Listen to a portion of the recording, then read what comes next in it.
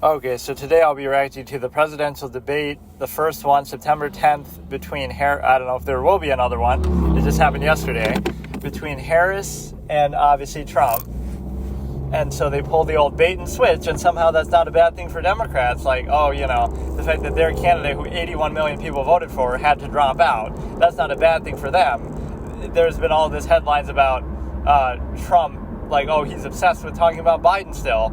Isn't it fair to talk about the last president? Oh, wait, but you pulled the bait and switch. So imagine, this shows you how warped people's perspectives are. Normally that would be held against you. Democrats look silly. The people who voted for Biden look silly. That he can't even run again, that he's not even really competent as he's in office. But, no, that's not a bad thing for them. It's a bad thing if you bring it up. And if you keep talking about Biden, stop obsessing over Biden, even though we changed the candidate at the last second. So you have one unpopular candidate to the next. Again, I'm not even taking sides here. I'm objective, but, Harris didn't do very well with her own party. She got like 1% of the vote in the Democratic primary. Joe Biden was never very popular. He tried to run for president twice before, and he failed, right? He wasn't even his party's nominee. So all of a sudden now he gets 81 million votes. That's at least how you can identify a manufactured outcome that is super obvious. Even if you think somehow, I would just always say vote independent. Like if 81 million people voted independent because they don't like Trump, that's fine. But this false duality of a two-party state is really stupid. So I'm going to watch it on 2 times speed because otherwise it's boring as hell and it's too long, so it's fine. And then so it's the Wall Street Journal one. And so it's like an hour, 49 minutes and 25 seconds, something like that. And so we're going to start in a second here. And yeah, I haven't seen anything on it. I saw like maybe a clip or two from it and a couple headlines about it. And there's a couple of these posts like running victory laps for Harris. Like, she won, she beat him down, she did so well. So, that always seems like the biased propaganda. That's what they always say. Like, Biden is so good, they're defending Biden, but like he literally had to drop out of the race. So who do you think is a good debater? He destroys Hillary Clinton in the debates. That's why he won, because Clinton is an established politician. She has all the media on her side. So Trump's only chance was stuff like that. His little one-liners, his little debate performance. So he clearly was the better debater there. I don't think in 2020 Joe Biden did that much better than him, if at all. So he did pretty well there. He increased his vote total. It was just sort of an aberration. And so you would think that he would do well here, but let's see. We're starting in 3, 2, 1. So now it's this little title screen for a while, where I'll just let it play just for the sake of the timestamp. So we're on 2 times speed. So I'll tell you when they first start talking, which should probably be a couple minutes in. But yeah, I'm not going to watch the whole thing on normal speed. In fact, I almost didn't want to watch it at all. I remember finding the last one pretty boring, actually. But you could see, you could do victory laps for Trump and say, well, he made Biden drop out of the race, so he deserves credit for that. He was so much better than Biden that he beat him out of the race. But rather than that, you'll say, look at Trump still obsessing over Biden as if he's still not the president and hasn't been for the past 4 years. Like, why wouldn't you still be focused on that? But no, all of a sudden now Harris is just perfect and amazing, and like, how do you just do that? Again, she was unpopular with Democrats, but that's what I find so artificial. Now all of a sudden she's the next best thing. It's like all these little causes, like the, social justice type thing. Today you're worried about Gaza, then tomorrow you're worried about the, whatever. Like just whatever the next topic of the moment is. So they told you to support Biden, so you did. Now you can't even admit your mistake when the guy had to drop out and couldn't even run again. You can't even admit you were wrong then. You would just say, somehow we'll fall for the same mistake again. This false duality of, Trump's bad, everything about Trump. But even if he's bad, then don't vote for him. And if you want to take it a step further and say, I'm voting against, then vote against him with an independent, not with this one-party state. Right? So it still doesn't make sense. Okay, they start talking. Their first face-to-face meeting of this presidential election, first face-to-face, okay. I can't keep up with how fast they're talking, but smallest of margins. Somebody who was a 1% primary vote now is we get an ad for Harris, so we get a 5-second delay. This is fucked. Presidential debate starts now. This is an ABC News selection, blah, blah, blah, blah. So together we will start a new wave, something. We will soon be a great nation again. This is just what they're saying. So it's still on 2 times speed. The ad sort of fucked it up. Why is it on Wall Street Journal then? Yeah, Harris hasn't even done any interviews. But that's what I find so insincere, and it's easy to identify that, I don't know, it would just make Democrats look really bad, right? That he had to drop out, and I'm not going to take them seriously. Everybody's a clown. No pre-written notes.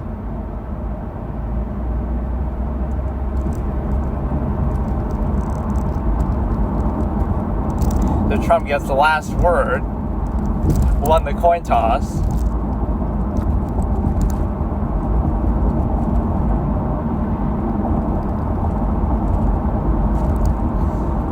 My whole thing would be the border. I would just say, what president let millions of people in the border without any sort of proper process? And nobody's done that, even Democrats. They don't really do a proper introduction. They just go right into it.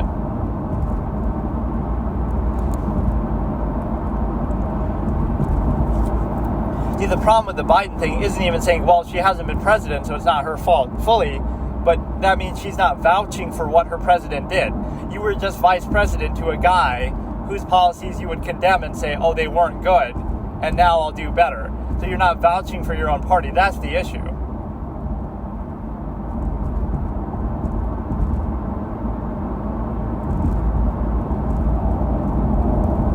Stop talking about fucking Trump all the time.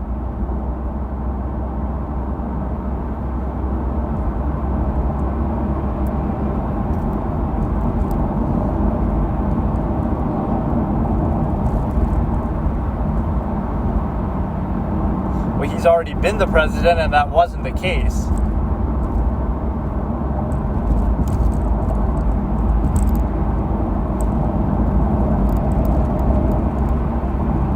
This is true. He took in a lot of money from other countries for once.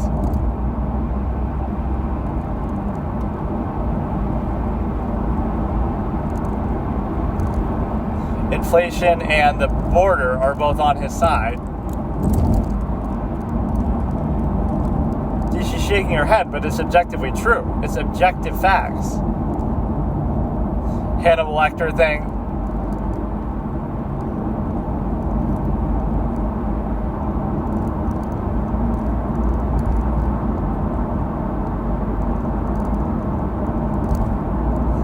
And there's the whole fallacy with this, like, you can't even defend it. It's indefensible.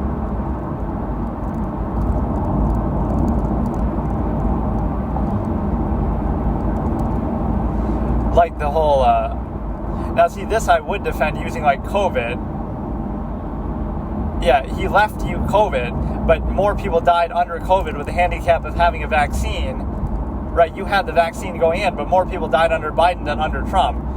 But you'll still blame Trump, like, even though you were further along in the virus and it was almost over, and you had the vaccine, here's the Project 2025 thing, so many buzzwords. That's a fallacy too. Oh, nationwide abortion ban. They couldn't do that even if they wanted to. There's no such thing.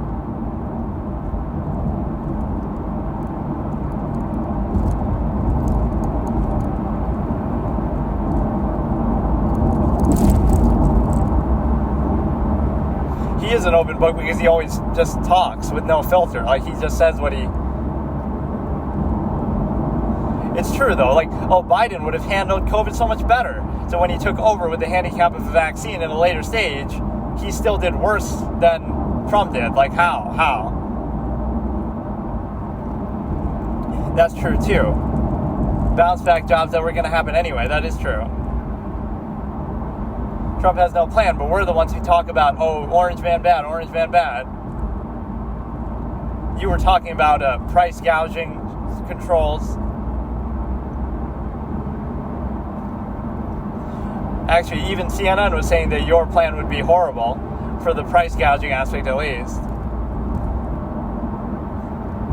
Well, it's probably going to be a recession anyway, no matter who wins, because it's just a little bit too late.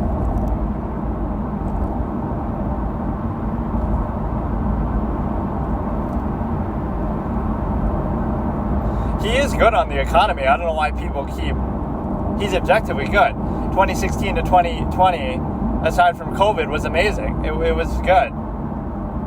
I remember that on some network, like...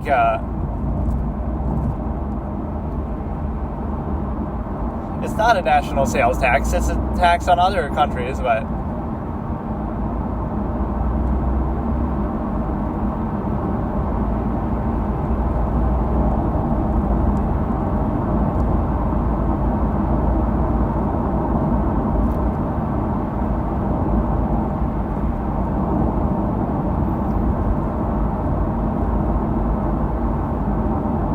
She just makes faces, but a lot of what he's saying is true here.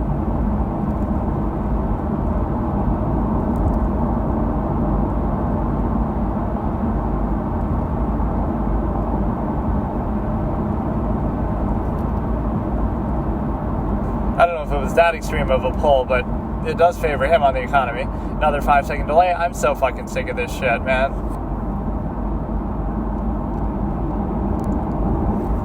Inflation did keep a number of tariffs in place. Let's be clear that the Trump administration,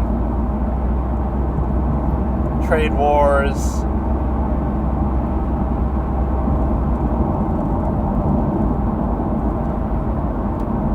that doesn't make sense. That we always sold shit to China.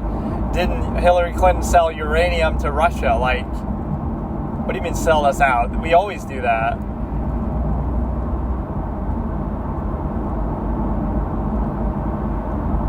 Meanwhile, you let in tens of millions of immigrants, so...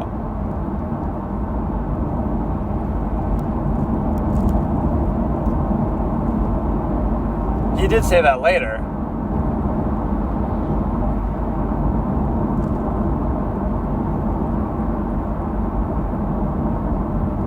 Yeah, she tried to copy the no tax on tips.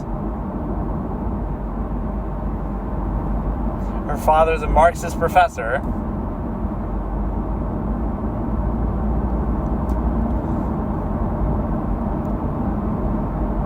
And they always oppose to it when they get bused to a democratic state.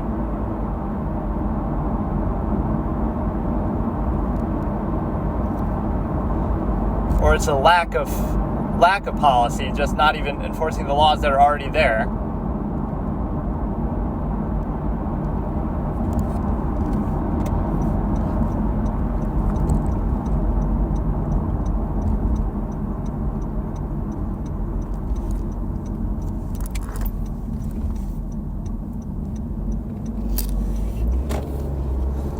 He hasn't changed his position so many times. That was just the first time I've ever heard him change it.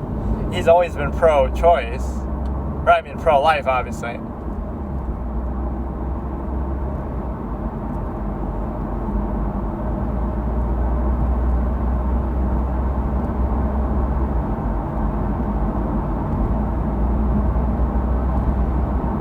I don't know about that. Execution after birth. That sounds kind of made up, but... a little bit of a lag there. 6 Supreme Court justices, we were able to do that, no exceptions. Ronald Reagan did also.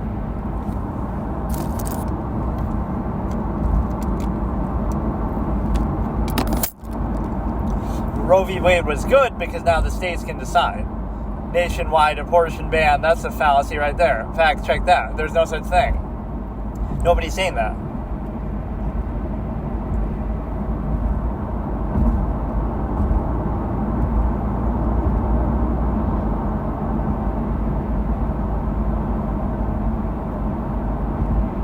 But they keep trying to change the definition. It's not legal to kill a baby, but you'll just call it a fetus and try to dehumanize it. But it's not a Trump abortion ban. It's the state's abortion ban that they can choose. Don't you think that would tell you that that state wants that, and the people that state elected have chosen that? Like, what does that mean? Deeply held believes that government in should not be telling someone what to do, but now the federal government can't tell them what to do.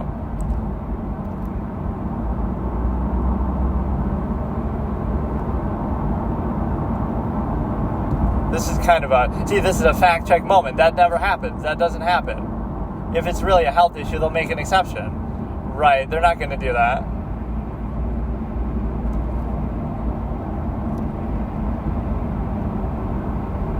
National abortion ban. You don't even have the authority to do that.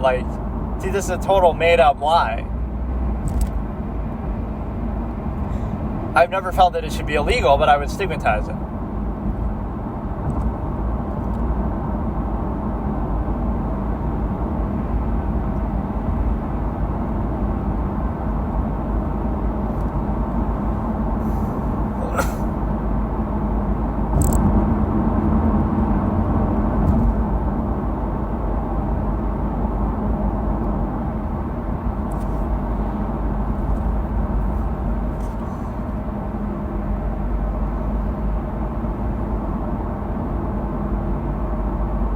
Yeah, and they didn't have the authority to do that. The canceling student loans was totally a fallacy. The ads kind of fucked all this up. This whole idea, the reason why they lost to millions and millions of people,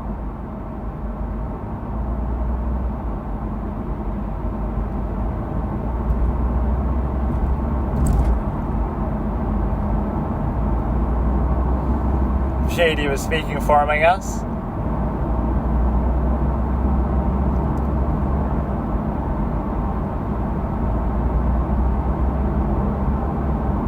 Yeah, I don't see how that's a bad thing.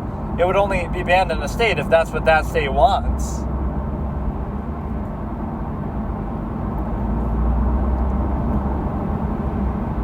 All Roe v. Wade takes away the sovereignty of the states to choose for themselves. But no, it's you shouldn't be denied the right to have an abortion. You can have abortions, it's legal to have them, but doesn't mean you're entitled to the medical care. You have to pay for it, or you have to find if I have a Catholic hospital and we don't believe in abortion, we don't have to perform it, right? Like the birthday cake thing, right? You're not entitled to free abortions like that. That's different. It's not illegal, but it's not free, and you're not entitled to it either.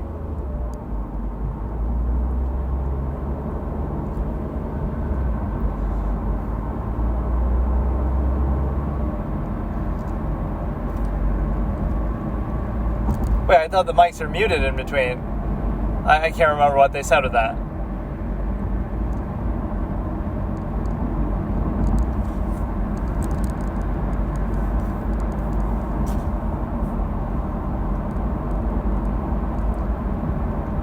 Yeah, how do you explain the border crossings? What is the reason?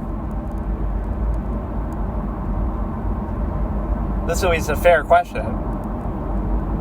Or a tough question.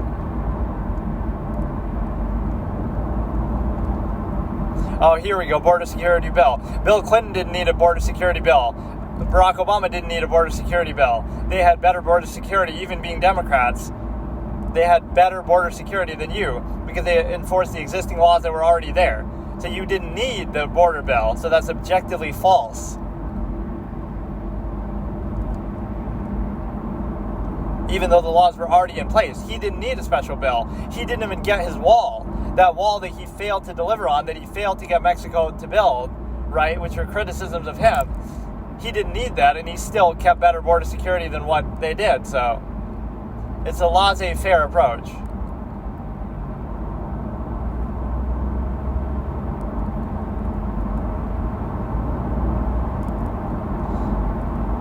But what kind of good rallies did Harris have all these years? Oh, right, she had none until just now.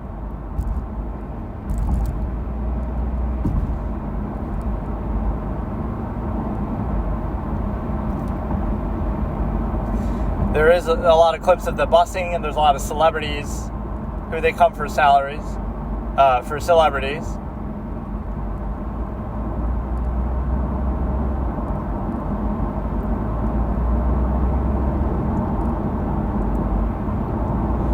no real reason, though. She didn't give a reason. Why did we allow millions of people to come in? Oh, it's the Republicans' fault for not signing a border bill that we never needed before. Barack Obama didn't need that. He just enforced the border laws at the time. So he was a Democrat.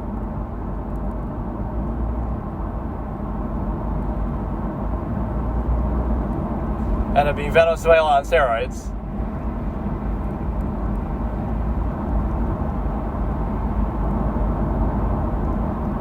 Oh, this is a part that was memed on. I've seen people on television like, you're fake news. That's too specific of a claim that now people focus on. It's a case of crimes have been committed by illegal immigrants besides crossing the border illegally.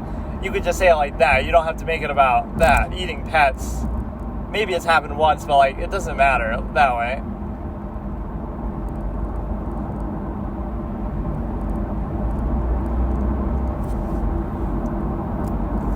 I love all these people trying to tell the American people what to do. Like, it's not up to these people, though. The American people voted for him.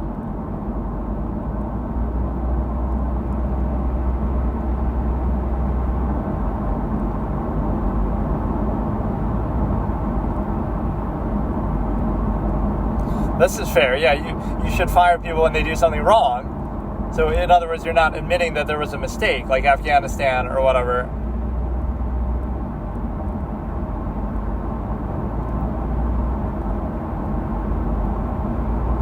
And they can write books about him because he's such a big celebrity. I get it.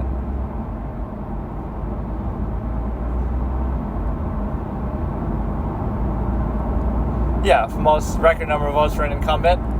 So, and increase his vote total, which is an aberration, both 5-second delay. Let me continue on immigration. I don't know, you'll never be able to match this shit up, but I don't care. I love how she just gets away with that, though. Like, it's an unforced issue, and you try to blame Republicans, but that's an invalid argument.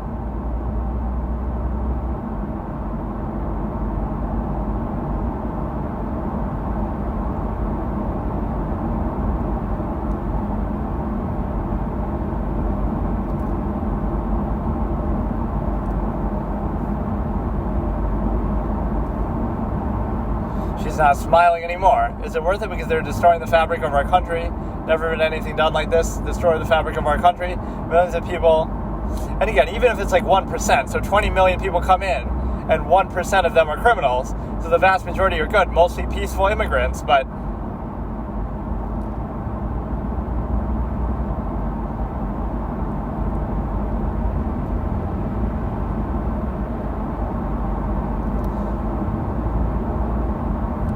no, okay. But even the American people agreed that those convictions are bogus.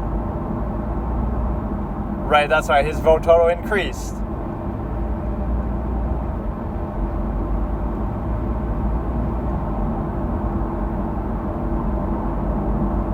Defunding the police, like what you supported. She is a total flip-flopper, too. Every issue you ask her about, she just wants to be agreeable. Let's ban straws. Let's ban the police. Defund the police. Let's do whatever.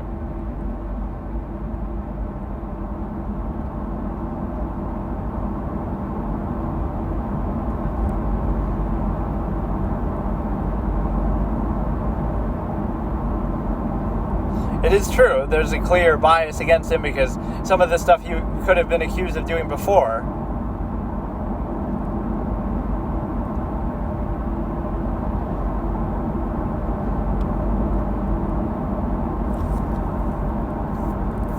And they failed so many times. It's like the boy who cried wolf.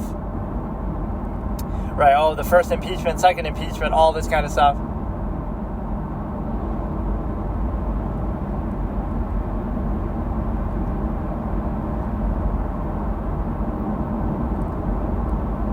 Terminate the Constitution, that's a false statement. Disdain for the military, but the military loves him. Why is he so popular with the soldiers, at least? Not so much the top brass.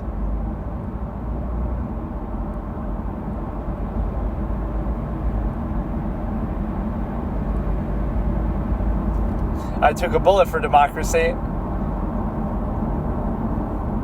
ban fracking. At least they're calling her out a little bit on this BS. You want to ban fracking, now you don't. You want to do this, now you don't. My values haven't changed, even though I'm a complete 180 from the position I had before. It's called doing what is expedient for power. In other words, you're just doing whatever you think will get you more power. Jumping on the bandwagon and just...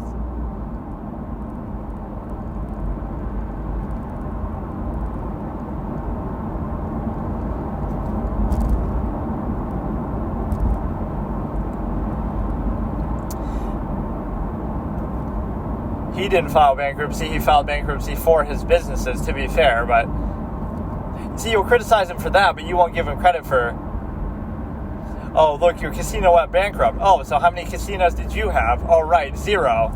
Right, like, at least he's like the man in the arena. At least he's trying. At least he's doing stuff. You just don't do it at all. So, oh, at least I didn't go bankrupt. But where's your fucking casino then? Name calling, even though that's all they do against Trump. It's amazing how much people fall for this cult of personality thing.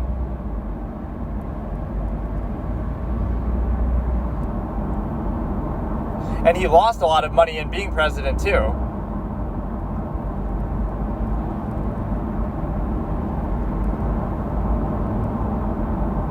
She bailed people out too, and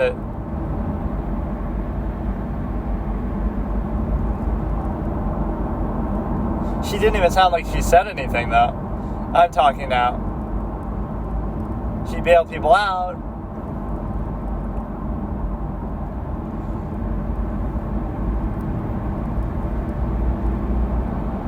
But maybe it won't. Maybe she will just jump on the bandwagon, do what is expedient for power.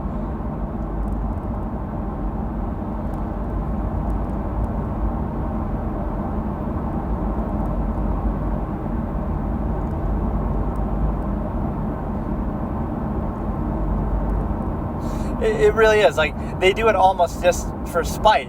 We're going to say, oh, everybody who opposes the border being open is a racist, like Trump. But then people start realizing, no, it's not a good policy. Then they flip-flop back. So they're just trying to say it's bad just because he did it. Or because he says it's important.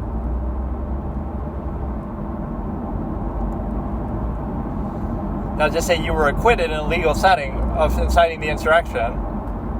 Is there anything you regret about what you did that day? He did say it peacefully, patriotically, and the way they handled that case was great. They showed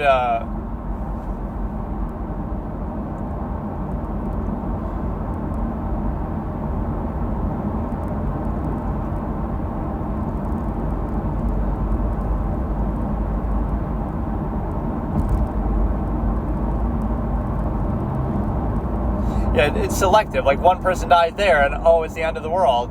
But then other people die all the time and they don't give a shit. So that's the selective standard. You might ask her that question. They did ask her a couple good, tough questions, but you shouldn't have to celebrate that.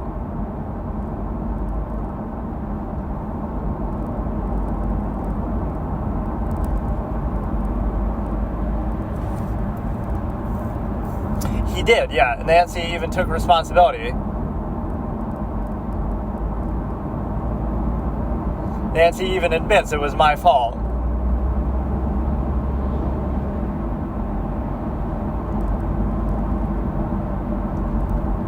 So we have a little delay here. I don't know how long. I don't care. Just whatever. I'm reacting just to react. It'll be impossible to keep up with it, so it's like some second delay. I was at the Capitol that January 6th. I was the vice president-elect. He incited them, but that's a factually, objectively incorrect statement. That's a conspiracy theory because he was acquitted in a legal setting of that charge. But he was acquitted. He was indicted and impeached, but he was acquitted. You fucking stupid bitch. How can you just lie like that? See, they get away with lies. Why doesn't the reporter say, actually, he was acquitted in a legal setting of that charge, so he didn't incite an insurrection? We already turned the page, though. because we got Biden clown in office and the chaos. But why shouldn't that have been ended in the last 4 years then?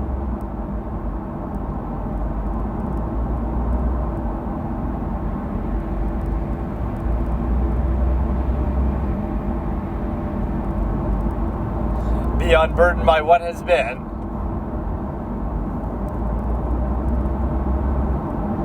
When did she even say Charlottesville?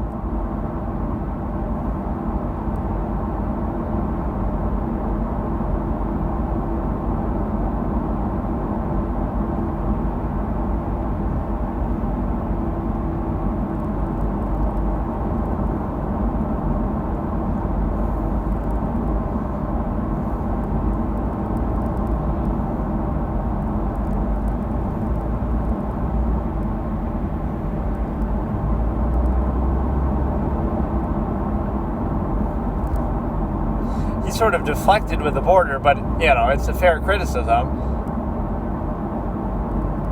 Falsely claimed that you won, but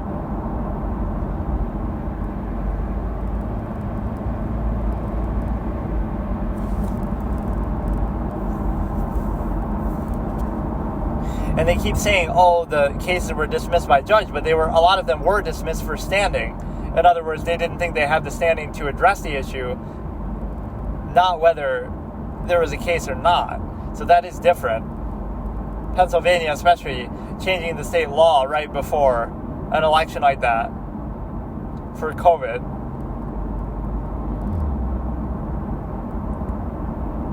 He's right, they didn't have standing. He's correct.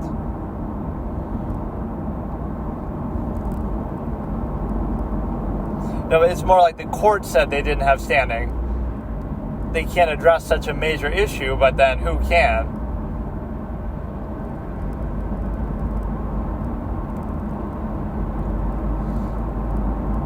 I know you're a sophisticated guy, David. Isn't this the same guy in that interview? It is. Go all Joker on him, right? That's what that clip is from. I just remember that. That is the same guy who's asking the questions here. This is so boring. I don't even like it. He was fired by 81 million people, but he was voted for by more people than Obama, 74 million. So what does that tell you?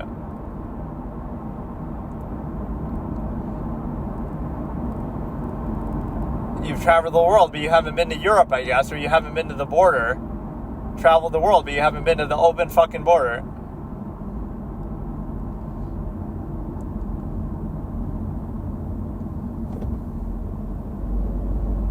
They've been saying this since 2016. You don't have the temperament like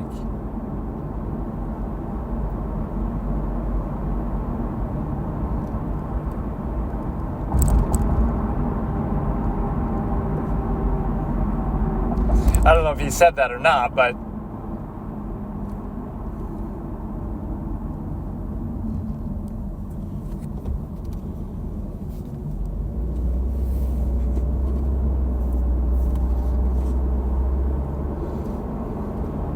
most respected and most feared. That is a good combination.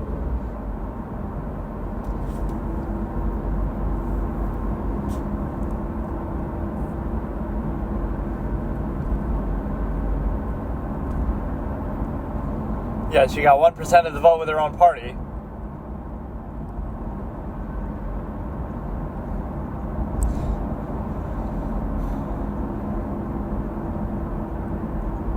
That's always a good statement. You have a right to defend yourself, but you have to be careful about how you do it, kind of.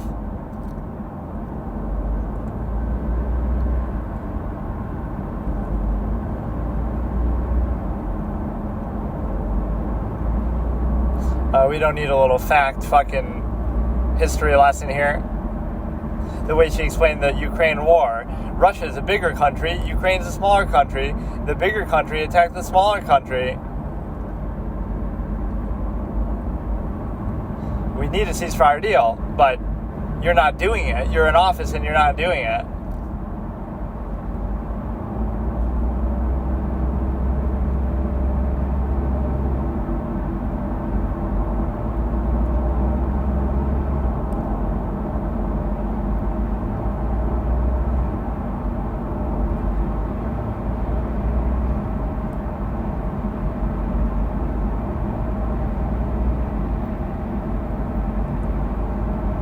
And he didn't do it. That's the thing. Okay, another 5-second delay, for fuck's sake. 4 years. Have gone into Ukraine and killed millions of people. Like, people say, oh, he's Putin's puppet, but then why did Putin wait till he's out of office to invade Ukraine? Wouldn't he have done it right when he entered office or sometime during?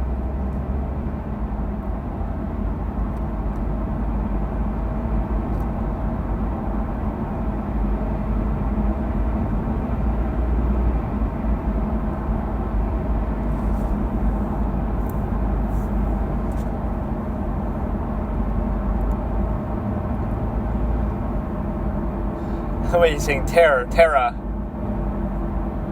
no money for Terra.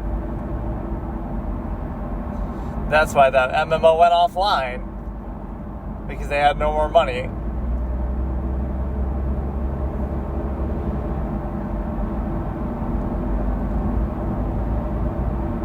Oh yeah, you didn't flip-flop on that?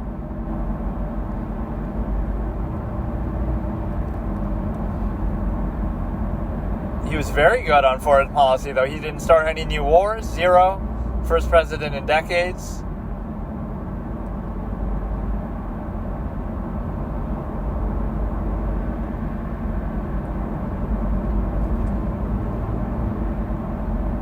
They can manipulate him, but they didn't manipulate him into any sort of wars that would have been bad. Like trying to conquer some smaller country.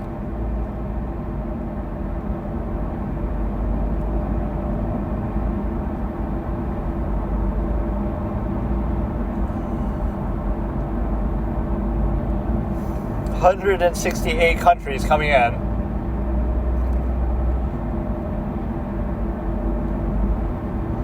And they'll defend, oh, we're not incompetent, but then he's the one who had to step down from office. So doesn't that tell you something is wrong? Oh, Biden isn't weak. He was great. Also, he had to step down and not even run. It's so fake. That's what I don't like about Harris. At least with Trump, you kind of, what you see is what you get. Right, so nobody's denying his flaws. It's just like, Harris is so fake. The whole thing is fake. Biden was fake because he's just a puppet who was hiding in his basement. And I wonder how that would have gone without COVID. It's like, they would have had no chance of winning then. Right, because you could blame COVID on Trump, even though, whatever. But, you know, it's like, it's a case where, you know, Harris has flip-flopped on so many things. They're currently president now, so why didn't you do all these things then already? You know, all these kind of problems that don't really make sense. The laissez-faire border approach, the unpopularity and suddenly becoming popular. That's the best honest way to tell. Her own party didn't like her. She got 1% of the vote in the primary and dropped out early. And you're trying to tell me, oh, now she's the next big thing? Like, how do you keep falling for this? That's how we got Biden. Like, somebody who wasn't popular his whole career with his own party, and now all of a sudden, oh, he's the best thing and 81 million votes. Like, how can you just do that? Because I'm still letting it play. I don't know. There's a little break here and then a little bit left that I find this kind of boring, actually, but whatever. I can barely tolerate it on double speed. So yeah, we got to continue the Netflix thing at some point here, and we also have to figure out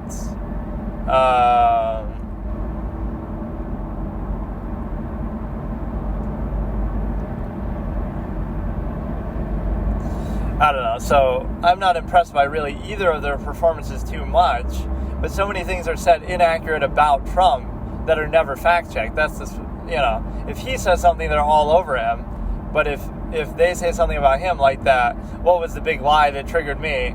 Like, well, first of all, the national abortion ban, that's totally fear-mongering. There's no such thing. There's no precedent to do that. Like, Constitution Center in Philadelphia, Pennsylvania. Welcome back to the something.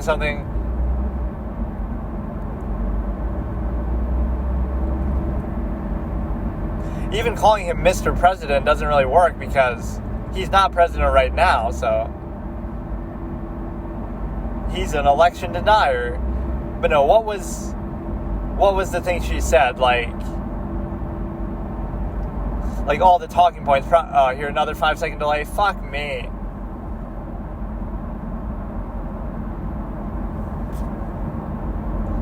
We're in for 250 million or more because they something Europe. Biden and you don't have the courage to ask Europe like I did with NATO. So, like the talking points, Project 2025, which he's already rejected. Also, nationwide abortion ban, which they have no authority to even do. And also, one other thing.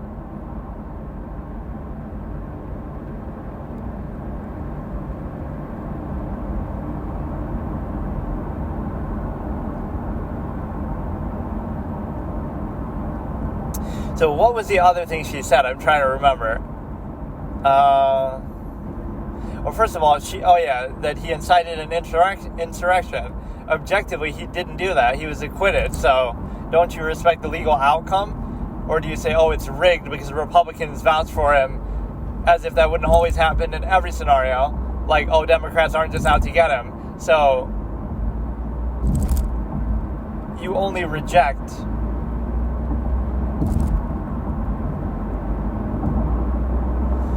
for Ukraine to win the war. What are you going to do? Conquer Russia? Regime change?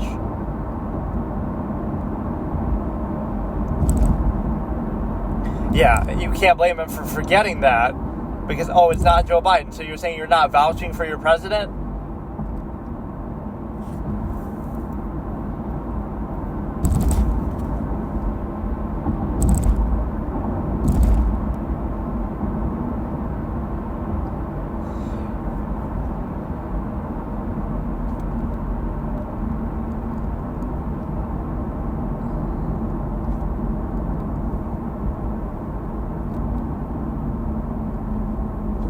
But he wasn't. He was already president, and Putin wasn't sitting in Kyiv, so how does that make sense?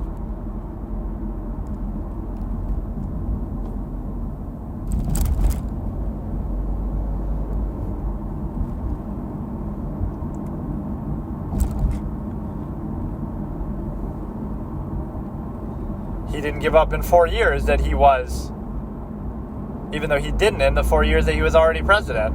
Putin's going to eat him for lunch, even though he had the chance to have breakfast last time.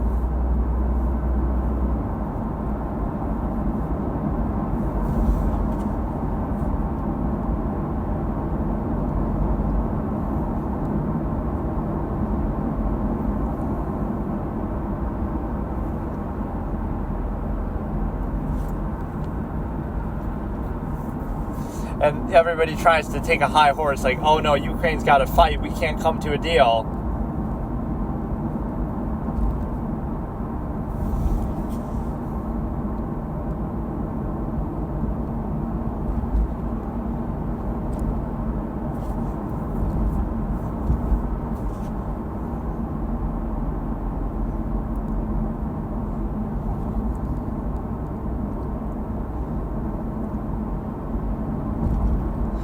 Yeah, committing international war crimes like George fucking Bush and everybody else. Adore strong men. What's wrong with that, though? You have to be strong yourself. Stability, but there's less stability now than when there was under him. Yeah, Afghanistan is another disaster.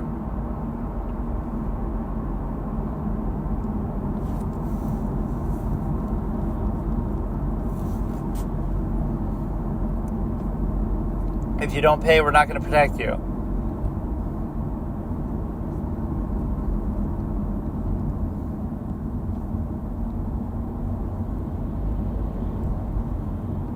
Another 5-second delay.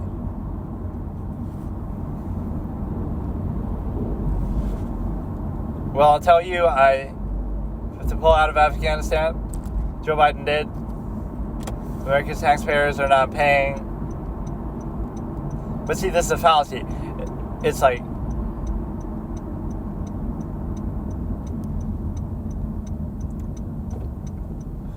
always blame him, but it doesn't justify you pulling out like that. It's the same fallacy like with Brittany Griner.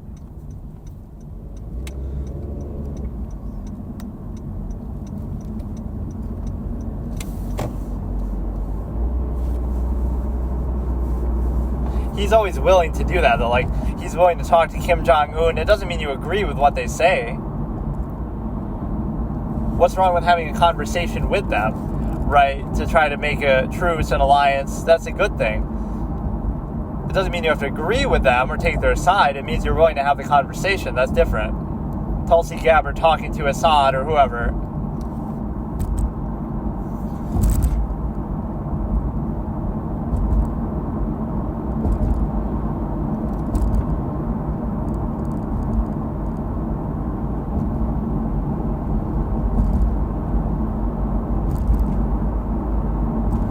Oh yeah, this is a cool threat.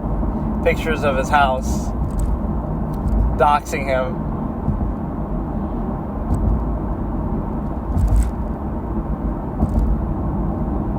It's like, how can you criticize Brittany Griner's trade for, the prisoner swap? Do you want her to die? What are you, cold person?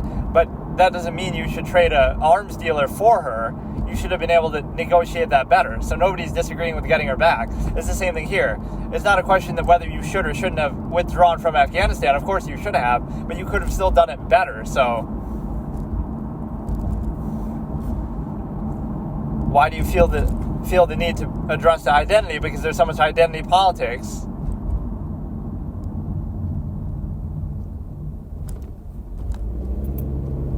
Even her own dad said something like that.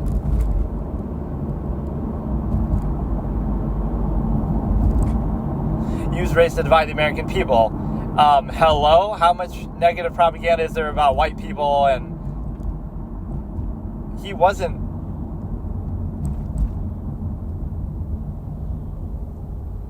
Okay, but this was a long time ago, so that's a fair point.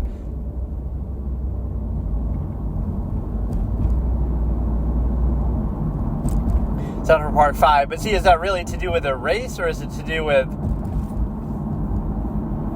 birth or lies? But again, what would that have to do with race? That has to do with the law of you have to be born in the country. So it doesn't matter what race you are. It has to do with the law about being born in the U.S.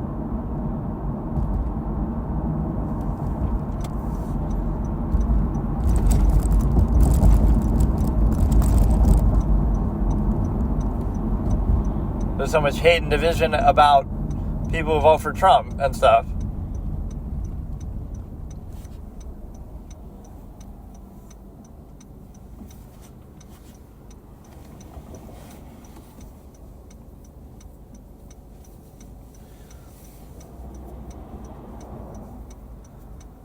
Yeah, and being a prosecutor, what would she do? She'd push for people to get the death penalty that is actually like,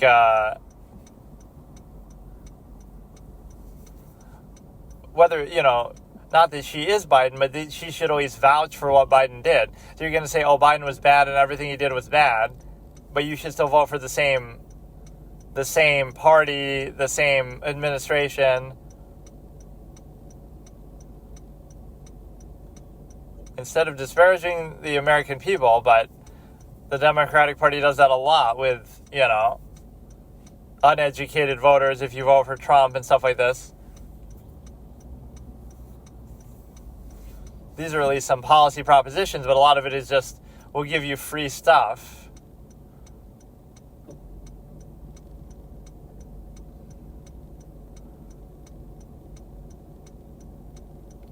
Constantly about belittling, but you do that a lot too, constantly attacking him, right? It's not entirely fair.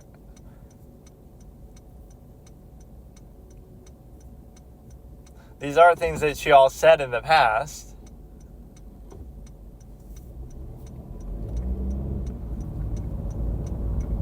This is one thing that sometimes Republicans never have a good idea. Like, Obamacare has issues, but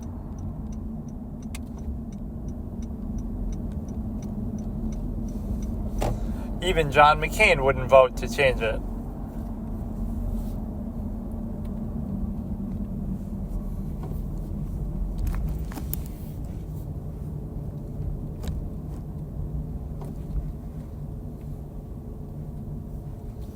That's a good quote. The difference is they don't get rid of them, the bad ones.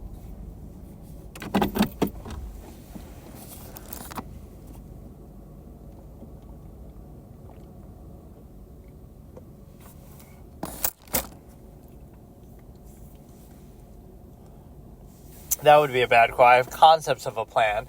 That is one thing that Republicans are always bad on. They'll always criticize the healthcare, which I agree with, that it has flaws, but then they'll never come up with a comprehensive plan in its place. Okay, let's watch the ending of this. I really haven't enjoyed either of these, but it just sort of exposes the bias, too, of, the whole perception. Like, it's kind of a one-way street. It's not that he doesn't have flaws or he sometimes misstates things. Absolutely, he does, right? Or even just outright lies or exaggerates stuff. But when he does it, it's the end of the world, which is fair. But then when the other side does it, it's no big deal. National abortion ban. There's no basis that such a thing is even possible. Like, if it was to happen, every state individually would have to come to that conclusion on their own. Or, like, what's the other thing? Just, he incited an insurrection. He colluded with Russia. All these sort of conspiracy theory type things. So we're at 132.37. And we're on 2 times speed, starting in 3, 2, 1. It took a second. Well, but if we come up... Oh, another ad. Nice fucking video, dude. Nice fucking video. We come up with something better and less expensive. They keep doing that answer. That was a pretty bad answer. Like, I have a concept of a plan.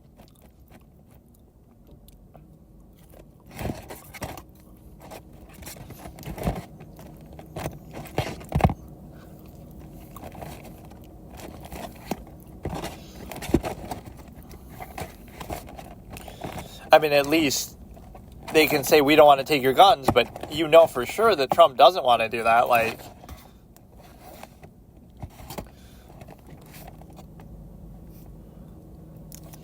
oh, here we go. John McCain.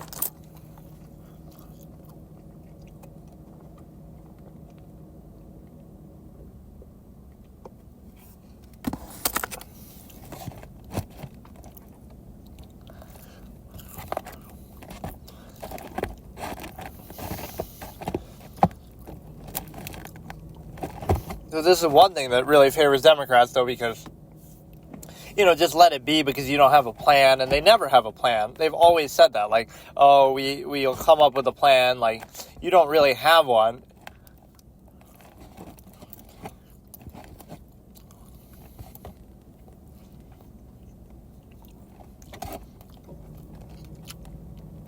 John McCain fought.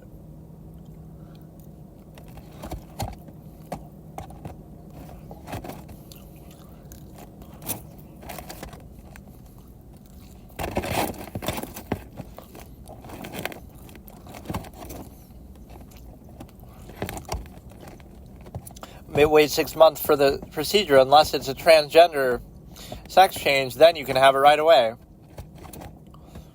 Climate change is fucking way exaggerated. Extreme weather occurrences, because that doesn't happen anyway. Anytime there's a storm, it's because of global warming. Young people are being brainwashed and indoctrinated about it.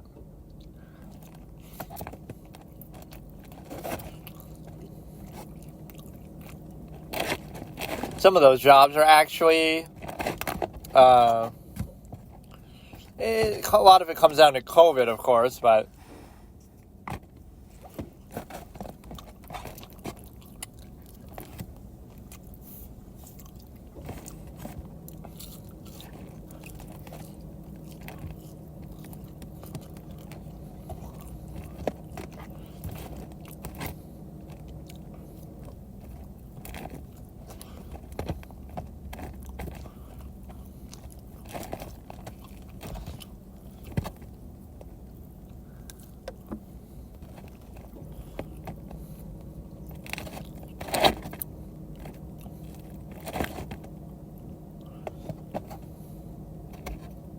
yeah, at least to Trump, that small change, $3 million wouldn't be enough to bribe him.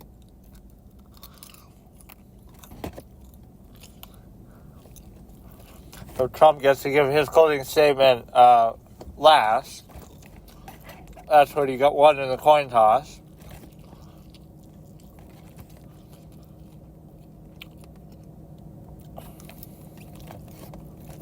But yeah, there is a certain pervasive bias that you can just sense, like, everywhere you look, right? Every media outlet, things like that. Right, with Fox being the exception, and people would criticize it for that reason, but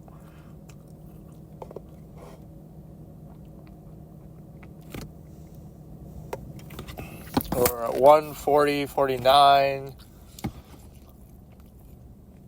I have about 5 minutes left because it's technically 10 minutes. We'll just do a little break and then have a closing statement. Which Harris should be very good at that because she's a prosecutor and they always give opening and closing statements. I gotta watch, or any of her trials, probably not, on like that live camera. Because I love watching trials anyway. Like how, the O.J. Simpson trial and Darrell Brooks and stuff. That guy is the most entertaining clown I've ever seen in my life.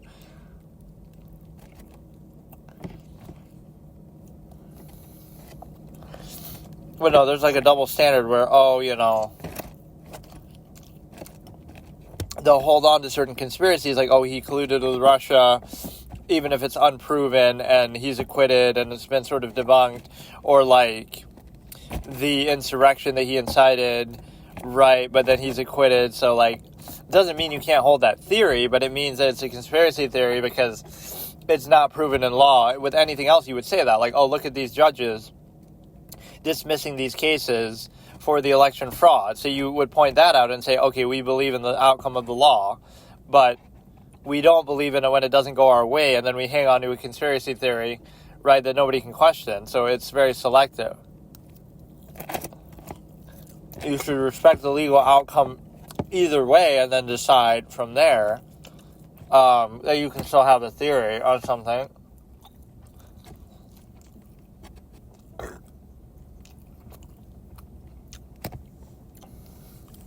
Welcome back, and another ad. 5 seconds away. Welcome back tonight. Harris, begin with you.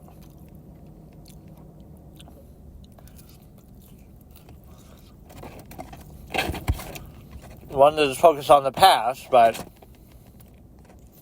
more in common, but then you constantly talk down to people. You prefer illegal immigrants over your own people in that way. If, they vote for Trump or something. Country people, uneducated people.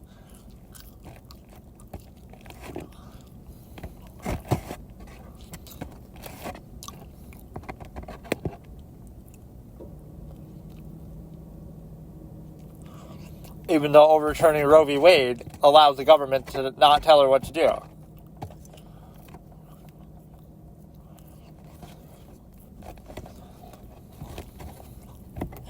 Doesn't care whether they're a Republican or a Democrat, but you don't behave like that.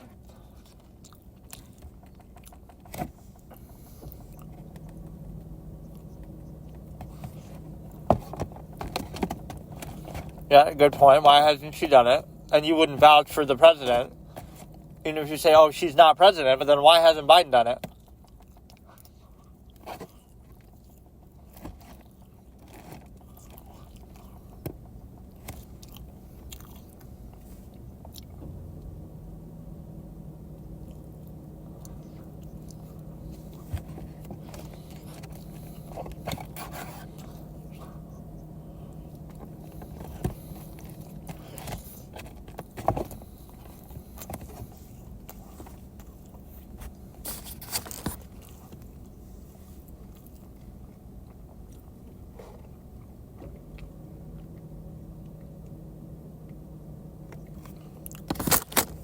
Yeah, those two things are very disqualifying.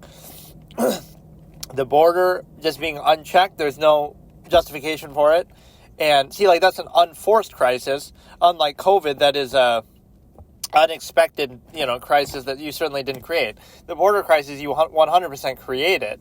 It's like, why is that justified? And then obviously the Afghanistan thing, leaving tons of weapons behind, right, was really bad, and that sort of gave the green light for Russia to invade Ukraine when they see how weak and clownish we are, right? So definitely very annoying with the ads, but who cares? Darrell Brooks' trial continues. Let me see what this is. I'm actually obsessed with this. So, Darrell Brooks' trial continues on 7th day, channel 3000, at 3240 and 321, one-time speed.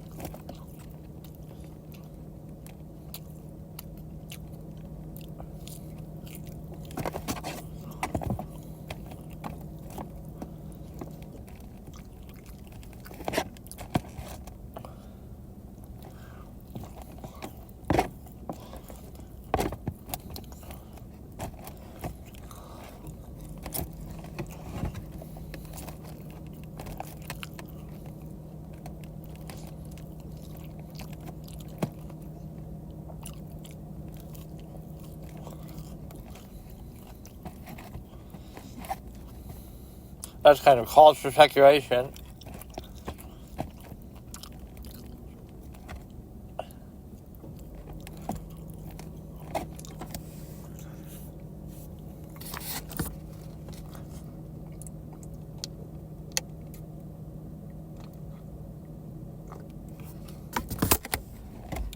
You cleared the area.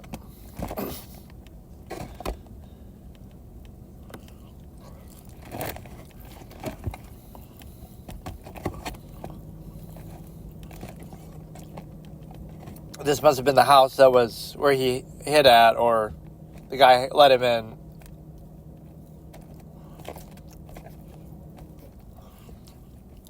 I am law enforcement. You have to wait for them to come. He is.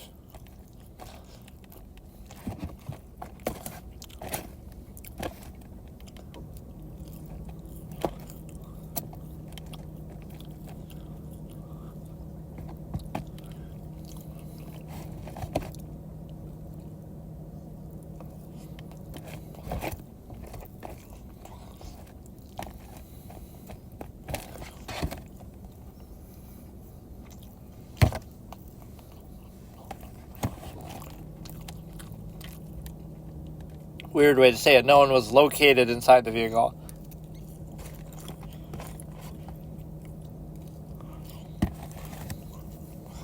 Could be a bomb or something.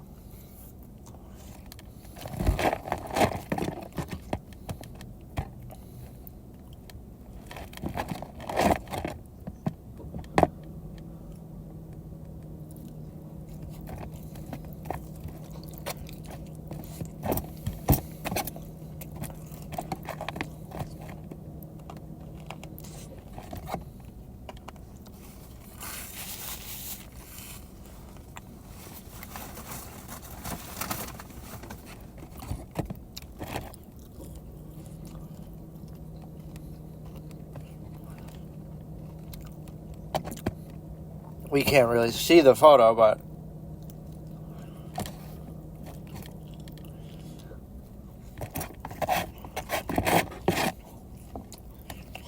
you could try to establish like he somehow tampered with the scene because he was by himself.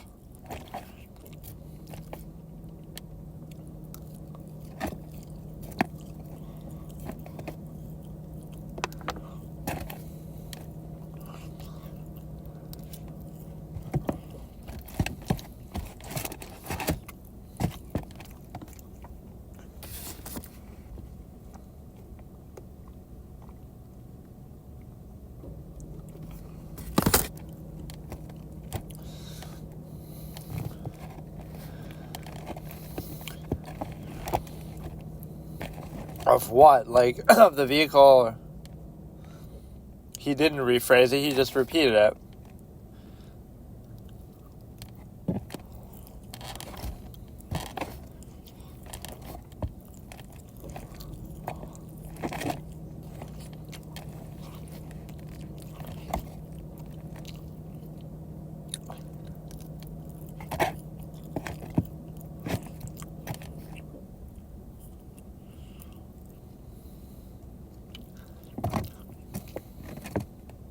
Or she withdrew. Wow, that almost never happened.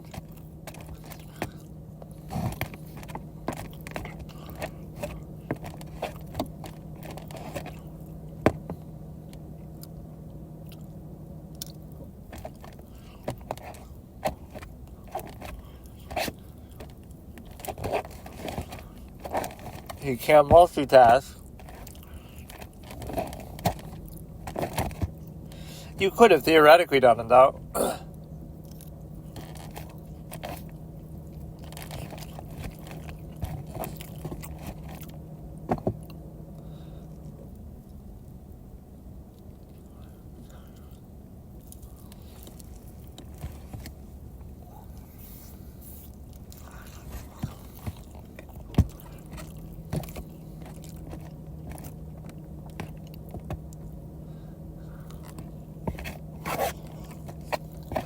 It's sort of argumentative, too. Or leading, like, shouldn't you just do them together?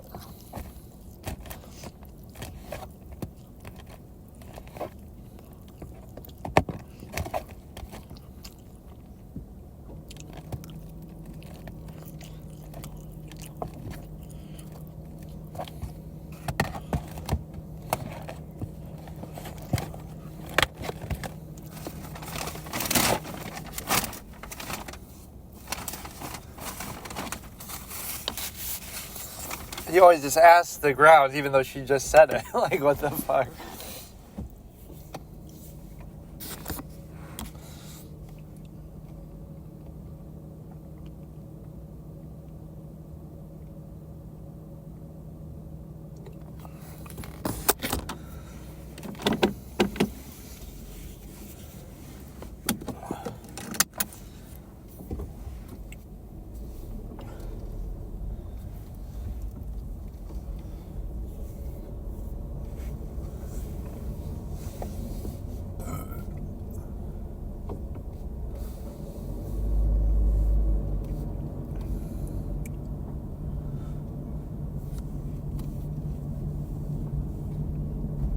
That was a heck of a mouthful of a question.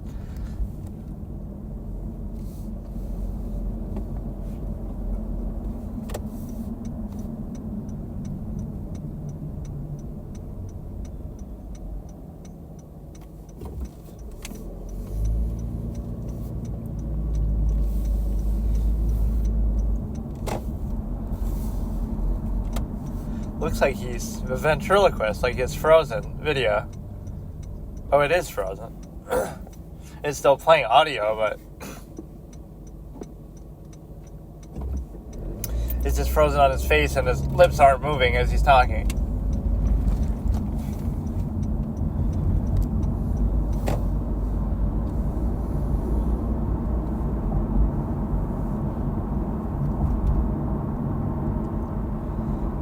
I don't know if that's a bug or if that's just how the video is, but whatever, I don't care. I mostly just listen to these anyway. Man, that was boring as hell, though. I didn't even enjoy it. They both say things that are false, the debate. It's just so bland. Like, they both suck. They're both morons.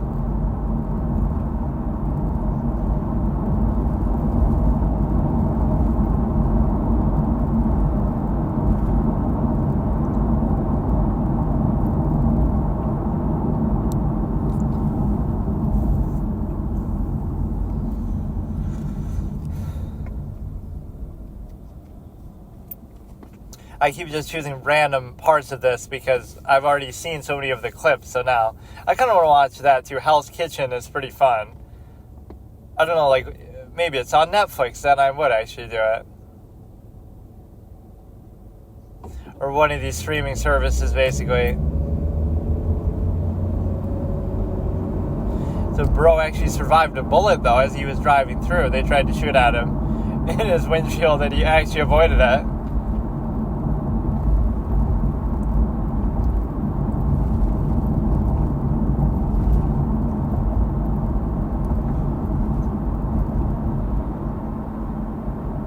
That's sort of leading. Somebody that just ask who was it registered to.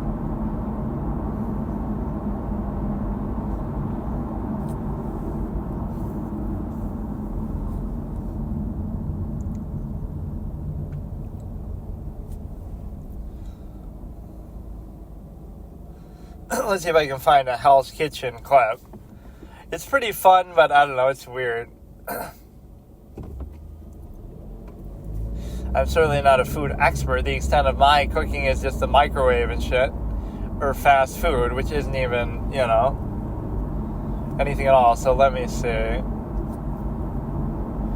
Yeah, the border alone would kind of disqualify the presidency currently to me. Like, it's a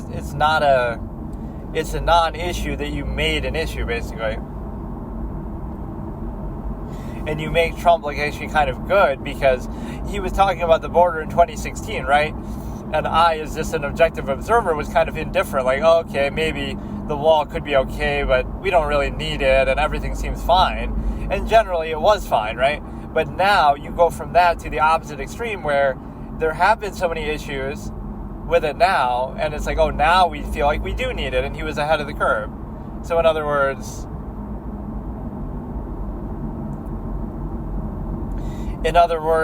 it wasn't an issue, but just to call him racist or to try to go in the opposite direction or to try to get people to come in so they vote for you because of whatever that reasoning, you took a non-issue and made him look like a prophet that, oh, this, that's kind of one of his lines that he could say or he said in the past.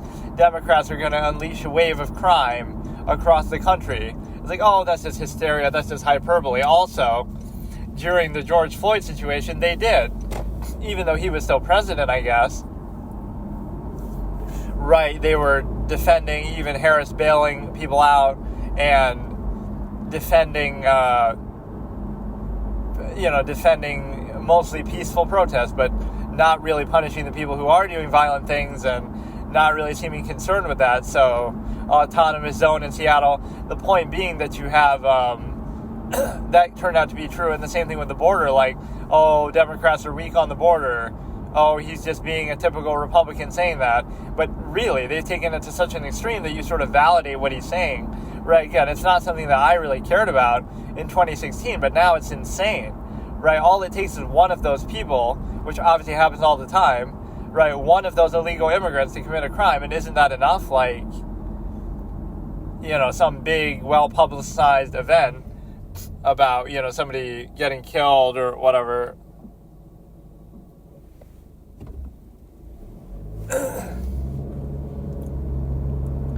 Okay, so we're going to look at Hell's Kitchen here a little bit. The problem is I've probably spoiled a lot of the seasons if I ever did decide to watch it, but like you can watch like best fights or best moments or whatever. It is pretty funny. Really, you're not really watching it for the right reason, like, oh, you're interested in food or something. So this is Gordon's daughter. No, I don't want to watch this. Gordon's daughter Megan sends back her birthday meal. Yeah, I wouldn't let these fucking clowns cook for my daughter.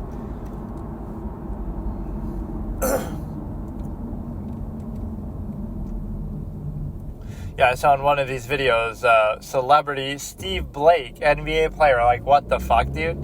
He was just a role player, clown player, right? He wasn't actually good or anything, but still a millionaire, obviously.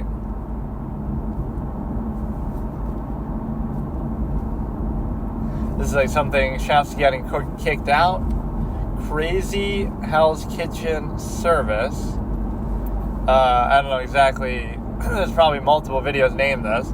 So many chefs get kicked out. Crazy Hell's Kitchen service. Starting in 3, 2, 1. It's accurate.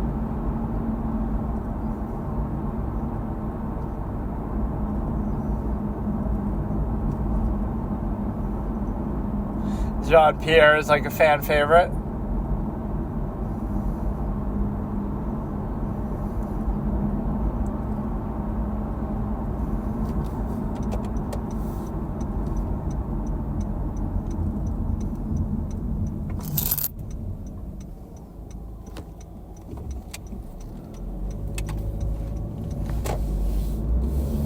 I like how they just decide on the station so flippantly, like, how do you really know who's good at what here? they could say it, but I mean, you know, it's just kind of random. I don't know. There's too many stations, so like, are they always on the same ones every time, or they force them to do different ones for variety? Or what if nobody in the whole team is good at cooking the one thing that you have to cook tonight?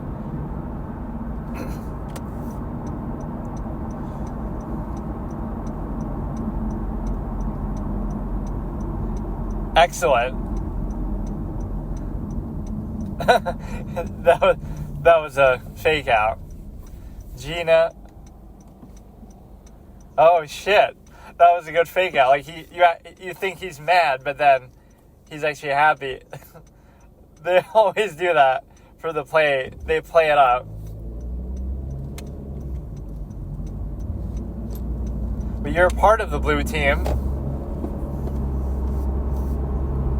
I like this whole boys versus girls thing they do too. Right? Why are the red and blue teams separated by gender when, you know, that's just sort of random.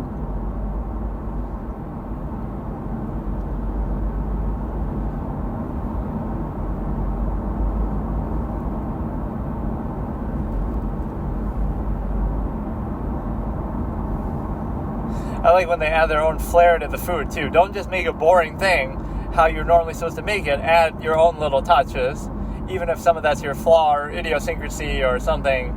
Right? It gives it a personality to it. So sometimes it'll be like, wow, this is cut really weirdly, but it actually tastes good. So what's the problem? I have like very simple taste too, so I wouldn't really want to, I don't know, like I eat very straightforward foods that have like one ingredient. I hate like salads and things that have too many things in them. So like pizza with just cheese and sauce, I can deal with that. Or cheese, bread, and sauce. Or mac and cheese with just the shells, you know, and the whatever, stuff like that. Not when it has like 100 different flavors in there. Like pizza with no toppings is a good way to show it.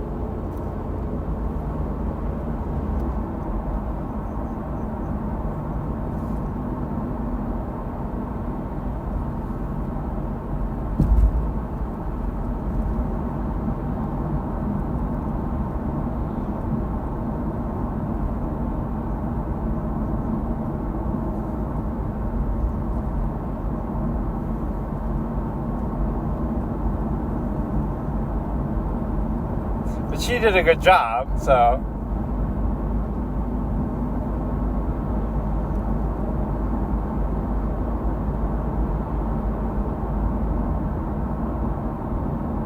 Now it'll fuck up and she'll blame her.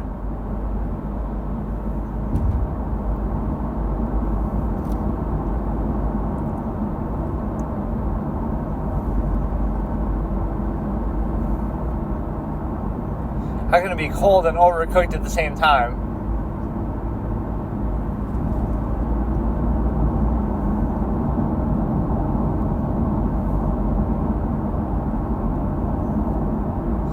But she was right. She did fine.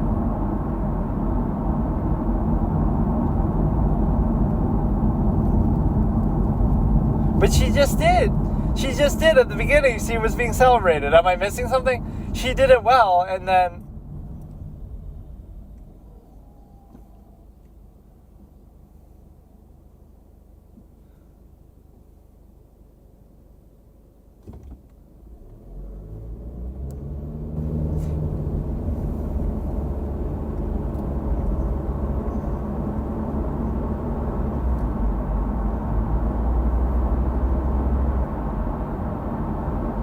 She did well at the beginning. I don't get it.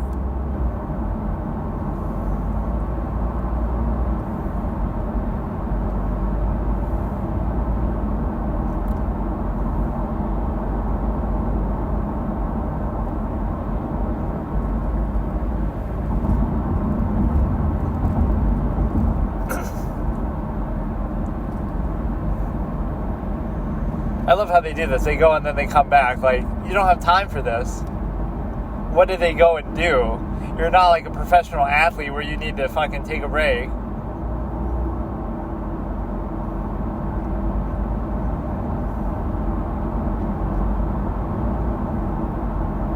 I feel like generally the red team always does better. From my experience of watching this, the guys always get shit all over.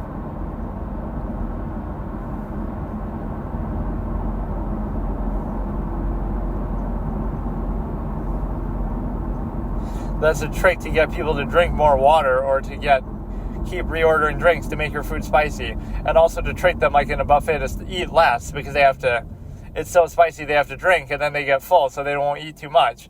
So it's like an insidious trick of the buffet design.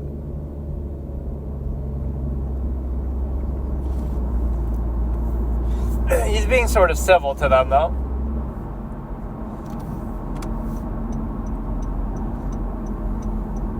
Oh, this is the Zacky Wacky thing. He says Mikey Wikey and he doesn't react. The weirdest reason to get kicked out ever. I've seen this clip. Zacky Wacky. I haven't seen the whole video, but Zacky Wacky, Mikey Wikey. He's just trying to keep it loose and friendly.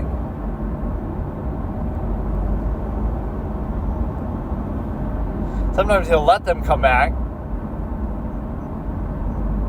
That'll be his nickname from now on, Wacky.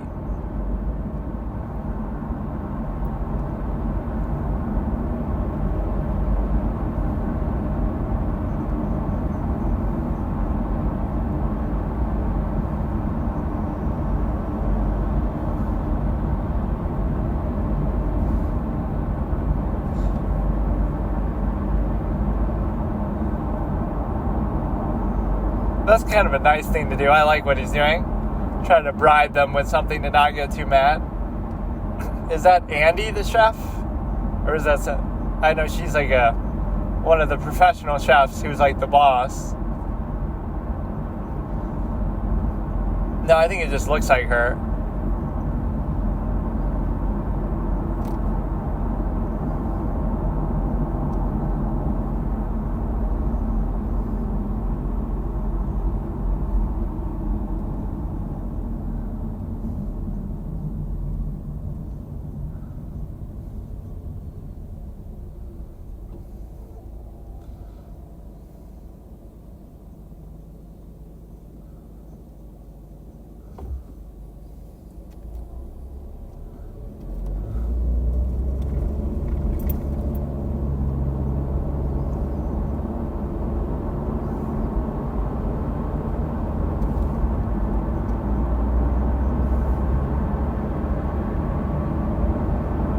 The way he calls it out is intimidating, but yeah, you can just check that.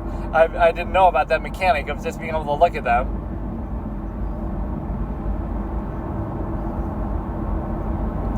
What if, like, nobody just orders from the blue kitchen? Like, they all 100% order from only one kitchen, so the other kitchen just jerks off, or they would make them work together then.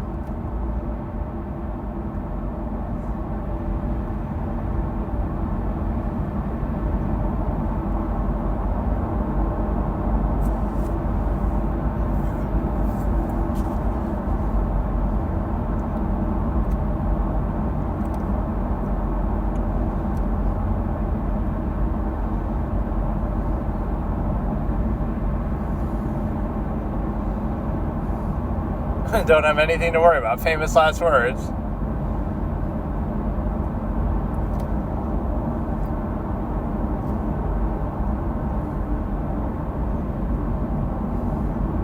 I cook lamb every day.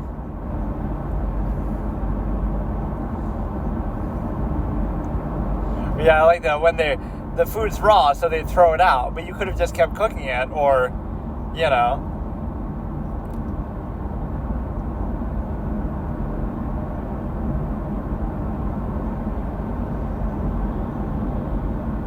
A lot of them are pretty young, though.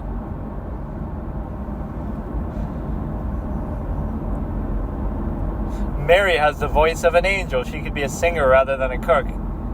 Just a sing-songy cadence that she has. That music.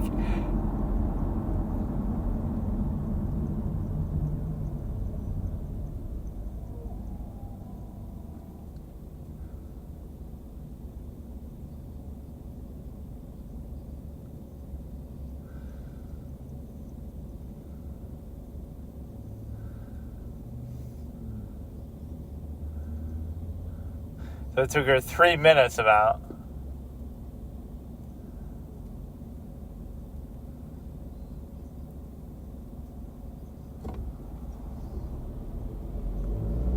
That's the second time the same video we've been faked out, right? Or is this the same video? Like where it was this scallops chick who cooked this, and then it's a compliment.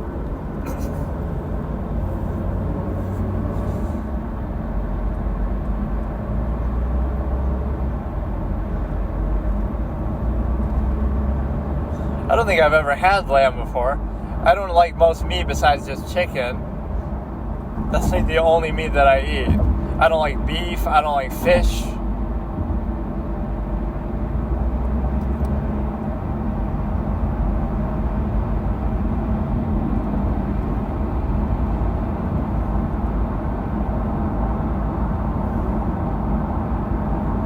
Where's the lamb sauce? I don't know what that's actually from originally.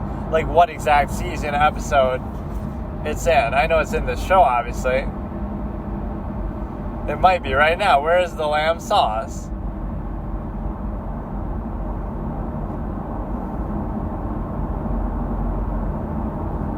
The bone is thicker than the meat.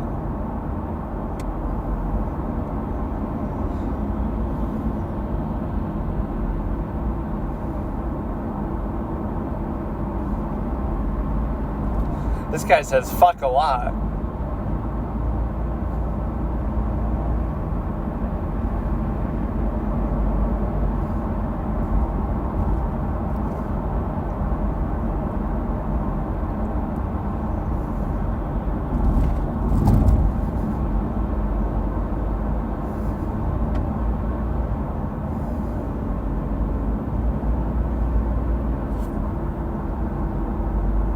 Yes, I was even saying the red team always does better.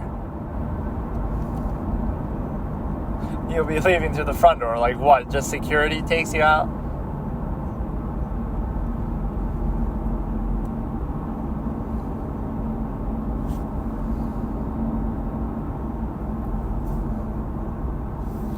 Ray and Anthony step up.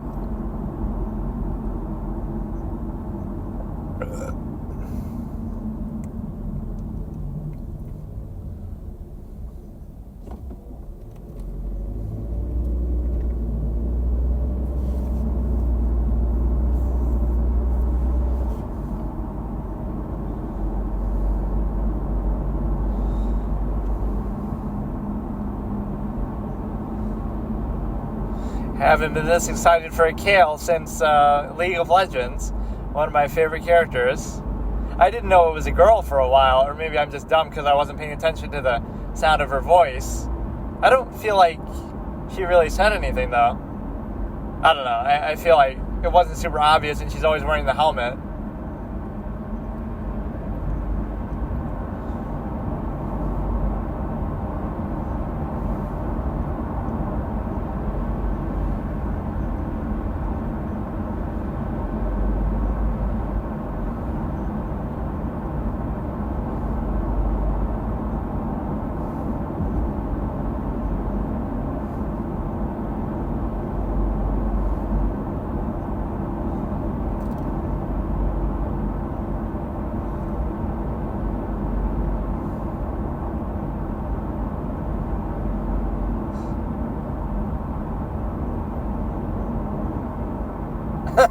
She asked so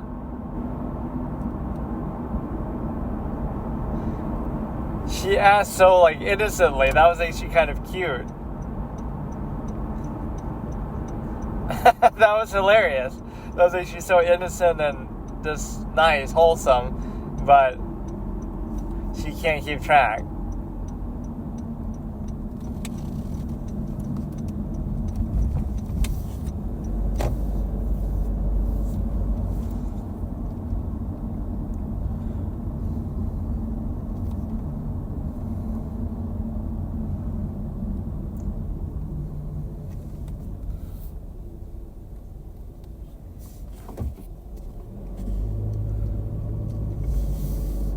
Burning the kale.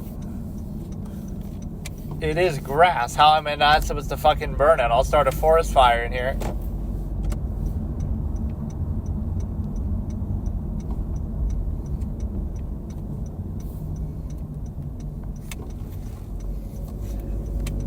halibut, more like halibut, because it really tastes like booty. That could be an insult that he uses. They have to keep coming up with creative insults.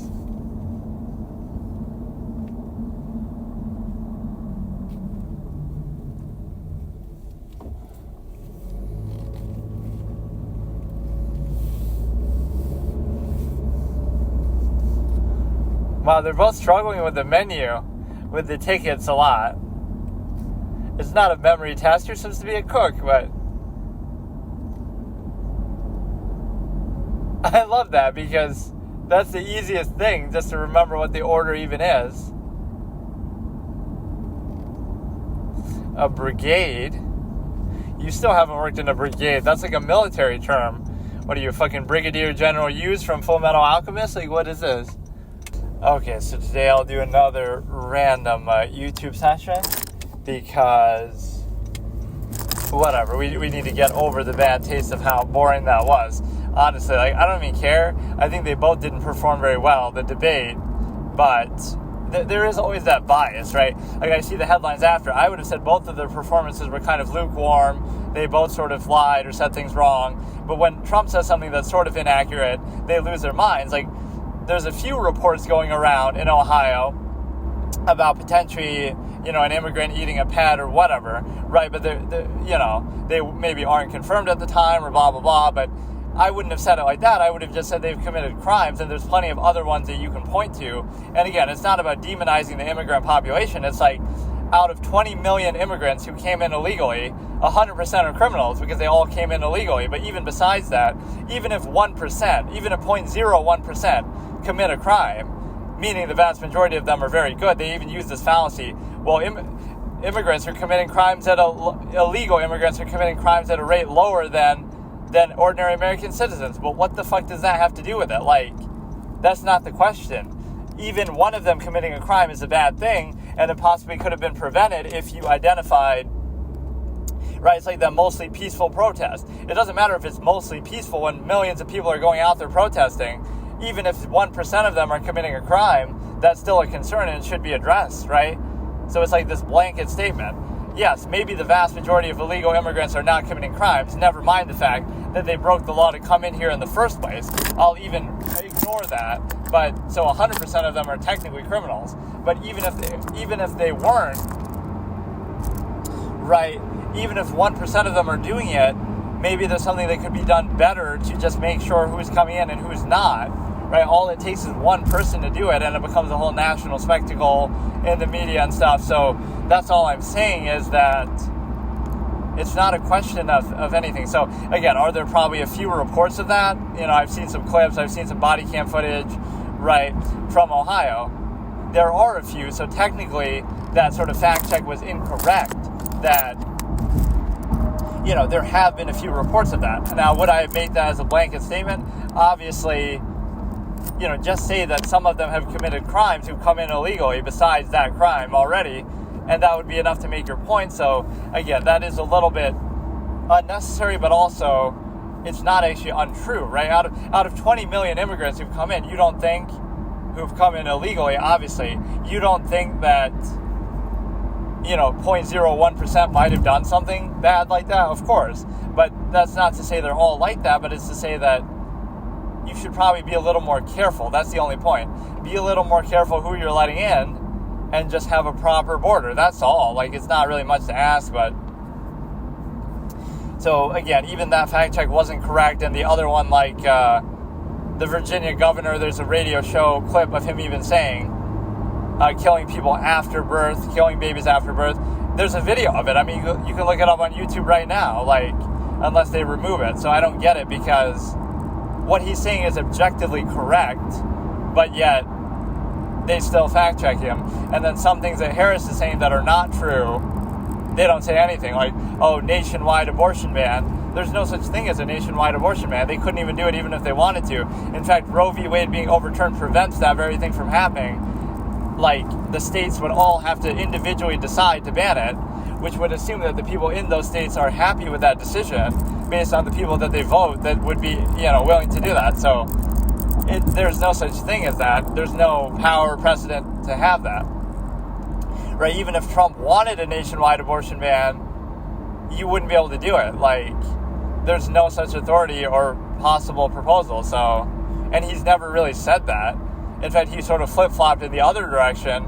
But the general position was, okay, Roe v. Wade, give it back to the states, which I did underestimate that. I didn't think that would actually happen. But people misstate what Roe v. Wade actually did so much. Like, by Roe v. Wade being overturned, nothing happened. Nothing actually changed. Now the states can go out of their way and try to restrict it if they want, but that's a state issue, which I like. Make everything a local government issue. So if you don't like what the state is doing, don't blame the federal government. Blame the state and say, okay, we're going to elect other people in the state to reverse that, right? Or not to do that in the first place. So, the people you're voting for in your state reflect what the people in the state want to some extent. So, they wouldn't do that unless they believe that's what the people wanted. So, also we have a case of, I'll just watch some random suggested YouTube videos, which a lot of them are probably going to have to do with the Darrell Brooks trial, because I've been obsessed with sort of rewatching that. I watched a lot of it at the time, and then I have had this urge lately to watch it. But, yeah, it's a case where, again, the fact checks only go in one direction, and they're never held accountable, or they're like these broad statements, no widespread fraud, but fraud is still a concern, so we should still focus on it. It doesn't mean that it's substantial enough to overturn the election or whatever, but you should still be worried. So rather than journalists having integrity and being concerned, like, let's investigate every last case of fraud that there was, instead, let's try to hush it down and say, oh no, well, it's not widespread, so we don't care. Why should that be your concern to run defense for it? First of all, you wouldn't know until you've looked into it, which they never do. And also, mostly peaceful protests. Okay, I accept the fact that they're mostly peaceful. I would hope that they are mostly peaceful when tens of millions of people are doing it. If tens of millions of people were not mostly peaceful, that'd be a fucking war zone. But even if 1% of the mostly peaceful people are not peaceful, you should focus on that, and you should kind of make sure it doesn't happen, or try to stop it, or punish it, right, and try to report it. So, right, it's not your job to take that side and say, oh, mostly everything is okay. So the same thing here, like, mostly the Haitian immigrants in Ohio are mostly vegetarian. They're mostly not eating people's pets. But even if one of them is doing it, not even 1%, but even if one of them is doing it, that's still a bad thing, isn't it? Like, you shouldn't do that. And so, the police during the George Floyd time were mostly good. Most police were good, but mostly peaceful police. But one of them kneels on the neck of George Floyd, and it becomes a whole hysteria. So I'm not questioning that that's a bad thing. I'm saying, based on that same criteria, you could take the video of one Haitian immigrant doing this, and I don't operate like this either, but you could take the one video of them doing that and say, well, we're going to be hysterical about one person doing one bad thing at one time, and the reason why is because, that's the same thing. So, did every police officer do that? No, of course not. Did the majority of police officers do that? No. But just because one of them did it conspicuously, and there's a couple around, obviously, sort of enabling him, you lose your mind. It's a bad thing on an individual basis, but that doesn't mean everybody's doing it. So it's the same thing with a Haitian immigrant, right? Let's say, okay, one of them did it, and there is body cam footage, and there's all kind of little things, but it doesn't mean that they all do it. It doesn't mean that if it didn't happen, that nobody has done anything wrong. So you're caught between too many fallacies, and you're sort of specifying the conflict. Even if that particular event didn't happen, it's true that out of millions of illegal immigrants, some of them have committed crimes. So you should have a better border system to try to prevent some of those. Or also, even in Ohio, right, 20,000 people in the Ohio town, 20,000 immigrants in that Ohio town, right, out of them, maybe 1% or 0.01% have done something wrong. So it's not to vilify the whole group, but it's to say that maybe having 20,000 people come in just randomly like that out of the blue is not the best idea. Right, and so by doing that, you're just allowing something that, even if it's a small percentage of people doing it, that's still not a good thing. So it's not to vilify all of them, right? This is the fallacy we always get caught under. So there's so many layers to it. Even if that particular crime didn't happen, right, you could just make the better claim of, okay, crimes have happened, right, because of this large influx, And so you should try to control that a little better, that's all. And also, you have the ability to basically say that,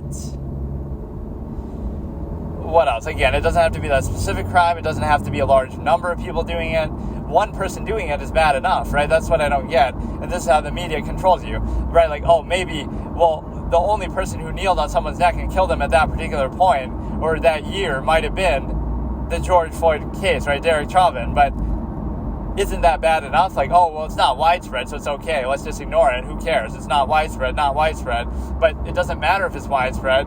People are still concerned about it. So, or people even fallaciously use that to say, well, it's systematic racism, it's systemic racism, even though that's exactly the opposite of what it is. When such a hysteria is made about it, that obviously means it's not systematic, because otherwise that would be normal to happen, right? So obviously it's not. But then also, here you have, again, if one person comes in and does something bad, that in itself is bad. It doesn't mean that nobody should be allowed to come in. It doesn't mean that everyone who comes in does it, right? But if, again, you're sort of conflating it in a negative way that, right, like, so you're not allowed to say that. So if two immigrants in Ohio, right, two different immigrants did it, so you can at least say it plurally, and you say immigrants have committed this crime, technically you're correct. I would say it more like those individuals have committed the crime, but at least you can use it as an argument to say perhaps we should better check who's coming in, right, and be a little more careful, that's all. And so you're not allowed to say that, though, because, oh, that's vilifying immigrants, oh, that's racist, oh, this or that. But what if it did happen? Again, even if a small number of them have done it, can't we condemn them as individuals instead, right?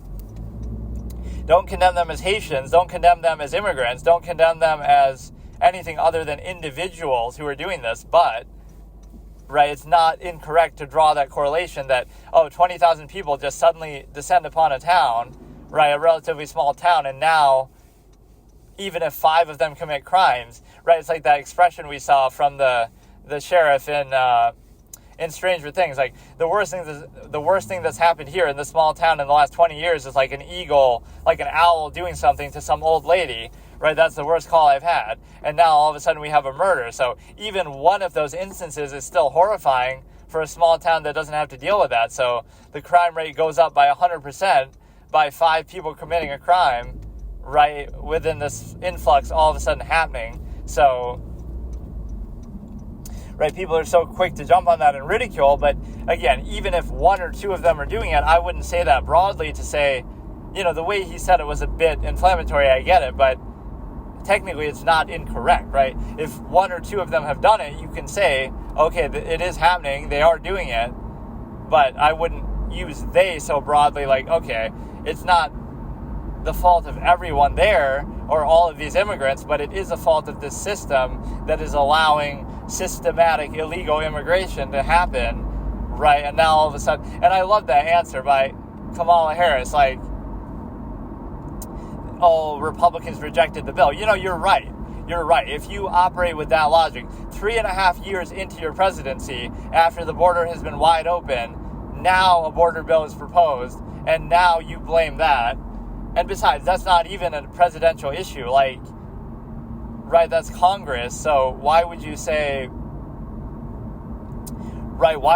that? That's not even up to you as the president, that's up to the Congress. So the point is that you shouldn't hide behind that. First of all, it shouldn't have taken 3.5 years. Second of all, the issue shouldn't have been there to begin with. Third of all, as the president and the White House executive branch, you should be focused on enforcing the existing laws that are already there, right? That's your job, is enforcement, not legislation. And so why would you say that?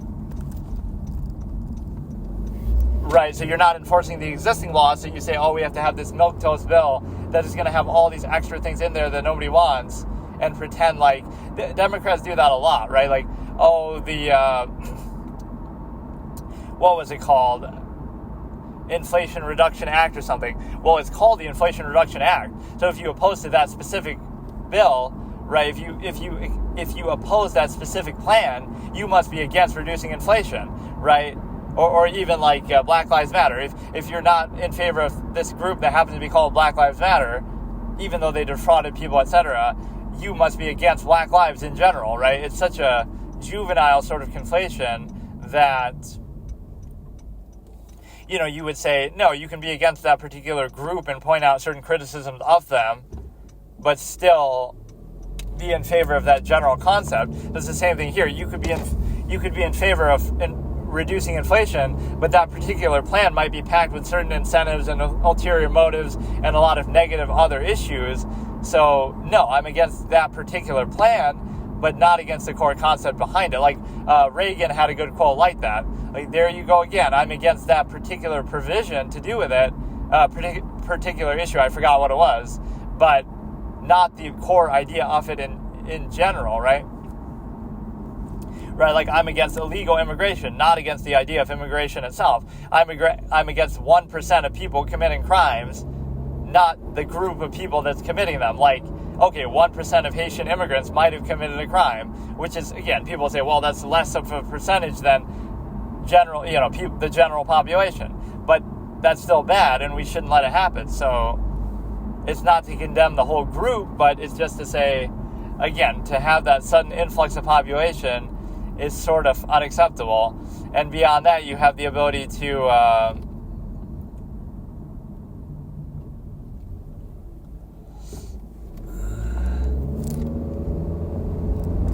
besides that, you have the ability to basically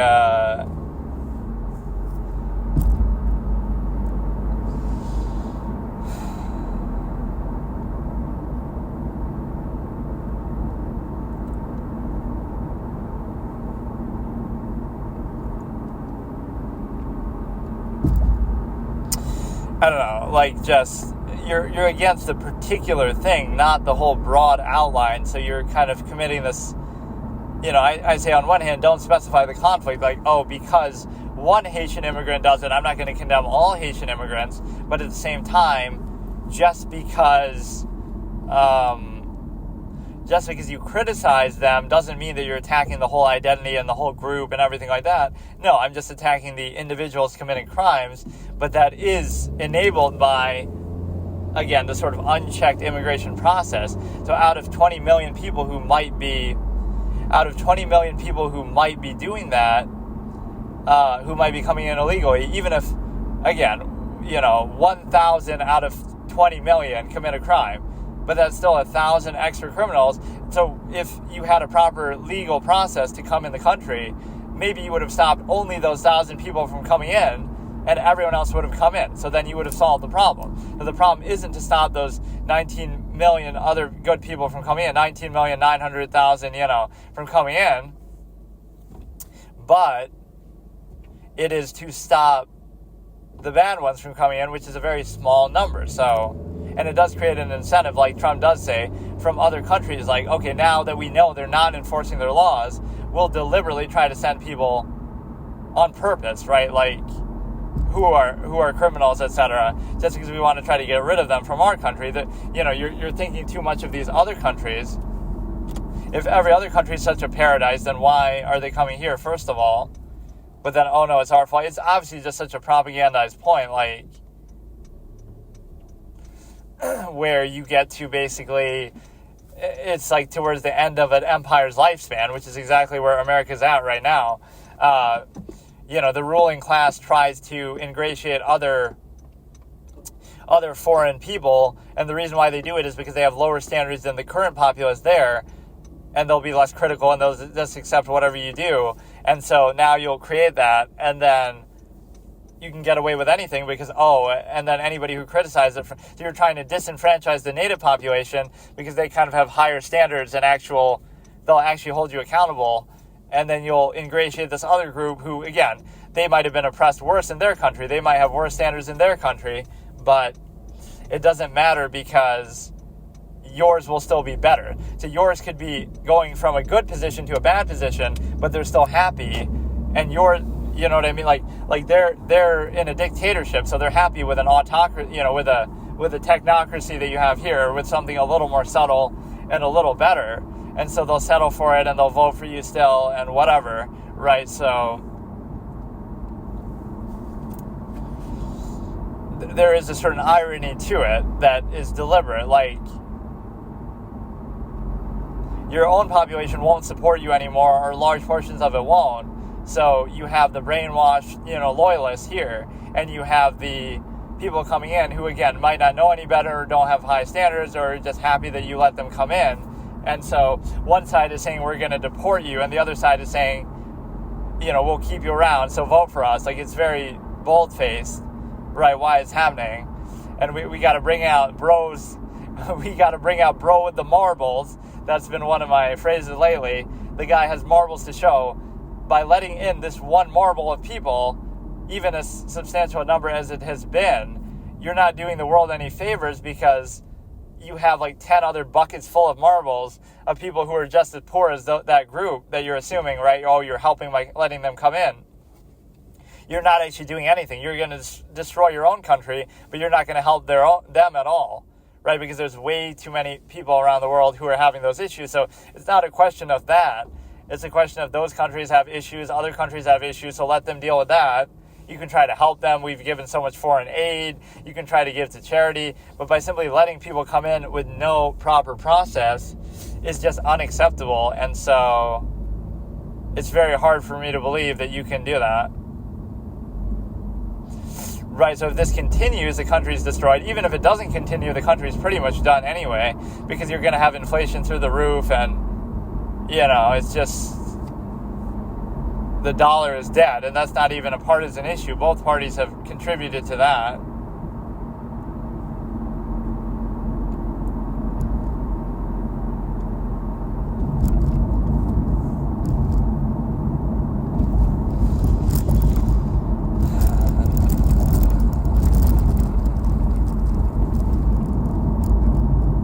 So, yeah, we'll watch some random stuff here, but that debate was not very impressive by either one. But all it does is it exposes that one element, that the media bias is there. Trump didn't have the greatest performance. Harris didn't have the greatest performance. But when one of them is a little bit off, again, like Trump isn't even lying. There have been reports of that. He even said, I saw people saying it on TV, and people will mock that. So I guess you're agreeing with him that the news is fake. But, like, they're showing people on the news saying that like, oh, there's at least one or two people. There's a woman at a city council meeting saying it. So even if they're making it up completely, which I don't see why they would really do that, but even if they're making it up, and there's some body cam footage, there's some videos, there's some pictures, like, even if it's made up, he's at worst, like, that would be one of those accurate but needs context that, oh, there's only been a few reports, and they haven't been 100% confirmed, and there hasn't been, like, a ton of cases, or it's still under investigation. So the fact check would be, okay, it's inconclusive. We're not going to say he's lying, but we're not going to say he's 100% right. So you could put it in the middle category, right? And then with Harris, instead, she's saying things that are outright not true, right? Like, objectively, the border bill that she's talking about didn't come into play for over 3 years into her presidency. So why would that matter now? So that has nothing to do with the issue of illegal immigration coming in, right? Oh, Republicans blocked the bill, right, because they don't want Democrats to look good. Maybe that's even true, right? That happens all the time, right? They block all kind of things, like we won't let the National Guard be sent in to help with this problem because we want to make Trump look bad, or something. Nancy Pelosi turning down the additional security, and then January 6th happens, and it's all Trump's fault, even though he had that security ready and waiting there to go. And so what you have is a simple ability to realize that that's just a partisan divide that always happens, which isn't good. But yeah, it's just it's a case where that has nothing to do with it. So why then the first 3 years was there no solution to this? Why did you abandon enforcing existing laws? You just can't admit that you're wrong about an issue, like, oh, so that makes Trump look good, that we should have built the wall, or we should have done something better with border security, or at least done what he was already doing. And instead now we have you have to keep playing that card that, oh, you must be racist if you just want a proper port of entry, that every civilized country in the world has proper border security. You can't do that in Russia. You can't do that in China. You can't do that in India, where, and I'm not saying, oh, those countries are so terrible, although maybe two of them, to some degree, have some strict issues, but it means that you can't just walk over the border there. You'll get shot, you'll get arrested, you'll get, you'll just disappear. So you can't do it there, so why would you think to do it here? Right, so you might say, oh, you're trying to make the U.S. like Russia and China, but when it comes to border security, sure, you can be a little careful about it. And again, the U.S. has been the prime champion of immigration in human history, where in the modern era, right, that's what the U.S. has been all about, the melting pot, bring us your huddled masses. But even there in Ellis Island, you couldn't just go in. You would have to get checked in. Plenty of people were turned away for being sick, for example, and other things. So if they had COVID, do you turn them away? And there's a big controversy with that. Like, oh, we'll let people come in there, but whatever. Like, we weren't being very, if you're so worried about COVID and locking down your own citizens, then why are you letting people come in so flippantly? It's either these courtroom ones or the courtroom stuff I've been watching, or maybe even Hell's Kitchen, Gordon Ramsay and stuff. I feel like I've done a disservice to those because I assume I'm never going to sit there and watch the whole season and stuff. But if I did, then now we've already spoiled a lot of the winners, right? I would know, or like, whatever, a lot of the key moments. But even though it can be fun to watch like that, it's also too long, like, that you wouldn't want to sit there and whatever.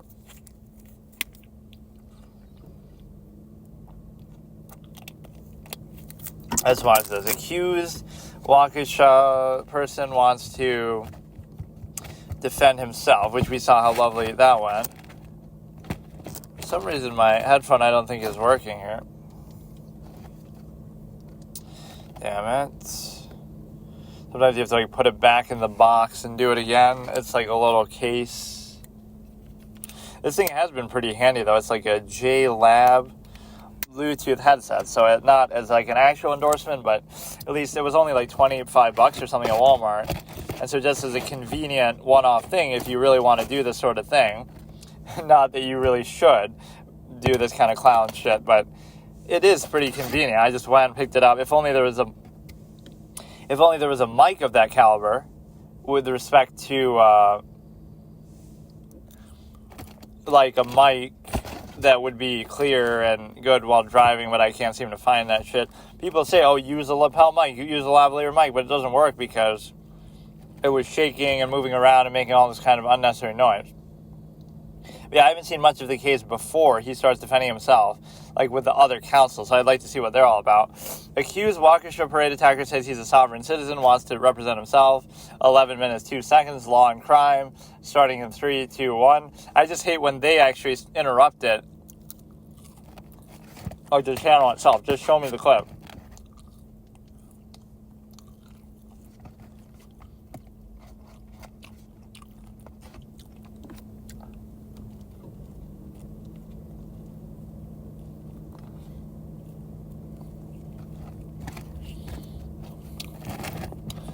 Like the Jodi Arias trial, Kirk Nermy wanted off of that case like nothing, dude. Like, so badly.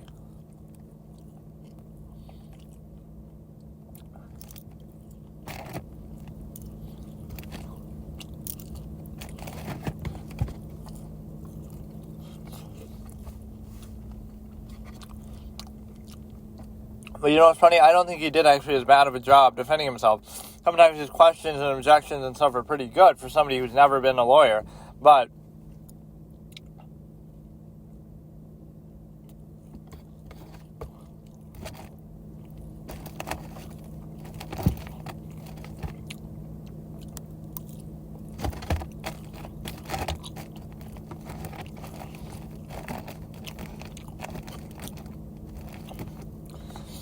yeah, like sometimes it's deceptive. Like the person who wins the case isn't always that good or that much better because the structure is so much better, or like the case is so much better.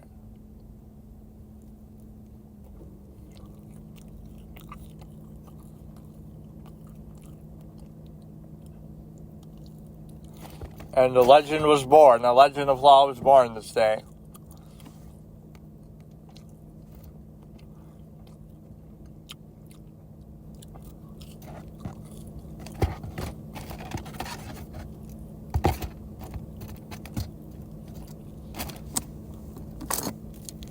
What do you think that means?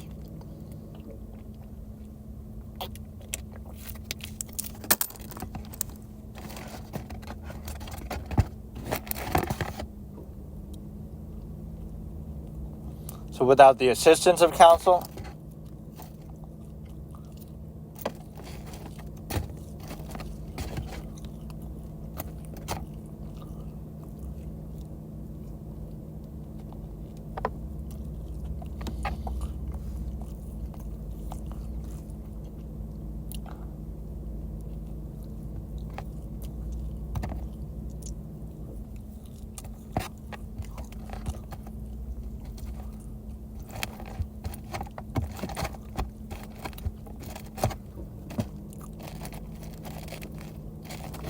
You have the right, but if you're a sovereign citizen, you don't. But then again, you don't choose to be a part of society. An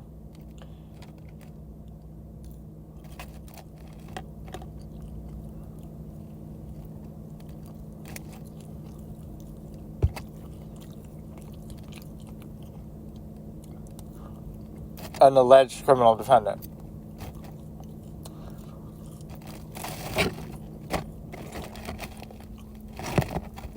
He's kind of quiet here. But I would have kept them around to help me, like assistance of counsel, not.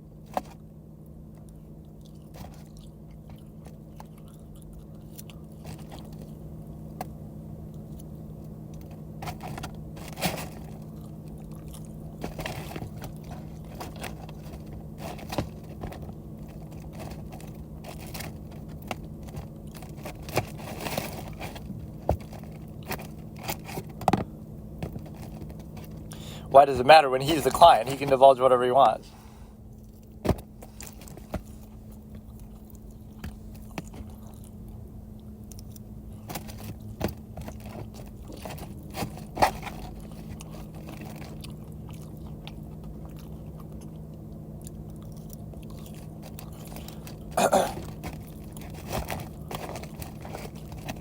But with the assistance of counsel,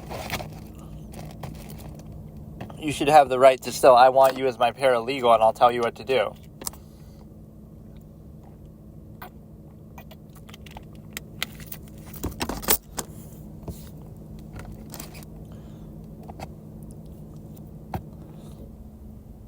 But you should. You have the right to assistance of counsel.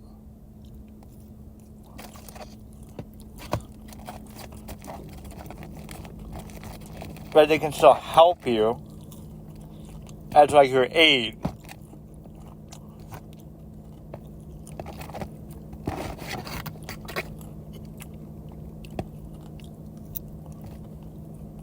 Okay, we got a 5-second delay here. House of the Dragon ad is played like a million times. You understand that's a request.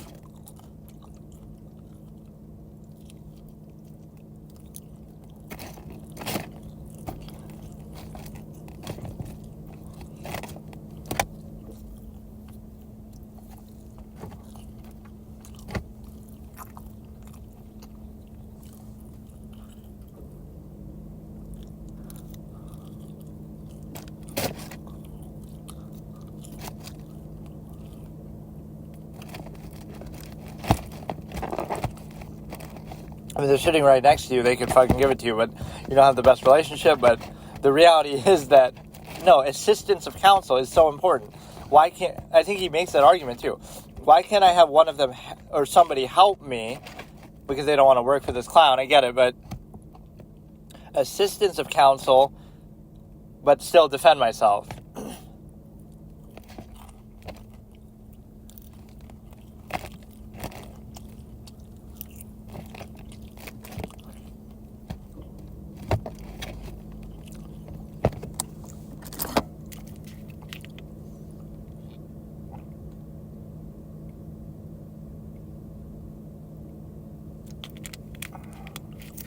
Well, you can sit there and read the whole thing. How long is it? What if it's like 100 pages? I just skimmed it in my cell. I didn't read the whole thing.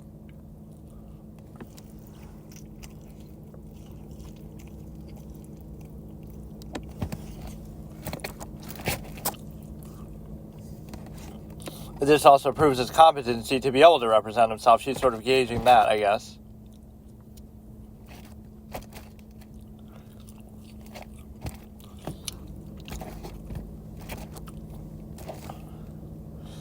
I wanted to bring that up. She says later he brought up a nuanced argument for assistance of counsel.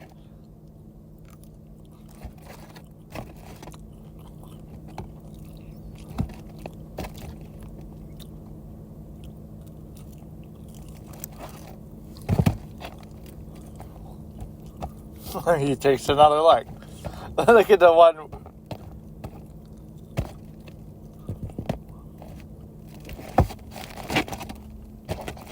She shouldn't have really allowed this, though. He's too much of a clown. The clown clause.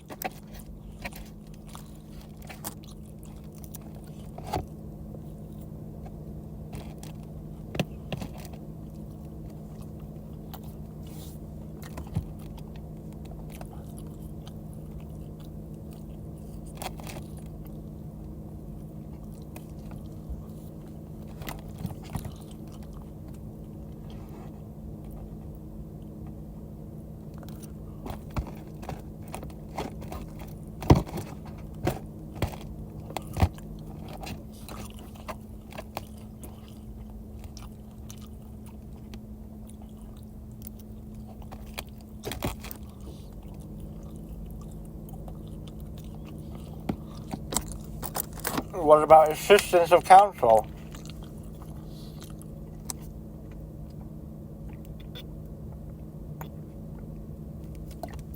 I wouldn't agree that they're capable. You should say that.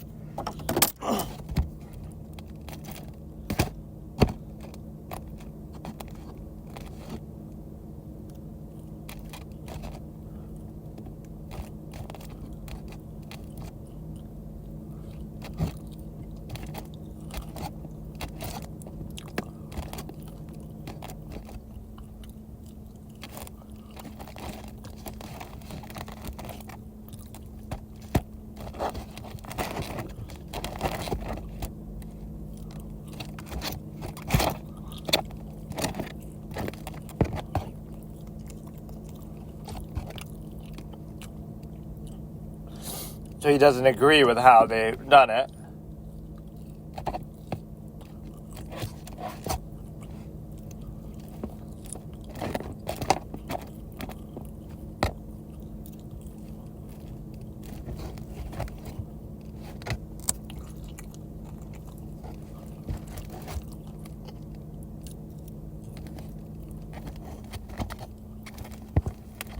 You know, they might not have done that much better of a job, because what would he have done? He would have still gotten life in prison. Like, the case is so clear.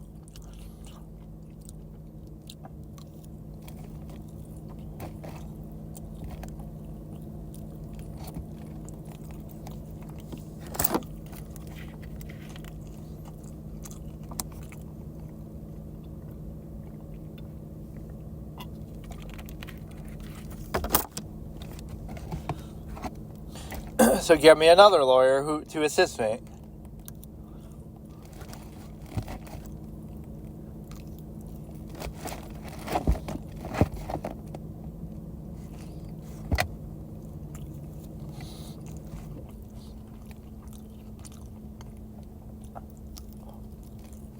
No, you should be allowed to have them assisting you. Have a legal aid.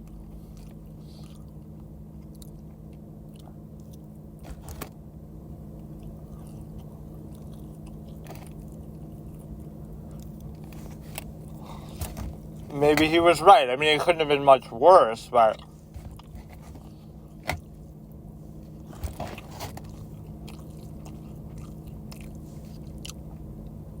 When did he make that case, though, for assistance of counsel versus, you know, like representation versus assistance? Shouldn't you be allowed to have that, too? Like, somebody helps you. Of course, they wouldn't want to because he's a clown, but Darrell Brooks wants to defend himself. Judge considers motion starting in 3, 2, 1. Not that these state-appointed attorneys are that good anyway. Or that they really want to do that.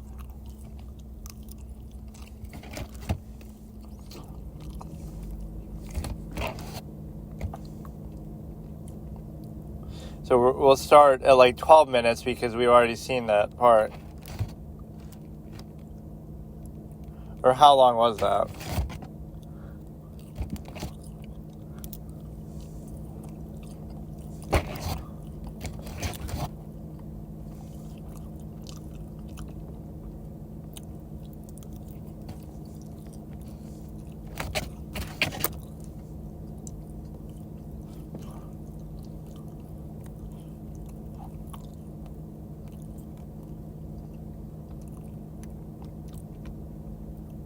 So we're starting from 10 minutes. Daryl Brooks wants to defend himself. Judge considers motion hour, 9 minutes, 56 seconds. Starting in 3, 2, 1. Do you understand that?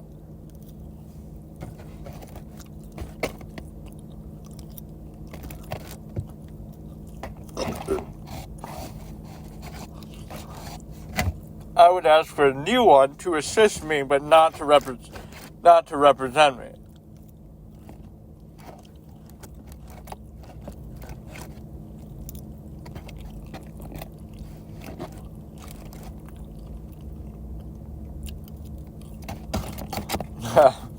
Do you regret this decision now, Judge?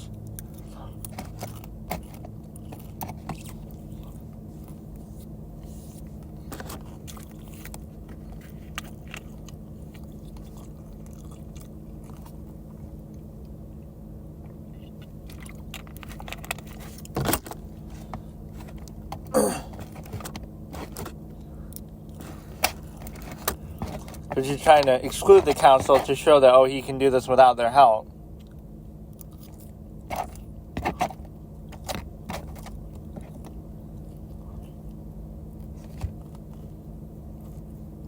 Nature and the cause.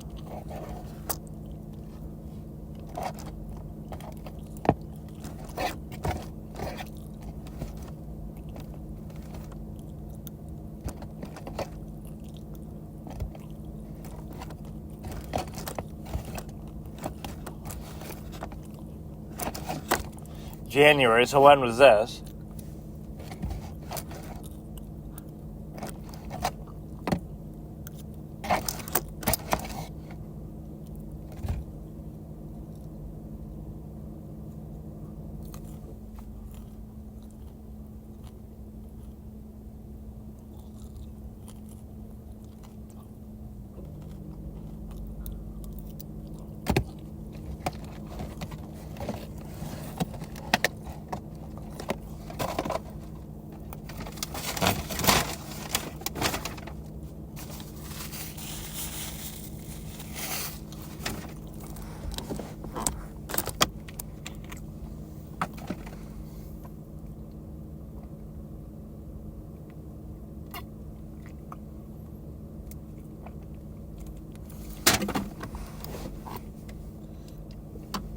He's being pretty nice, though.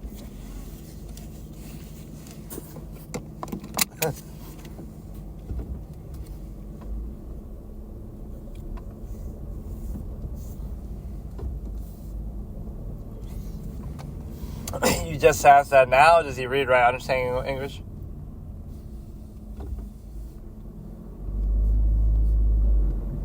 HSDED or GED, they kind of debate this later. Or it's left to.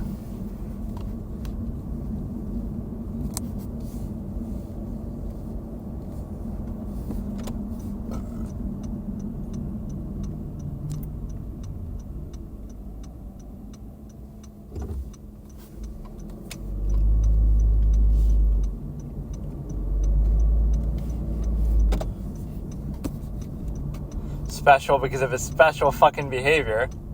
Clown behavior. He's not as dumb as people think, though. That's all I'll say. It's more just like somebody in their last resort. Right? Like he's just trying to filibuster. This is like the good side where he's not being so petulant.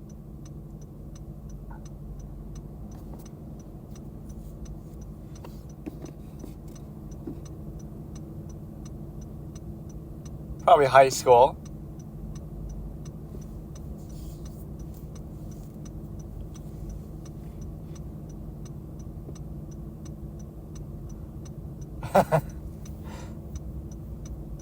Why does he end up coming in a wheelchair later, too? Is that just because he, like, refuses to walk, or... And then somebody said a hilarious comment. It's on some later thing, like a more recent one, where he's in a wheelchair in court for some post-sentencing thing. And it's like, I don't trust this guy on any kind of wheels, with any set of wheels. After...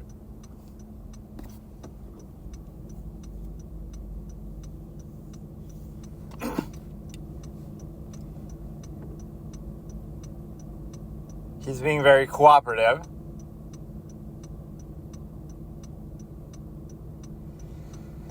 Is she going to go through every single fucking charge? Do you understand this charge? Yes. Do you understand charge 69? No.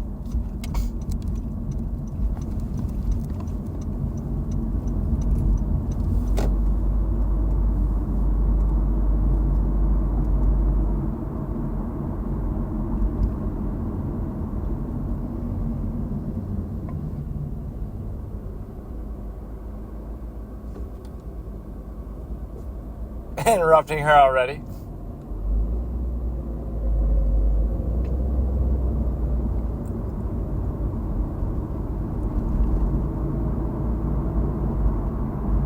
Alleged. The alleged defendant.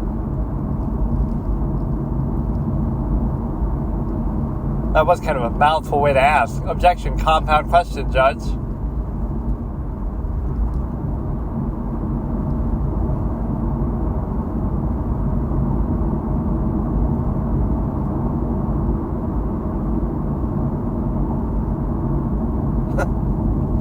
You might not like it, even though I'm just telling you.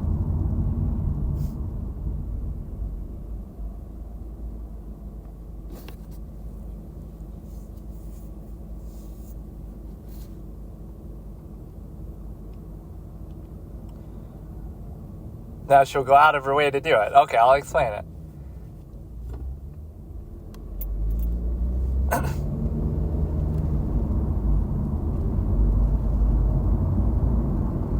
That's an understandable thing that she could explain.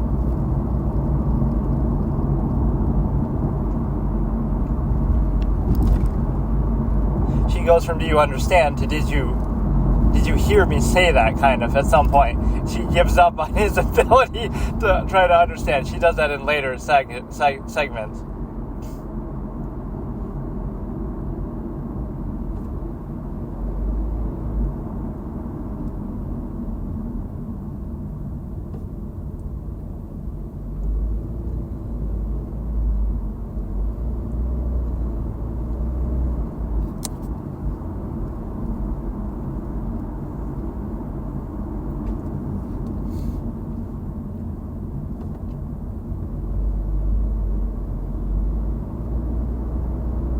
What, there's no death penalty even possibility? I thought he just got lucky and got off from that.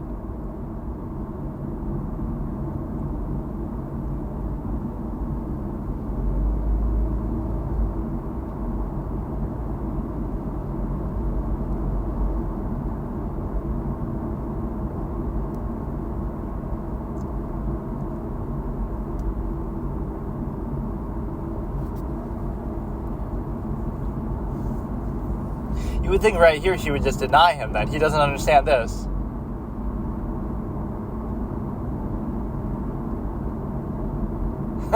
Don't ask if you don't want the answer. Do you understand? No. You just assume they're going to say yes.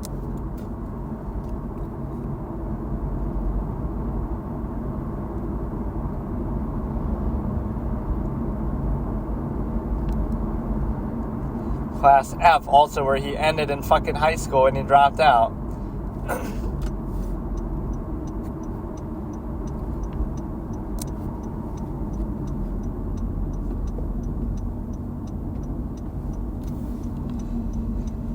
Some of that terminology is a little weird with the use of a weapon. Like, a car isn't technically a weapon, but when you use it like that, right, it's a little technical, but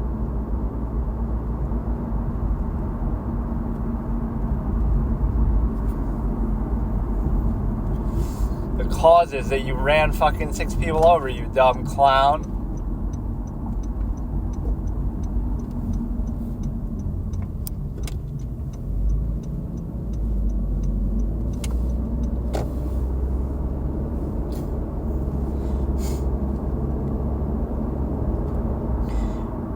I've had one weird thing happen. There was a time I stopped at a stop sign, and then I kept going, and then a cop still pulled me over, and they just gave me a warning, but, like, I stopped. I 100% stopped, and they acted like I didn't. Like, what, I didn't stop long enough to their satisfaction?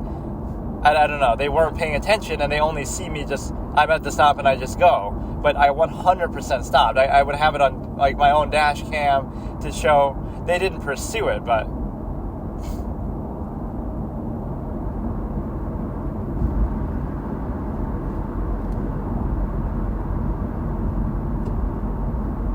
Did you hear me? Because I take for granted that you don't understand. He goes from this to subject matter jurisdiction. I want to see the first appearance of that. She's very patient from the beginning.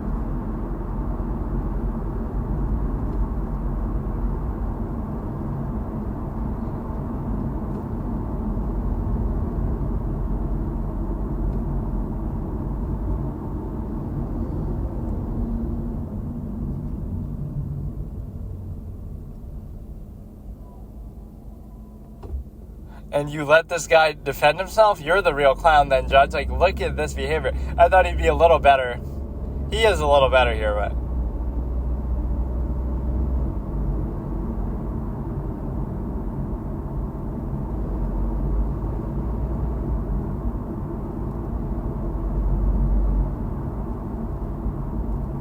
Just say yes, man.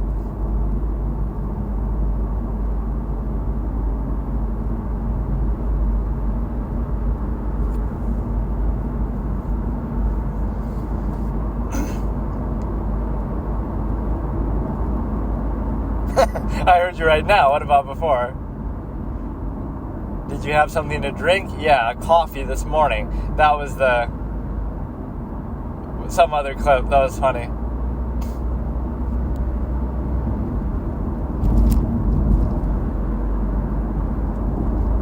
Oh, so it's his fault for wanting to represent himself.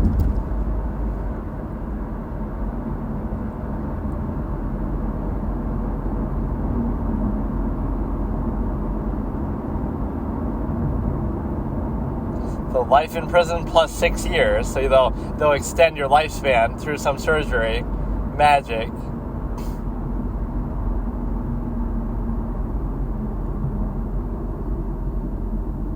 Just assume he heard you. Why do you have to even ask?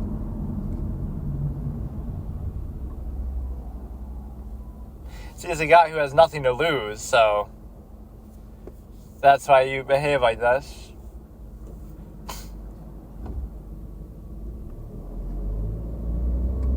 So you got life plus 6 and plus 9. 6 years and 9 months.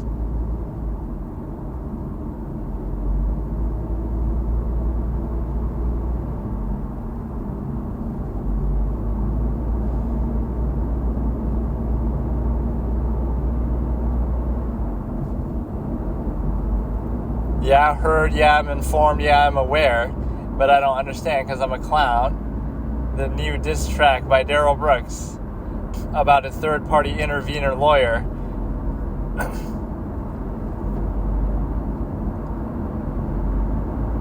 Make it fucking sovereign citizen track. I didn't consent to the social contract. I was born in society and indoctrinated. Which is true. I mean, that's the one flaw. Oh, you signed the social contract by living in society. You benefit from all of its benefits, right? But you didn't choose it. And by the time you are old enough to decide, you're already indoctrinated and it's very hard to escape. Another 5-second delay. And order. So, for example, for light time offense, for intentional homicide, obviously but some people like this judge. I actually dislike her because she's too lenient. And if you do this with every defendant, she wants to avoid a mistrial, but you shouldn't be doing it like that. You can kick him out after he interrupts you once. You don't have to wait 50 times. So there's no prejudice in that. Most judges are not this tolerant, so there's a middle ground. They should be a little more tolerant, but she's way too tolerant. She shouldn't be doing this kind of case. She should be doing some petty, smaller scale stuff. Because there wouldn't be a mistrial. Like, the guy's a clown, so just...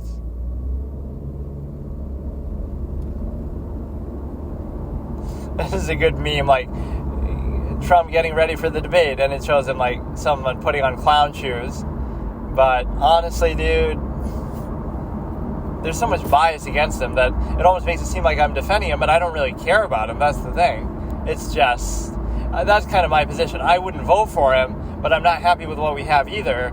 So I'd vote for an independent, but I wouldn't mind if he wins, the way that people lose their minds with this false duality of voting against.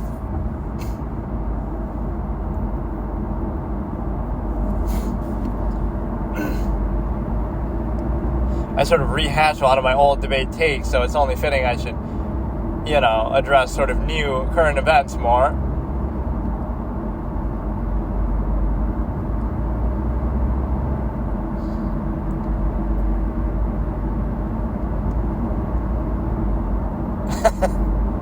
The court reporters are already mad, or are they even recording this part? If it's not, I guess they are.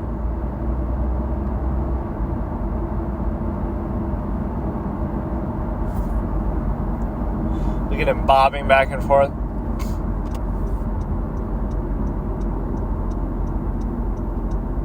Just explain the nature and cause of the crime.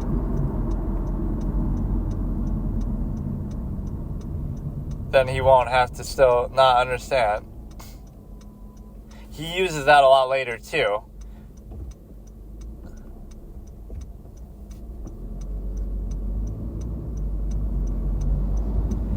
But where's the assistance of counsel argument? He even says that later, that he brought it up.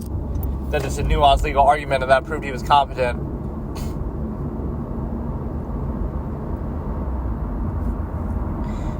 I can't understand what he's saying even.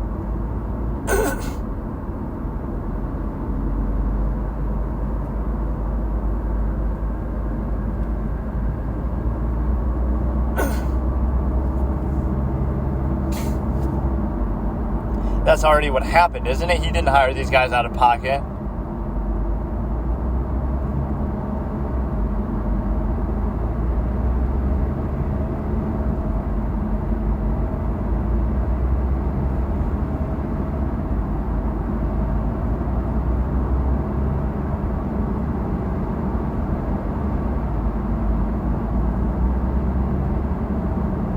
This is the investigative element that he can't do because he's in jail.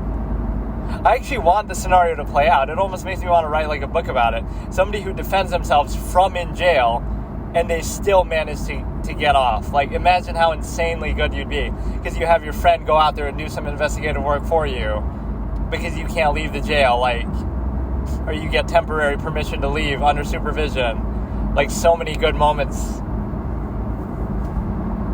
Like, they think, like some political prisoner type of issue, and they think they have him. Right, like, oh, we finally got rid of him. We can't just kill him because it would create an uproar and make a martyr out of him, but we'll just arrest him, and now who's going to defend him? And nobody's going to defend him because they're scared. It's kind of like what they do in Spirit of Justice a little bit. Nobody's going to defend him because they're going to be targeted by us too if they do. So he has no choice but to defend himself. So nobody's going to save you, and you're just done for. But then he shocks everybody by saying, well, since I have nothing to lose and I'm already in here, I'm going to defend myself since nobody else will. But they think they have him beat just by that token alone. Like, we're going to lock you up for political reasons, and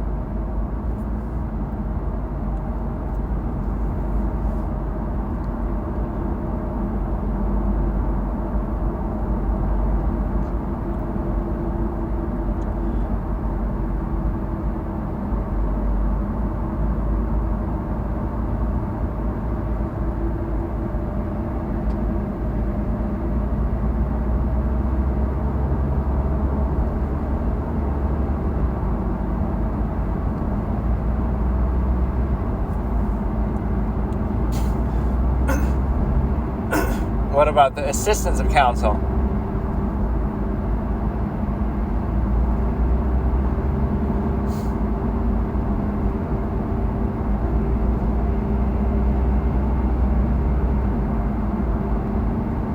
Oh, he is. I want an assistant, a cute little paralegal who dresses up like a kawaii Japanese waifu.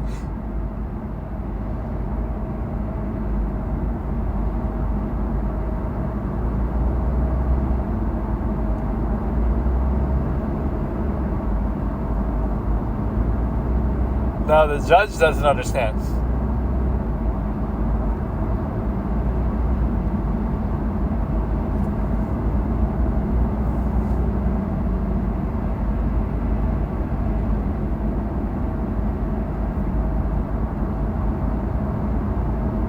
He introduced a new legal term that she doesn't know.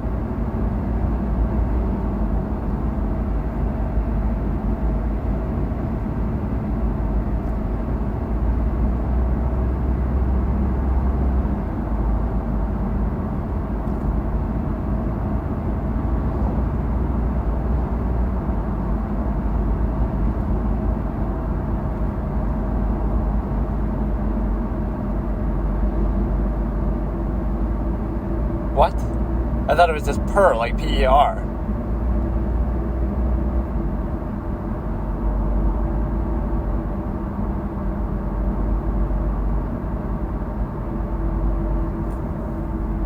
That's a contradiction, though. You're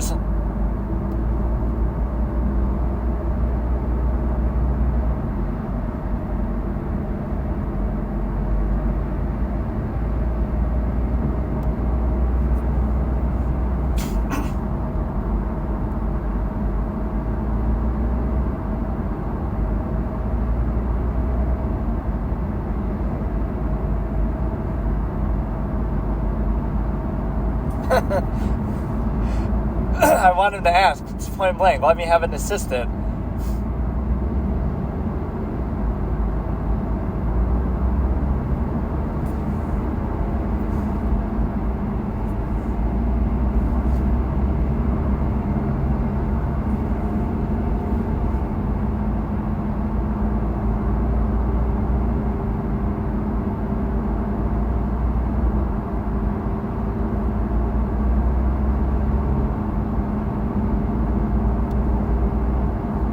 There should be that provision, though. If he asks, I want an aide. I'm representing myself, but I have a legal aide that is similar to state appointed. Like, you have two lawyers there, so get rid of the guy and keep the cute chick, and she can be my legal aide.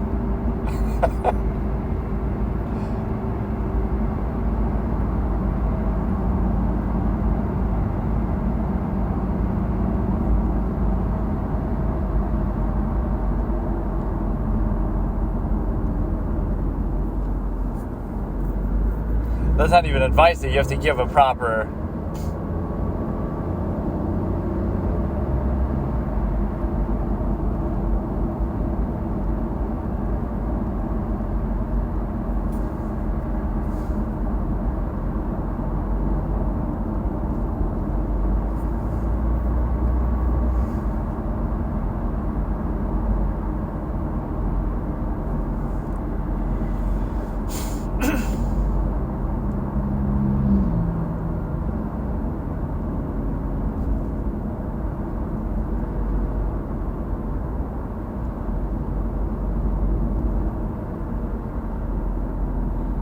Yeah, I want it both ways.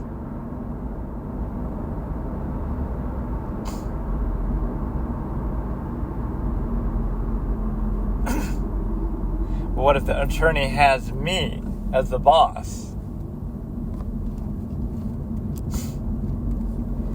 But even if you are an attorney, you have a paralegal on the side.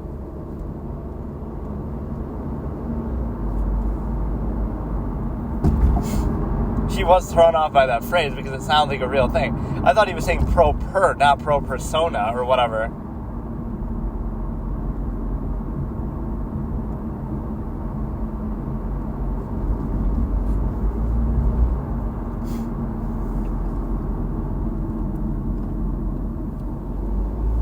And the prosecution's just chilling, salivating because they want this.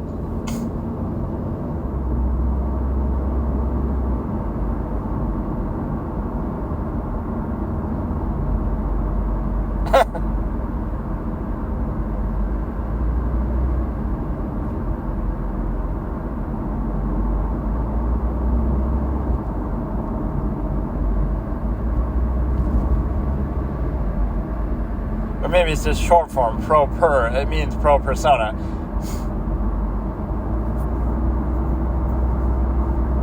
Or there's a fallacy like, oh, that's not even an established term. Let's say it isn't. But everything wasn't an established term at some point. So if you use that as a criteria to stop it from becoming a term, then nothing would have ever become a term because, everybody had to invent it at one point. So if it serves a purpose...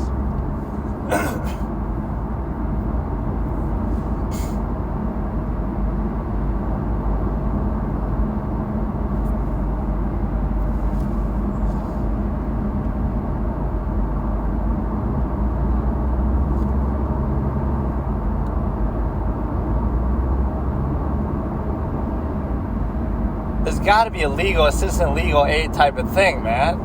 I want him to just say that. I want to have this conversation. I will represent myself, but can I have someone as a legal aid to assist me, just like as a paralegal capacity, appointed by the state? All right, skip 5 seconds. You may, a lack of understanding,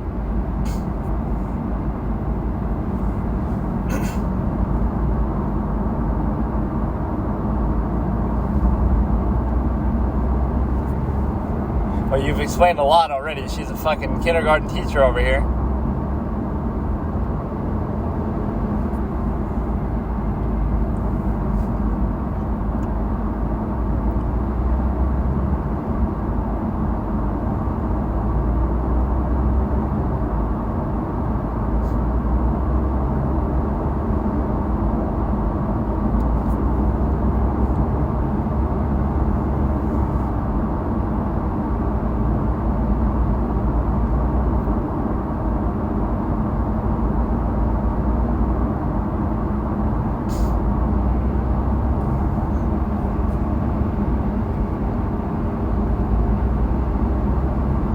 I'm aware of that.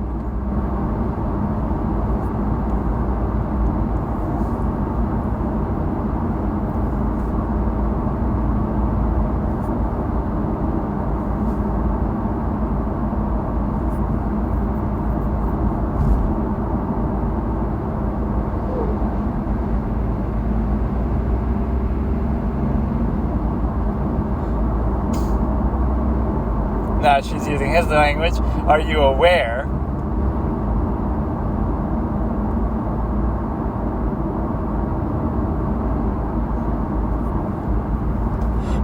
Look at him laughing. But no, when you don't understand so many things, then you probably shouldn't be allowed to represent yourself. Right? If a lawyer acts like this, you're giving him too much leniency by being the defendant.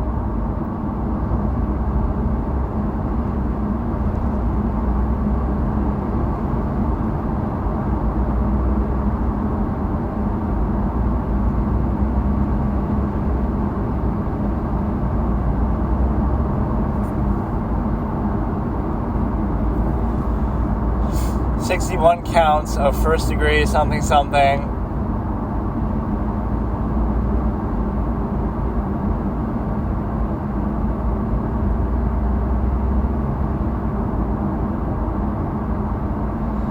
$25,000, which you'll have to work off in the jail because that's where you're gonna die.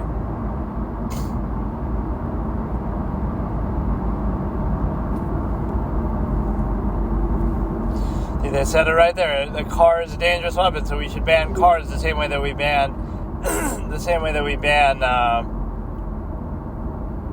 guns or whatever, assault weapons.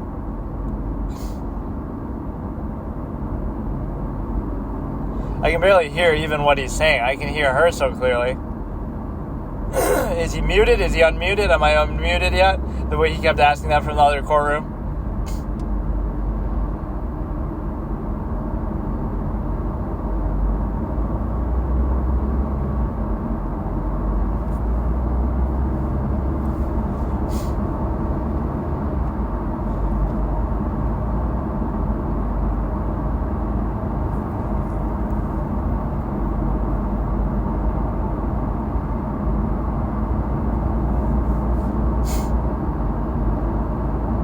Bail jumping, but that's double jeopardy. Objection, double jeopardy, Your Honor. You can't charge me with the charge same time twice.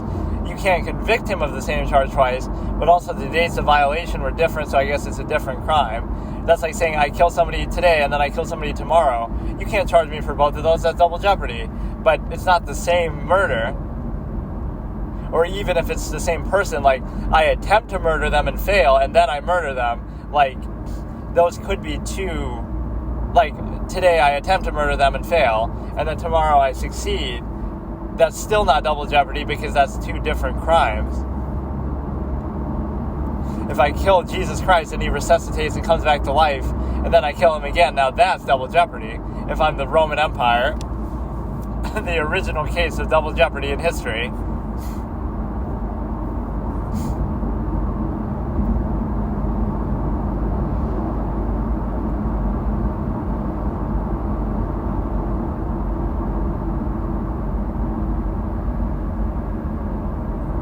It's a cost, it's not a fine.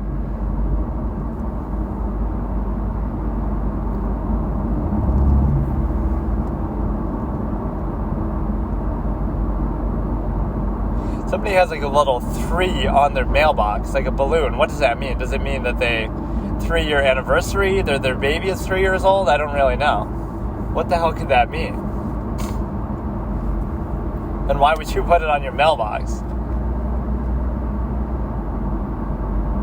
It's like a big inflatable balloon attached to their mailbox. That's what I got to do. I got to explore. So that'd be the perfect thing, actually. That's the kind of content I want to do. I'll explore some abandoned building, right, like these people do. There's like a 5-second delay.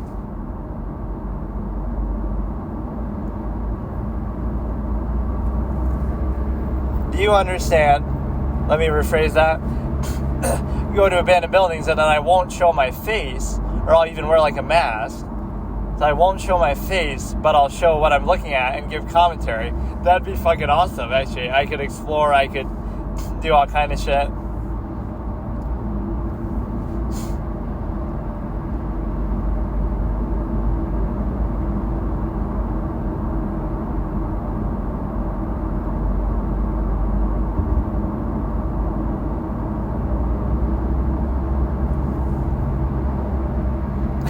Just look over to your left. Is it the plaintiff that doesn't matter, but I have to face them then? They're my accuser. She admitted, I gotcha.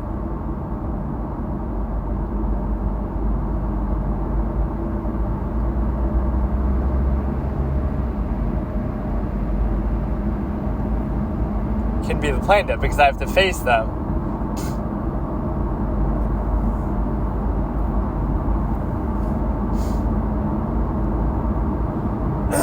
Oh, the video flashed for a second.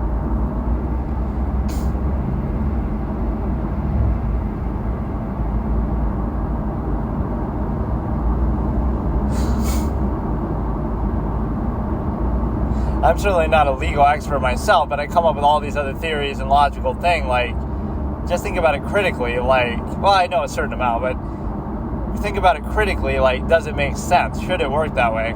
So the assistance of counsel thing should be an option, even if they don't want to do it.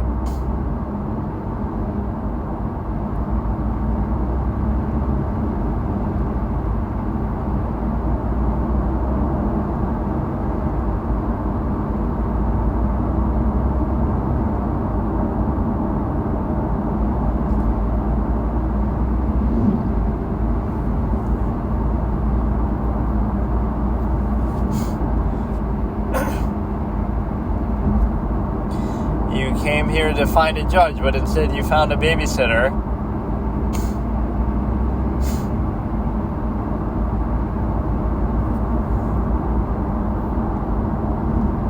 I don't like that term, the information. It sounds weird when they say, like, according to the, I don't know, the way they say it sometimes sounds grammatically incorrect.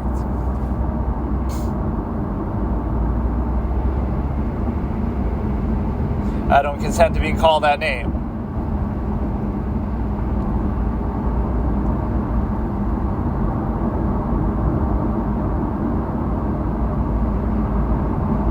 Injured party, and how can I face my accuser?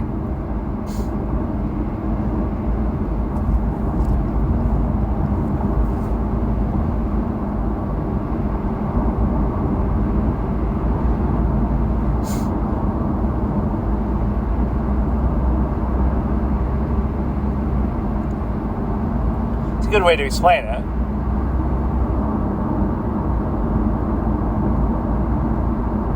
Yeah, she corrects him there. Being a defendant doesn't mean you're guilty.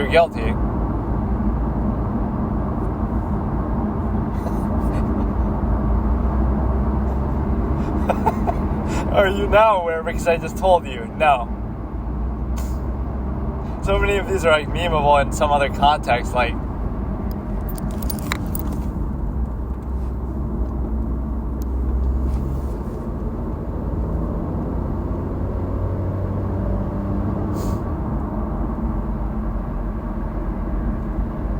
I feel like Leslie Basie doesn't even do anything. It's always Sue and it's always the other guy.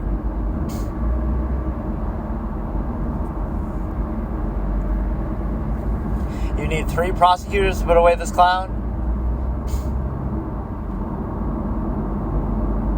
No. And Omega Wall, according to Twitch, if we were reacting to you on Twitch.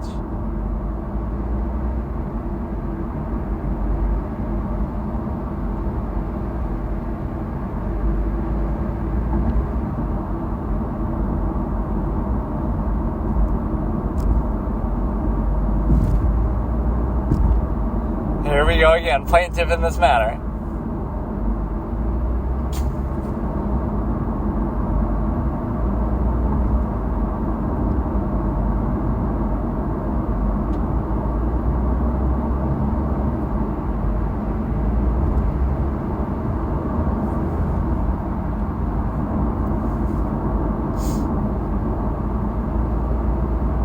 Why did it get 3 then? Like, how many? What is the limit? What if I want 20 attorneys on my case? You can have 100 attorneys. They might not all be present in the courtroom, but they can be working on the case, like from behind the scenes and stuff.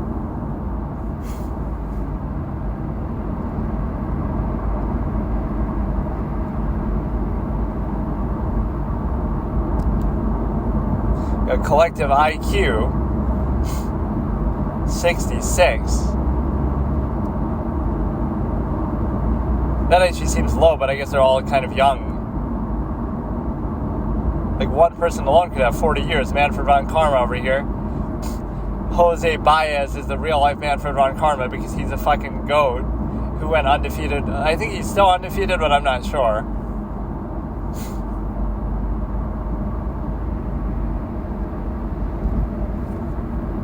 Oh, let the prosecution flex.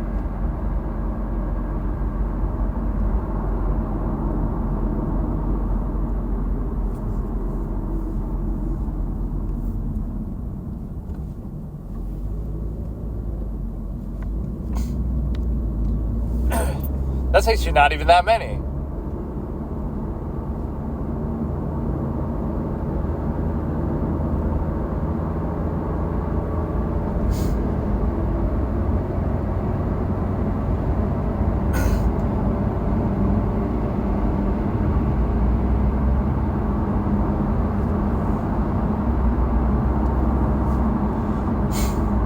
Eight cases is really not that many. What are you, Phoenix Wright, where you do like 5 cases and that's the whole fucking, you act like you're a legend already of law? Like you do 5 cases a year. I get that for murders and stuff it's a bigger deal, but still. What, in 20 years you're doing 8 cases? Like what the fuck? And each case takes a couple years, but sometimes it does. Right, with how stupid like this one was.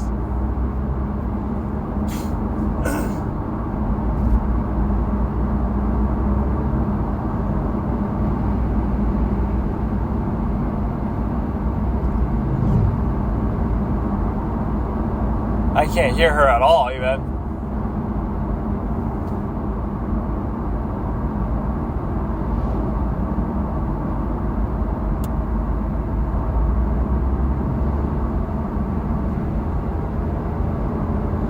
Any of those involve somebody driving through a parade? Probably not. Or even killing people with their car.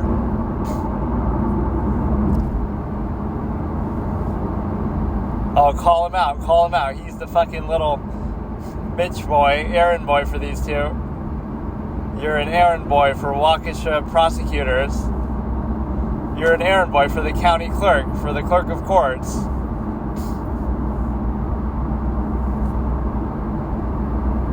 Now answer it yourself, Daryl Brooks. How many years of experience do you have? Where did you learn how to be an attorney? On the farm? Like, I love that line by General Zod. That makes you a good, like, self-awareness thing. I'm a soldier. I fought in the army. But that's the whole irony, right? Like, people who live on Krypton don't actually have superpowers, right? The way it works is they're just normal, and then only when they go to Earth do they have superpowers. It sort of brings it out in them, I guess. So by that logic, Kal-El is able to harness that better because he's been on Earth longer, whereas Zod, despite all his military experience, he would be able to do another 5-second delay. Just want you to understand. You're really building them up, dude. They're not that special.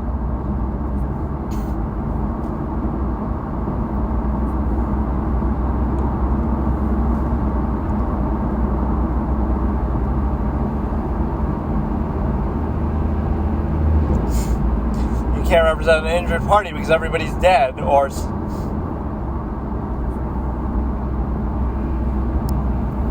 Is that a tacit agreement?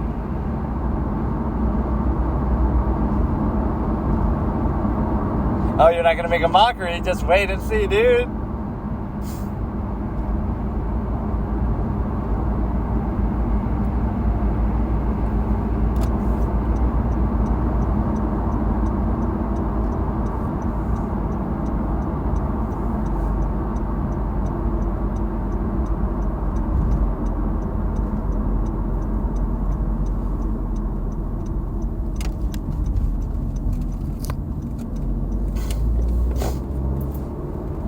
Rush to judgment. He's got his legal terms ready, though, dude. Bro is ready as a lawyer. He's used all the terms. He hasn't used subject matter jurisdiction or rush to judgment. It's certainly not a rush to judgment because you dragged this shit out like fucking mad.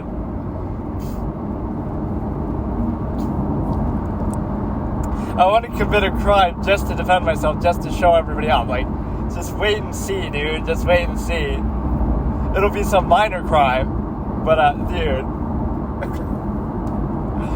look at this, dude.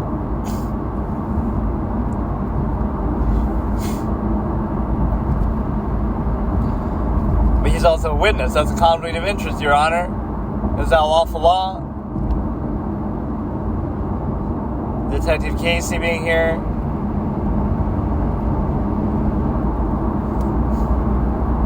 Why does he get a support staff member instead of me?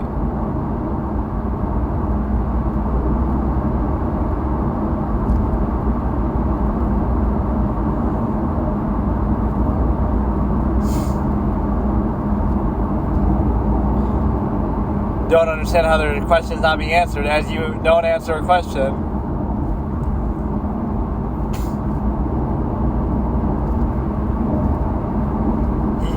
She ends up giving him a lot of legal advice, though.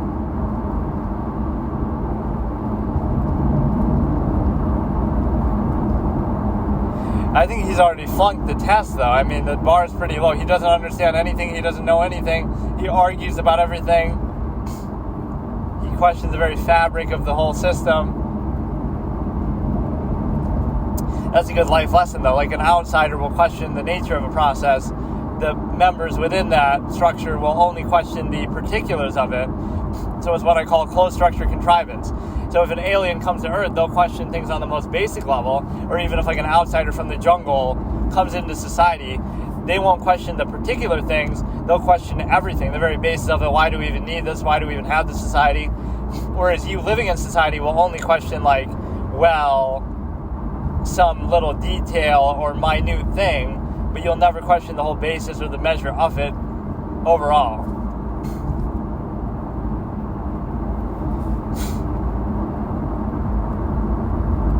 Going back to the little fluff up the prosecution.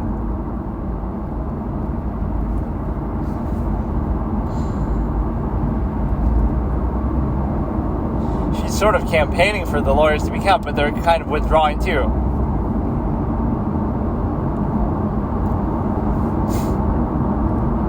Oh, they're doing the defense experience now, too.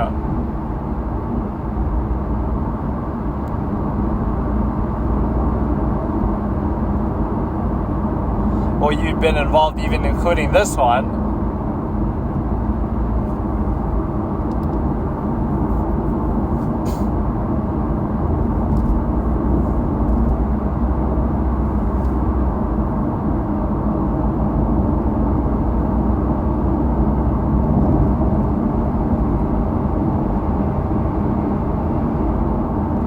Really trying to propagate him keeping them on, but what if they don't want to do it? He's a clown. I think Jodi Arias was very upset with their lawyers too. I mean, some of these crimes are so shut and dry, closed case.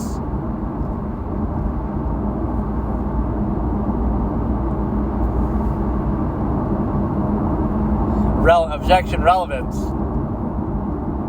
Overruled, judge, it's relevance.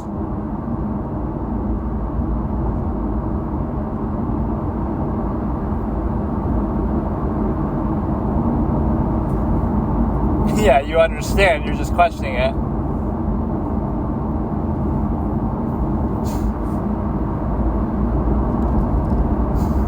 This guy is special. Like, you've seen a lot of crazy defendants and stuff happen, criminals.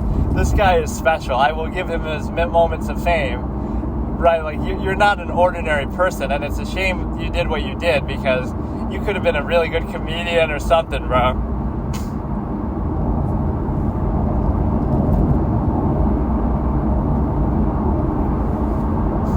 State just has to prove that you ran people over with your fucking car in a very conspicuous manner.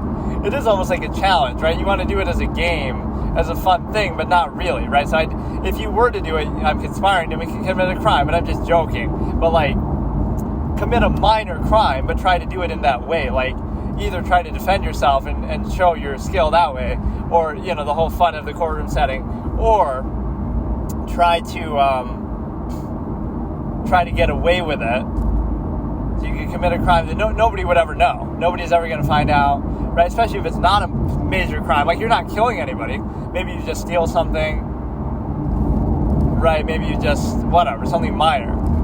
And the best way to do it, not that I'm giving criminal advice, is like, you do it like unexpected, like on the spur of the moment. Like you just happen to be in a place, you just happen to pick something up, you just happen to keep going, you just happen to do it. It's not like you plan it, it's not like, or even if you do, it's not obvious.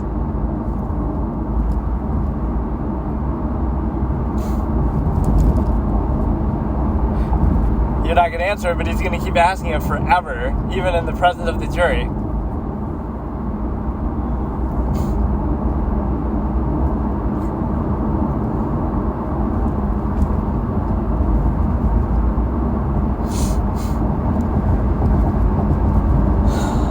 Is that lawful law? Is that subject matter jurisdiction? Is that a tacit agreement?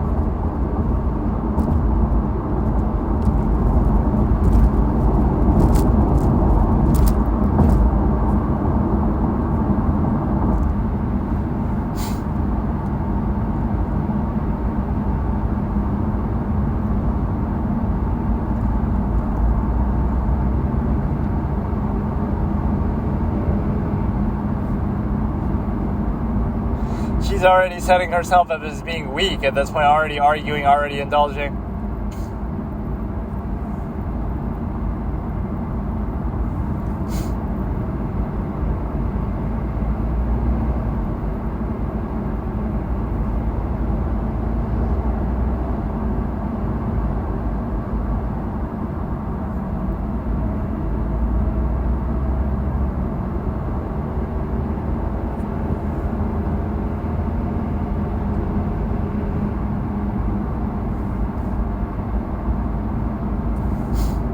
Done with him representing himself or not representing himself?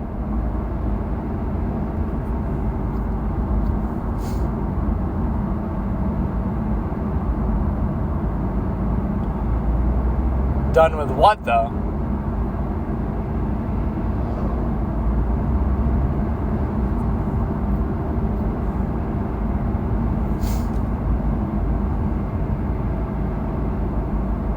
That's how Casey Anthony got away, which people don't understand. Like, it wasn't really that convincing of a case if you look at it purely just from that.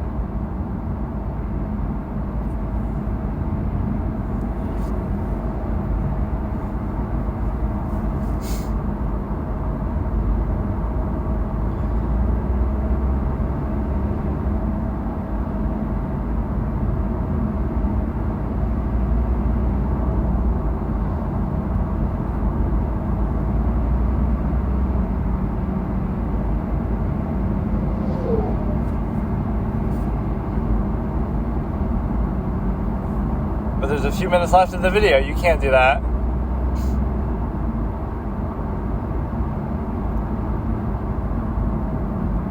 Let them do it instead.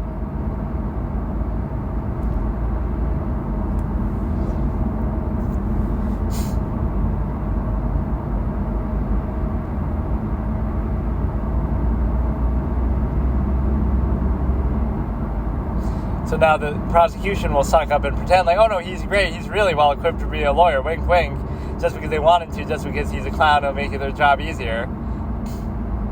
But I don't feel like it would be that different, right? You just switch the roles. Put Daryl Brooks on the prosecution, put these lawyers on the defense. They might perform better than him, but they'll probably still lose the case because the case is so obvious. Right, they have the public outcry on their side. They have the victims on their side, victims' family on their side. They have the truth on their side that he did actually do it. But that's why double jeopardy is actually very good and valuable, because, like, Casey Anthony can't be declared guilty now because he went through all that exhaustive investigation and court setting. So now don't just arbitrarily say, "Oh, we discovered something new, so let's reopen the case." You can't do that because it puts the onus on the police, like, you know, in the court, like, you should have done a better job the first time, and so if you can't do it, then that's on you. So I'm actually okay with that. The point is, it should have been a better outcome, but oh, it's just like a black screen. So hey, this is on like some official channel though.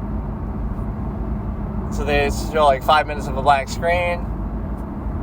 FBI interview part 1. This is just so addicting to watch. I should love this. I'd rather watch this than Netflix. So this is called Daryl Brooks Trial Interview with the FBI Part 1.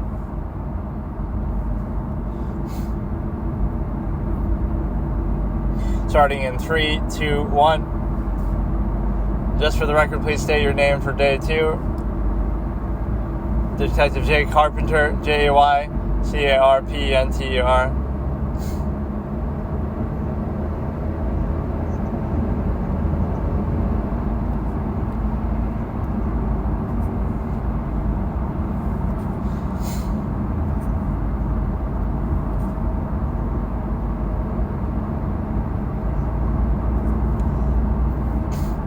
He starts off already doing that.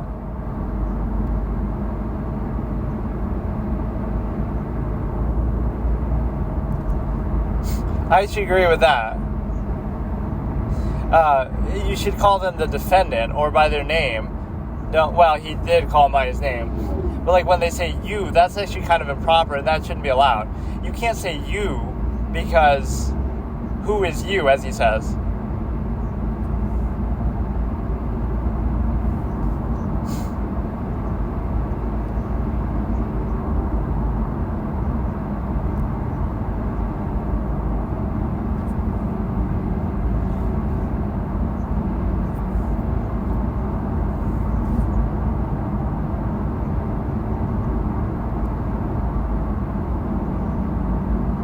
Is it struck?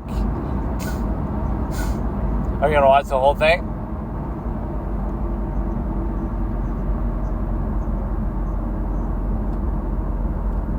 So it's like, you know,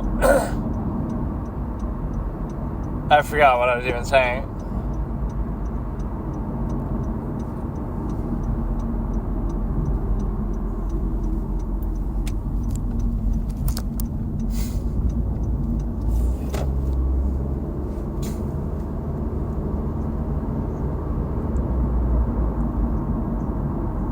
Oh yeah, you can't call them you, because if it was a defense attorney, you could never say you, but that's not valid. You have to say their name or the defendant. You can't just say you, because you're punishing them prejudicially for saying, well, because they happen to be defending themselves, we treat it differently, and we say something that otherwise would not be a legal record. You would never say you to the defense attorney, like, oh, what did they look like? They looked like you, but like who? You have to specify. And then you could elaborate and say that that's the person sitting here, but I do think that's a little unfair, because yes, it's accurate, but the whole third party speaking is actually kind of valid, because separate the two. Pretend it wasn't the defendant defending themselves. You should still be able to do that.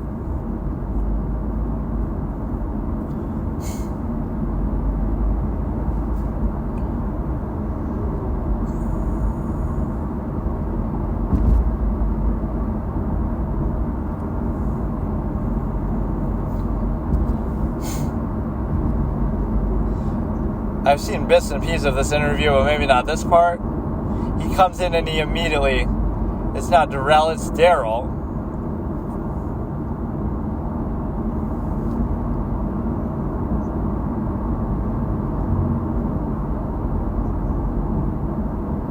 Short staff for such a major fucking interview.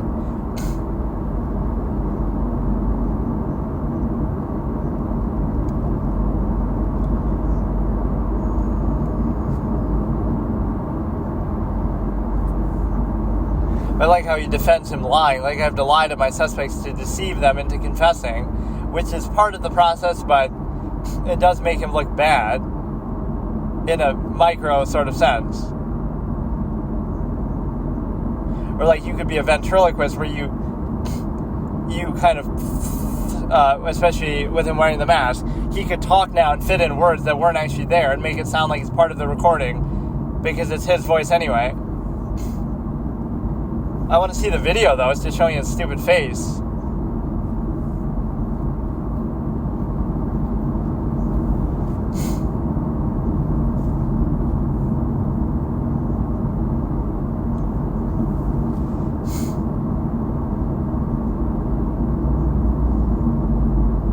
He's excited to see the FBI.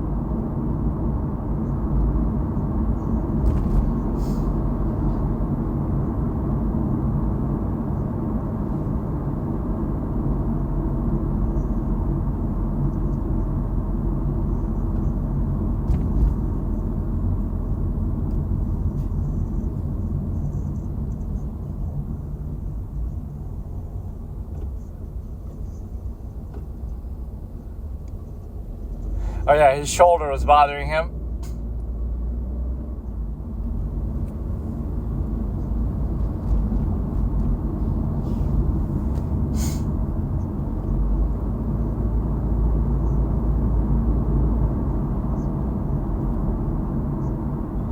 Running around in the yard. This was like when he was at the other suspect's place. Or, I mean, the guy who helped him.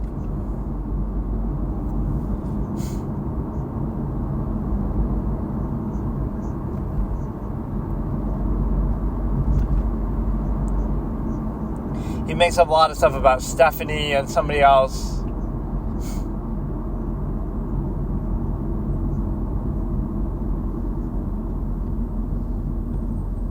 They act all coy, too.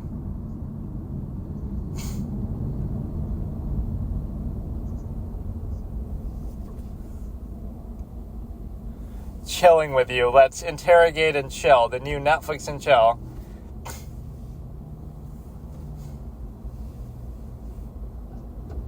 Not looking to pull any fast ones, even though I admit on the stand to lying to deceive my suspects.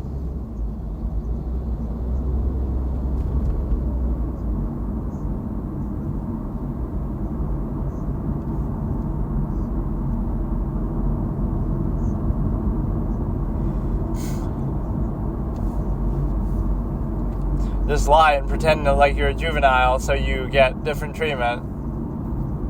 Yeah, what if a juvenile committed a crime of this magnitude? What would they do? Right, let's say they stole somebody's car and ran people over, like, for better or for worse.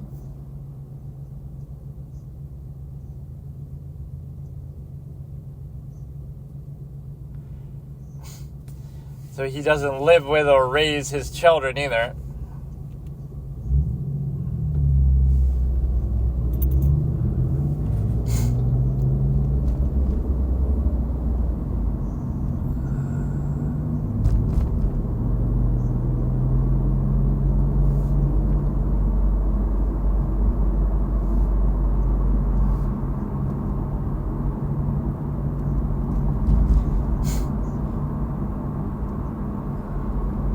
This is what happens when Detroit lets out one of its criminal natives. Fucking so many memes about Detroit, like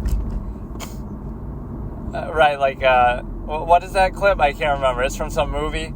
Not Detroit. Like, we're going to take you to the worst punishment ever. What, like Afghanistan?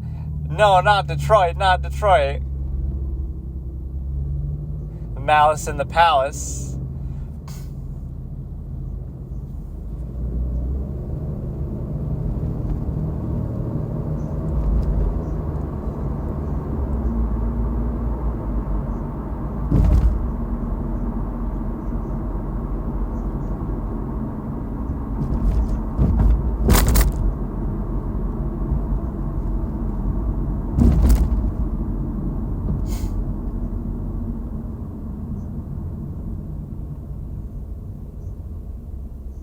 He's honest about this, at least.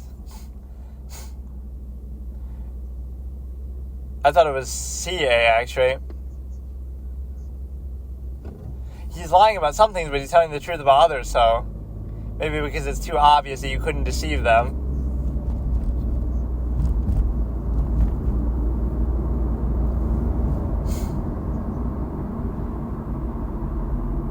Yeah, he's gonna lie about the zip code. They already know all this shit. Like, what kind of cops are you that you have to do this? Let the suspect do all the work for you.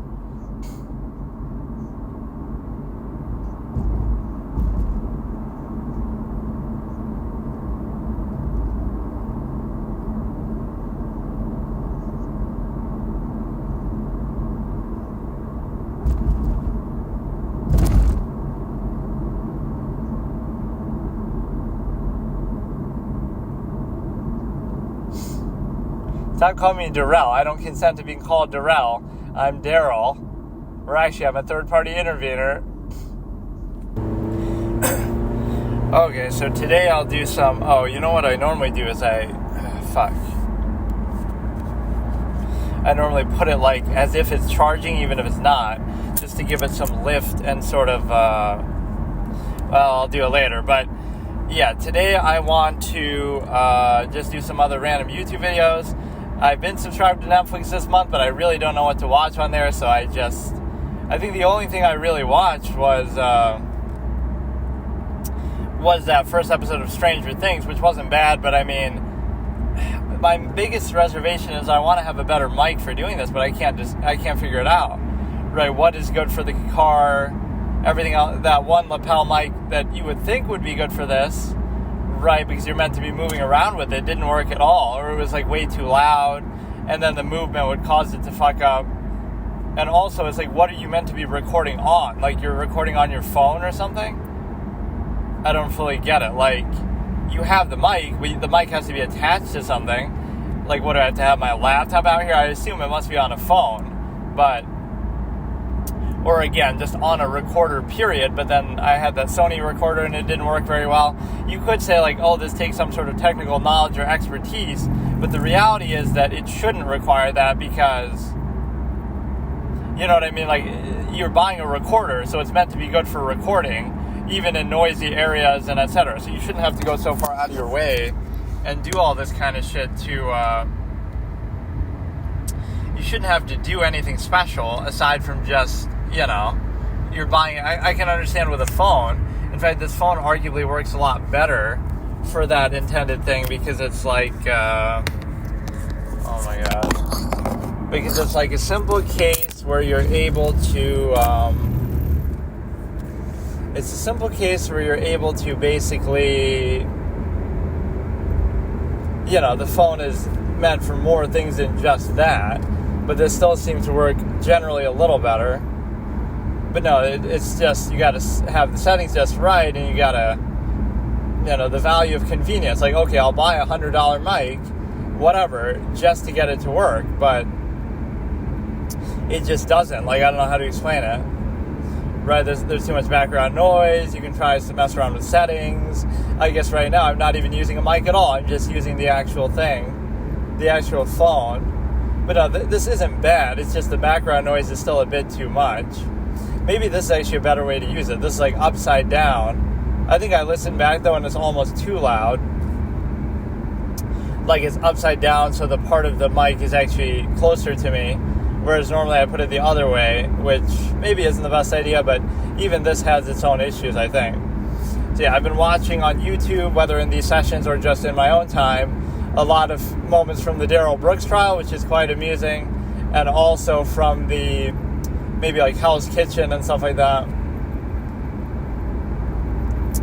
But I should watch some crime-related stuff and sort of, I'm going to be the victim blamer, like with that fucking Juan Tolo, whatever the thing was. Like, it wasn't even season 1. It was like Evil Lives Here, season 6, episode 1. For some reason, it defaulted to that.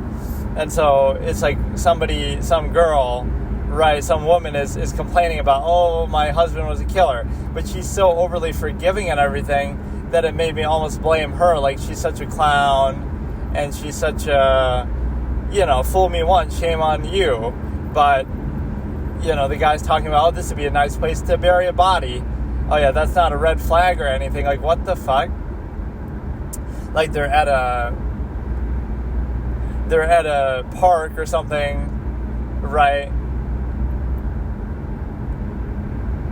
I don't know. I might have a certain sense of humor like that, but it's not even a joke. It's like, this would be a good place to bury a body. Like, okay, so what's the context? Maybe you were telling a joke. And stuff like that ends up being probably made up. Maybe he never said that, and they just say it now because it fits with the narrative that, oh, he's a killer. But assuming even she's right, I'm victim blaming and I'm calling her a liar. But no, I have a very short fuse for stuff like that. Like, you're in a relationship, you're a man or a woman, doesn't matter, and somebody hits you with malice with the intent to hurt you or whatever, is yelling at you, screaming at you. It's like, how much of that do you put up with and why? And so here's the whole irony with society's sexualization of women. The reason why women are abused arguably more than men in relationships isn't because of anything like, oh, men are stronger physically, although on average, yes, or because men are just violent and bad like that. But that would be the natural reason, like, okay, it's not the man's fault that men on average are physically stronger. So that's like the natural order of Darwinism, like, that's just nature's way of saying it, that, okay, men are stronger. That doesn't mean you should use it for that purpose, but that would be reason number one. Because think about it, it's like, why are women the helpless victims in this scenario? Like, why aren't they the ones taking the initiative and bossing the men around and, maybe physically hurting them? Like why is it a one-way street? Or even like in society, you can observe this. Like, oh, historically, societies have been very, very patriarchal and very against women, right? That is true. But it's not somebody arbitrarily sitting there and saying, oh, well, I don't like women, so let's mistreat them, It's the fact that there are natural elements that were more relevant also throughout history than they are now, right? Like now, if you're working in NASA or something, it doesn't matter, right? Something technical, all these kind of modern jobs. But when it came to hunting, gathering times, right, it was just more efficient for men to do physical things, and women were physically less imposing, and so therefore, right, that's just naturally how it happened. Nobody was sitting there saying, unless you think God is sitting there saying it, like, oh, we're gonna mistreat women. No, it's like, it's Darwinism. So if women were stronger than men, the very exact opposite thing can happen, where they would be the ones, mistreating men. It's just that simple. But the defining factor was power, and just on average, obviously, women were physically less imposing than men. It's very broad of a claim, but on average, yeah. So that's the real reason. Why, right? It's nature's fault. And the main reason why it ends now is because of the benefit of technology. It's not that this is the fallacy that people always have, and I talk about the machination process, which is basically just the net sum of technology available at a given time in history, or in a particular society at a particular time. So it's like, we're not any more moral than people in the past were. It's just that we have better technology, so, it creates that illusion. Like, oh, now women can do all kind of jobs that don't require that dichotomy to exist, because now it's not about just pure, raw physical survival, etc. So you have that, and you also have the ability to basically... You have the ability to basically say that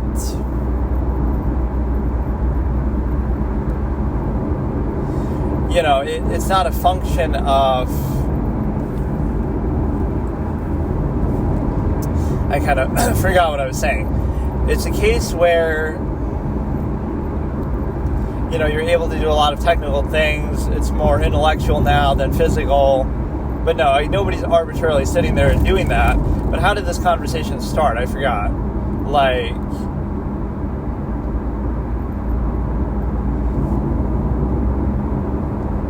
oh yeah, abuse and stuff, right? The point is, it doesn't matter whether you're a man or a woman, but why does it happen? Because society has a few preconceived notions, some of which are an insidious extension of the stimuli acme and an error preserved by it. But I won't get into that too much, but just the core emphasis is like, oh, women are beautiful and pretty and don't have to work and they stay at home with the kids or whatever, right? There's that like preconceived notion. Now, I'm not saying whether you should or shouldn't do that, but if that's the expectation, then what does it create? Why would a woman stay in an abusive relationship? Oh, because they're not making money, because they're expecting the man to be the, provider, basically, and they stay at home with the kids, etc. And so therefore you have the financial incentive. That would be the only reason, really, right? Or you're just too forgiving. So in a sense, the victim blaming is apropos because, again, they abuse you once, they hit you once, and then it's over. That relationship is over forever because that person obviously doesn't care about you, that they would do that. So that's it, right? And if you want to forgive that, then that's your choice, but I don't sympathize with it. It's like, oh, you can get away with it because they're financially dependent on you, that's why they put up with it. That would be the only reason I can think of. Or like, oh, you have kids with them, so that makes it okay. We're doing it for the kids' sake, to watch their mother get beaten the shit out of themselves in front of them. That's really doing it for the kids, instead of having a custody battle and trying to... And in this day and age, with all the cameras and stuff, you could set up a little, like Amber Heard style, but that didn't really work out for her. You could set up a camera and show that, like, sneakily set up a camera if he's going to do something, right, record it at least, and then you have it, and then break up, and then show that to the courts or whatever, right? But like, oh no, I don't want to ruin his reputation and career, like all this sort of apologism, that's not even a word, apologism, but apologist behavior that ends up being very stupid. Like, if somebody hits you, and again, they do it with malice, abusively, not like a joking little, one of my exes would do that. She'd like punch me on the shoulder, but it was like in fun. It was like a fun, loving thing. It wasn't with the intent to hurt anybody, right? And so it's like, that's different, right? Somebody smacks you a little, you're just joking around, pushes you, like how Elaine pushes people, get out, even though that can sometimes be aggressive, and her one group of friends gets mad about that, Bizarro Jerry, whatever, like, she pushes George, get out, the fake George. But no, it's like,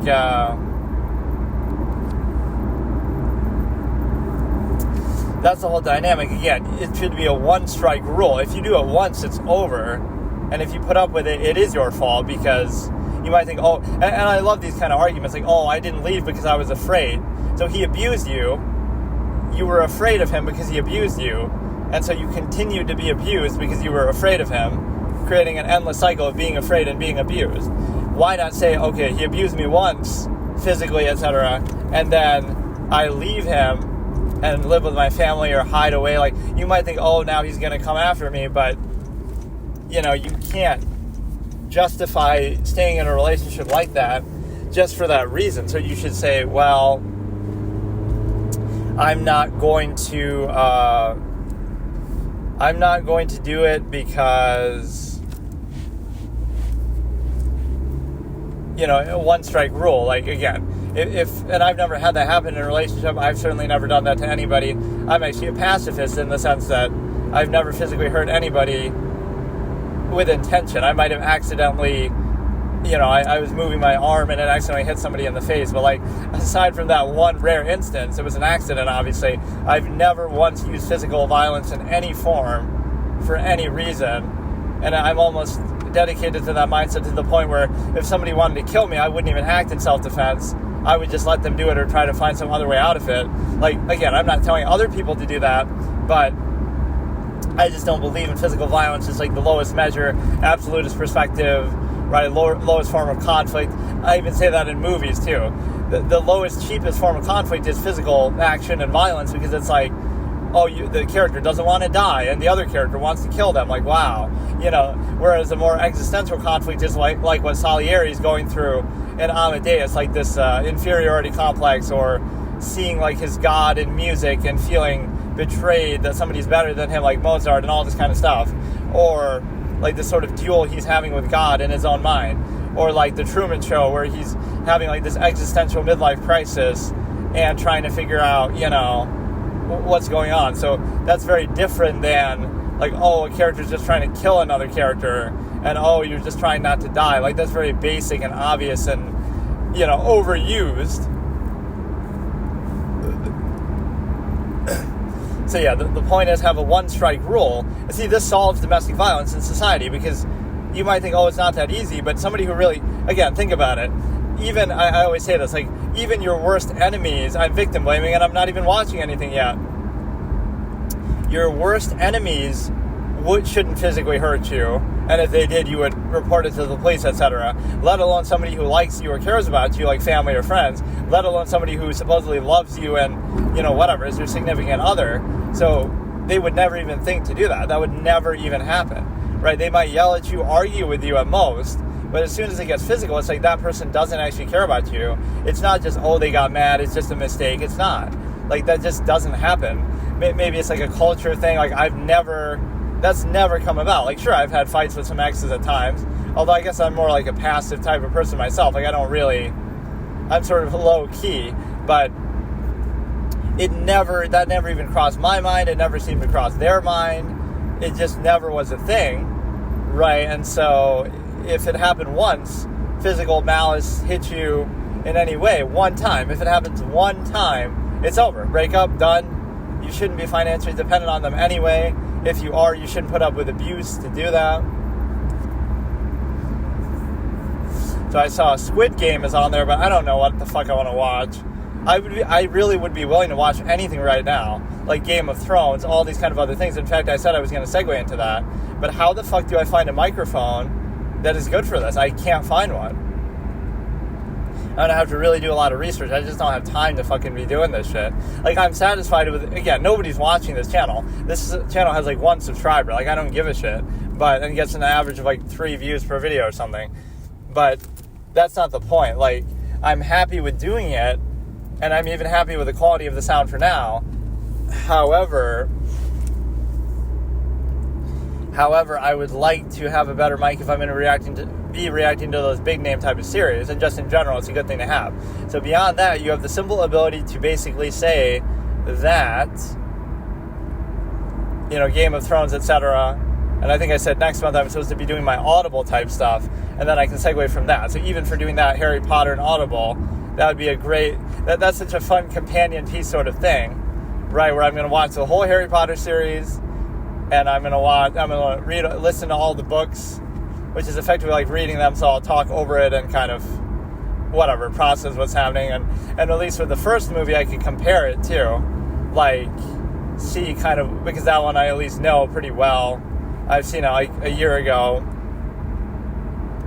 Not for the first time, but for some reason I felt like seeing it again. So the whole point is that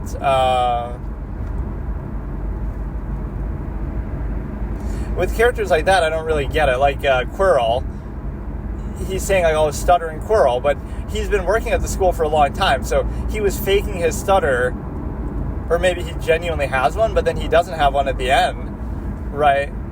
So like, he's faking it just to hide whatever, right? So nobody thinks it's him who's doing all this, but he wasn't always a bad guy, so, right, he hasn't had Voldemort housed in his head for his whole life, has he? Like, how long was he doing that? So he was eventually corrupted by Voldemort, but then he couldn't have just put on the act suddenly, like, oh, now I'm going to start stuttering. So he maybe really had a stuttering issue?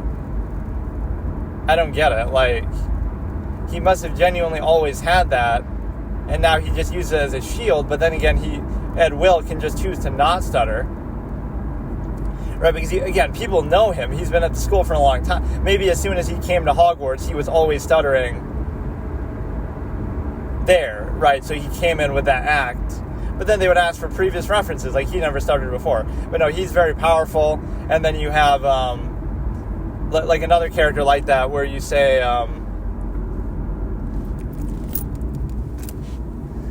we have another character like that where we decide to, like, in The Mentalist, that one guy, I can't remember his name, but it's like an iconic scene where Jane's like, I see you. It's like in season 8 or something of the first season, episode 8 of the first season. It's the guy who's the arsonist, and it's like, he's acting all dumb, and he says, Tommy's an act that I started with the cops when I was like 15. But then what did you do before that? Wouldn't people have noticed? Like, what did you do? Bump your head? Like, you weren't always like that, so you just suddenly put on an act and everyone just bought it? Like, how? Right? You would think you'd be already like that or something.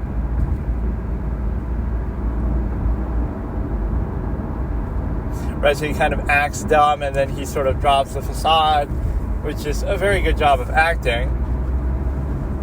So I'd like to do either a Daryl Brooks type of thing. I'm just going to do it upside down this session. But no, I 100% want to find a mic, and I can't fucking do it. It's got to be a mic that can handle being in the car. It could be a lapel mic. I don't want to have to order it online either, but I guess I might. It shouldn't be this hard to figure out. Like, where... I don't know why every little thing like this is so difficult. And it should work on the phone, although not really, because then you have to use that stupid-ass adapter, so maybe that's what fucks it up, too. Right, because you're not plugging it in directly, so now it'll fuck up in that sense, because none of these phones have the peripheral slots in them. Right, so, like... And again, even on the Sony recorder, I love this. Yeah, nothing would work with that. Right, the mic has the wrong slot, like TSR, TSSR. So I don't know what else I could record it even on. I mean, maybe that's part of the problem, is the device that you're using, like somehow, well, because it's hooked up to an iPhone, that fucks it up, even though it really shouldn't. So yeah, we got Daryl Brooks. Maybe I've watched even too much of this, but it doesn't get old. Or yeah, I should watch that, but I guess it's in theaters, so how would I? Or I could watch the old one, the What is a Woman or What is a Man? Is that what it was? The Matt Walsh thing? And now he's doing Am I Racist? Right, so those could be pretty fun to watch. But no, I think this one's in theater, so... Which is not really the sort of thing you would want to watch in a theater, but it is meant to be a comedy, and... This is actually a pretty good use of filmmaking, though. Like, if you think about it, it's like the satirical comedy of modern times that sort of brings about on itself. You might say, oh, it's bad, or it's transphobic, blah, blah, blah. But the reality is that it's not a subject that would have even made sense or existed before. And most media depictions have been sort of ridiculing of people like that. Right, whether it be transvestite, you might say, oh, that's a slur. But that's not a real thing that people are talking about. The number of people who claim to be trans or whatever with gender fluidity identity is not what we're talking about as far as being a transvestite, like being born with different parts. Right, that would be the true use of the term trans. But that's a very, very small percentage of the population. And it almost trivializes their existence, because now, people who just feel like a woman or whatever, feel like a different sex, versus people who actually do have this body part situation, right? That's very unfair, because, for them, at least I can sympathize, because it's not something that, whatever, right? It's not something that actually matters, or you can't choose it, right? It's not up to you. Whereas obviously the psychological aspect is, even if you want to argue dysphoria. I love this. There's this one clip of Jesse Lee Peterson that's like that, where it's a man who he does this a lot. That's just Jesse's style. You're like a woman. And then he says, no, I'm not like a woman. And then the next time he's on the interview, he actually is a woman, and he's sort of gender transition.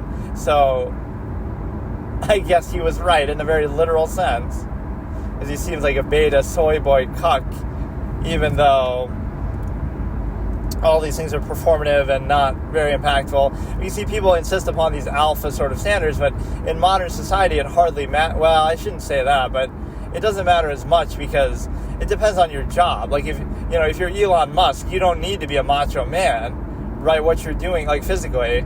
If you're in the army, yes. If you're in sports or something, yes. If you're in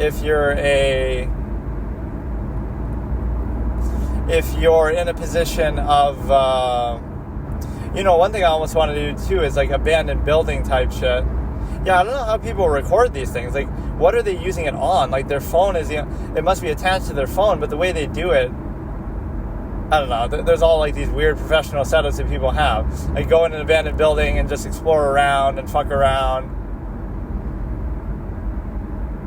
Or, just like do adventuring and exploring in general.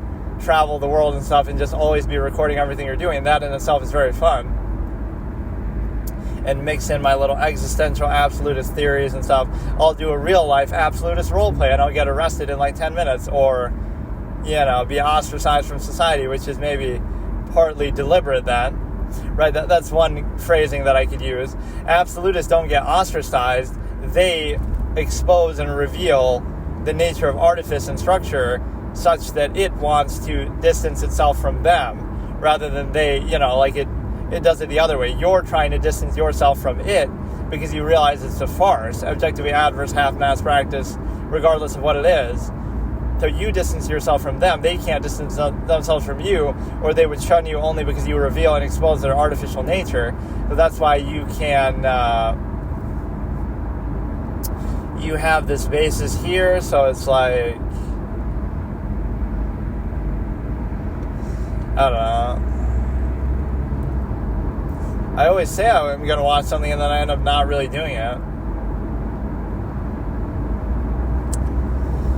But yeah, the Netflix thing is pretty much dead anyway. Arizona something. But yeah, everybody's losing their minds about Trump saying people eating pets. Now again, I wouldn't have said it like that.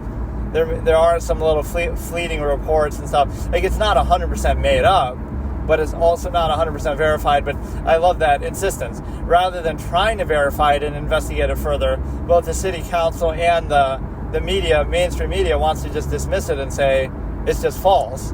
But there have been citizens saying it, so what, they're just making it up? So you're more eager to try to dismiss it than you are to look into it. The same thing happened with the election fraud, right?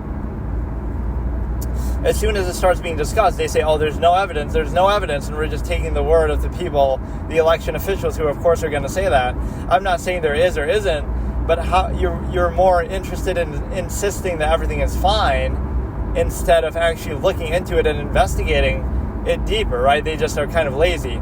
You're saying there's a big conspiracy and you call the person who would be behind it and say, is there a conspiracy? No, there's not. And then you insist, there's not. See, that proves it. Why would the city manager want to admit that that's true, right? That, there's been a few, again, and it's a fallacy in a sense, just because some of them might be doing that, let's say 2 people did that out of 20,000, that doesn't mean all 20,000 are bad or anything like that, but it does mean that it creates an incentive for a greater border security process just in general. That's the real argument. It's not to condemn all of them, and it's not to say that they're all doing it, right? Out of 20,000 people, if 10 people commit a crime, and if 2 of them are murders, and 1 of them is animal cruelty, and 1 of them is theft, right? So out of 20,000 people of any kind, you're going to have some bad seeds in there, right? So again, people try to conflate things too much.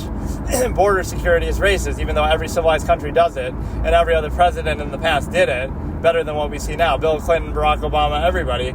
And so it's not a fault of that. Border security doesn't care about even what race you are.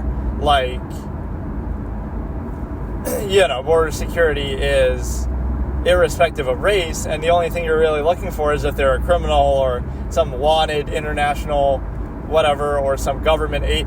China could be sending in soldiers or operatives to try to destroy the country from within. That's literally what this process seems like. China has infiltrated the U.S. mainstream media because they do own portions of a lot of networks, and by doing this, they are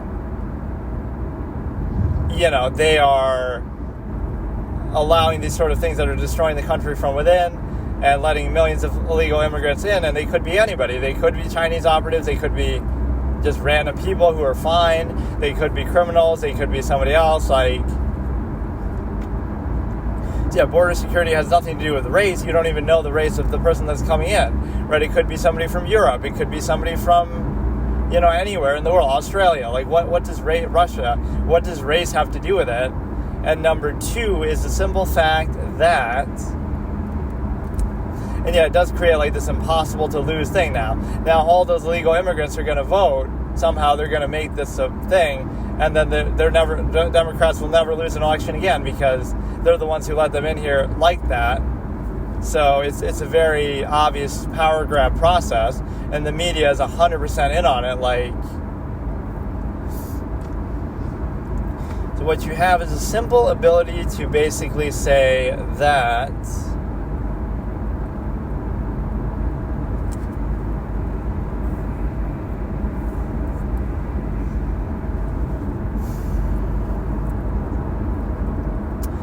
again, border security has nothing to do with race. It doesn't even matter. You don't even know the race of the people coming in.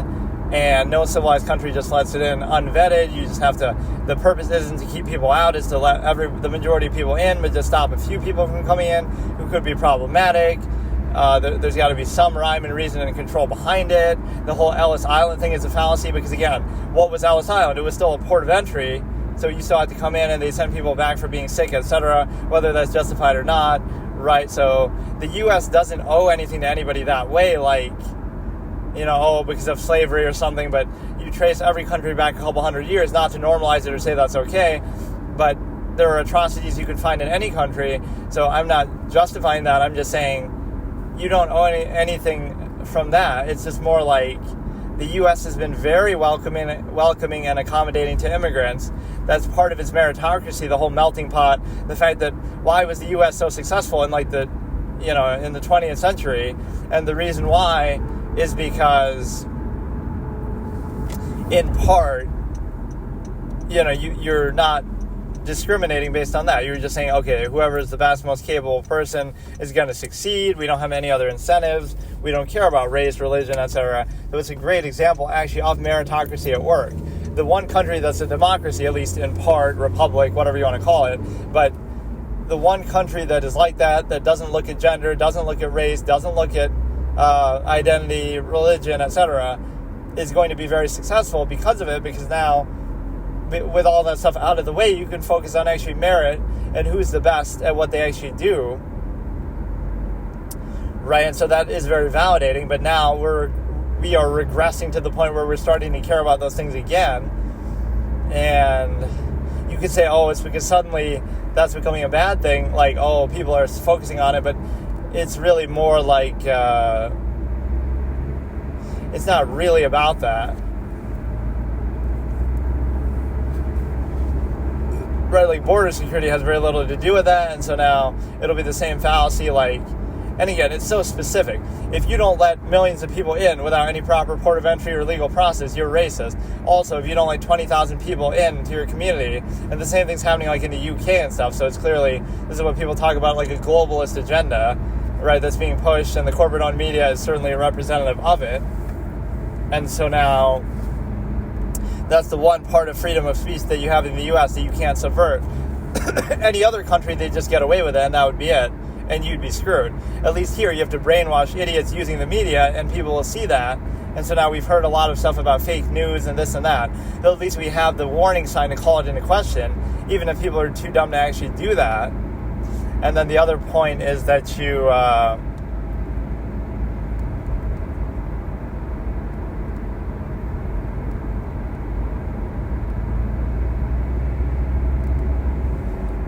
you at least have to work that way. You have to brainwash people through the media. But again, we've had 12 of the last 16 years have been a Democratic president. And yet, we have all these problems. Like, the country is so racist. How would it be so racist if 12 of the last 16 years you've been in power, and 8 of those years were obviously Obama, but no, all of a sudden we're racist? Like, how does that prove that point? That's how they tried to frame it. Like, oh, Obama, and it's not like he even lost to Trump. He just, he served his 2 terms and then Trump won. But, that's somehow changing of the guard from black to white, so therefore it's racist. Like, why do you got to make it about that? It's just like one party to the other, one person to the other. It's not, nobody's really thinking about it like that. You can make anything about that. That's what I don't get. Like, think about it in a harsh, like, absolutist sense. You would say that, I criticize somebody at work, let's say, you're just a moron, you're an idiot, you fucked that up. So I'm talking about their ability, but if I happen to be white and they happen to be black, or something, now they'll say, oh, look at how this guy's talking to him, that's racist. Like, I hate that that's attributed to it. No, I'm doing that because I think they're a clown and they made a mistake and they suck at what they do, and I'm holding meritocracy to a high standard. What does that have to do with their race? I could care less about that. I care about their ability, their performance, right? So it really is the enemy of meritocracy, where you don't allow things to sort of speak for themselves that way. And so it's a position where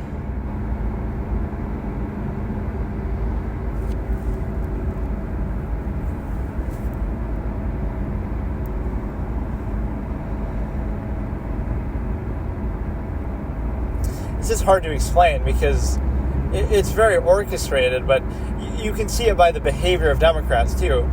They like jump on the bandwagon of this one-party state, right? When we're going to come to find out they're having these meetings, it's so implicit what's happening. Like, the media is going to buffer whatever we say, so we can just lie and they won't check us.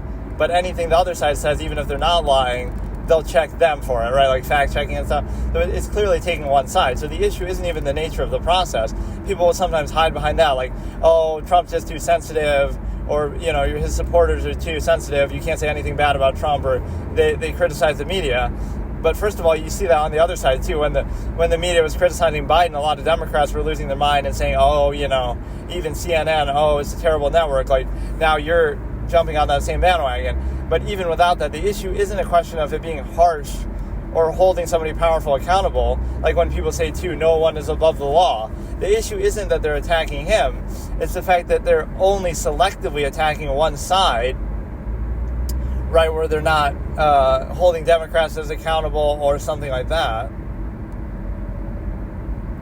I just remember this for some reason. I don't know why. Like, I had this encyclopedia program when I was a kid, like on the computer, and it would like tell you about all these different topics and stuff, and it was sort of fun to just read through all that. And so I should almost look for some program like that and react to it in some way. But I mean, this day and age, you can just do it with the fucking internet. Not that you didn't have the internet then, but I can't remember what it was, but it was like some digital encyclopedia, and it had all these different cool things in there. Opening night disaster. Gordon's had enough as both closed both kitchens. The downside of this is you end up spoiling everything from the show, and then you'll never end up watching it, or if you do, not that I'll remember all of it, but so we're starting that. Opening night disaster. Gordon's had enough as he closes both kitchens, starting in 3, 2, 1. While the red team waits for the Wellingtons.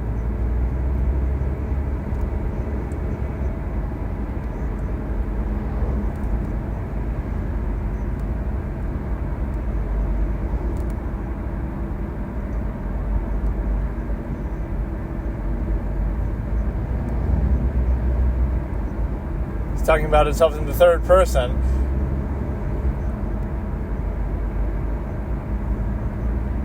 One of these guys died like a few years after, so people were feeling bad about it.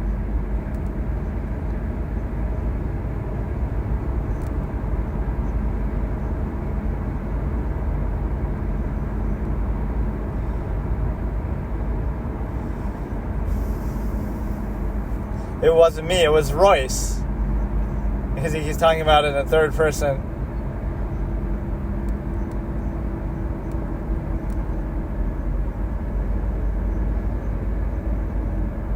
But he's not kicking them out of the competition, he's just kicking them out for now.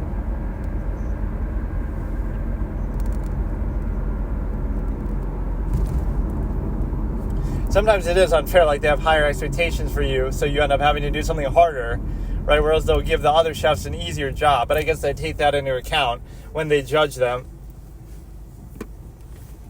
Yeah, just act like you're mediocre, so they always give you an easier job, and then excel at the easier job. A perfect mediocrity.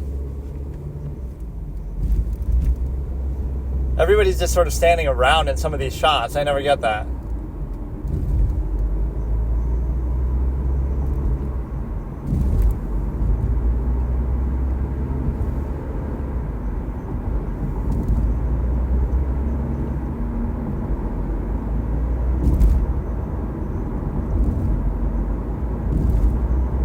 He he wastes a lot of time by saying this, all of you, then he makes them come up, make a big spectacle.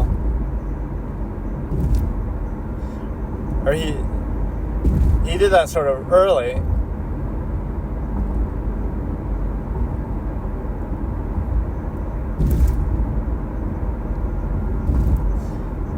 Now he'll be harsher on the women.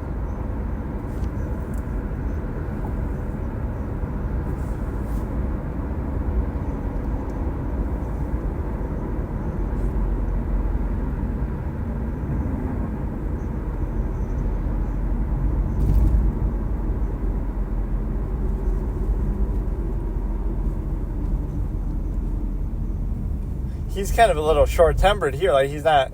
Normally, he'd give them more of a chance.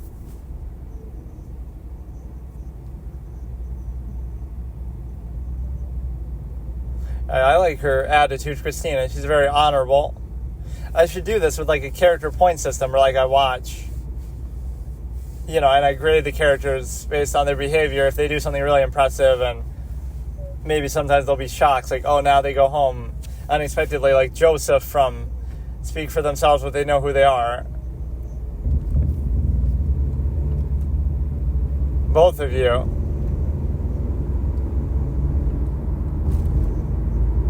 Or they didn't get anything out, like...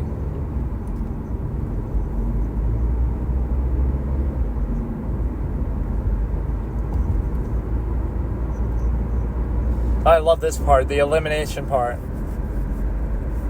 Come to a consensus or fuck off? Which one? Make up your mind.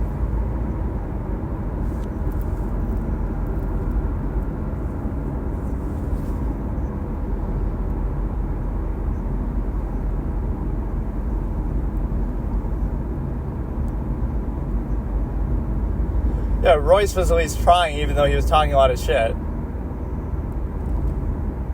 This is pretty entertaining. How can I watch a full... I think some of it they have on YouTube. But there's too much other junk in there.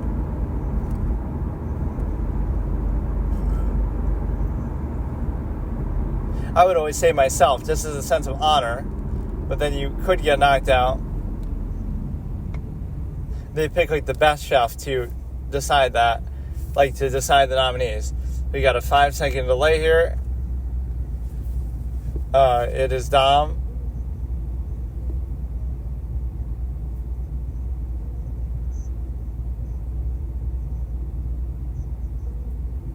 Well, what did he do if he didn't even cook? Isn't that the reason why? But he still respects it.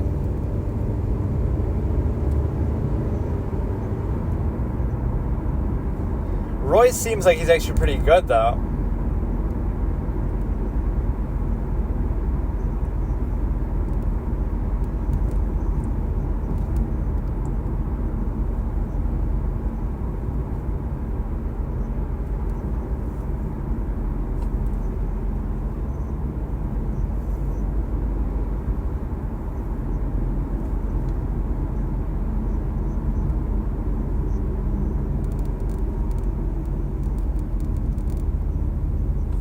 Kicked him out too early.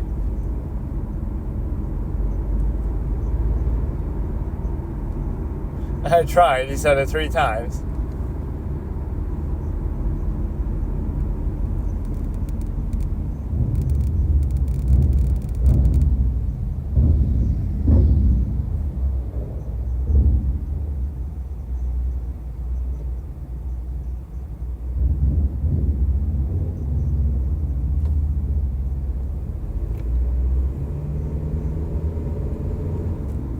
I did forget the anchovies.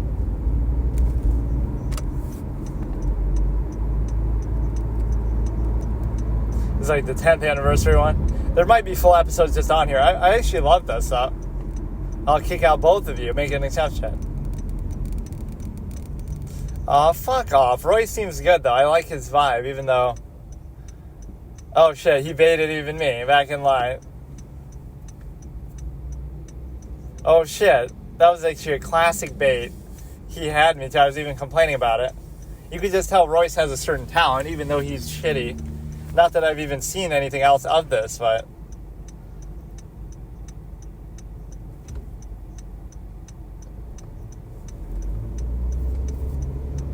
what was the one guy doing that? I don't get it.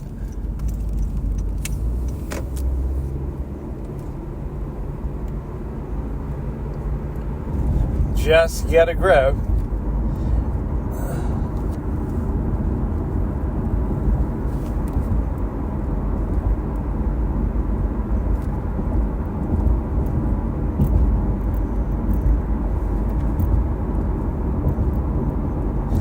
He at least admits that. I like it.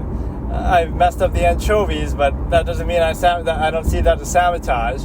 Anchovy level sabotage is not a big deal.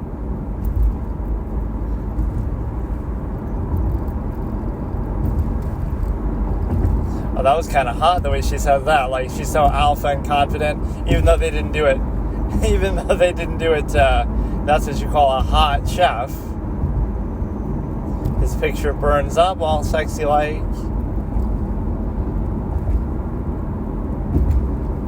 Yeah, but this is pretty good. I feel like there are full episodes here in some capacity, but I don't know. Hell's Kitchen is much more entertaining than MasterChef. MasterChef is boring because they're kind of like there's too much other shit in there. Like, this is, this gets way more harsh. It has a lot more of those high energy, high octane sort of moments.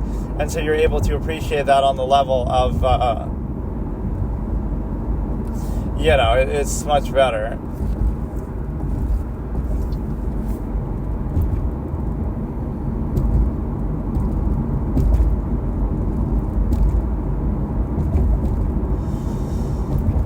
So I'll watch something else here, I guess, a little bit. I can't decide what I want to eat. Like, I get sometimes this Dairy Queen chicken and sometimes I get KFC. But I feel like KFC is like too much food and then I waste it, or it's like too much of a mess. But this is like the only day I could potentially get it. And I get this sort of like, I'll just do this. I feel like eating now, I guess. Because then that I take home and then it's like a whole big mess and everything. Let's just get it over with and then I'll have some frozen shit for dinner. Fucking light. So yeah, that was pretty good. Let's see if we can find... Let's see if we can find the thing here. Or I guess I could get it tomorrow, actually. What we have is a simple ability to look for Hell's Kitchen, like, full episodes, which I feel like there were some. I remember seeing some on YouTube like that, but I don't know. Hellraiser Frank's death. Why did I get that? That must have been something I looked up. Let's actually watch that. There are certain things about Hellraiser that are really good. It's kind of in the category of The Thing, where I think it has some flaws, but the practical effects are so good. Although The Thing to a greater degree with that. Like, the Cenobites are very entertaining, despite the fact that the rest of the movie is dumb, and Kirsty's acting is sort of up and down. And that's kind of an iconic scene, the Jesus wept thing. I like this character, Frank, because he's like, he evades the Cenobites and manages to sort of cheat death. So it's like this interdimensional traveler who's able to cheat even the bringers of death themselves. So like he sort of gets a one-up on them, right? So that's like a badass characterization. He literally is able to escape these fucking terrifying creatures. I guess I didn't say the timestamp, but you get the little voice box of this one female Cenobite. I didn't know they were really supposed to be female, but that's no Adam's apple.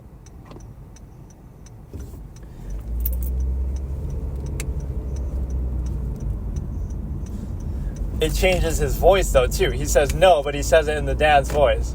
This is a bad line delivery, too. Bitch. The way he says it, like, you've set me up, bitch. Like, with a super big delay. I love this as a measure of a community. Like, how far away from a fast food place do you find the trash on the ground littered all around from that very said same fast food place? Right, and the further away it is and the closer it is to somebody's house, at least the more civilized an area it seems to be. So,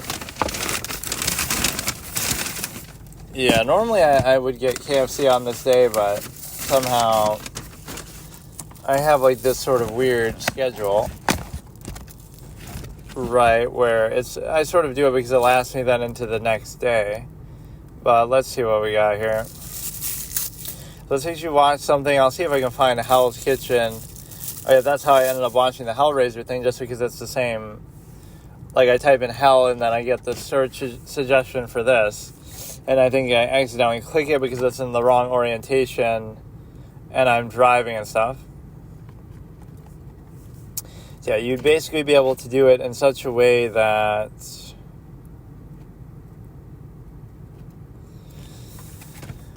Let me try to figure it out. Just like...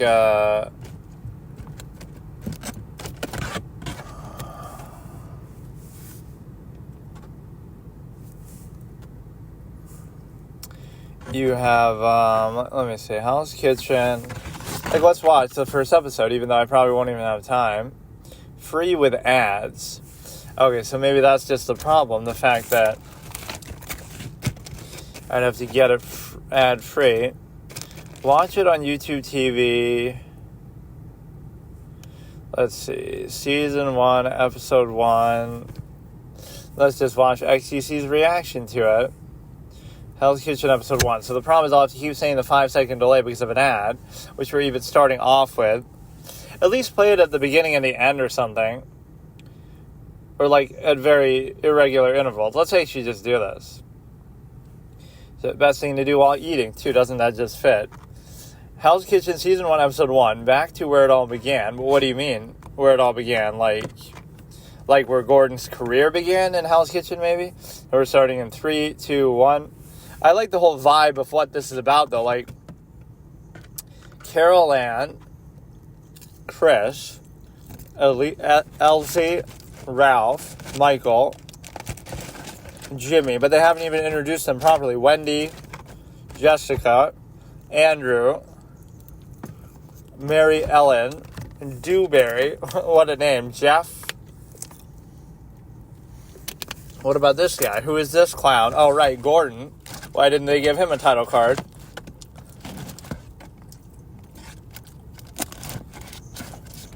Yeah, what is Hell's Kitchen? A hot new restaurant.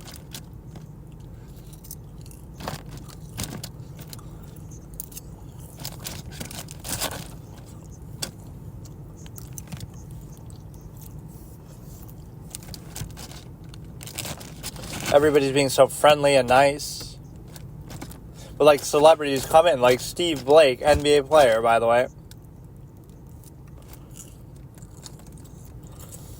They're explorers in the further regions of cuisine.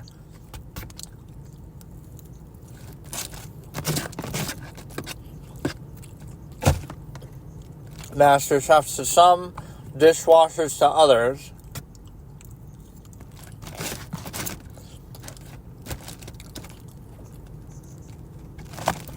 He's like that one chick who was so good at desserts, the one from the first season of MasterChef, who won. A state senator, really.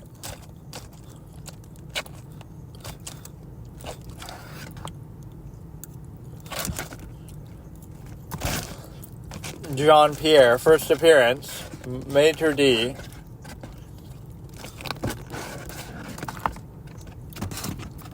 He's been flown in, but he's here every time, too. This is such a fun thing, though. You go in expecting, that there's going to be some issues, potentially.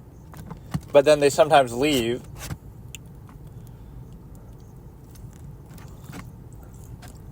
I'd be afraid of getting something raw. What if they miss it?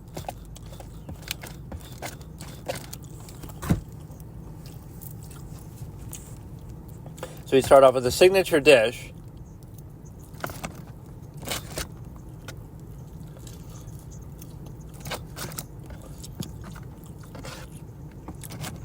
How did they get here, though? Like, what screening process did they go through to select these 12? That's what I want to see, too. Right, how they show that in MasterChef. They go through a whole bunch of auditions.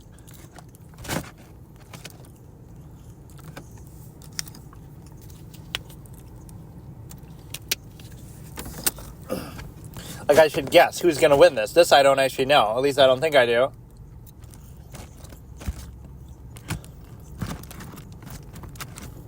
So no character points to a lot yet. I like that one girl's positivity, though, at the beginning. the blonde girl with like the short hair, she had like a very positive vibe. She's being all nice and friendly to everybody. So she could be a good leader. It's the teamwork that really kills, too.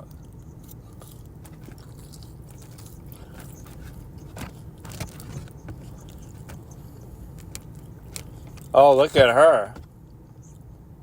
Wow. She looks very talented.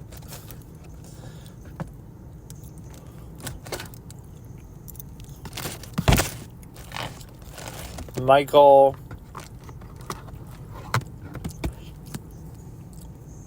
He's already a chef, so how do you... Yeah, this is a girl. What, they only introduced some of them? Wait, it's already been 45 minutes?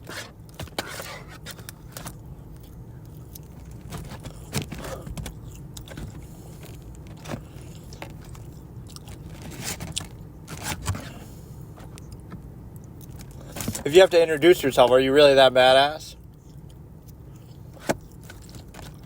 They always wait around for so long that it would get cold by then. Like, it's unfair. It's prejudicial. Andrew's absolute piece of shit. Right, if you're the last person he tastes, then it's going to be cold. So do you hold that against him? Yeah, good one. Andrew's absolute dog shit.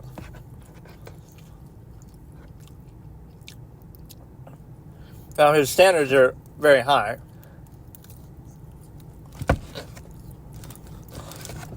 I have my moments.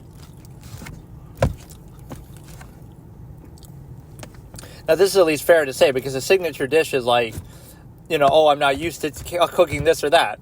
It is something that you should be used to cooking. Okay, Mary Ellen is the fanboy's favorite.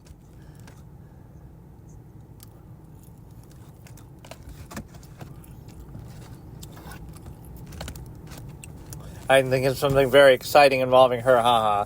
I'm just playing into it, though. So we have like a 15-second delay because I didn't skip the ad properly. But you already know this is what people would be saying. I'm just channeling the stimuli acme.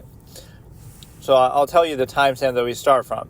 We're starting at 5:27 in 3, 2, 1. Very boring. Wait, that's it? He didn't even eat it. He just said it's boring. You did know.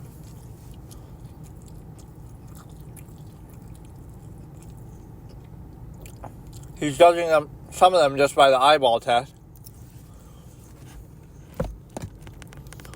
25.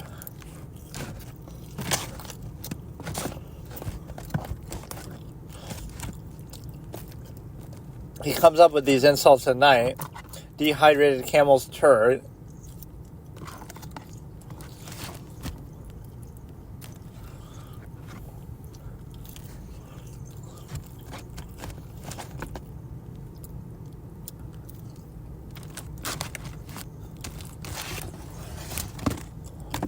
That's the perfect combination. Overcooked on the outside, raw on the inside. Yeah, there's a certain bias if it's unfair if you don't get chosen first.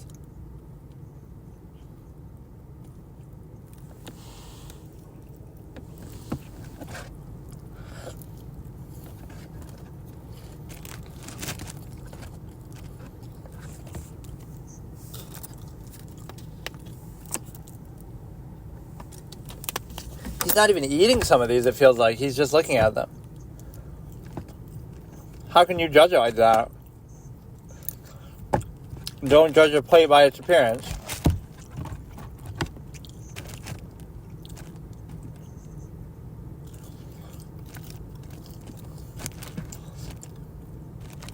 She's already trying to pass out.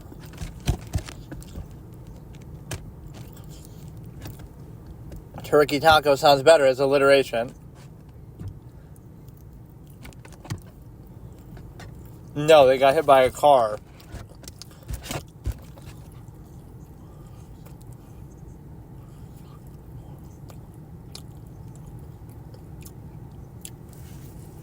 That's the first compliment he gave, but he didn't try anybody else's food or Some of them you see skip.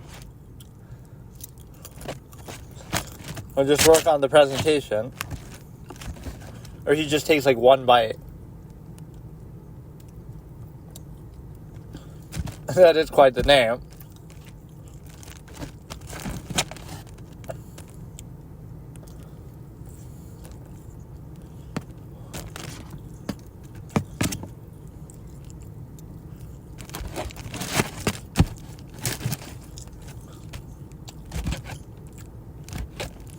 Executive chef where, though? What is an executive chef? Explain that.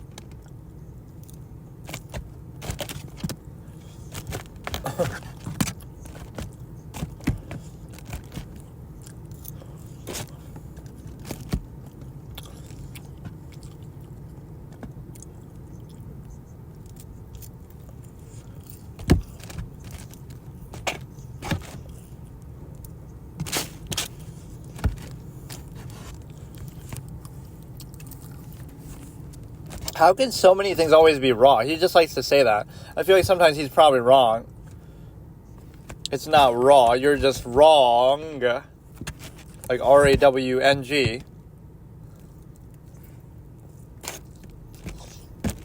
He's just being a dick on purpose. I like Jessica's vibe.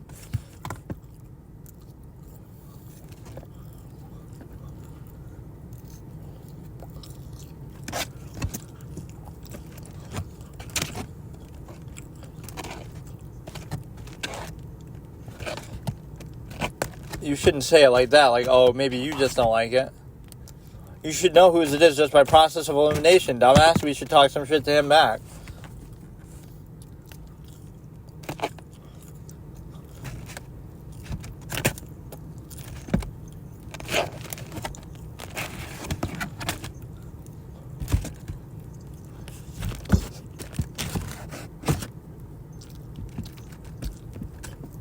You can put it up your ass. It's not that bad.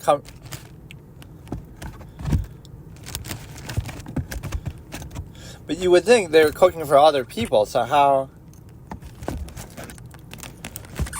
Leah Remini looking chick. She's got like a very weird stare to her.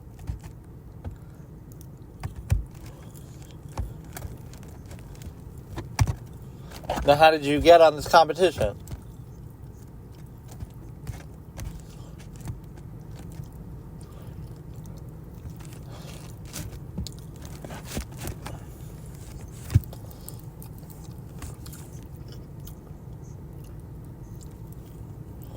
Maybe sometimes they were trying to show off too much.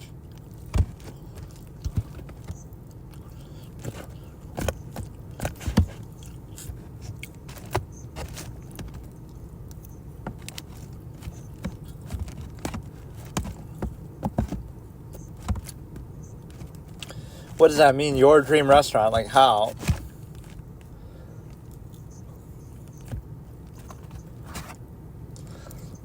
Men and women, or what? Oh, no, I guess not.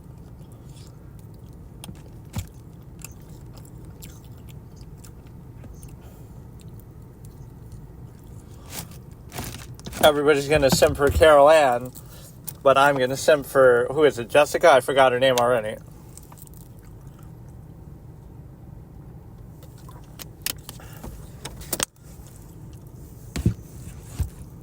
Is somebody going to get eliminated already this episode? Probably not. They got to do a proper service.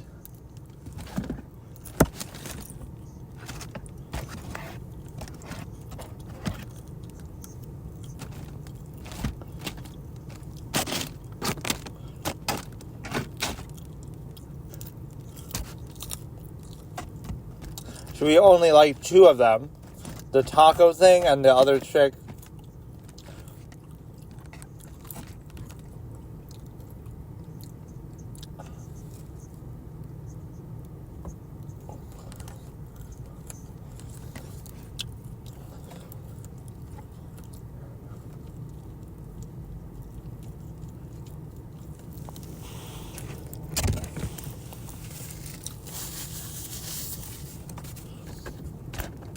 They got their first service. You would say they should already know how this works, but this is like the first season, so you wouldn't really know. So you get a 5-second delay, and we're starting at, I can always pause it since I'm stopped, 12:58, starting in 3, 2, 1. But the ads sort of fuck it up. A little match.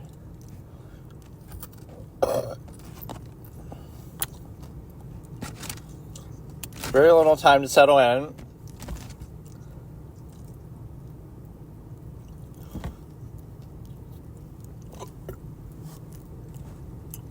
And an elimination.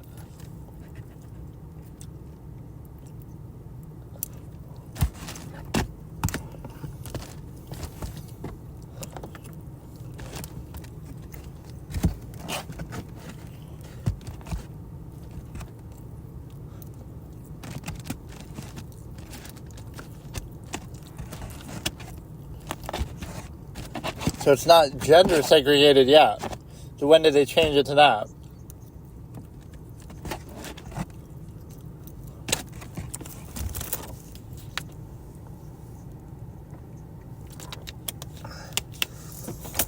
And you can hear him yelling at them and saying it's raw as you sit there.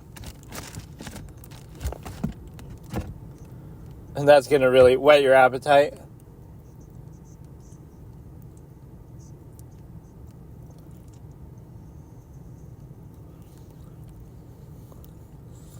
Oh, that's kind of lame, though, how they have such a... They're getting handheld by the sous chef.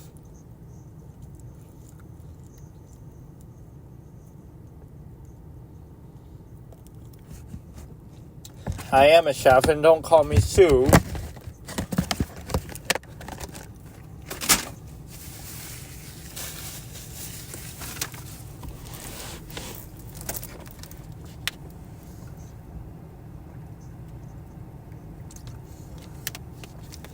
I wanted more than the men.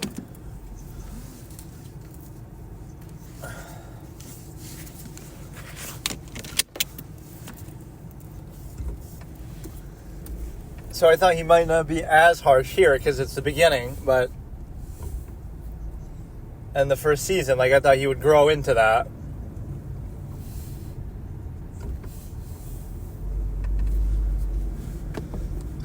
Or yeah, I'd be on service, so I don't have to worry about cooking then. You can kind of cheat it.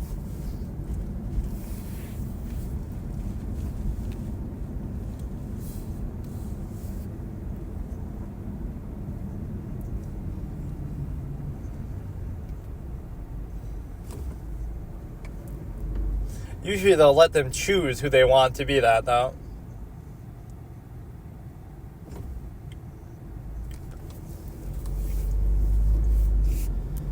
I want to see that as the Cat 5 finale. Jessica versus Carol Ann. The name of a girl in Poltergeist that Roger Ebert complained about how much they say it. Carol Ann, Carol Ann, Carol Ann, Ruth, Ruth, Ruth. He said that in the review. He sort of imitated. Finance manager. That sounds like a very insecure thing. I'm very good with people. I deal with people for a living, like as if everybody doesn't do that in some form.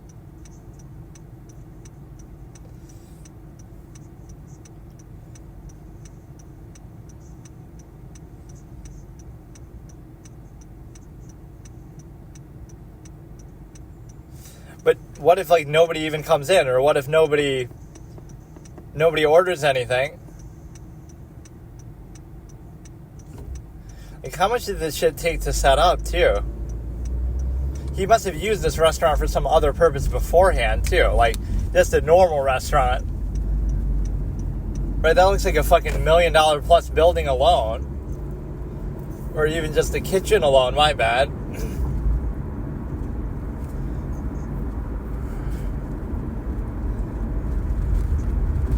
First order, 7:10 p.m.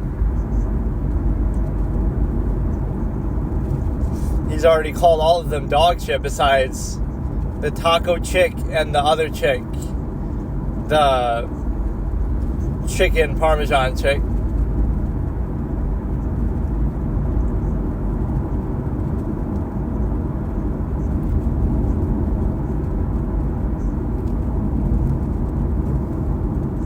And they're still standing there like that.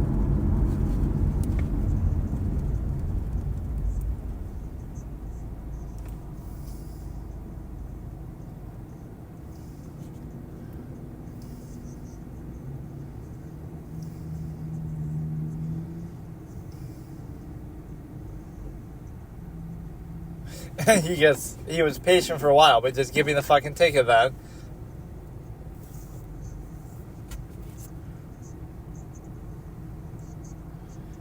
Where do I know that name from? There's some character named that in something I recently... Elsie.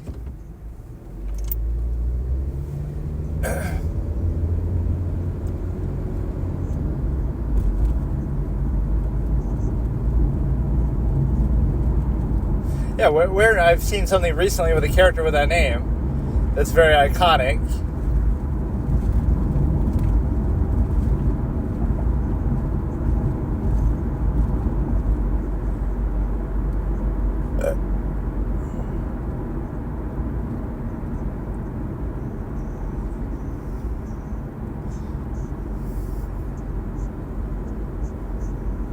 Served an entree, appetizer, or what?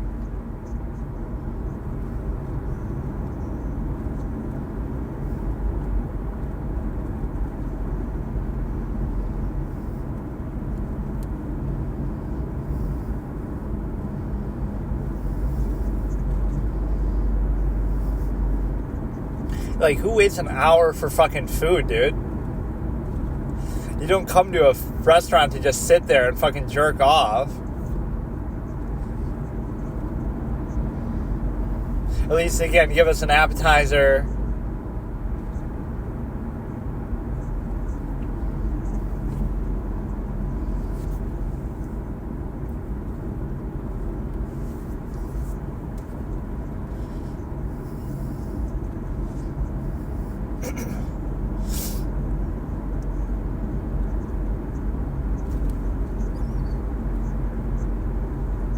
Oh, Gordon Ramsay trying to bill himself as the absolutist chef. But he still gets a little too personal. Waiting 50 minutes for appetizers. What a title card. Remind me of the Yu-Gi-Oh! Life Point fucking boxes. Oh, he's always rude to the customers, too.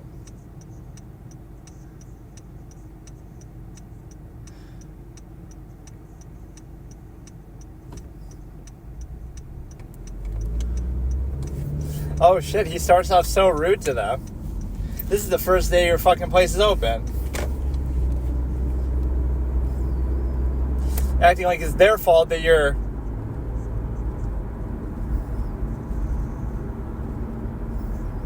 Service and standards, but your service is dog shit. You can't make an excuse for that because you're doing a bad job, you're getting mad at the customer. This is a garbage fucking...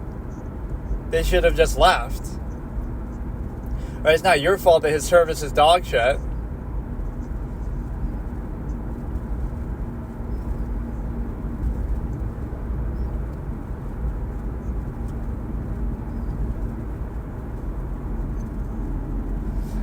He shoves it in his fucking shirt. We got to see that with a pie where he pies somebody's face. But that's assault. That sounded like Christian Bale. And let's go again. And you do it again. The way he said that. And let's not have you come walking in. They can't handle the pressure, I guess.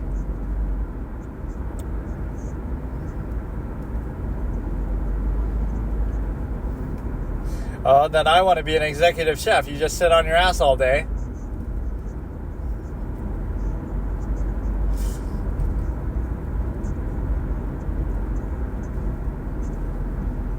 Why? Why can't you just save the other ones? Because it'll take too long?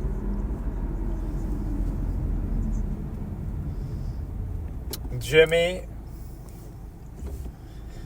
if you're not a piece of garbage, then don't cook like it.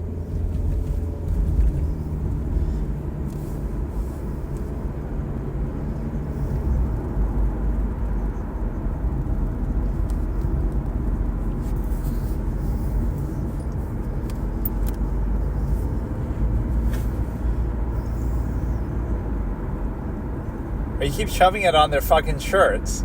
That's kind of a mean thing to do. He didn't do that later.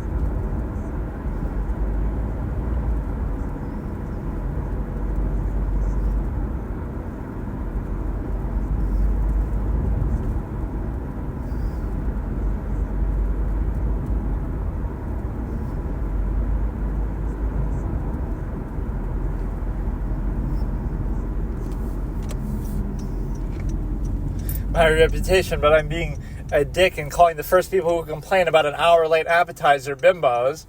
Like, there is a certain self-awareness. It's one thing if, like, okay, it's been 10 minutes and you're waiting and you complain. You've waited an hour for an appetizer and you're bitching at them like that. That's not right. We got a 5-second delay. I'd have to get, like, YouTube Premium or some shit because I can't watch it like this, but I am so enjoying it at 9 p.m. It's halfway through the first dinner service. I like how it goes straight into it, though.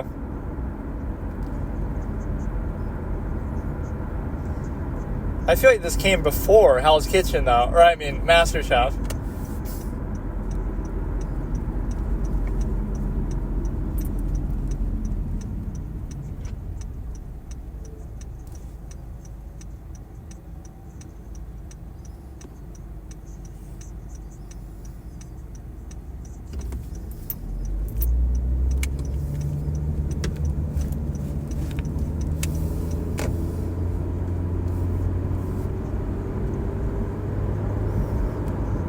He's just being inquisitive.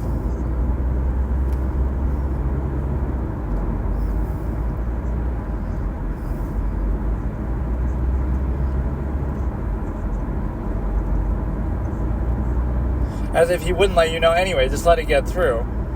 It's a good way to be conscientious.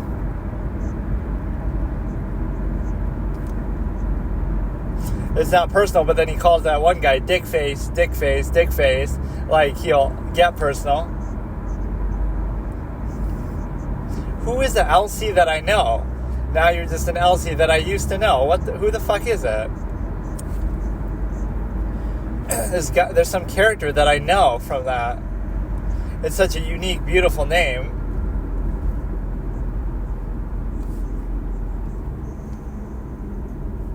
Maybe there was another chef on another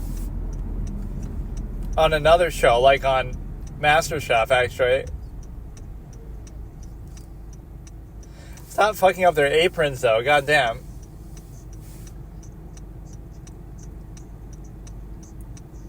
Why bother cleaning them? Because they're just going to get messy again.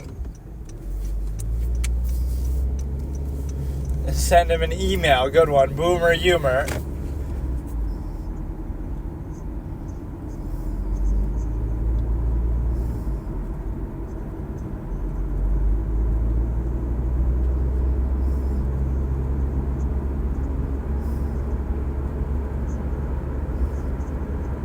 He's too clumsy, as if you couldn't potentially be a great chef. Who's that guy with the glasses on MasterChef?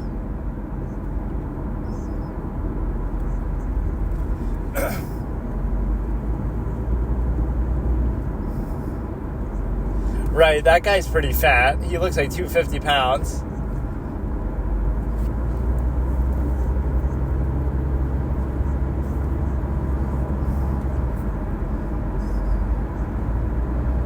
What if I want my dessert before my dinner? So I just order it like that. Fuck it. Maybe that's all I want.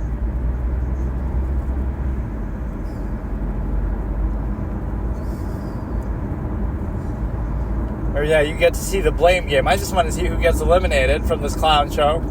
I guess I could always watch these on 2 times speed if I feel like I have to.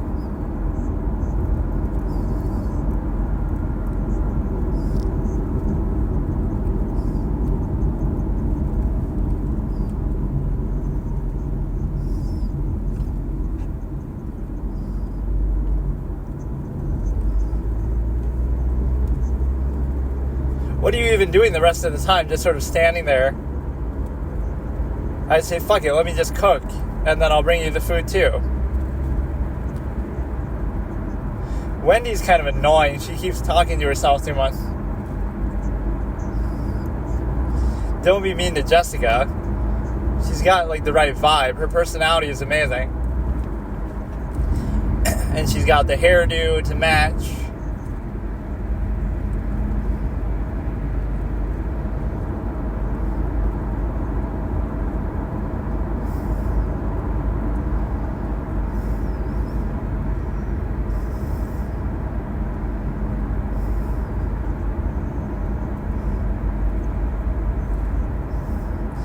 Just fucking leave. Yeah, I wouldn't put up with that. Just leave.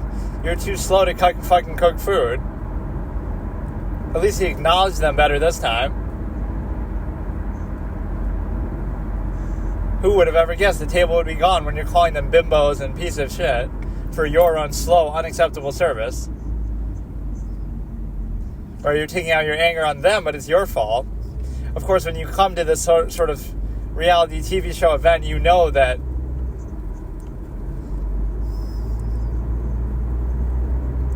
we've ever had here, because it's the first episode, or we've ever had, period.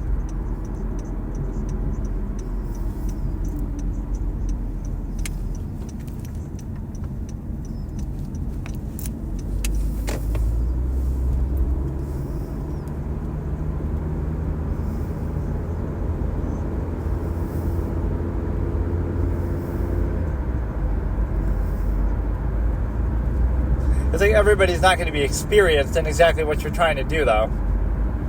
Shut it down.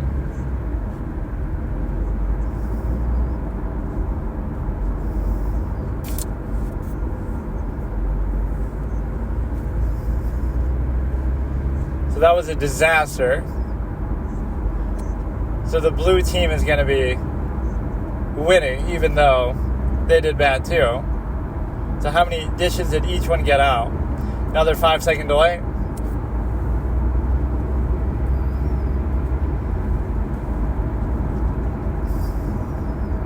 Close it down now. Stop. Close the fucking restaurant.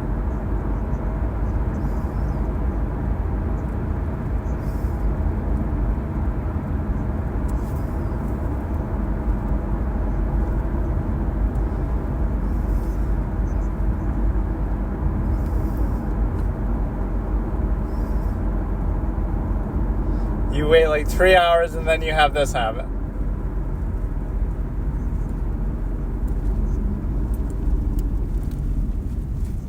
I like the way she said that. This can't be anything more than a joke.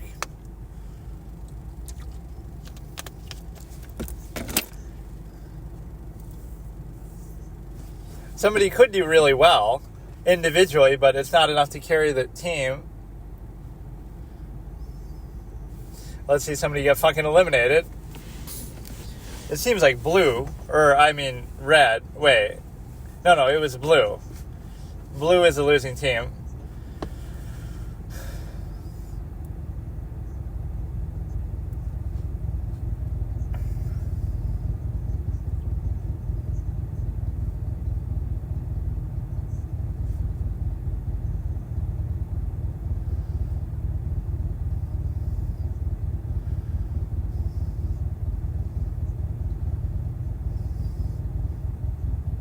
What, is his personality that's at fault for the... I don't want to be the waiter in the restaurant, though. I want to be the cook or the boss.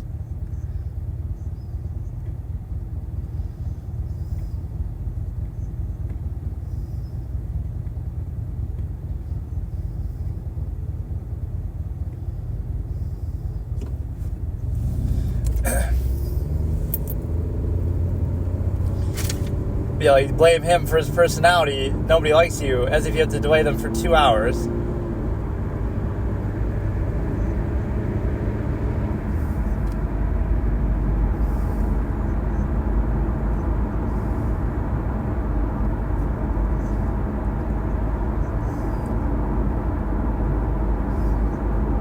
Least bad, really.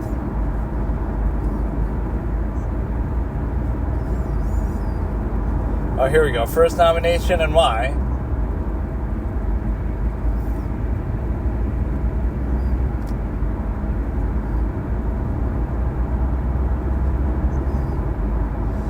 Pick yourself and do the honorable thing. This sets the precedent. I would nominate myself just out of respect. because then well, you're kind of setting up the other person to fail then, because he already told you that he thinks you did the best job. So that's kind of cheating, isn't it? Choose yourself and then choose somebody else. So even if somebody else is pretty good and the second best competition, you act all humble, I'm going to pick myself. But it's like, they're going to get eliminated because he already said you're the best, because you already were chosen by him to choose. The only time you ever get kicked out then is if you're like Joseph. Is it Joseph or Joshua? The guy who speak for themselves but know who you are. I really don't even know. That fat guy.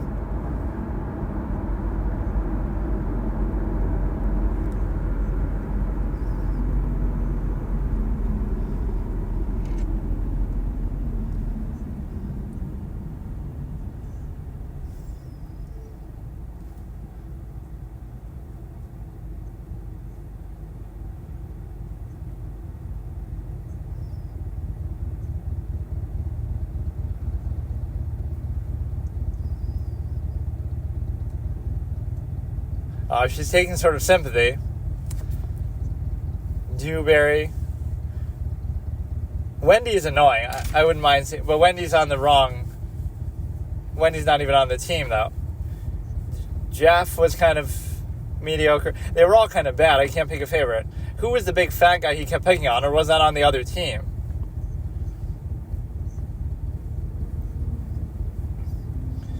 She didn't seem like she was that good, really, Elsie.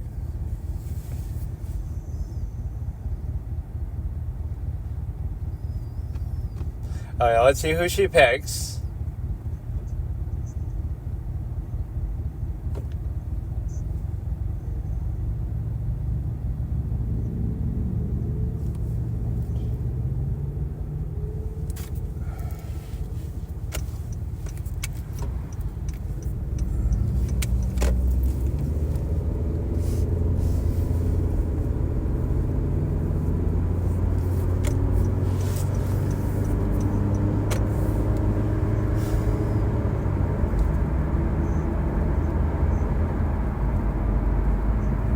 Carol Ann.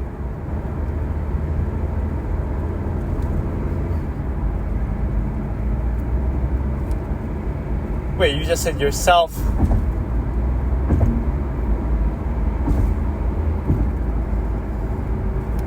Oh, you just lied to him. But you could still mean it by saying, was he the fat guy or was that somebody else? I can't even.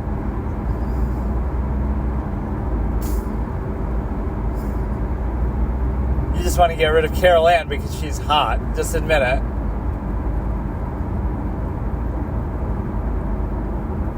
Oh yeah, this is the guy. This is the clown. Why not him?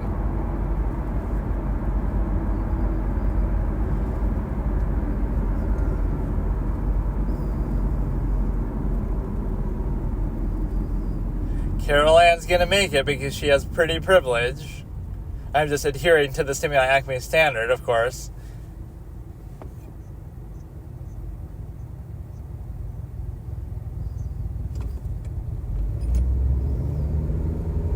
But did I surprise you tonight, is the question. Right here.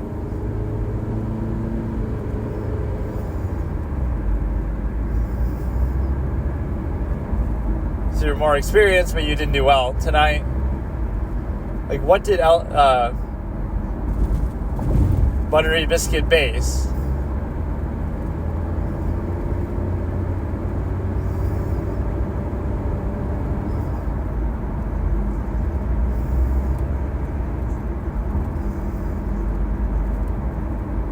Yeah, what did Carol Ann even do? I didn't even notice her.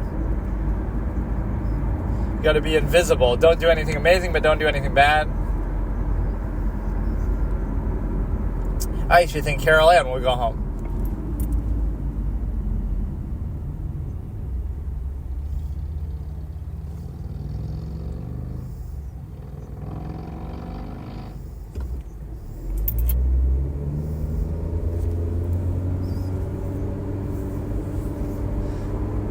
Oh, he's saying, like, you didn't care until I told you to care. You just want to see her strip. She's used to being carried by her pretty privilege. You just wanted to see her strip down and unbutton her shirt, didn't you? You fucking pervert, Gordon. That's a little bit surprising. Twitch chat would be upset if this was a live stream. Like, oh no. Now who's the most attractive? Jessica was the girl for me. I wanted the final showdown to be Jessica versus her, though.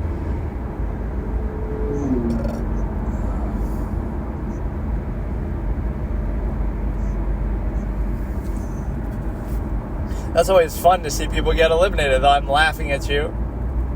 Now go become a stripper. Go become a fucking model. This other fat fucker deserved to get eliminated, though. This fucking clown. He was yelling at him constantly.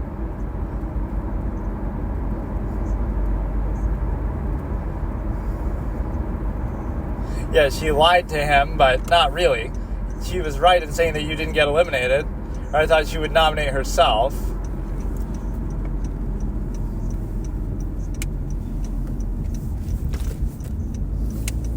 Wow, that ended like perfectly in time too. Carol Ann. Didn't they like spell the name wrong too? I thought it was like 2 words with an E at the end, but the jersey said, the fucking little apron said Carol Ann with with no E at the end and with no 2 words. It was 1 word. But they're even trolling her there. And he always makes fun of their names, like Dewberry, Blueberry, like Colleen, Chlorine. I mean, everybody would think it's Colleen.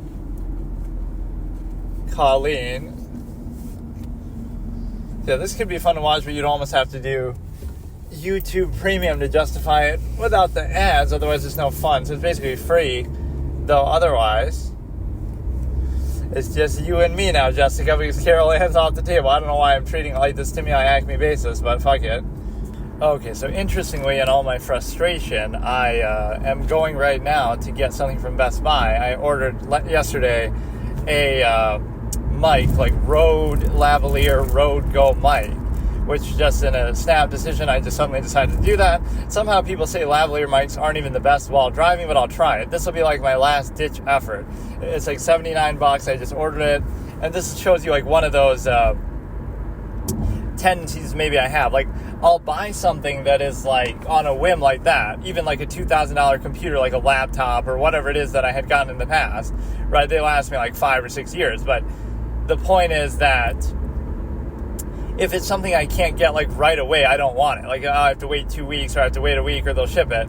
If it's like, oh, pick it up the next day or pick it up right now, then I'll be more willing to do it. Even for such a big purchase that you should plan on more. It's like my computer's having a little issue and I'm like, I want one today. And so I order like a $2,000 one and I just get it, right? Something that they have, assuming it's still pretty good, but it's got to be something you can get quickly instead of maybe something a little better that you have to wait. I'm not a big fan of that sort of culture. You might think it's like impulse buying, but it's something that's been on your mind, but then suddenly I want it and I want it right then. I don't want to have to wait. So it's the same thing here. I'm just getting it, and if this one still doesn't work, and it could be something with the iPhone or something like, oh, they want you to use it with a GoPro or some shit. Like, I'm not trying to do a fucking vlog camera type thing where I go in abandoned buildings or I'm exploring nature. Not that I would even mind that, but, you know, it's just, it's a little bit different. And so I don't know exactly whatever, but I'm giving this a shot. If this one doesn't work, then I don't care. I'm not going to get any more. I give up. I'll just record, you know, I'm just going to watch whatever. I'll watch Game of Thrones. I'll just do it like this because, again, I've gone through so many different things. You know, a Sony recorder that's meant for this kind of thing, it didn't really work. Tried other mics with it, didn't work. I tried that other professional studio lavalier mic that I made like short films with, the fucking Power DeWise thing, and it didn't work. And even though that's worked pretty well in other capacities, and then I did it again with like tried it with this one. I've tried, you know, the iPhone, all these different things, and nothing has ever been satisfactory while driving, at least. And so from that perspective, you have, you know, just nothing ever works, so it's fine. So yeah, I'm doing this fateful drive. We'll pick it up. Now they won't have it in stock. Yeah, like it said, ready for pickup tomorrow, but it didn't say what time tomorrow. So now, that's going to piss me off. Like, because it's kind of early, and this is the only time I'll have to go there. So I'll just tell them ship it. Fucking if they... And I was looking forward to doing it on this very same drive to test it out, and man, that would really piss me off if it's not in yet. But you would think I would have gotten some email or something telling me if it is in, so it's probably not. Or it'll be like, oh, wait an hour, and I'm not going to wait. Like, right, this is that same tendency. So it is weird. Like, I'm very patient. Like, I'll wait 5 years to buy something, and then I'll suddenly want it that same next day, right when I feel like it. So there is a certain value to that. Like, it could be the difference between me making a $1,500 purchase or not, if I can get it right then. Right, like I also did that like with furniture one time. I go into like a furniture store and I want like a table or a chair or something, right, for my office or desk or whatever. And it's like, oh, you can't take it with you though. You got to wait and we'll order it. I know. I need it right then. I'm moving into a different office or something. And so the same, even like with a car, like I want it right then. I want to drive off the lot with it. There's a certain value in that. Like people are more willing to do that if they can get it right then on an impulse, even for big purchases. But we live in this stupid world of like, oh, we got to mass produce everything so we have a warehouse somewhere and we'll make it to ship or whatever the fuck. Like, I get it, but I also, you'd be surprised how good it can be to have it at your disposal. Like some millionaire comes in and they want to buy a fucking car, just give them the car. Like, fuck it. Oh, that's our display model. Like, fuck that shit. I'll buy your whole fucking dealership, but you got to have it ready to go. So yeah, this could be interesting. I also need like a little thing for my headphone, like an earbud, because I should be able to get that too. I'm going to Best Buy, so it should be, I guess I'll get that and get this too, or something. Just like a fucking shitty little headphone with earbuds, I can just take one off. Presumably those all kind of work interchangeably, but I used it for the one at my house, like a regular wired earbud, and whatever, I forgot to put it back, and fucking, I keep losing those things. But no, the whole point is that you have a situation where the other one wasn't working because of the movement, but that's what I find weird. It's like on my collar, it's on my shirt, but then it doesn't work. Like, isn't that the whole point of a lavalier mic, that you're meant to be moving around and walking around and running around like an actor? Like, isn't that what it's supposed to be? So it may be an issue that, it's not working correctly with the iPhone itself, but I don't know how to quantify that, like, or it could be something with the app. But like I said, this is my last time. If this one doesn't work, I think I'm starting to think maybe that's the issue. The peripheral that I'm using along with it becomes the issue with respect to,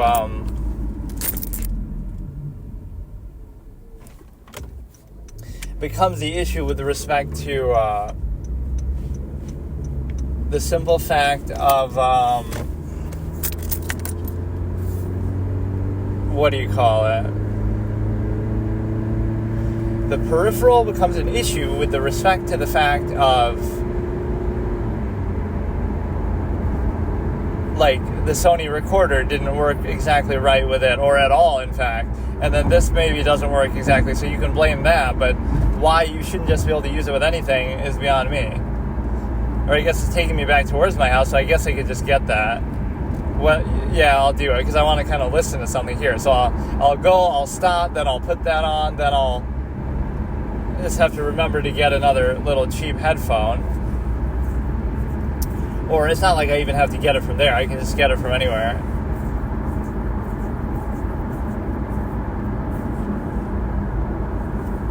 So yeah, I got to make a number of stops today, but we'll do, if they have it in, I guess I should check my thing too. I guess I can track it, so I'll track it to see if I'm doing this and wasting my time, because if they really don't have it, then what's the point in even going there? So I'll just go back to my house. I had to go somewhere else, and then I thought I'd just go in one shot, but now I'm realizing it's on the way. Yeah, that was just like sort of on a whim, I decided to do that shit.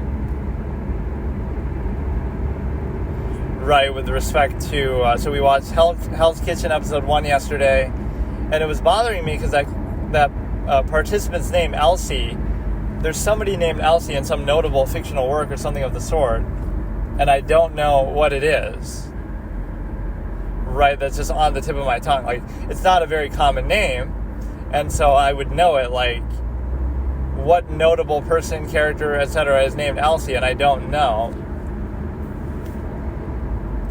Or maybe I've watched this episode before, and that's why it's from here, but I don't think so. Or I almost feel like it's from MasterChef. There was another participant from MasterChef who's not the same as this one, who's also named Elsie. What are the chances? There's a high correlation of women chefs, professional chefs, with being named Elsie, apparently. Or yeah, look at the uptick in people being named Elsa after fucking Frozen, or some other stupid, correlation like that you can find.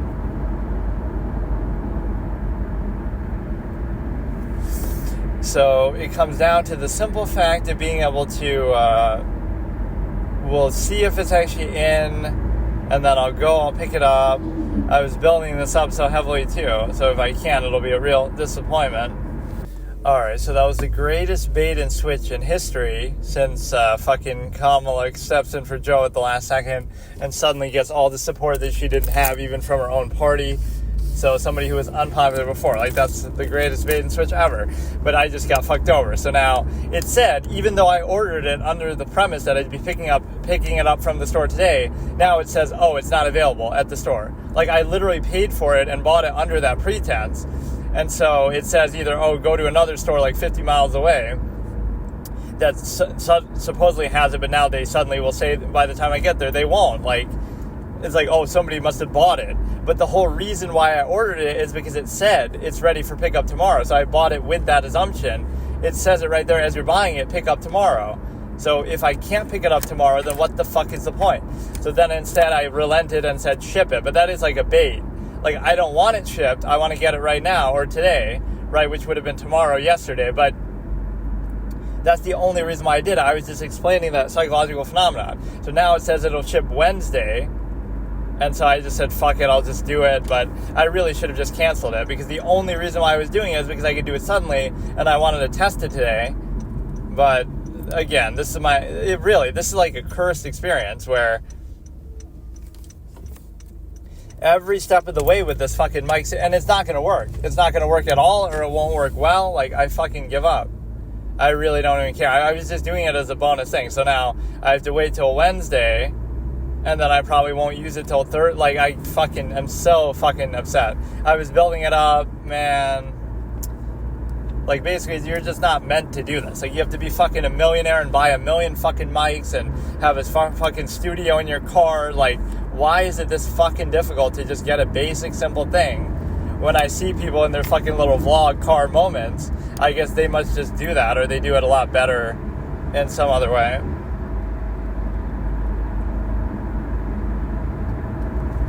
So what you have is a simple ability to, I want to watch some sort of video, so I guess I'll just do my normal routine that I normally do today, but I just thought that I could do that. At least I'm glad I checked that, because I was about ready to go. Right, I was on the way, and then I was worried it might not be in yet, but it just says it's not available, period. Like, fuck you, you know? It said it was there. It said it. That's why I got it. If, like, literally, that's the option under which I looked. Which one will be available for pickup either today or tomorrow? And this one showed up. That's why I bought it. Like, what the fuck, dude? I didn't have any bias towards this product.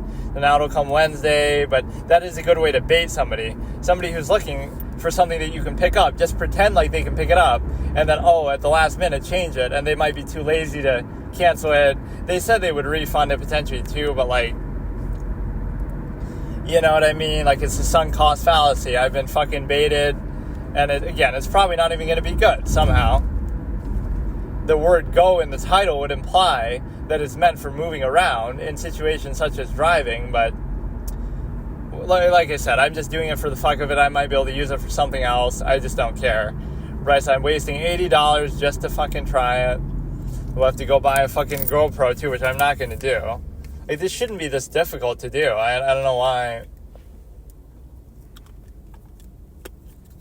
But no, I mean, that's presumably a good quality lavalier mic, which I had ordered that one online too, like the Power DeWise one, and it was pretty good. I had used it for something else in the past, but somehow it's a case where it wasn't actually that good. Right, it wasn't, or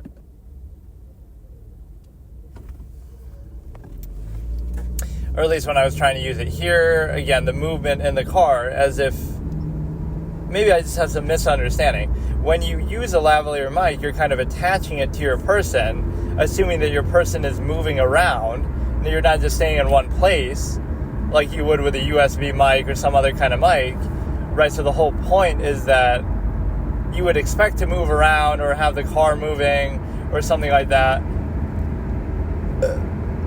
At least the shipping was free, I guess maybe as a courtesy, or maybe it would have been anyway. And so now they'll ship it. I mean, it's not a big deal, right? Like, I just got to wait like a day, basically 2 days, but whatever. So let's watch some little video here, maybe. And then I don't know what else I even want to watch. Something off of Netflix. Maybe I should do it. I'll watch episode 1 of Squid Game. Some of these things I'm sort of build anticipation for in such a way that you have, you know, you feel like basically,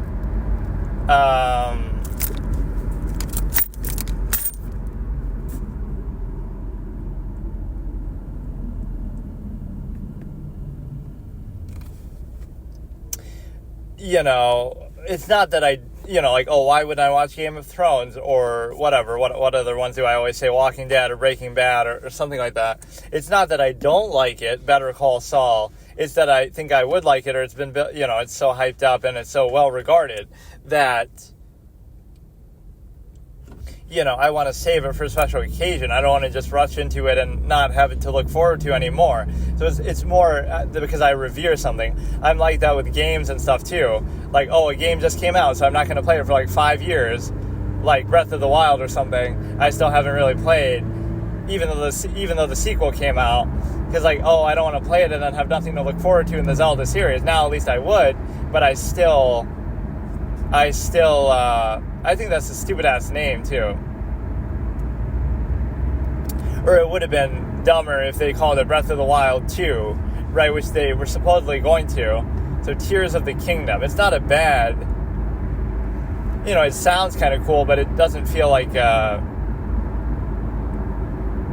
I don't know, it just feels a little out of place. Even Breath of the Wild is kind of random, right? Like, it sounds too long and verbose. Majora's, I guess Ocarina of Time isn't the greatest either. Like they're kind of long-winded. Majora's Mask sounds kind of cool. Wind Waker is good. It's got to be like 2 words, right? Breath of the Wild. No, Ocarina of Time. You know, Skyward Sword is at least 2 words. You could say it's 3, like Skyward Sword, but Skyward is 1 word. Twilight Princess is a little bit of a mouthful. But yeah, I'm more in favor of the 2-word names.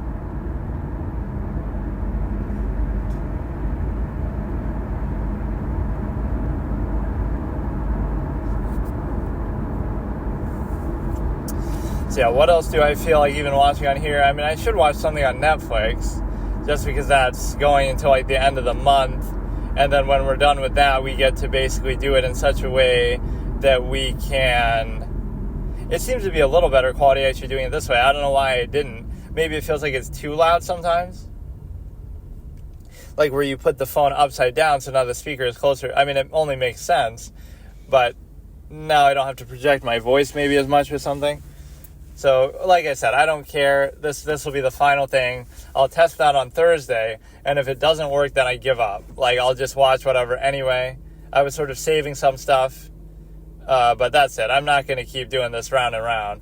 I should just be able to hook it into here, whether it works with the lightning thing or whether it works with the little adapter shit that I have. Or wait, where did that adapter thing even go? Oh, it's somewhere here. It's so small that it feels like...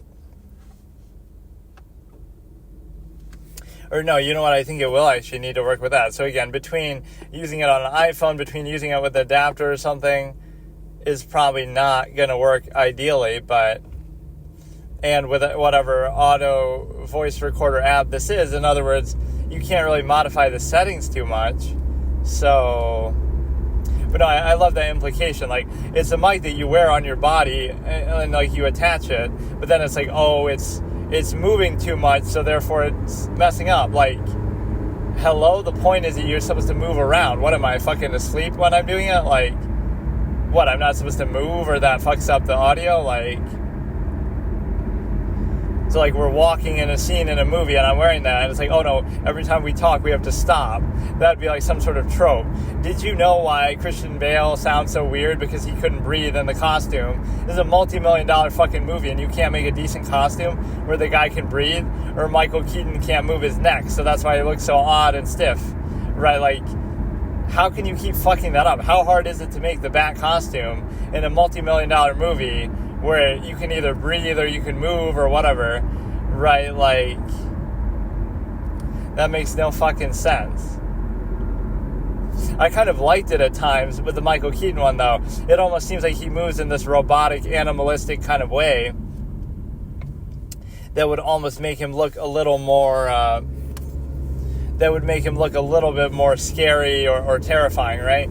It makes him seem less human in a way that, you know, a Bat person, whatever, was supposed to be, right? It's hard to explain, but it makes it seem more animalistic and something. But that's not really the intention that they had.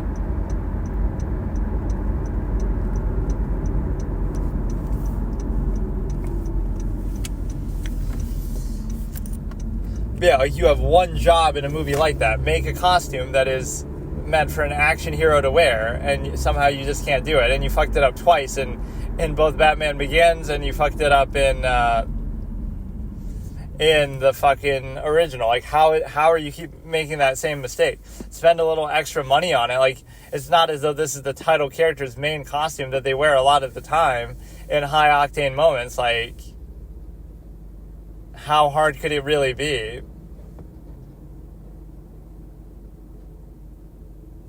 That's why he turns into like a mouth breather, and that's why his voice is kind of fucked up, I guess, in part. Multiple memeable voices from the Christopher Nolan series, like not only Batman's voice himself, but then also Bane's voice. So you have two people, this is the whole meme that you could make with it, two people talking in a way that you can't understand to each other, and they can't understand each other either. Like,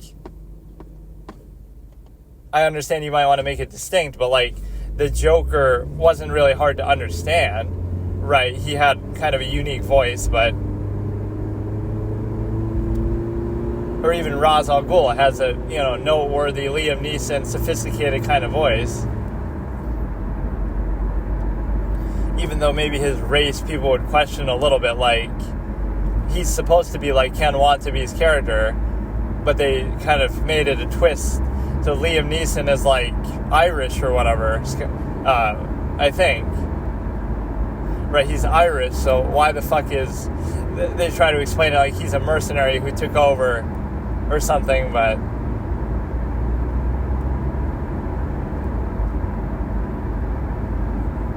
And The Dark Knight Rises is such a meme factory, like, no, I came back to stop you. Like that line that everybody makes fun of.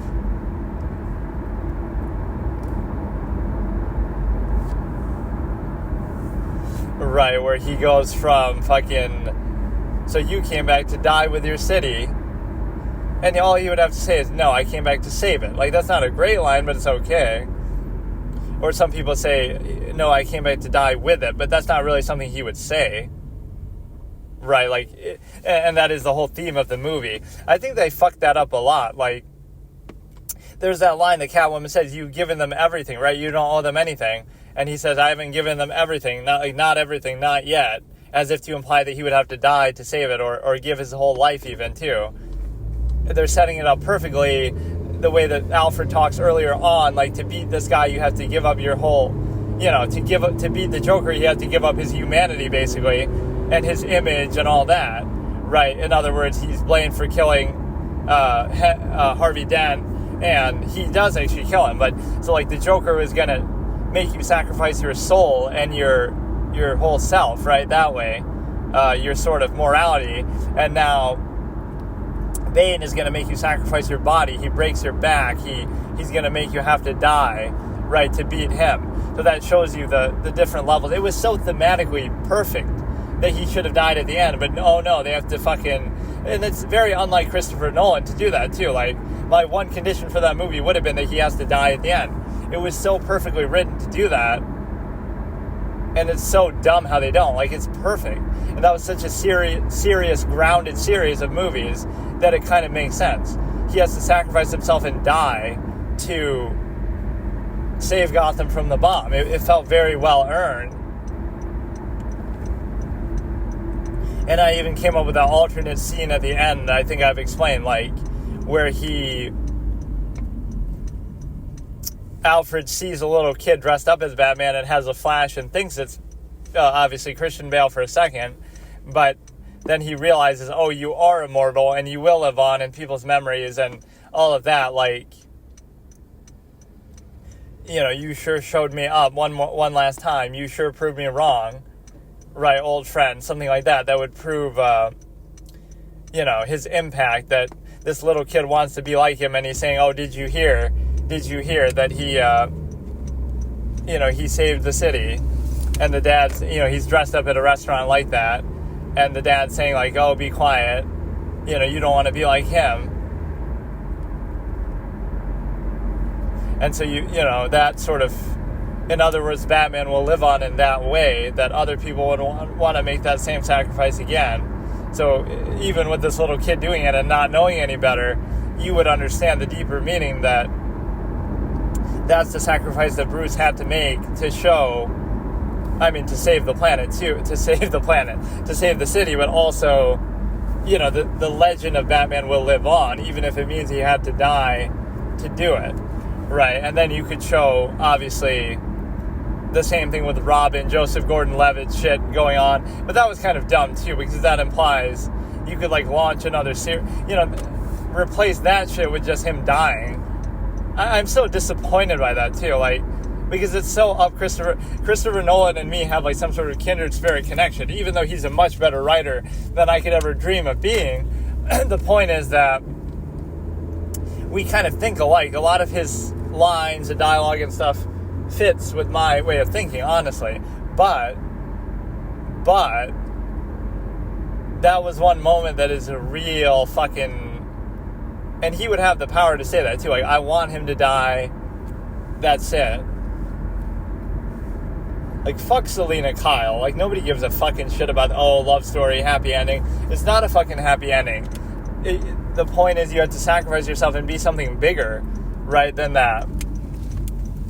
That's what Batman represents. That's what he's all about. Right? They're building him a statue. Like, that would have been the perfect ending. And that would be the meaning that Alfred would understand in that same restaurant scene.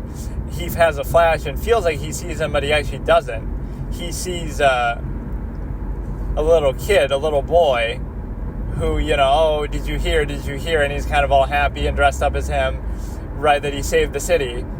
Maybe he didn't hear that he died, or maybe he doesn't understand fully what that means, but because, to him it'd be like, oh, Batman disappeared, just like he always does. You wouldn't know for sure that he died or not, right? He could have just gone into retirement or something. But no, that is fucking dog shit. It was perfectly set up. And it doesn't have autopilot like a fucking... Lucius would have said that like, oh, it doesn't have autopilot and there was some issue with it or whatever, like it got damaged in the fight with the soldiers, that he was, whatever, doing all those tricks. So that's the point. It's like, you got to see the bigger picture that whatever. So I always say I'm going to watch something and then I end up not watching anything. We can do it in a minute here. I don't even know what I want to watch though. Or like I subscribe to these services for the whole month and then I fucking use it like once. Or like I've been seeing all these overbearing cops with the power trip type moments, and this sort of reflects how this sort of reflects how you could actually do it in such a way that,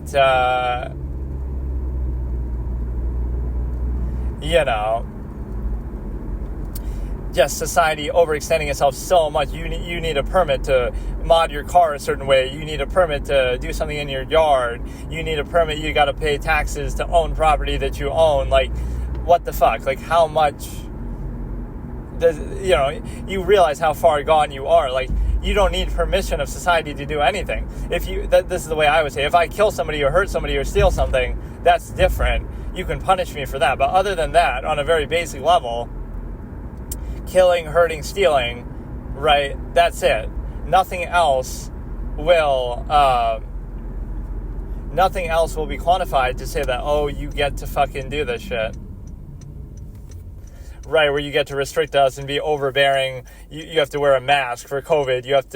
You can't say certain things because we want to censor you, or you can't, you can't do any. That's the ultimate conflation fallacy of like conflating, oh, somebody says something mean or whatever, and oh, it incites violence. But those are two separate issues. You can say whatever you want, but if somebody does something illegal or violent, those are two separate things. You can't link the two, because then you can never say anything ever, because you can always extrapolate and say, oh, well, you said something mean or whatever, and that led to some, you can't do that. And then the other point is obviously the fact that you have, what was it? I was just going to say, like this fallacy of permission, that you need this for various things in society. It's like, what's the point? And so it becomes overextended and overbearing in a certain way. Or like the projection of the idea that you could just be a blank slate and not say anything and just be very neutral, and people will take it in a negative way, like, oh, he's trying to show me up, or he's being rude, or he's whatever, and so it makes you feel bad about yourself, right? Like, if you're, there's so many examples, but like if you it'll project that you have a flaw yourself that you feel bad about, but you just blame them because they make you feel bad by not overcompensating, or you require constant reinforcement through externality and some sort of overcompensation, which shows you it's a flawed, lacking process, not inherently valuable on its own. And so it's a case where people will operate under strong preconceived notions, taking outward practices as false inherents, and all of that kind of same dichotomy that I talked about. And so what you have is a simple ability to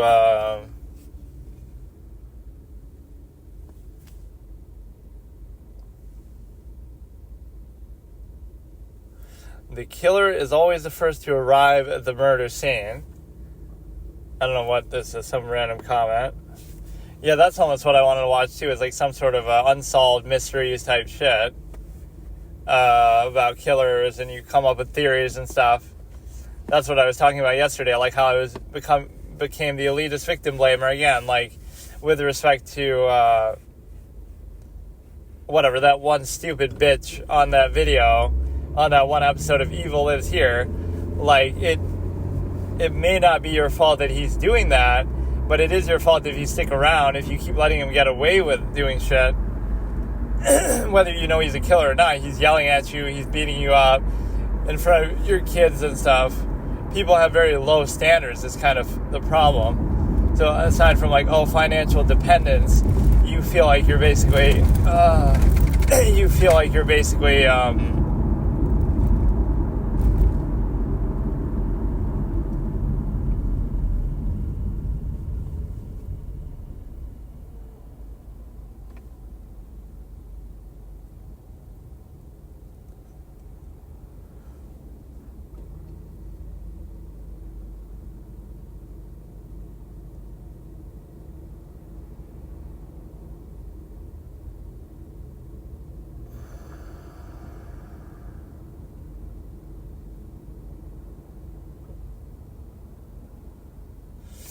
whatever, like using financial dependence to justify staying in an abusive relationship.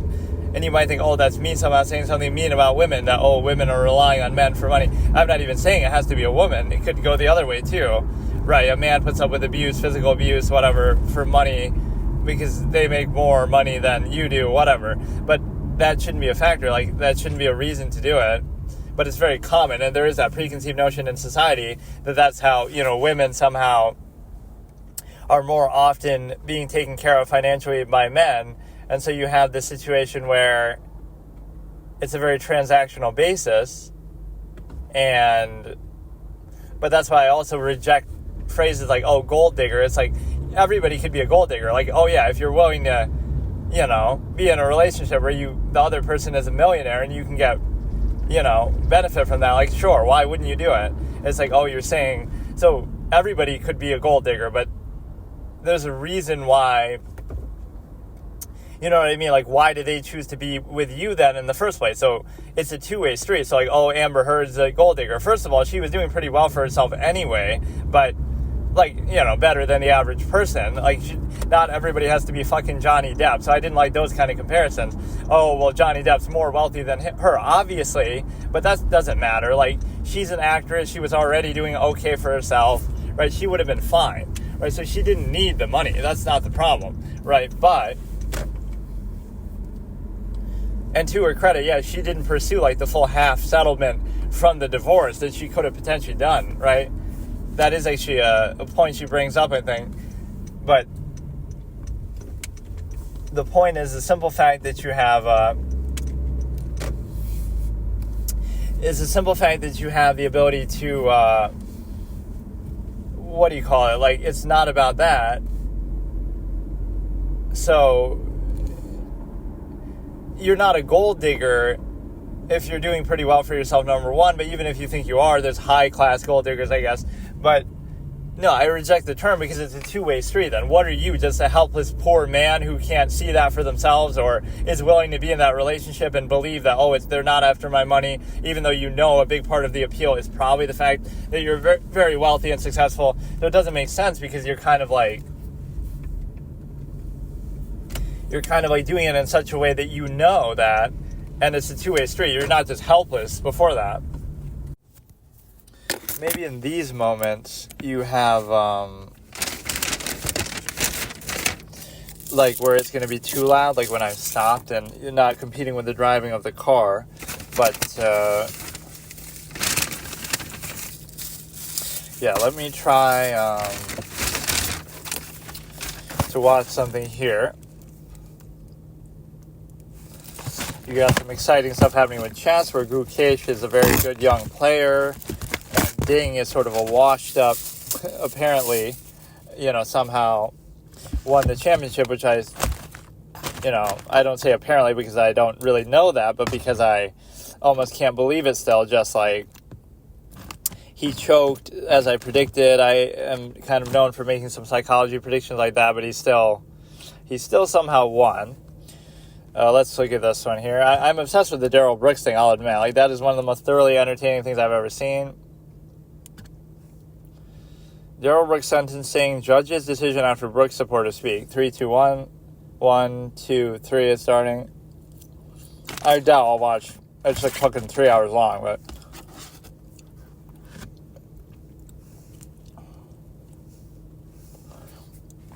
I love this one. He starts off complaining about something, but then he's allowed to go on a 50-minute rant.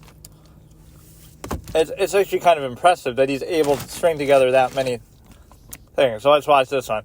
Darrell Brooks goes on a 50-minute rant on day 9 of trial, starting in 3, 2, 1. I've seen this many, many times, or at least parts of it. Appearances are as they were when he says, "I'm a third-party intervener, not known as Darrell Brooks."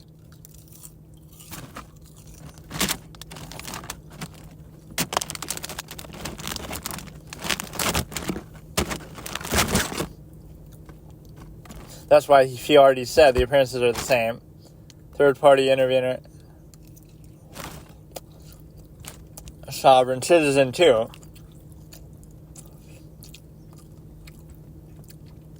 Just make the court reporter work fucking overtime.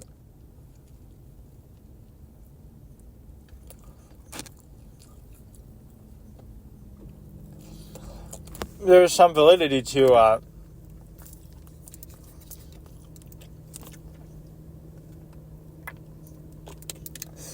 like, the fact that I happen to be defending myself doesn't mean that the witnesses suddenly get to say you. That is kind of unfair. They should say the defendant. They should say Daryl Brooks. Right? Don't give prejudice to the defense attorney just because it happens to be me. You would never be able to say you otherwise. So I think that's a fair point.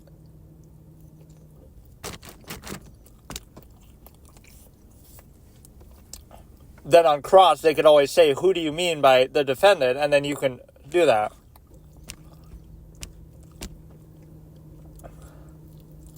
He does it on purpose as soon as they, but he's always talking.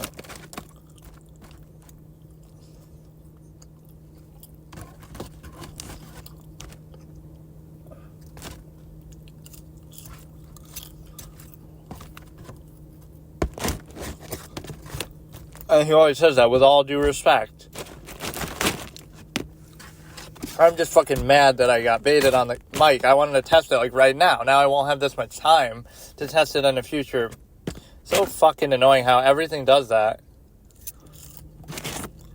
I'm so glad I checked it because I was ready to just go there. Just make your statements. What do you want to advise the court today?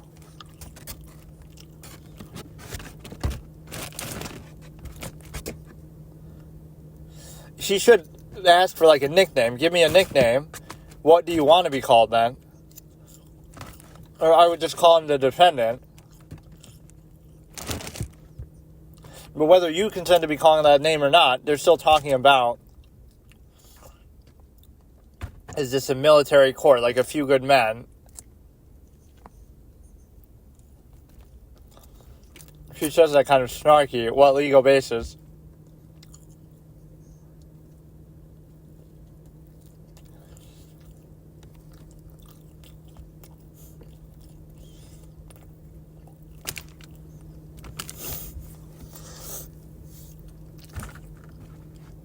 It's just like random stuff he read from some legal book that they gave him, and he just keeps bringing it up. He's just like reading the whole thing line by line.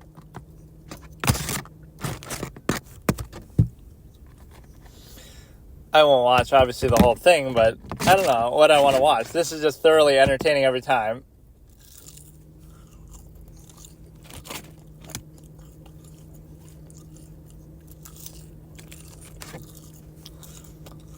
Lawyering for Dummies.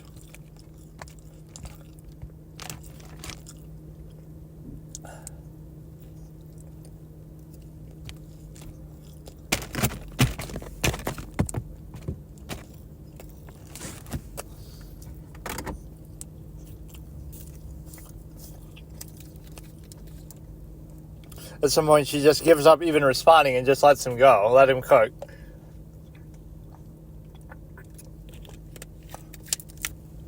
Daryl Brooks, the let him cook moment.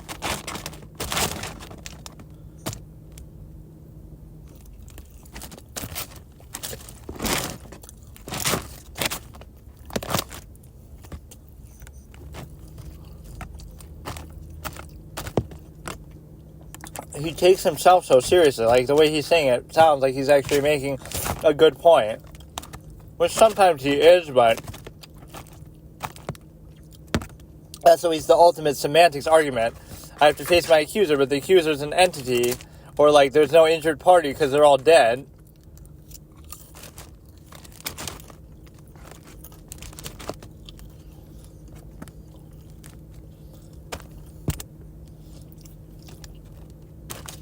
But then even if you wanted to make it, an individual has to make a complaint. Any of the family members of the victim could be the plaintiff that way.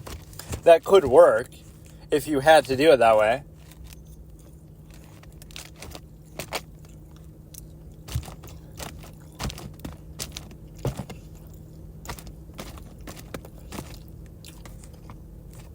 But that's more like in a lawsuit. Like if you you sue somebody, now it's you versus them.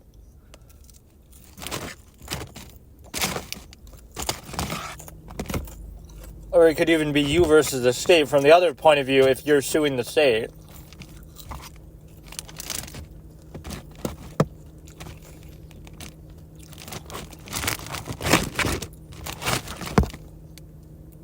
Yeah, see, that's why they didn't address Trump's fraud claims, because they didn't have standing.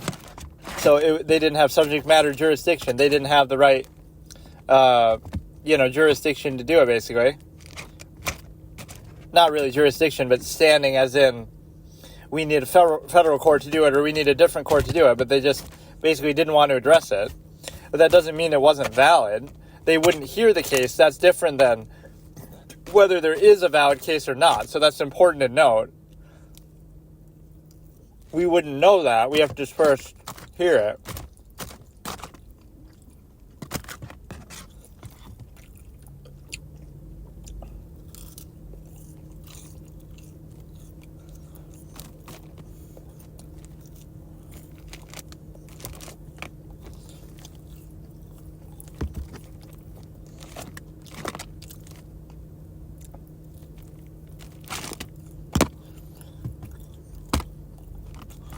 This was actually impressive that he's able to go on for this long, though.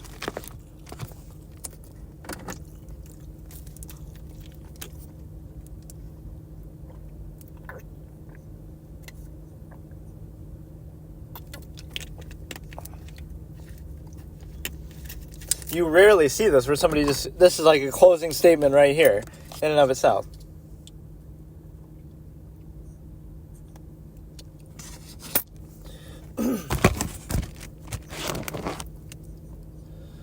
Or now he'll say double jeopardy.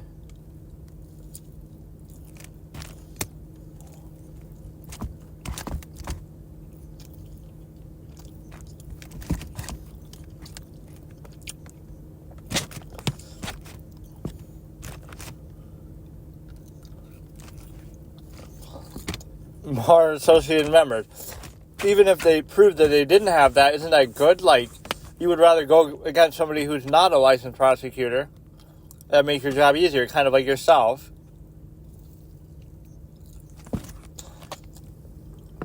But they did bring that up when he decided to defend himself. She's kind of chiding him. Look how much experience they have.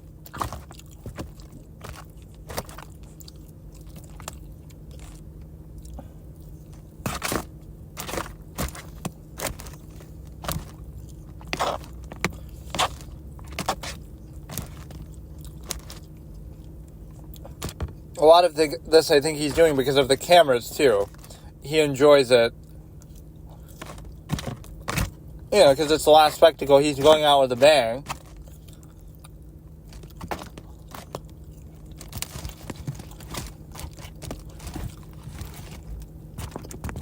You're not Charles Manson, where they're going to go in your cell and fucking interview you there.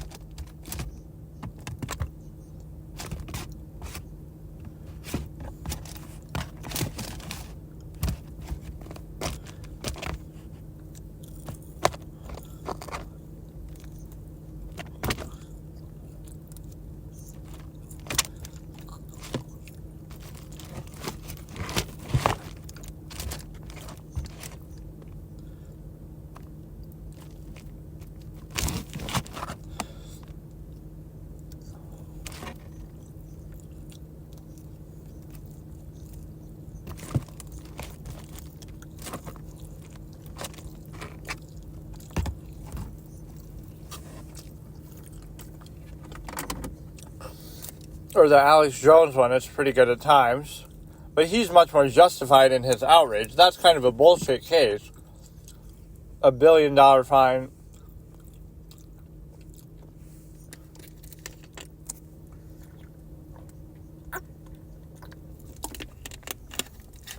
He's asking a lot of questions, but he's not really even waiting for an answer, nor is she giving an answer. He's just doing it.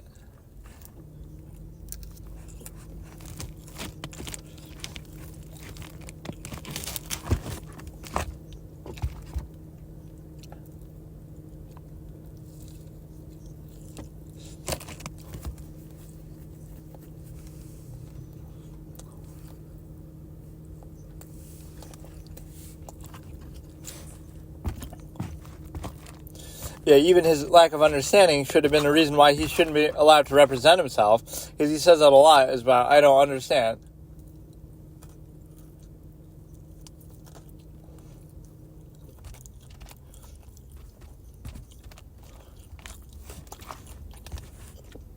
It's very hard to be impartial, though. Everybody always gets emotional. Or again, people drawn from that community.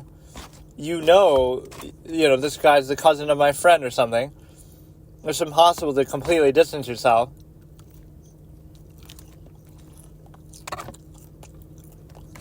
Her name is on the fucking table.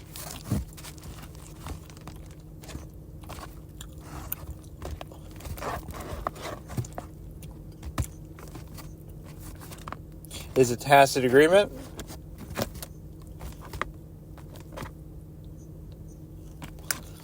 Tactic agreement. He says it right most of the time.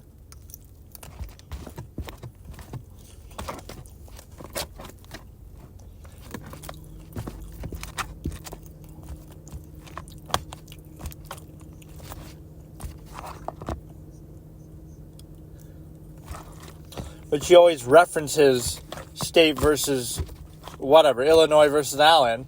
Illinois is not a person.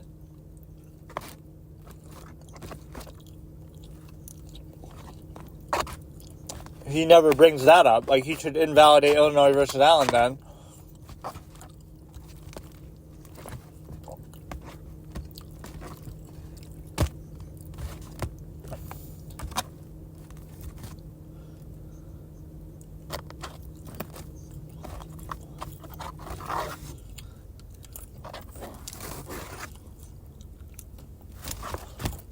This is more like a civil law sort of argument.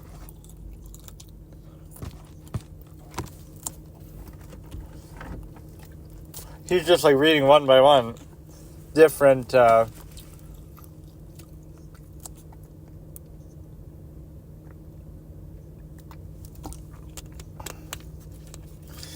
we got a 5-second delay here. I hate this aspect of it. Or it's more than that. Well, maybe I should switch anyway. Or it's not so bad now because I can always restart. Like, it's 13:00 starting in 3, 2, 1. Now he'll talk about jury nullification.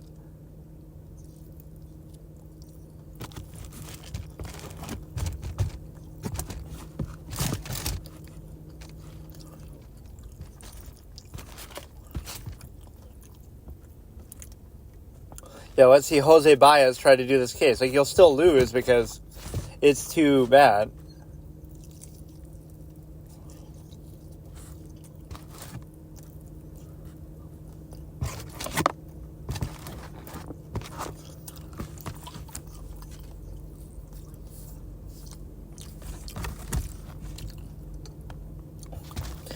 There is a certain argument to be made here. You should be able to tell the jury anything you want, no matter what, and reveal anything to them, and it shouldn't matter. Right, and then they can make the decision for themselves, but we don't trust people enough to not be prejudicial and stuff.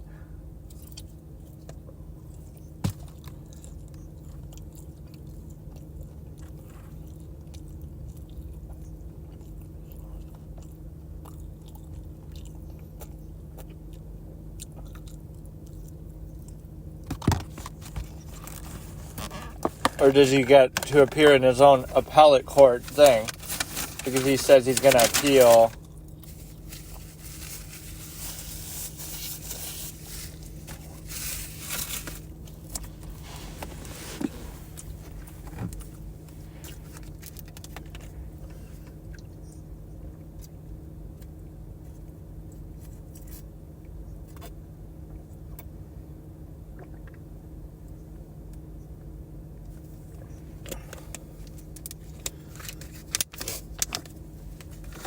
This is actually kind of valid, though, if you don't agree with what your counsel did. Like, if you say they ignored you, that almost could be.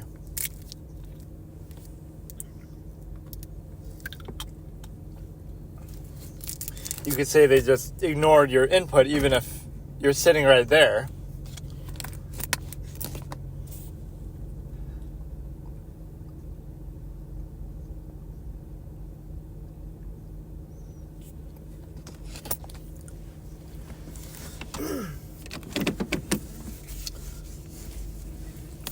When he went to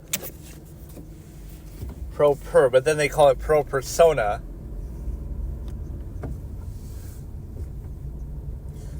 he didn't know what that meant, though, even at the beginning. So he came in ready with that.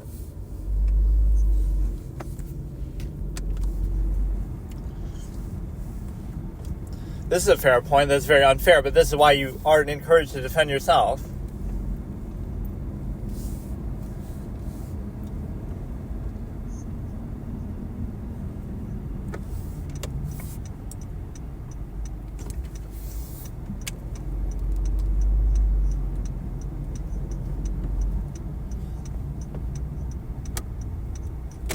Your housing unit? You mean your jail?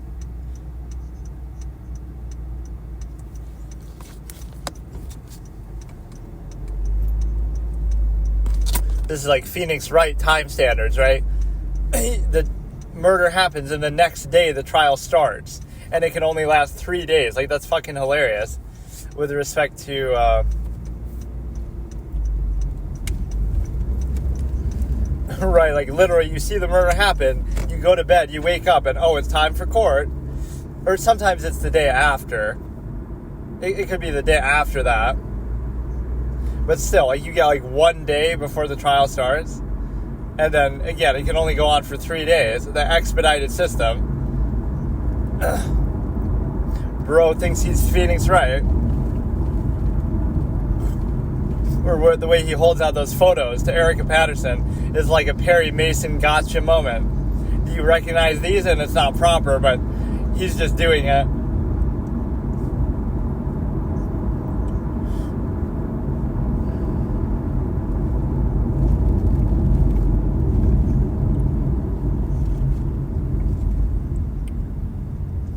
Or yeah, like the injured party has to testify before you.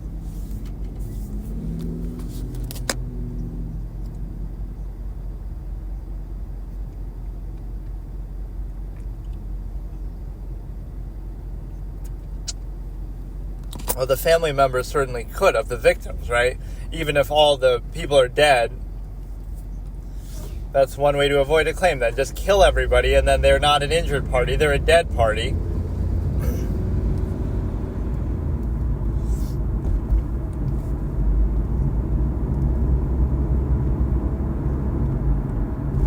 And there were people injured too. It's not like he killed everybody. There were people who were injured. But the way he's using the word injured is sort of different too. It doesn't mean physically injured, although it could. It means like, whatever, injured in various ways. Usually that's used more to say like financial injury or defamation, right? Injury to your reputation.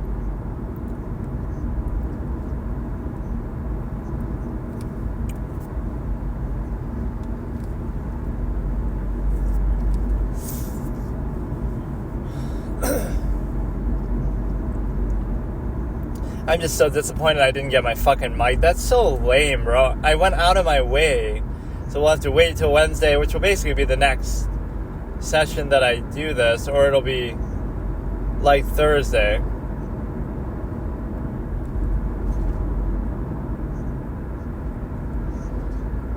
But your First Amendment right isn't unfettered. You can't just say anything you want anytime, which is kind of how they curtail it in a negative way too. Like, oh, you have freedom of speech, but if you say something that we don't like, then you're banned or arrested or something.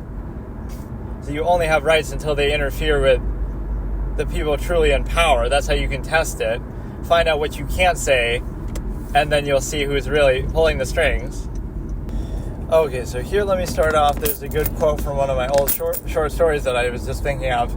It's like, you know, this sort of character type who is very averse to making eye contact with people, right? So, you know, he says it like, he says a line like, you know, making eye contact is the worst thing you can ever do, or looking at people, you know, when you talk to them is the worst thing you could ever do, because then you're actually vouching for their artifice. Then you would be able to see their artifice, and then it's your fault for not recognizing or subverting it or bypassing, etc. So you couldn't take them seriously then, because people are all artificial and social contrivance, etc. That there would be their viewpoint. So the point is that it's better if you don't do that, right? At least then if you don't make eye contact, you can at least play dumb and say, I didn't know any better, as far as their artifice, or as far as like, you can at least play dumb. Whereas here, you'd be obligated then to address it.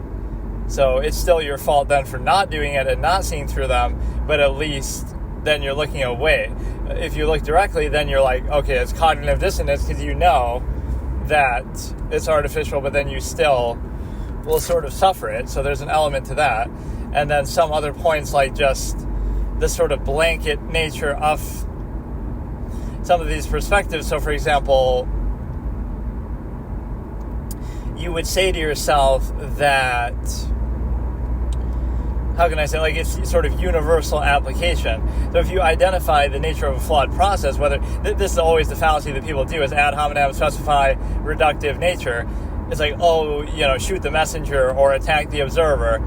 You can observe objective flaws of society or inconsistencies and contradictions. So then people will attack you and say, oh, you're only doing it because of such and such, you want something, etc., or because of some flaw you have. But the two things can be true, and to be aware of it is not to be above it. And so that sort of fallacy doesn't really work. If you dig deeply enough with anybody, you'll find flaws and idiosyncrasies they have because they're universal, because that's how people are, regardless of what your standard is, right? So you don't need this perfect divine being to sort of observe or object to these things. You can observe them yourself. You can say, society, for example, has this sort of non-consensual social contract where you're sort of forced into it and indoctrinated at a point where you are able to not choose that at birth, right? That's just an objective fact. You don't choose that. Now, I know what people say in a reactionary sense, they'll just sort of defend it and not question it. And the reason why they'll do that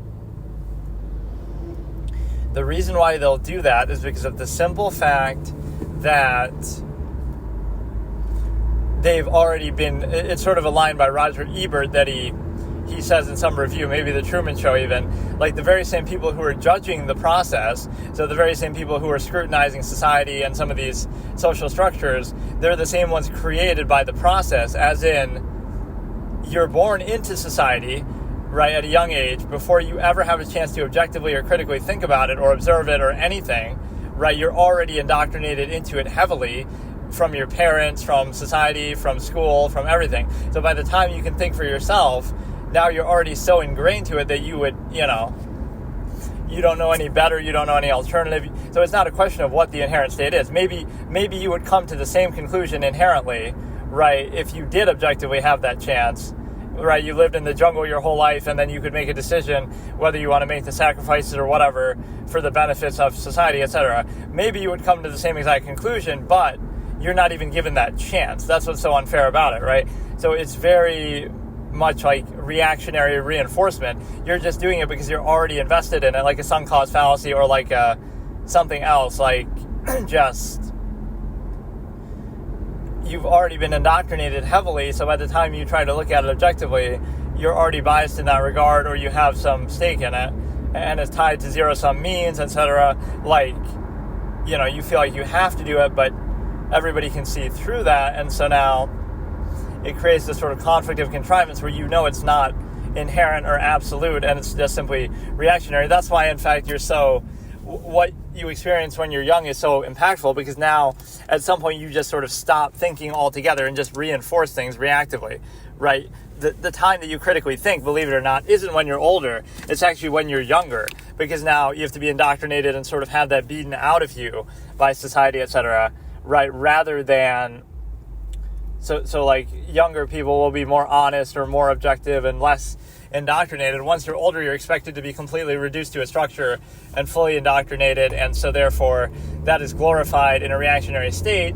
But even if it serves a zero-sum process, see, the best way to observe this is a lot of that could be subverted if you just simply have zero-sum means. So like if you're a millionaire and you hit the lottery, or you make a big fortune, now you don't need to abide by a lot of those contrivances. So that shows you right there, it's not about, oh, that's good, that's the power of money, etc.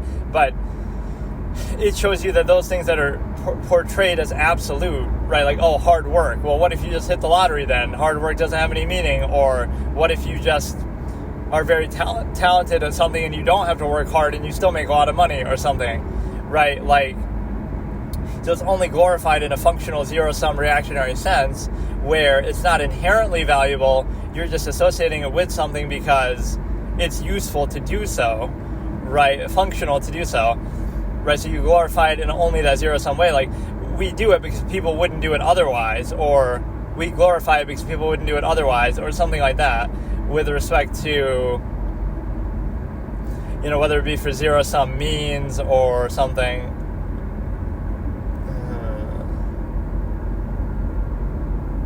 So there are a lot of fallacies to do with this. What else is there? Just like...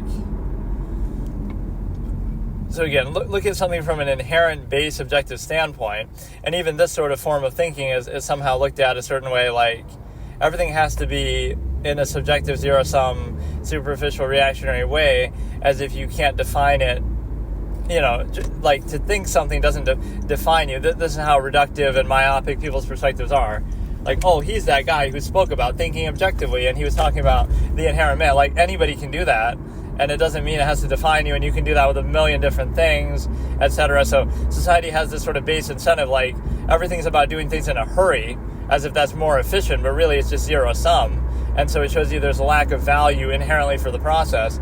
You don't really care, you just want to get it over with, and that shows a lack of value for life, right, in all areas. Your food isn't the most nutritious or best for you, nor is it the highest quality, nor is it truly to your liking. So by no standard, whether it be healthy, whether it be taste, whether it be anything, it's not the highest standard. It's just fast and quick and to the point, mass-produced, overextension, everything mass-produced suffers for it in quality, etc. So everything in society is like that, where it's not the highest measure, by any standard. It's all just done for speed, just almost to get it over with. So your whole life is like that. You're just living just to get it over with, just so you can die, just so you can grow old, just so you can go through the zero-sum reactionary process, not with any inherent value of any kind, right? However you might want to define that, you're not even thinking like that. You're just thinking everything is zero-sum. And so there's this idyllic glorification that is objectively invalid, because it's like, all these things that we would like, but you only glorify them partly, or it's sort of like an overcompensation. Let's restrict every area of life, and then we glorify in half-mast what we would value inherently. So like pleasures or stimuli acme or whatever, right? Zero-sum means. You'll value them, and that's what you pursue, and that's what you want, but you also are part of a structure that restricts you in that. So like, if you truly valued it, then you would value it fully with no inhibition or no restriction. And the only reason why you do that is on account of other people, not because you wouldn't really want to anyway, like just to practice any of those tendencies with no inhibition, whether it be hedonism or something else. So it may have a functional basis, but when you look at it like that, people are less likely to follow it. Like, oh, I'm only doing it because it's useful to do so for society and easier to control, right? Not because I actually want to. Like the whole family system, being with only one person, basing your whole finances and life around it. It may be good for raising kids, and it may be the functional, easier way for society to control it. However, it is not something inherently that you would necessarily want to do, or if you do, you have to come to that conclusion yourself, but you don't really have the value for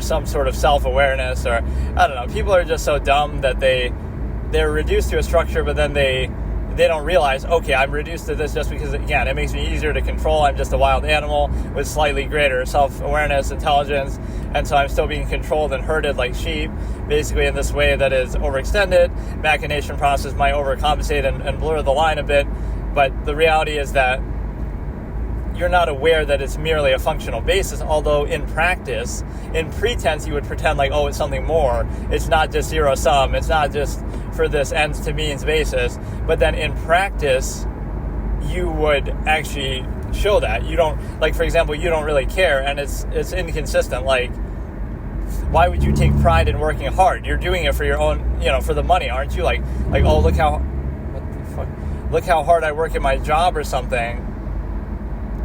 Right, and I'm so stressed and I feel gratified or I deserve credit. It's like you're doing it for your own self-interest. You're doing it for the money you make. You're doing it for zero-sum self-interest. So what is there to glorify? If you don't want the money, then don't work as hard or do a different job that doesn't require that. So you see how it comes back. The only basis you're doing it for is yourself anyway. So why would you even bother? Right? If you don't want to do it, don't do it. If you're doing it for zero-sum self-interest. There's nothing impressive about it outside of that standard. There could be something impressive inherently, like, you do something that nobody else can do or something like that, like if you're an inventor or whatever, Elon Musk or something. But even then, it's zero-sum means you can say, oh, you're doing a certain service for society, but through overextension, that's not necessarily the intent of it always. And then beyond that, you have the simple ability to basically look at it from the perspective that, I don't know, it's like, how can I explain it? It's basically, you're reduced to all these structures that are taken as false inherents or kind of, they go without saying. But the reality that makes that difficult is the simple fact that you're not able to really do it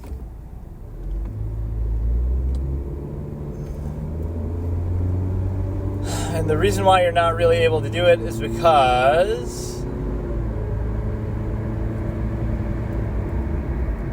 again, it comes back to making people aware of the nature of the process. They won't question the nature of a process, whatever it might be, social contrivance, etc. So they want to see it practiced in a way that overcompensates for that inherent flawed process nature, half-mass structure, etc. You're not fully practicing, you're not practicing, you're not practicing at all, right? Not fully one way or the other, but you are. So in other words, what they don't like isn't the process. The cognitive dissonance, they just sort of take it for granted as a false absolute. But then, if you make them aware of it by being inefficient at overcompensating for it, or if you just are sort of or treat it as blank slate, with no undue emphasis, now they get mad at you or they dismiss you because it's oh, look at this person failing to overcompensate for a flawed process. So therefore, there's nothing noble about doing that in society. It's a zero-sum thing. So the fact that people need that shows you something else, right? That they don't. It's just missing the point of what you're actually doing, right? Oh, look how glorified I feel. I'm working so hard. I'm doing something good. But you wouldn't do it if you weren't making money, or if you don't want to do something that's as difficult as what you're doing, then do something that'll make you less money. I know it seems easy to say that, but it's it's the lack of value for what you're doing. People working at half-mast and sort of, you're not really committed to your job. You're just doing it to get it over with. You're just doing it, to make money. But the reality is that you are not fully committed. So why wouldn't you be committed? If it's worth doing, then you should be very invested in it. If it's not, then don't do it at all. And again, it's in your own zero-sum self-interest. So does that mean you don't value yourself or what? Or you're just overextending your self-interest to a collective, which is most of what social contrivance and just society in general is about. And so now if you do that, you're able to basically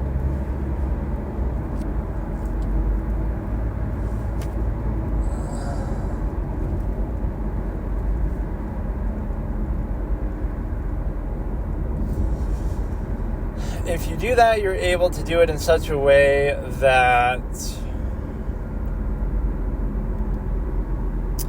how can I describe it? There's the dependent overextended pretense idea that you're able to basically, that's the defining element. Somebody wants something, so you might mistake it oh, look at this friendship and social contrivance and this and that. It's based on nearness. The reason why you're friends with them isn't because of any other standard. Maybe it overlaps a little bit as far as the nearness hierarchy, but it's because they happen to live around you. That's why you're friends. The reason why you happen to, oh, that's my soulmate, they happen to live around you. The reason why, oh, look how friendly or look how nice this interaction is, it's because they want stimuli acme, or they want zero-sum means, or they want something, or even self-gratification, overextension. So everything is incentivized, so you realize, you might think, oh, that's a cynical view, but that's the reality of it. I'm surprised. It requires people to be that stupid, or again, it rewards deceptiveness because it's that's what people want, and it's understandable that that's what people want, and that's their inherent nature and tendency.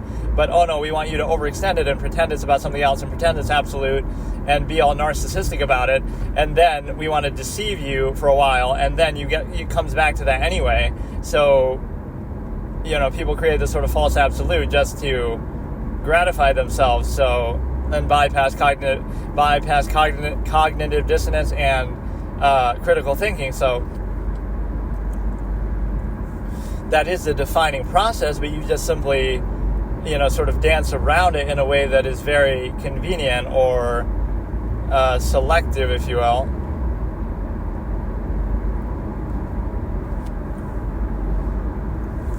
So that's what I find strange, is the fact that you can't just realize inherently the way the nature of the process actually works, and you can reveal a lot just by simply not doing anything, right? Rather than, it sort of shows you, like, what is social contrivance? Why, just interaction in general. Why is it necessary, or what does it do? And what it does is it takes your non-basis of self. In other words, all value comes from the self and that which is nearest to you, and it overextends it into a collective, as in the collective of society, etc. And so what you do now is the conflict comes in with every, all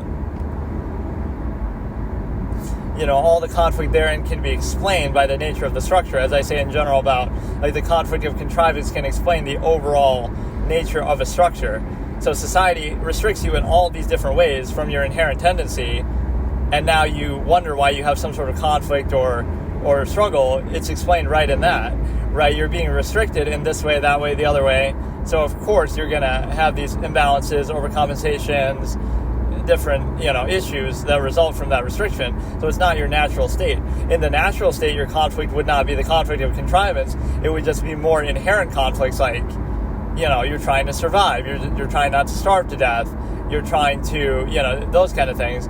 So you get sort of spoiled by overextension and machination process, but that sort of just obscures how much restriction there is anyway. So those are sort of two separate issues that one should not be used to overcompensate for or excuse the other, right? The fact that, our technology is so good, so therefore it's okay to be restricted in every meaningful way, etc. And again, this non-consensual social contract that you were sort of forced into. And so therefore what you have is the simple ability to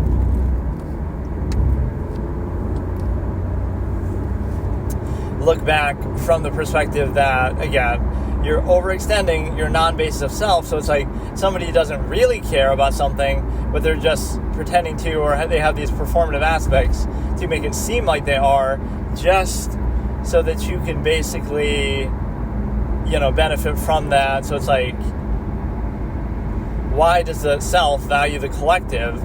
Because it wants something back from the collective for the self. Why does the collective value the self?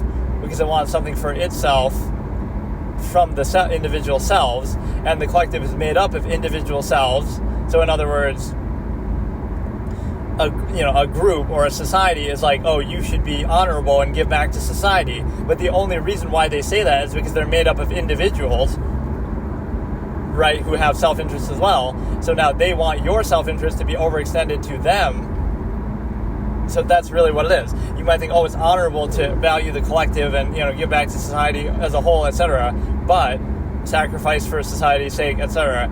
But all you're doing is they're operating on their self-interest. So, like, yes, we want somebody individually to sacrifice for us, to, like, the collective, but then we benefit individually. That would be the incentive behind it. So the reason why you wouldn't do that is because of self-interest, but the reason why you're told to do it is also because of self-interest. It's the same measure, it's the same process, right? They're only telling you, don't be selfish, just so that you can overextend and give back to the collective, which includes them, which is based on their own self-interest, even if, it's in a smaller, overextended form. So it's not a question of the functional basis, whether you think that's worth doing or not, although I can guarantee you wouldn't agree exactly with how it's done because of how, again, it gets so sort of convoluted with whether it be taxes or something, right? But you have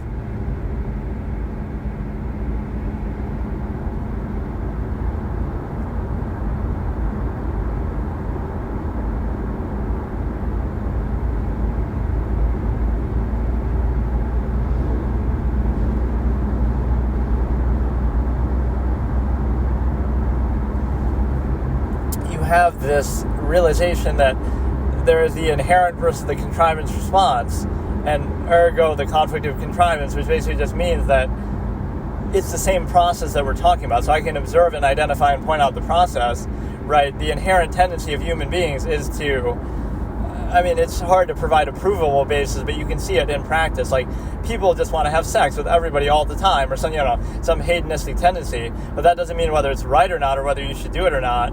It means that basically you are in a position to it means that basically you're in a position where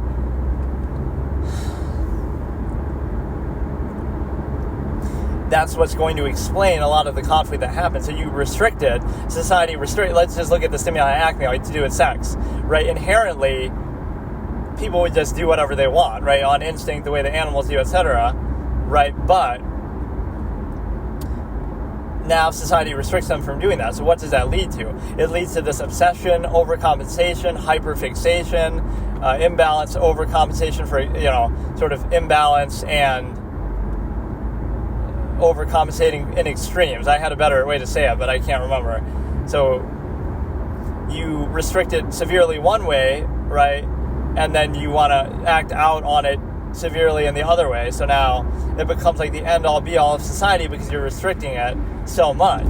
So now all your profanity has to do with it because you're obsessed with it. Or, again, everything in society, marketing, advertising, your whole basis of life, split down the middle with a partner, sexual basis, all this kind of stuff, where this is the whole irony. You think, oh, society's in control of sex because it restricts people from just having orgies and having, multiple partners and all this kind of stuff. But that's not really society being in control of it. Being in control of it would be the inherent man just simply, inherent people just doing it as they see fit, like a nudist colony, and just being sort of at peace with it. Right, it just is. It's not a big deal. Seeing somebody naked doesn't matter. It's just a naked body. That's just how people naturally look. Right, so that's sort of, it's a different incentive. It's not that, oh my goodness, seeing a naked body is the end of the world.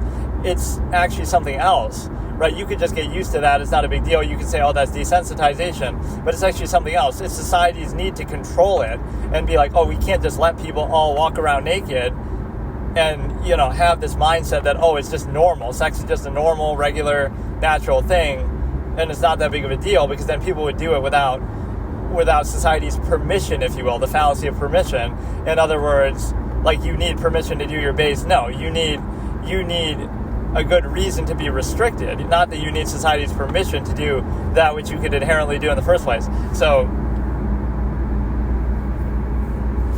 you have the ability to look at it that there's no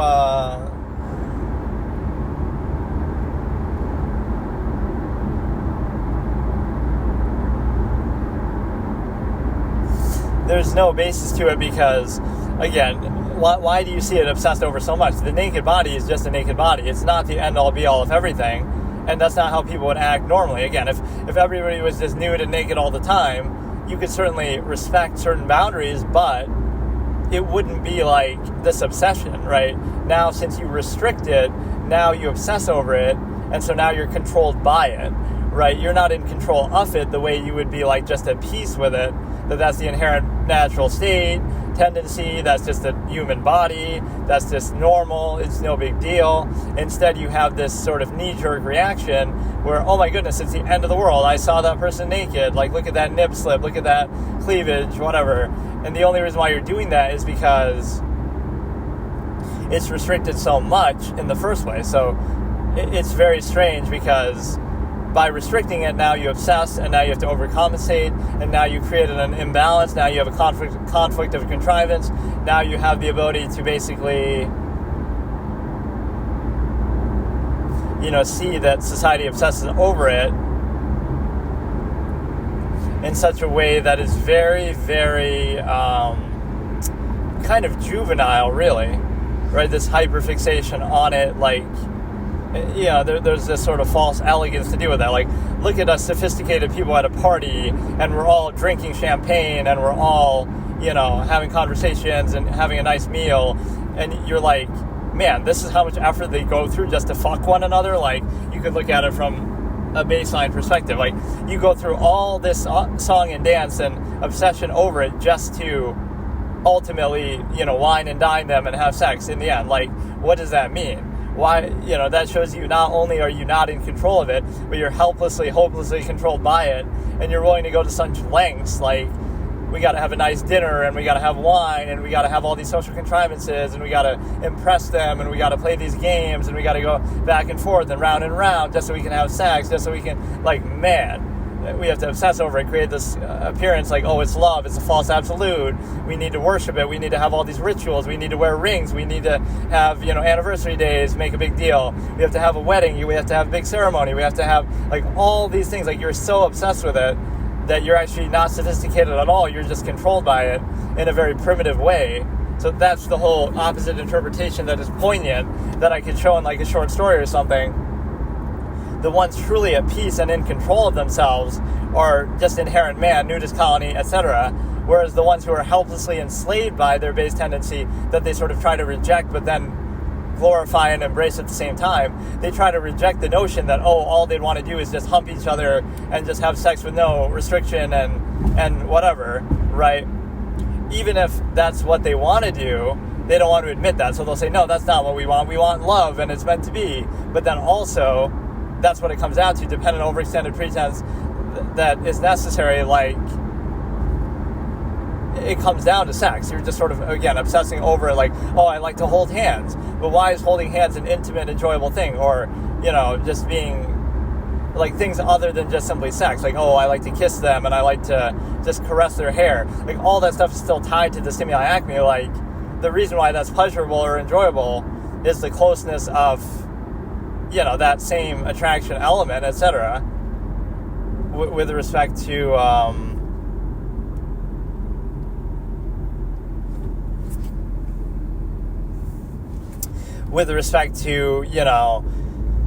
you're just sort of dancing around it. The natural tendency is to simply, you want to have sex, and it's nature's way of inspiring reproduction, etc. But now, I want to hold hands, and I want to look in your eyes, and I want to obsess over every little thing to do with you, but it's still tied to the same process. So you go through all this, like, it really is amazing. The amount of struggle and emphasis and everything people place on it. It's like, it's just sex. Animals hump all the time. It's not that big of a deal, but you don't want to look at it like that, or, again, you're going to be rejecting your inherent nature, ergo being controlled by it. So you want to obsess over every little element. Like, I'm not obsessed with sex. I just kind of dance around it, make a big deal, make all these rituals, do all these things, go through rings, go through my whole life, go through split your finances down the middle based on sexual partner. I, am so hyper fixated on it. Like, we dance around it, we obsess over holding hands, over kissing, over all these other things. Like, you're so hyper fixated that every little thing becomes a big deal when it doesn't have to be a big deal. Right, it's a choice. And so you have whatever. I really haven't watched much in these sessions, but I really can't even decide what to watch. I was going to watch a Squid Game, but now it's too late.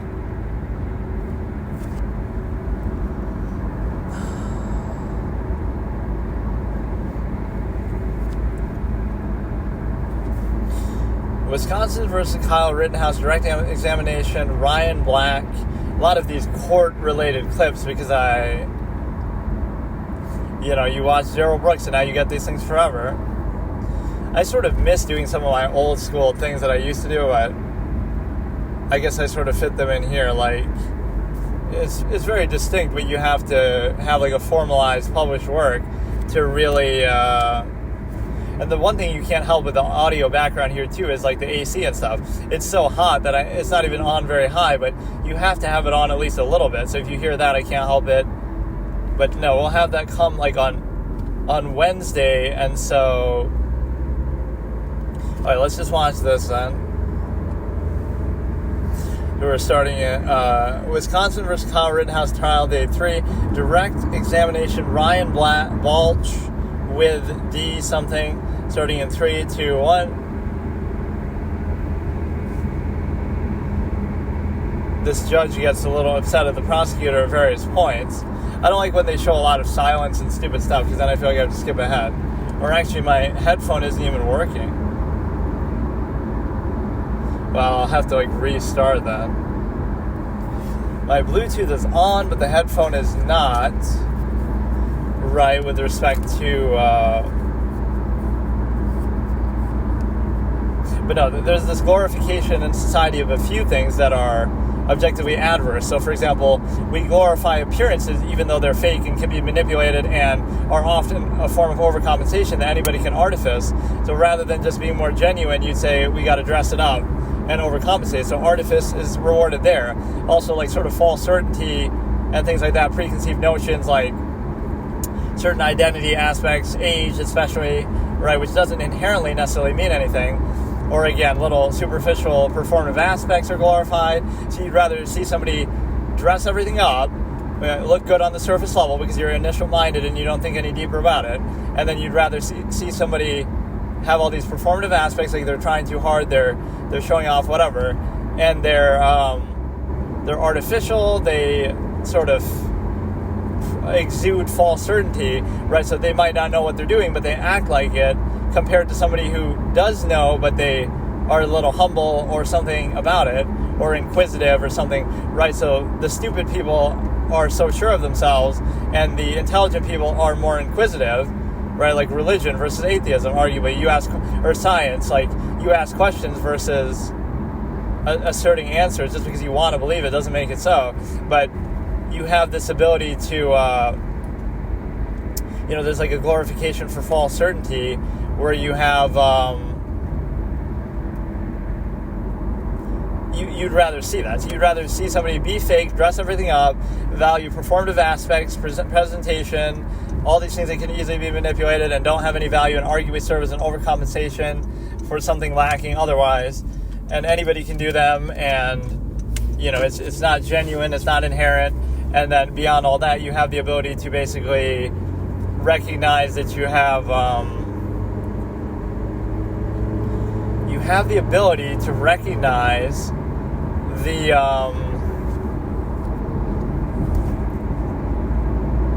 again, like sort of the speed efficiency fallacy, or again, you're valuing certain preconceived notions and superficial elements, performative aspects. What else do we have? Just the idea that you have, again, like false certainty. So you reward all the wrong things, and then you're surprised why you get them, whether it be in politics or otherwise. Like it's all fake. So you'd rather see somebody be fake, and again, false certainty, than actual, justified uncertainty. So like you'd rather somebody lie but sound very confident than somebody tell the truth and be a little less certain, like something like that, right? And so you have that leads to rule by omission being so powerful too, and that's kind of how people are indoctrinated to be, in a way that is easy to control and malleable and kind of very obvious process. But I kind of want to watch this, but now my Bluetooth shit isn't working. You gotta like put it back in the case and take it out again or some shit.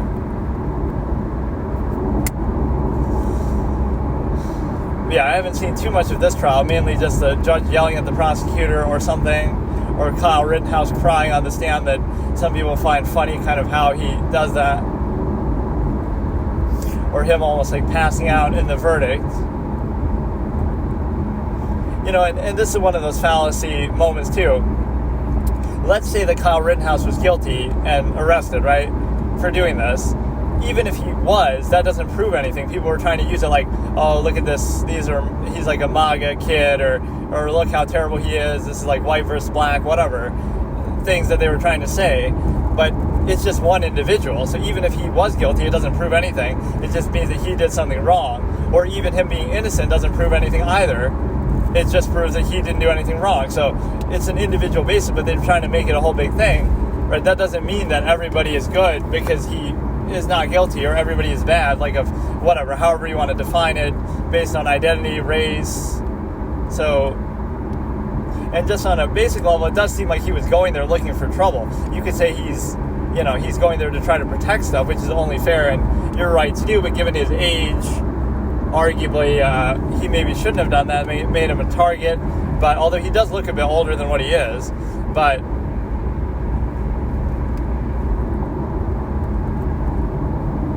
no, this is one of those good indications of like a reduction to structure too. If you identify the structure, then it won't have any impact. right? Or if you choose not to be reduced to it. So it's like, oh, look how impressive this lawyer is, but they're doing it like hypothetically in some general sense, like in some general case. How fitting. It's the fact that you have the ability to basically say, well, it's a controlled environment, so you're reduced to that structure. So in that structure, anybody can just do something, right, to varying degrees, but it's like it has more to do with the structure than it does to do with the individual, right? And if you practice the process in a sound way, then the result should be the same no matter who it is, that kind of a thing, rather than glorifying it on an individual basis, just, so it comes down to more to presentation, like how this happens like with Trump and Harris and stuff now. They could both be equally flawed, but one of them tells a lie and, oh, that one doesn't get fact-checked, but the other one does. Like Harris won't, but Trump will. So just by the perception alone, now it makes it seem like one is better than the other, even if they're the same, right? Just because you have the skew, you have the spin. So what's more important is how it's portrayed, and most people are dumb, right? It's easier to fool people than convince them they've been fooled, is the old expression. So it's like you have the ability to basically put it in a perspective that, this is what I always use the term initial mindedness, or the initial minded, the idea that you'll look at the surface level and you'll just go by that. So you'll see the headline and, oh, now you think whatever that is, or you'll hear the story and you'll just think whatever that is and you won't dig any deeper. So like this immigrants eating pets thing, it's possible that one or two of them have done it. It's possible that, there have been some police reports, etc. But just on a surface level, right, they'll all say, oh, it's debunked, it's false. And then that's it. People will take that as fact instead of doing some research. In the age of the internet, that's almost inexcusable that this shows you what fact-checking really is about. They're more interested in asserting something that is in line with a particular narrative than actually investigating and finding out whether that is the case or not, right, with any certainty. So the corporate-owned media is a part of this whole big immigrant situation in both the UK, maybe Europe, and also in the US, where it's this easy propagandized point, a modern McCarthyism of race, call anybody who doesn't agree a racist, call anybody, like in politics, who is against something, a Russian asset or whatever, and then you take a clear side, so the media has that incentive, which would have China's fingerprints all over it, but the media's incentive is simply that they want to have a population here that's easier to control, that would be immigrants with sort of lower standards, and you might think that's an insult, but it's really not. It's just like, that's the reason why people come here in the first place, but now, when you do it in this contrived of a way, now all those people will feel like, oh, you're on their side because you're trying to keep them here, and they're against you because they're deporting you. And so now you're never going to win another election again if you're Republicans or anybody besides Democrats, because now they'll all vote for them because they want to keep them here, and that's why they did it. That would be at least a good basis. So it's a pretty blatant process, but people are so dumb that they actually accept it. Right? It's just that simple. That's why you can control people on an initial level, where you just kind of do that, and it's like, you know what I mean? You don't have to do anything else. Just, you can lie to them and they'll believe it, and then they'll never dig any deeper, and that's it. Or you can at least have a spin or a skew or a thing with respect to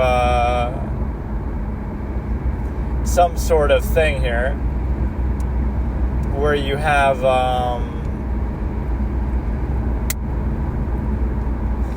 you sort of, you're not really outright lying, but you're kind of portraying it from a certain point of view and a preconceived framing, so that's all you have to do is kind of play into that. And, some of these fallacies, like mostly peaceful protests, there's no such thing as mostly peaceful. Either it's peaceful or it isn't. So, all the people who are peaceful, that's fine. That goes without saying. That's like saying, oh, the country is mostly law-abiding, so let's just abandon the government. We don't need it anymore. Let's be anarchists because it's mostly peaceful. Everybody's mostly lawful anyway. But that's not your concern. The concern is the few people who aren't peaceful or aren't lawful, should be addressed, right? That's the point. You can't use one to justify or ridicule the other. Like, oh, out of those 20,000 immigrants in Springfield, 19,990 are good, and 10 of them have killed people or killed, animals and stuff. And there's that fallacy like, oh, illegal immigrants commit a crime at a rate lower than American citizens. Now, first of all, that's an objective lie, because guess how many illegal immigrants commit crimes? 100%. 100% commit crimes, because the act of coming in illegally is itself a crime. But even beyond that, right, even if it is like a low percentage, first of all, how would you know when you don't even know who's coming in and how you're letting them in? Right? How would you even keep track of that or be sure? But number two is, if you decide to do that, then what about the idea that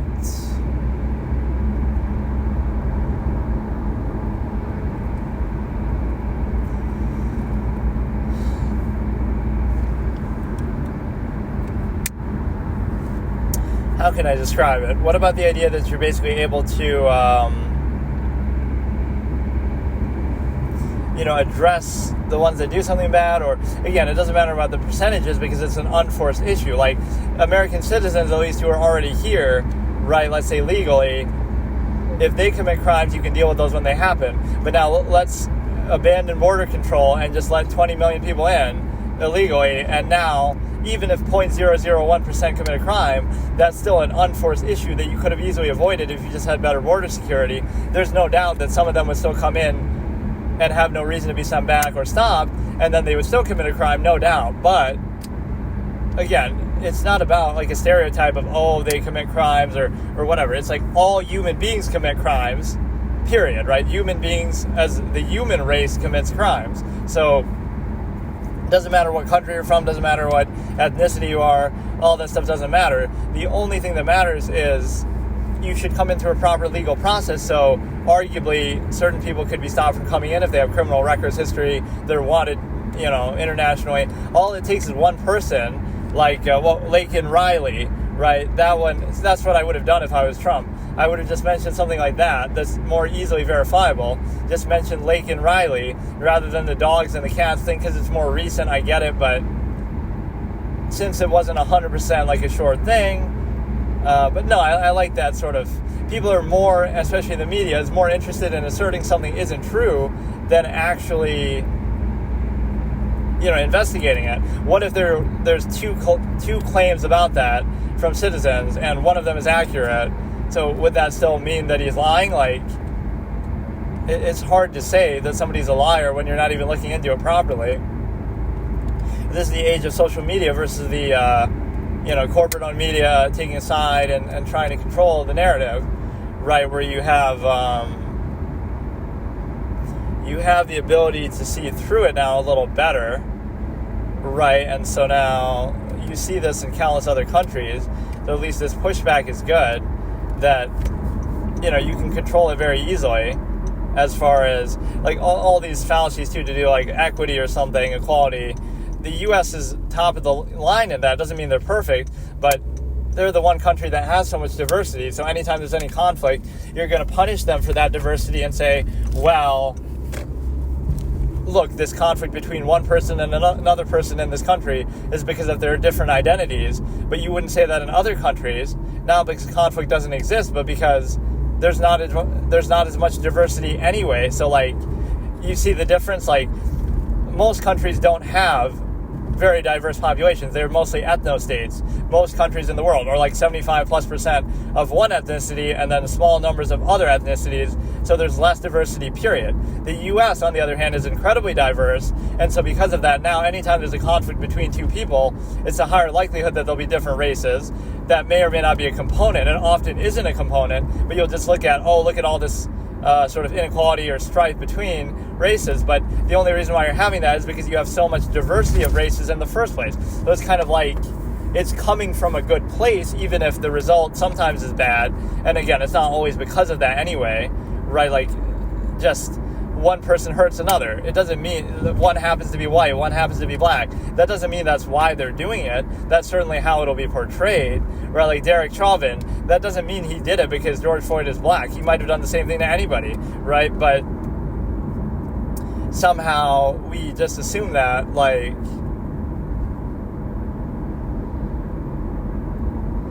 we assume it from the perspective that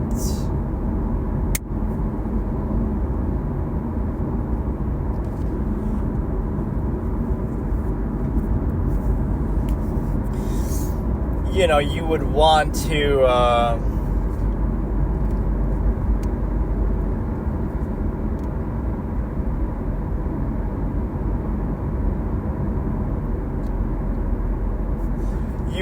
to say that, I don't know, there's just a lot of fallacies, like, equity and this and that. The U.S. has always been ahead of the curve on that.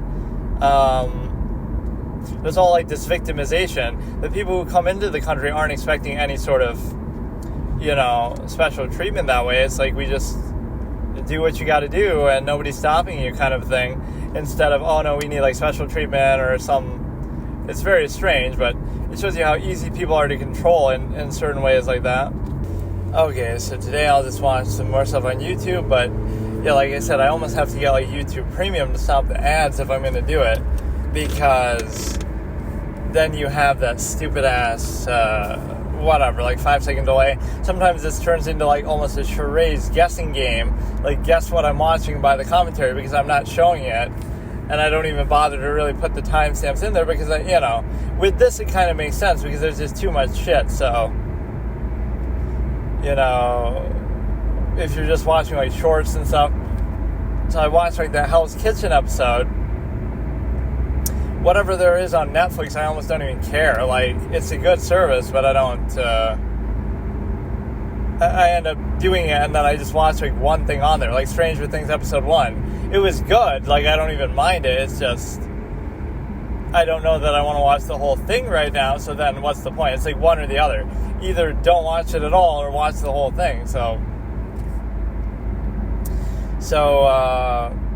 between courtroom clips, notably Darrell Brooks stuff, or even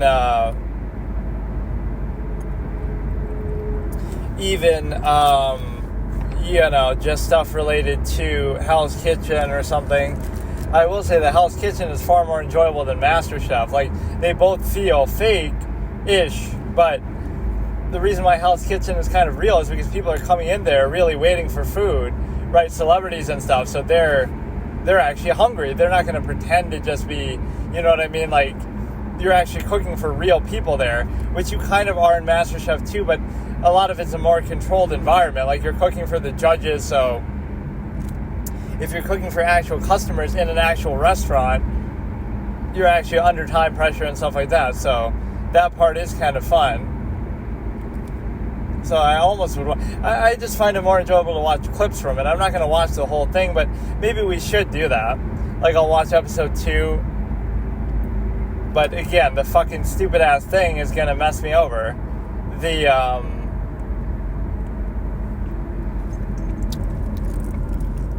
actual stupid thing. What's it called? The ads. I guess I can just do it anyway. Or that interview was kind of funny, but it was also sort of heavy-handed. The Victor Gao and fucking whatever. Mehdi and Victor Gao. Count the number of times. Take a drink every time he says Mehdi, Mehdi, Mehdi. He even says that you can say my name as many times as you want. It's not going to change. Whatever. So in a way, I don't like Mehdi's handling of it. But then again, it's kind of necessary because you won't get anything out of. You still don't really get much out of him. Right, but it's like, oh, he's taking a heavy-handed stance. You're right, he is. He's being sort of biased. But even by doing that, you're still not getting much out of Victor. He's still going to show that guy somewhere in China. You will never see him again. That general, some high-profile people who go missing.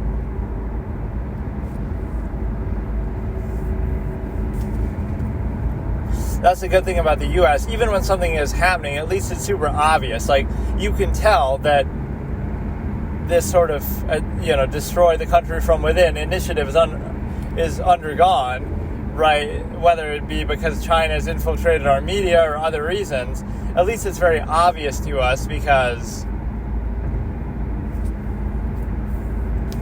I don't know, I just can't decide what to really watch. I have no notion. I should almost watch something related to gaming, like something just very... What's something that I recently saw that was like some sort of controversy? Oh, like Melina and somebody broke up, Nick, MP, LOL. I don't even know who the fuck some of these people are. Like, I don't know what they're known for. They just do like just chatting stuff, kind of like what I'm doing now, but everybody was surprised by that. But yeah, that stuff is actually fun to listen to for whatever sick reason. Amber Heard and Johnny Depp arguing. Let me do that.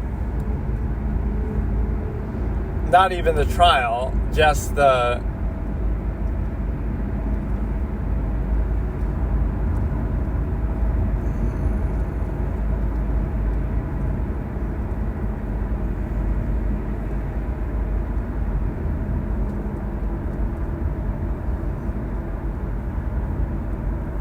Alright, I really have trouble typing here, so I always have to stop again.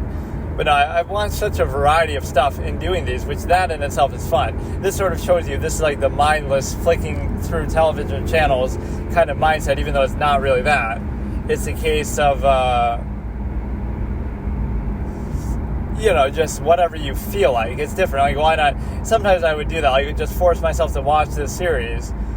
Like, even The Sopranos was an authentic version of that. Even though it ended after 13 episodes, I was immersed, I was invested, I was giving I think I gave pretty good commentary there, right? Like, it was a full commitment, and even though it ended there, it ended for kind of good reasons within formats that I set, like, if it got 3 F grades, which that wasn't the reason why, or if it got, like, what do you call it? So I'll test out that mic tomorrow, I suppose, that,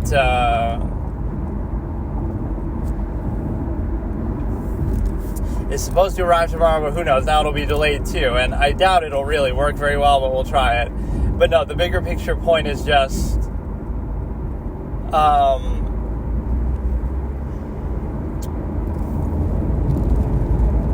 I can't remember. What was I saying?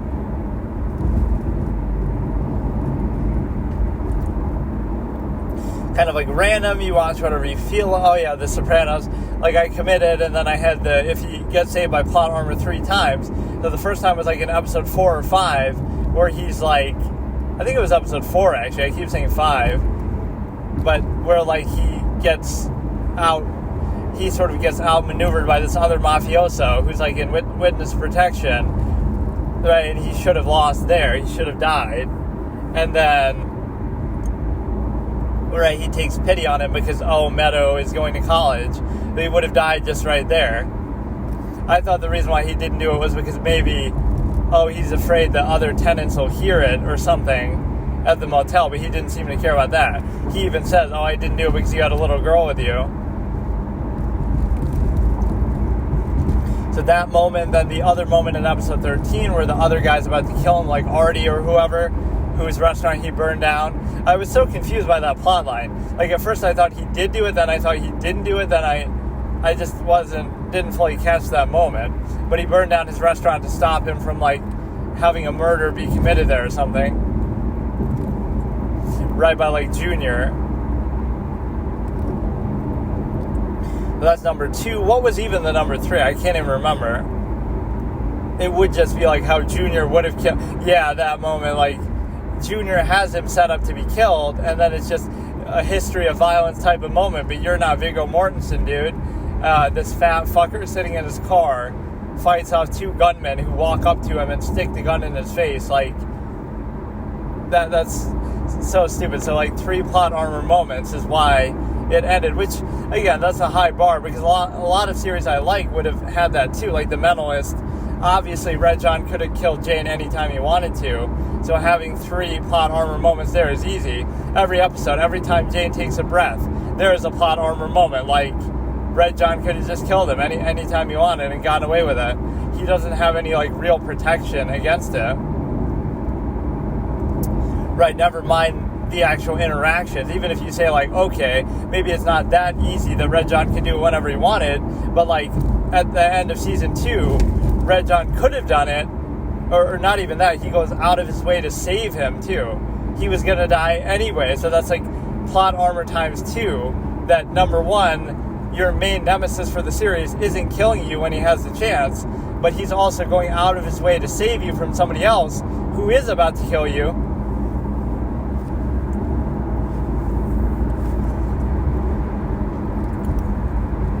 So yeah, when I stop in a minute here, speaking of Hell's Kitchen, I'm actually very hungry myself, so I got to go here, and it'll be much further in the drive, actually. I kind of like doing that, though, because then I stop and I eat, and then I react to stuff while eating for whatever stupid-ass reason. Right. And that's the other category I got to do, is like some sort of exploring kind of whatever, so I could like show what I'm looking at, but not myself. Like do it without face cam. That could be fun. Get a GoPro. But no, we'll test this stupid ass mic, and I'll use that to start taking some of these things seriously. Like, yeah, I'll watch some Johnny Depp, Amber Heard, like recorded, some of their audio recordings that are kind of somewhat funny, even if in a sick way to listen to. Kind of like that Mel Gibson shit, where you're talking about, like, you know, Mel Gibson is yelling, "I want you to smile and blow me." This guy's a devout Christian and everything too, but yeah, what else do we have? Blame all of this on Allison Williams. She single-handedly started this format, right? Because is that how it started or what? Like, I watched Girls episode 1. Well, it didn't really start with that. I think well, no, it kind of did. Like, it started by me sort of introducing the format, but then, and I'm like way behind on uploading these too now, so like, I probably have like 2 weeks worth. A lot of it I've used to sort of just archive some of my old takes and terms from my old debate format, because it's kind of unfair in a way that, like, because I never got around to doing it, or because I never saved it, I never really uploaded it in any formal sense, it's very unfair to me, because if anybody, whatever, like, I don't want credit for those terms, but it should at least be there. Like, you should always know what they are, right? Because to me, it's like second nature, but people won't get it. And of the few people who participated in that very obscure debate format, like, it doesn't matter, but the inherent value of those things is pretty significant. Like, just, I don't know, it's like I should have taken it a bit more seriously and known what I was doing with it. Yeah, we'll listen to some. I'll try to find like a long one too. We could do that, and then we could do like something else. I can't even think of what I want to do. Just like celebrity rant outrage tapes. How about that? Like Christian Bale. I'll make a playlist really quick. Christian Bale, Mel Gibson, and then Johnny Depp and Amber Heard for the main event. And hopefully I'll be able to get my food. I'm actually fucking starving. I didn't have lunch or anything. And it's probably another, maybe 25, 30 minutes still. I actually forget. It's probably closer to 30 minutes. It's like always on the way, so there's always something on the way, but this specifically is always on the way, so I always stop there, and then it's like closer to whatever, like my house than it is to this. So like where I'm coming from. So like here it's farther. On the other side it's closer when I'm coming like back.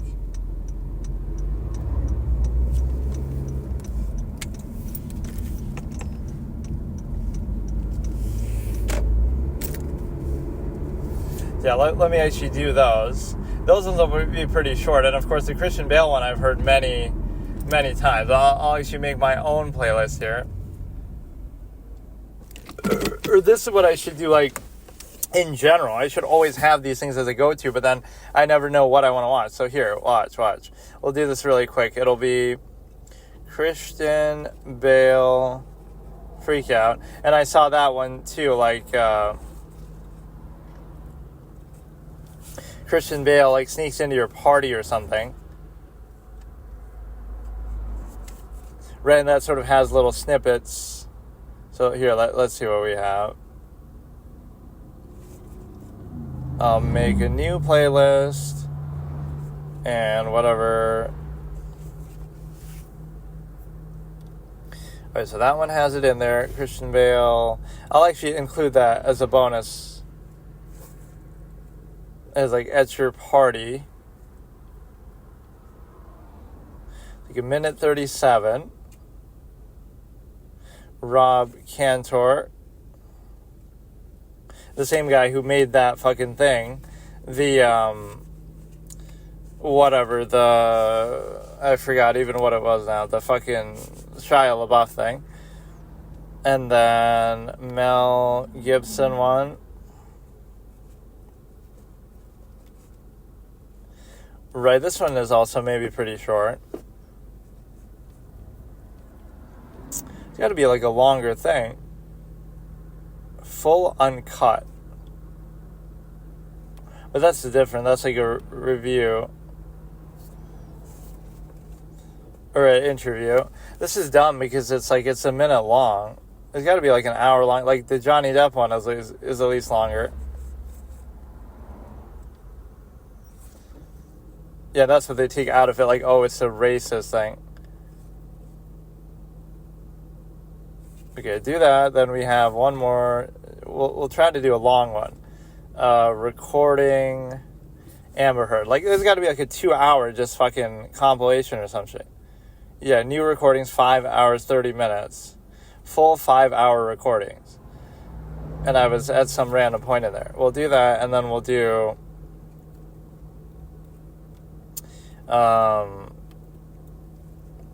we'll do some random Darryl Brooks thing, like, this is like FBI interviews, and then we'll do, the Hell's Kitchen, something from there. Like, this will be all a good mix of stuff here. Or even just season 1, episode 2. Turning up the heat. And it's showing like I've already watched it, but I haven't. And this one's like shorter too, 38 minutes. We'll go through what I can here with respect to... you have 6 things in there, so we'll somehow match it with the timestamps. At least we have some sort of structure for here. And a lot of this I've already seen before, right, in some form. Like, this was a classic thing back in the day, the Christian Bale one. Okay, Christian Bale freaks out on set with subtitles of crew and background. It must just be the person who made the video who's doing this, that he's a sound designer, not, like, who leaked this out in the first place. I don't even know. So we're starting in 3, 2, 1. Like, it's the sort of thing he only apologized because we need Valkyrie to listen to this. She's like a streamer who complained about Jason Momoa on the set of something. I can't even remember what it was, but like, oh, I wouldn't want to work in that environment.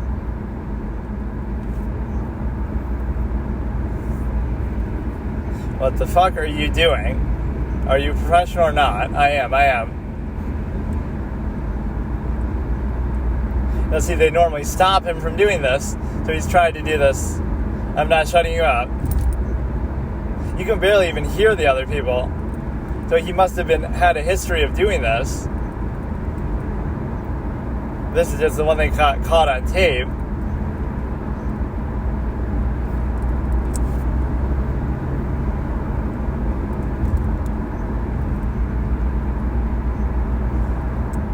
In the middle of the fucking scene. Give me a fucking answer. He's so belligerent about it, like, we don't know the full context of, I was looking at the light. I hope it was fucking good. I'm just going to quote through what I remember because... But he's very passionate. Like, this is almost a good thing that a lot of actors probably do, but he kind of beats like a dead horse. He does it a little bit too much, right?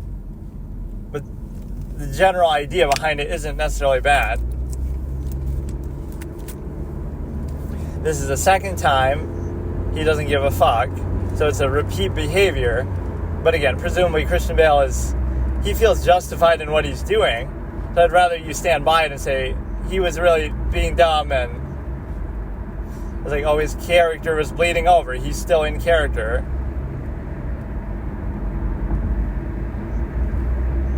Now he's all like dismissive. Stay off the fucking set. Now, who asked for a wardrobe? Is it the same guy? Somebody else takes wardrobe for him to calm down.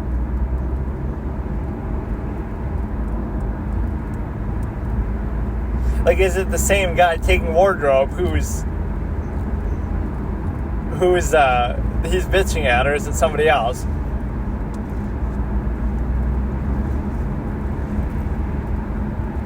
It sounds like he's interrupting him when he says that. But that's not what that is. He gets all defensive. Just take it. Just take it.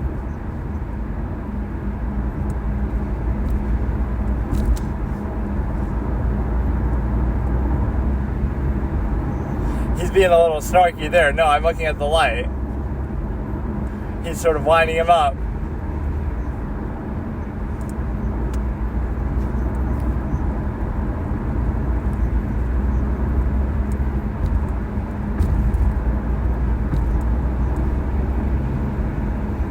This is on like Transformers. I can't remember, like Transformers 3, probably one that I haven't even seen, where he's like the younger, or he's like the husband of Sarah Connor or something. I can't remember.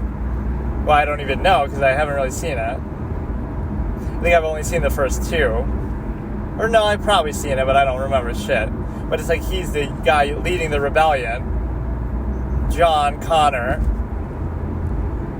I ain't the one walking. Take a walk. Yeah, that's the hilarious line there. Just take a walk. I don't need to walk. He needs to stop walking. Like, he's so witty despite being so angry. But no, mostly I feel like this is the sort of thing that probably happens relatively frequently, and you just brush it off. But, you know, directors do this to actors. Actors do this to one another. So now this Christian Bale is at your party. So we're starting in 3, 2, well, you won't know which version of this it is. It's 1 minute 36 long by, I can't even tell by who.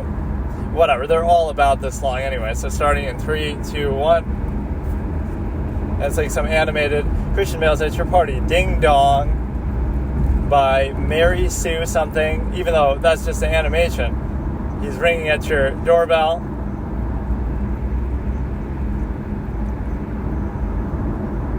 So wait, what is this, I forget, what is this song it's even based on?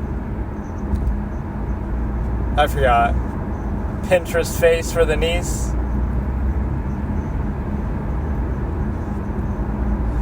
It's so random. Random equals funny. This is modern humor. He's brought a frozen pizza and he sells it by the piece with a carrot for the knife, and she like falls back into a pool in like some other video of this I've seen. Tumblr is blowing the kazoo. Oh, good for you. That's from the Freak Out. And the ending is like some sort of plot twist, crazy shit.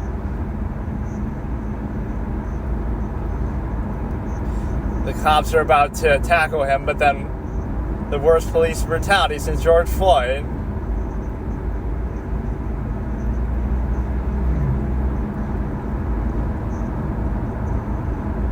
He gets cut off, though. What don't you fucking... He has the upper hand. He just likes that position, being bent over naked, and then he gets cut off because he just vanishes. Like, it's the most random shit ever, but it reminds me of, like, that... This guy's style reminds me of, like, the Ultimate Showdown of Ultimate Destiny, that kind of thing, between Shia LaBeouf, or between Christian Bale, or between... this thing, whatever. It's just random. Like, let's analyze the random elements. He's at your door. Okay, that's the whole scenario. There's nothing random about that. But then he's eating all your queso dip. That's just random, right? He just comes in and eats your queso dip. He's doing it more for musical purposes. That's kind of how people come up with, like, what would sound most rhythmic or what rhymes with this. So he's eating your queso dip. Your unattractive niece rhymes with Patrice, so her name is Amanda, but he's calling her Patrice because it rhymes with niece. And then... again, also sort of random. then he's selling the pizza by the piece. He has a frozen pizza and he's selling it by the piece. And then he keeps fitting in the "what don't you fucking understand" thing. There was a good remix with it where this woman saying, so this girl's voice is saying, "Shut up if you can't take a joke," something like that. There was a whole remix with that in there. I don't know what that's from, but, or one of the best remixes ever is like "Who Is Your Daddy" by like somebody. It's like, it's so fucking funny. It's an Arnold remix where he's like, "Who is your daddy and what does he do?" And then he keeps inserting the names. This is like God level genius comedy, right? "Who is your daddy and what does he do?" And then he inserts the name of every single character Arnold ever plays, like Detective John Kimball, "I'm a cop, you idiot." And then he's like, John Connor, I'm a cybernetic organism. And then what else? Like Douglas Quaid, "I'm a psychopathic bitch." Like, it's one of the coolest, greatest. I should almost listen to it now, but I can't change it. That is really like the greatest fucking thing I've ever seen in my life. It's so creative because he's going through every single thing he's ever done, like every character name that he says or that he plays. "I'm Douglas Quaid." I'm, every name, and then he gives their occupation. "Who is your daddy?" Detective John Kimball. "And what does he do?" "I'm a cop, you idiot." It's like he's talking to himself and answering himself, right? It's so good. So you got Mel Gibson, racist phone call, and I don't know Mahalo is on the screen here. I don't know exactly what it is, but starting in 3, 2, 1. It's only like a minute long. Oh, it's like an interview person talking though. Oksana Grigorieva.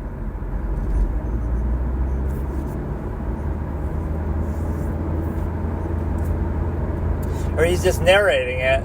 Give me the actual fucking thing. Offensive language, yeah, fuck.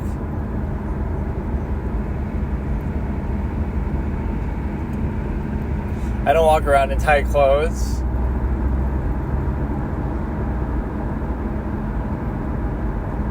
See, they'll focus on that. Not the fact that he's yelling and calling her a whore and all this kind of stuff. They'll focus on the N-word. That's like a psychological trick. You can overshadow anything. You can have a murder occurring and you can have the world ending, but oh no, oh my goodness, they said the N-word. Like, it's a bad thing and you shouldn't say it, but it shouldn't usurp everything else. Like, wow, this has more narration than the actual video itself.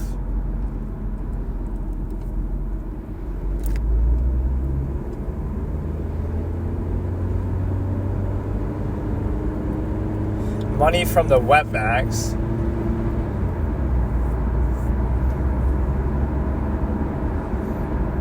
But yeah, you need a bat in the side of the head. Oh no, he said the N-word. Like he's threatening to kill her. I'll put you in a rose garden, but we don't care about that.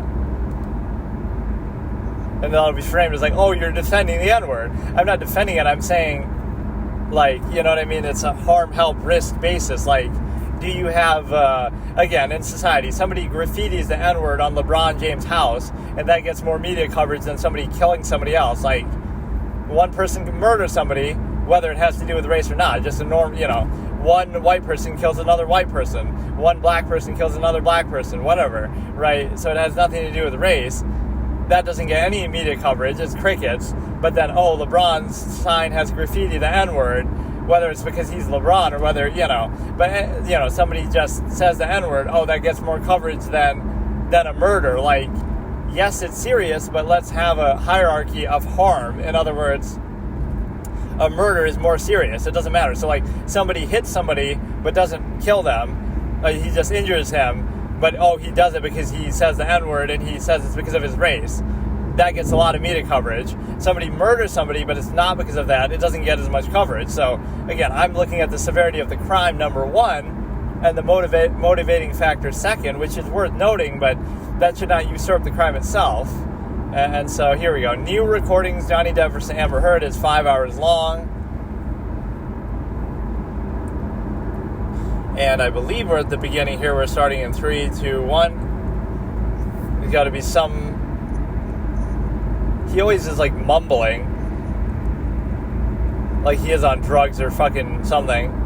Sarcasm or blah blah blah. Go away on both parts. Gotta be some sort of understanding.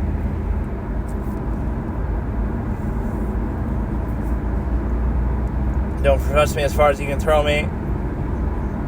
If our relationship is something, I'm just doing this to get you to understand what part I'm at in case you're whatever, but it is the beginning. But no, the one thing I don't sympathize with, despite whatever her manipulative nature is, like, you're also not the victim. Like, you're a gold digger, but like, okay, but then why are you just gold to be dug? Like, what, you're just a helpless child that you can't make decisions for yourself? This tough alpha male is supposed to, millionaire man, is just helpless before Amber Heard. Like, oh, look at her with Elon Musk. You know, you know how many women, whether even celebrities themselves, like, wouldn't want to be with Elon Musk, wouldn't want to be with Johnny Depp for the same reason, of course. So everybody could be a gold digger, but it's not that easy. So there must be something about her that they like, right? That she's attractive or she's funny or sweet, or so, you know what I mean? It's sort of shortchanging the other side of it. Like, oh, she's just a gold digger, but that doesn't mean that these men are automatically going to just be drawn to her. So it must be something to her credit. She's good at it, or something, you know, about her, something about them, that they're so weak that they can't be helped, that they just give into that so easily.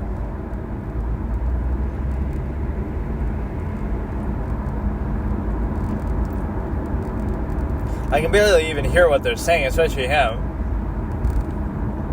ASMR, a couple fighting. Or no, I was enjoying those for a while too, like the social experiments, or the, like, a man beats a woman in public and it gets attention. A woman does it to a man and nothing happens. Or like, even just actual breakups caught on camera or something, reveling like almost sadistically in their suffering. I really can't hear what they're saying. Pocket full of rosies.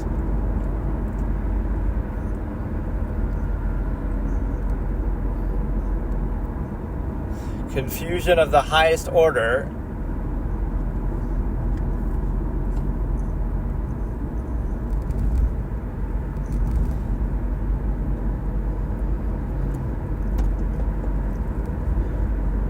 What was it that I was watching? Like breakups caught on camera or something like that. I like seeing those sort of dramatic fights. Like when fictional drama isn't good enough for you and you want to see real drama. One of my favorite scenes like that is in Fatal Attraction, where the wife finds out that he's cheating on her, and the acting is so good. I forget the actress's name, but that's sort of played real in the sense that you feel like, you know, that's kind of, because it's not like over the, well, it's very emotional, but it just feels sort of right.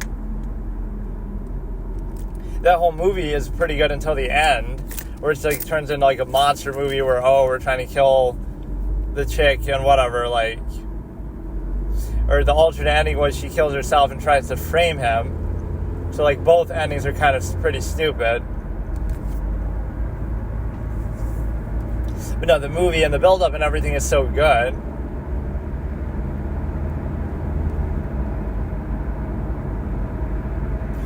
One night stand and then they get pregnant, which he actually does, or she could just be blaming it, but I think they even verify it, like they call a doctor and stuff.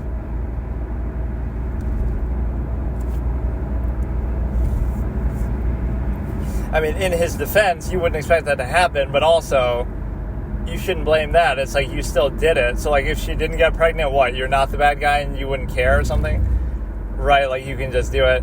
Like it's a two-way thing, so it's like, but I don't know, like when you're married and you do that, nobody's really going to feel bad for you.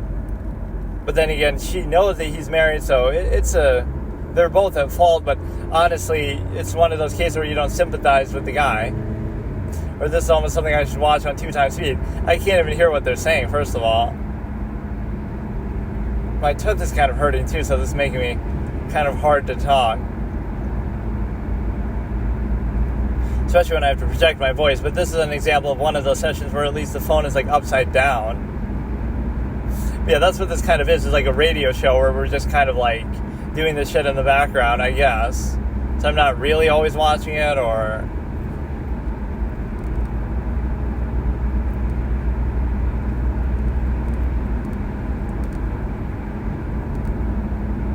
I don't know what the context of this is. This is maybe not the best thing to watch, but I'm trying to give it a shot. It's too quiet. There's no subtitles. I don't know what the context of this exact moment is. He's mumbling. She's quiet. ASMR.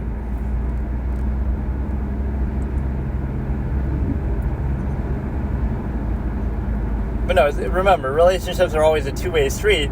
So don't blame the victim, but don't blame it only on the whatever. Like, it's your choice for being in that, so you put up with that.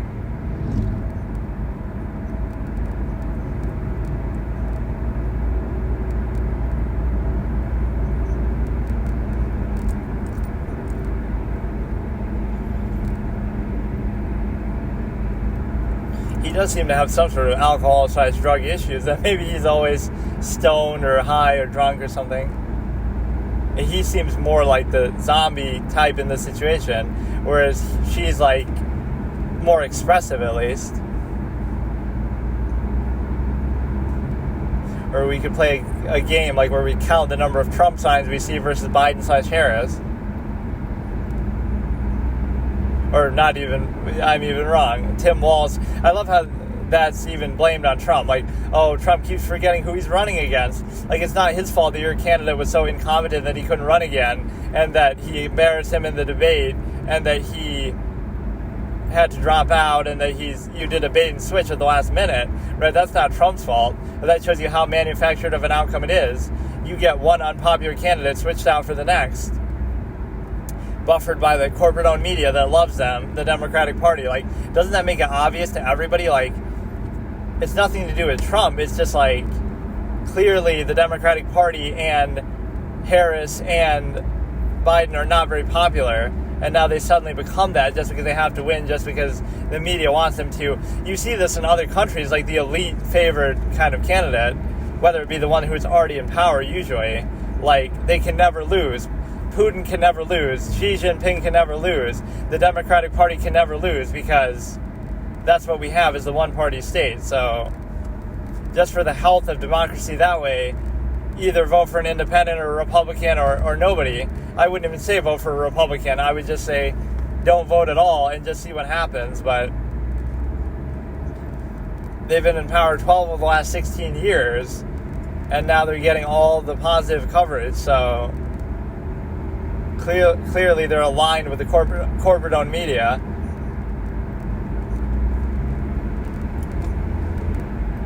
Oh, I like this. This is like hot, how she's saying you're sleepy. Like she's trying to do ASMR to put him to sleep, almost like she's hypnotizing him to try to diffuse the argument. Amber Heard ASMR hypnotizes Johnny Depp using sleepy language and gets him to get over the fight.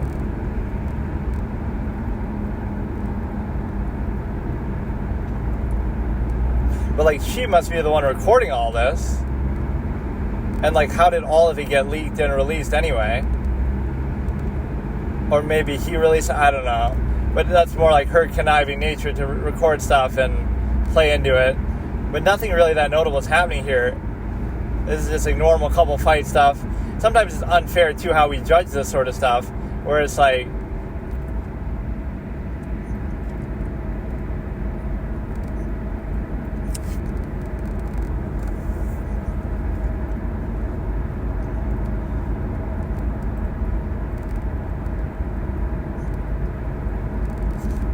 you know, couples have fights, you might say stuff you regret, so you don't want that in the public eye. So, you know, you might think, oh, look how terrible this or that. But you can always pick out stuff like that if you see people's personal private conversations, right? I love this sort of naive mentality people have. It's especially prevalent in the age of the media and the internet. Like, everybody is perfect, and then all of a sudden somebody does something and it's like, oh, they're the worst person ever. How could they possibly do that? It's not to always defend what they do, but it's like, you act like you've never gotten mad or never said something you regret. Like, so there is this like majority who acts like they're so perfect and wants to react to and feel, it's like reinforcement through externality, feel better about themselves through the flaws of other people, right? But you don't look in the mirror and realize that you're so flawed yourself.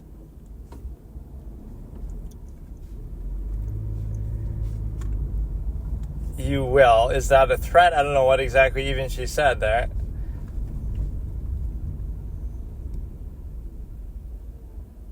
Or that's a good strategy. Just be so far away that they can only hear what he's saying, so they don't hear you winding them up. Even he can't hear her.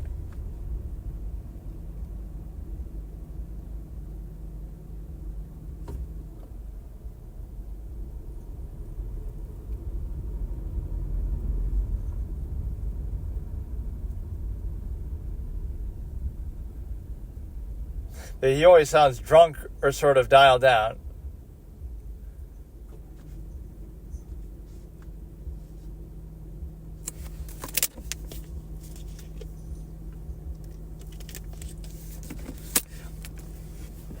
But no, I love that gold digger sort of insinuation that assuming the guy, men are just helpless, and women are gold diggers, but men are just helpless before them, and they just don't have any judgment skills to tell that, or they don't have any choice.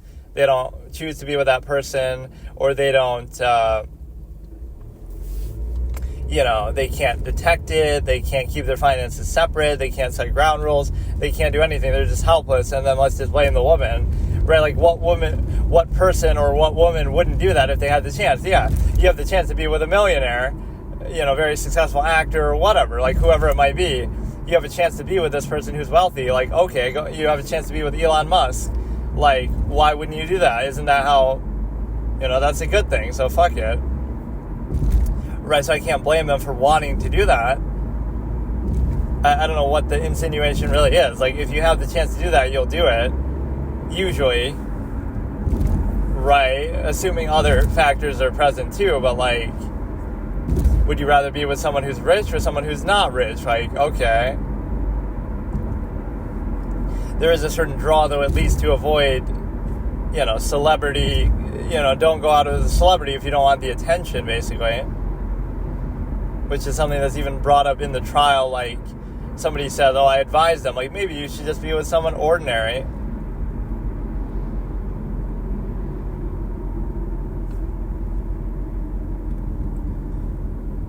Really, I don't know why people treat it like that. Like, it's an asset. Like, okay, women are considered more attractive on average than men, or whatever. They're sexualized more. And so, if a man has money and a woman has looks, and you want to consider that like a barter sort of exchange of interests and values, then that's their choice. They're consensually making that choice. But like, it's sort of implied that the woman gets special treatment there, but you're choosing to leverage that. You don't have to look at it that way. Like, I don't really care about that, but... Okay, we'll move on to the next one here, which is the Darrell Brooks FBI interview. And maybe we'll start this one in the middle somewhere. So this is maybe I'll start at the beginning. So Darrell Brooks trial, Brooks' interview with the FBI part 1, starting in 3, 2, 1. Or I fucked it up. Starting in 3, 2, 1.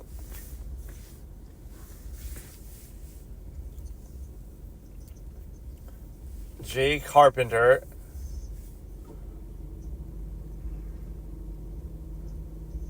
So now they start playing the interrogation video. I just watched this probably the other day, but maybe not the whole thing. Objection, I don't consent to being called that name, by which he's acknowledging being the defendant.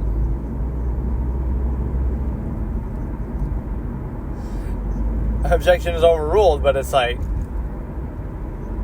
it could be sustained that don't call him Darrell Brooks, but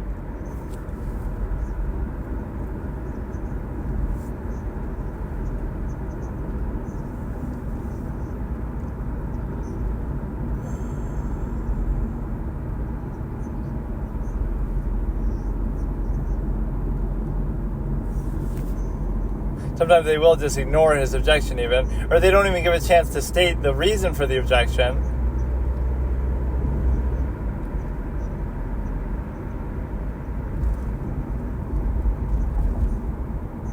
He's not testifying.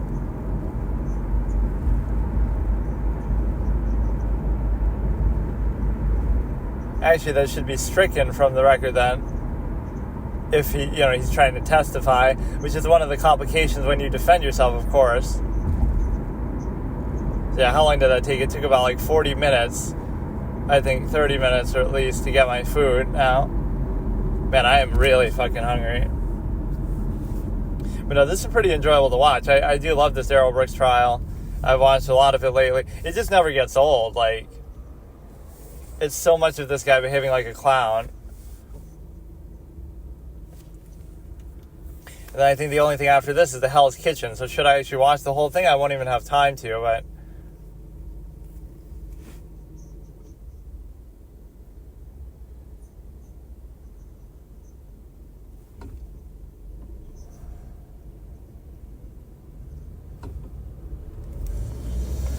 He does get a number of sustained objections over the course of the trial, so it's not like he's completely baseless, but it's just... And he must be pumping his fist in celebration every time he does.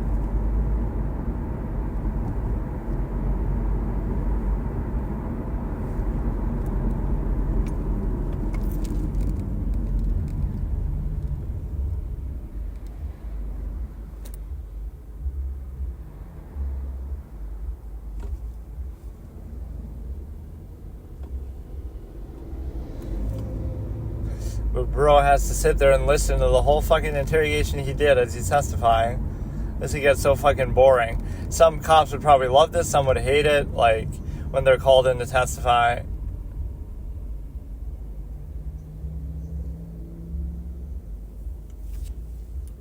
You have to sit here for a very long time and watch this shit. But I guess I don't. I can just skip it. Darrell. Objection, I don't consent to being called Darrell. I'm called Darrell. Or maybe that's why he's objecting the whole trial. It is Darrell. Darrell Revis, like the fucking football player.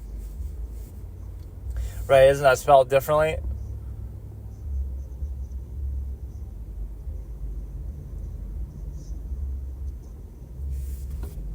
So maybe he's not acting about the shoulder. Maybe he injured it in the fucking crash. And that's a Freudian slip. Oh, whoops, I injured it in the crash when I hit 6 people. It killed 6 people. I forget how many people he injured. So they're only playing the audio, I guess. But we've seen them show the video, too.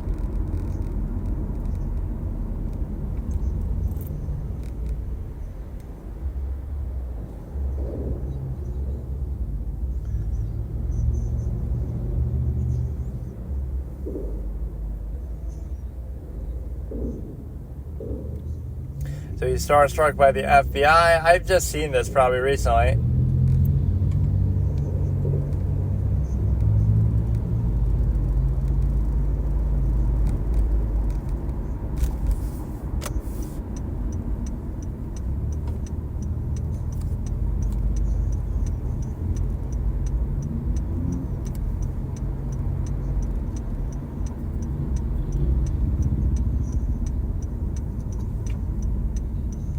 But that at least lets him know that what's happening is serious because, what must he be thinking right now? They don't know I did it, or... Which it does take them a long time to get around to the point that he is the one who did it, but you should just play dumb the whole time and...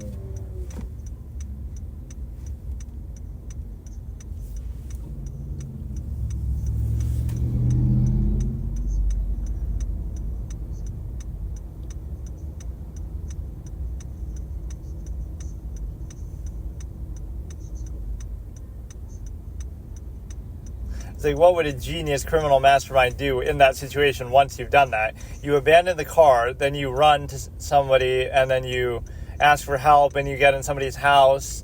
So maybe you would kill that person then at that point, and then hide in their house, and wear their skin, and become them, Right, but really, how long would it take them then to find you? You could do some extreme shit. That's all I'm saying. Assuming in a hypothetical sense. Go in that guy's house. Then... No, but then people would come checking on him and stuff. That's the problem. you got to think, like, what would a perfect criminal really do? And you know what sometimes works really well from all the cases I've studied and learned from and stuff, whatever. But, like, if you just don't do anything, like, you're just quiet and silent and, like, you just sort of are incognito, kind of. Like, so you do it. Well, this crime is kind of too much of a spectacle, but it's like, if you were to kill some random person that you don't even know, and then, you know what I mean, they could never connect it to you or something, or, like, I don't know how to, like, you hide something in your basement for, like, a super long time, and then nobody will ever find it, right? Like, it's something very inconspicuous. You don't do it like you're trying to run away. Like, you're just chilling.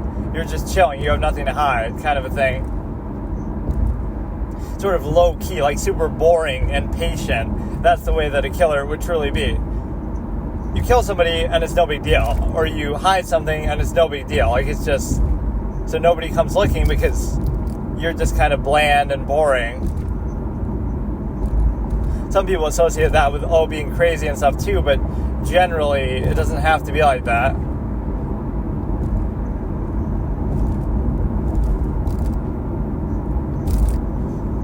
Oh yeah, we just commented on this too. Detroit, the mecca of crime. Oh wait, that's Chicago.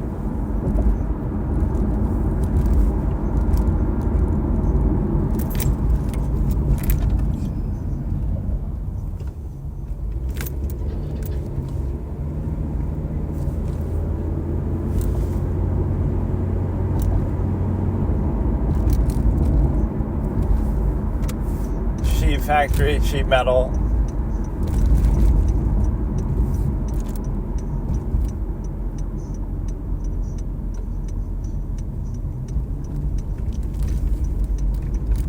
That's how he hurt his shoulder.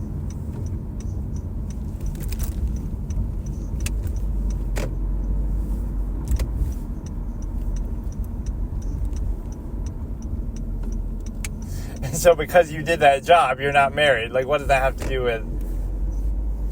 He's honest about Erica Patterson, though, at least. Okay, finally got my food, so let's see. Do I want to watch the rest of this, or do I want to watch Hell's Kitchen? I mean, I do kind of like it. So we got through the whole playlist. Not that I watched really everything in there. Let's actually watch it. What better to watch while eating? I guess I could watch it on 2 times speed, but then we'll have to fuck with the thing too. Let's just do it. So I forget that Carol Ann, who was the most attractive person, according to probably public opinion, got knocked out first. So she was trying to rely on her pretty privilege, and I couldn't even get her through a single episode. So we're watching Hell's Kitchen Season 1, Episode 2, Turning Up the Heat, starting in 3, 2, 1. I like that they at least had a elimination that quickly. So there's 12 people, 11 left. So he only liked maybe 2 people's dishes, which I forget. The chicken parmesan chick and somebody else. I can't remember what the other one was. Or he at least said it was okay.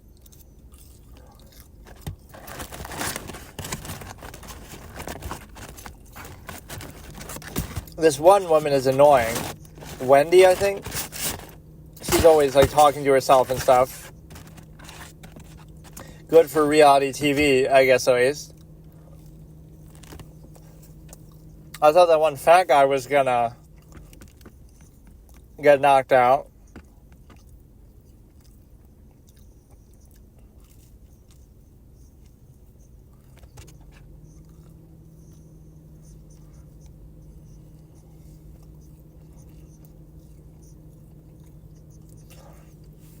Yeah, Elsie was one of the 2 that did well.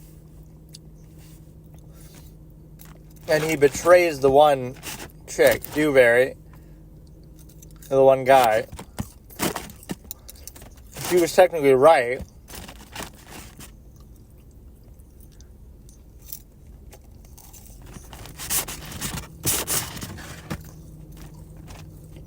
You should always do it yourself because you know you're not going to get picked, so...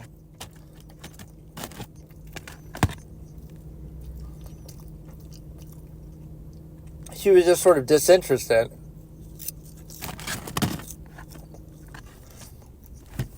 It wasn't like one big conspicuous mistake.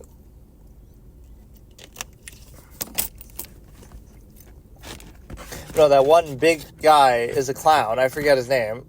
Not Dewberry, it's somebody else. He was making so many mistakes, I was sure he would be gone. And isn't there a bias towards picking somebody like on your own team? Because how would you even know what's happening with the other team?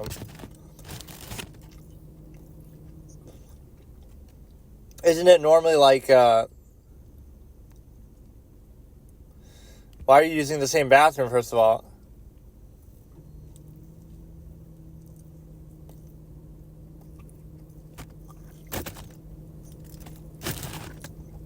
Shouldn't you be mad?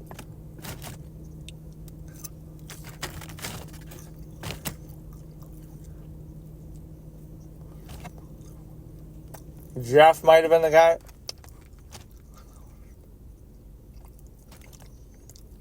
No, it's not even him.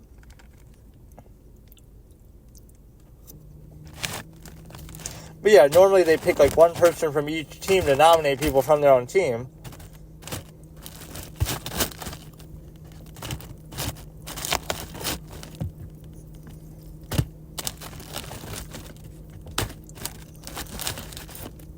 Yeah, I don't think Dewberry was that bad that he deserved to be nominated, especially when you had that conversation. But see, she could say, I was telling the truth. You weren't eliminated, so I picked you because I knew you were too good to get eliminated, so... Or the strategy could be you pick your two biggest competition, so you pick two really good chefs who did a good job, just to get rid of somebody.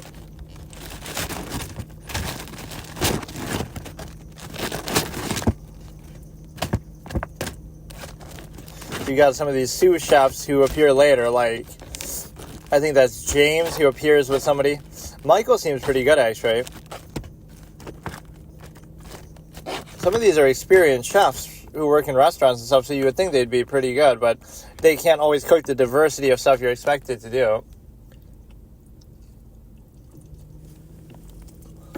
So Elsie should be looking like a favorite, but I don't really trust her completely.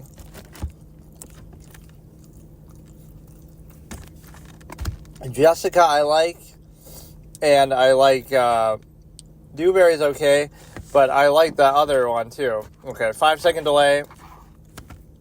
Yeah, Michael, or who is it? Michael, Jason, I forgot already. The guy with the tattoos. So 5-second delay. The guy's brushing his teeth.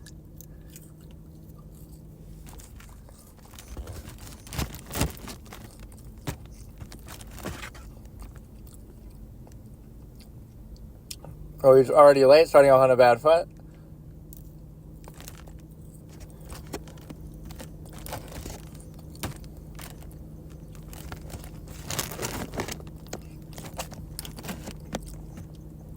You really deserve a pat on the back for just arriving.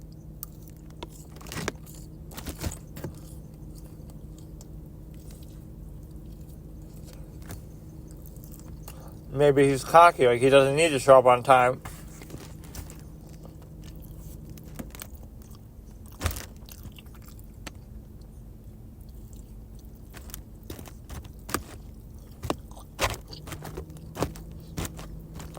Yeah, it's that guy that was so bad.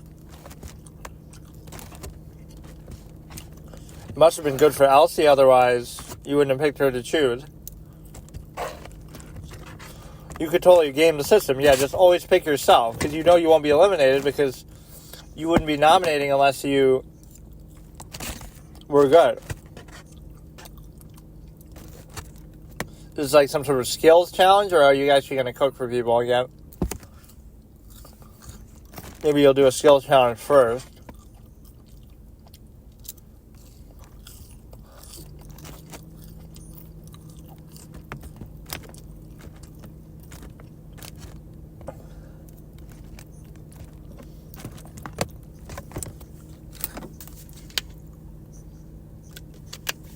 Oh, that is kind of unfair. Yeah, I didn't think of that.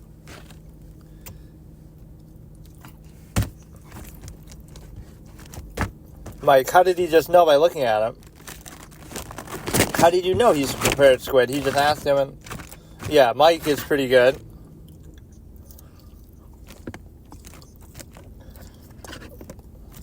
Well, this might not be an elimination challenge. Normally people get eliminated based on the cooking for customers.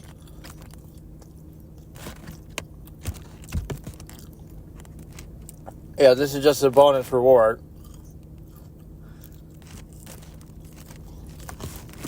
So you got to suck up to him.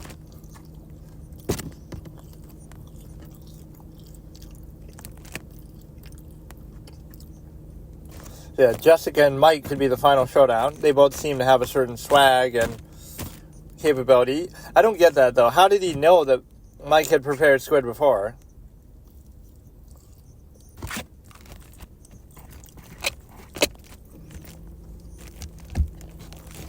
Great thing to watch while you're eating.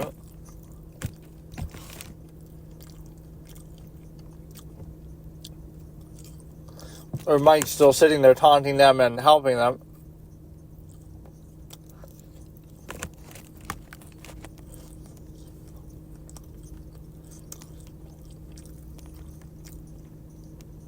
Was that supposed to be an innuendo joke about the cucumber?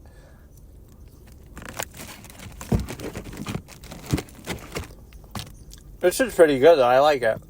Somebody has to get eliminated every episode for it to be fun, which means there could only be 12 episodes. Which I don't know if that's true or not.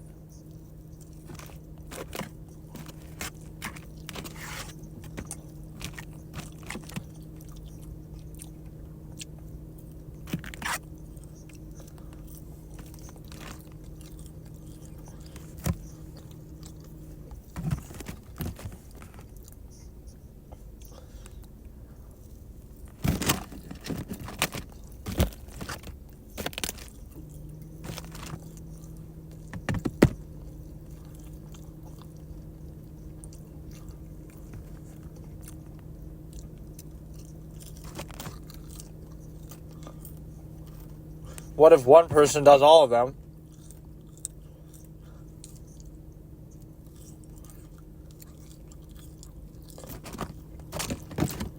So Jessica only got one, though.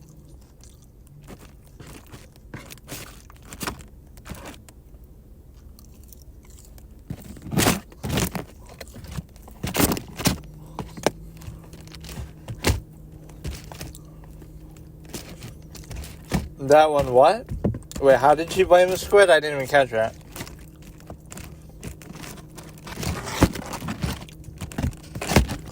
That's 4-6, 5-6. Mary Ellen and Carol Ann. Yeah, we can't. This kitchen's not big enough for two people with two names.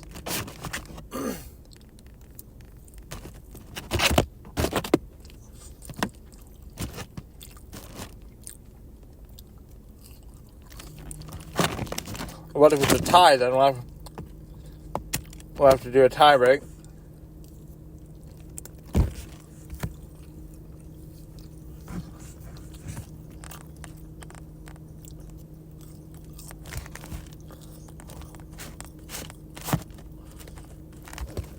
Big hole at the bottom. How do you know whether that's a good thing or a bad thing? I guess it's a bad thing.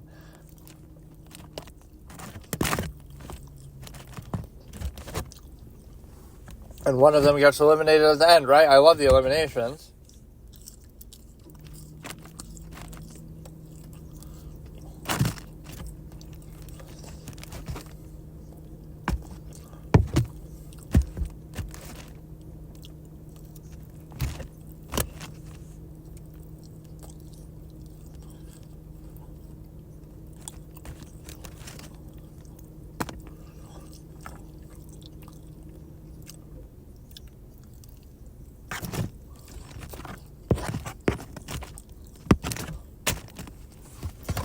Wendy is kind of annoying. We got another 5-second delay.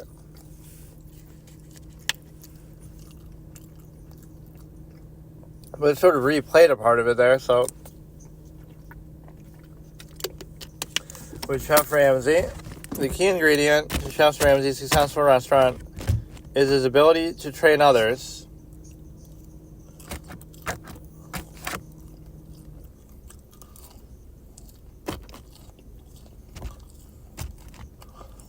Or do we not get to see the dinner that they had with him?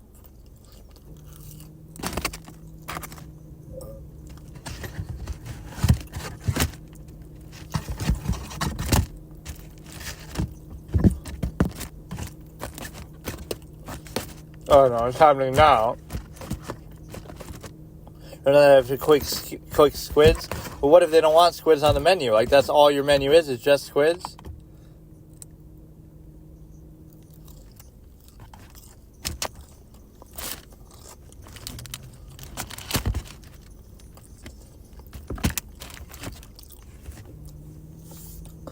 Elsie just has, like, that main character kind of vibe. Like, they're trying to give her, I guess. Right? They're fluffing her up. Michael is pretty good. Jessica, they gotta go head-to-head at some point. Michael didn't even have to do it, though, I guess. Like, what happened?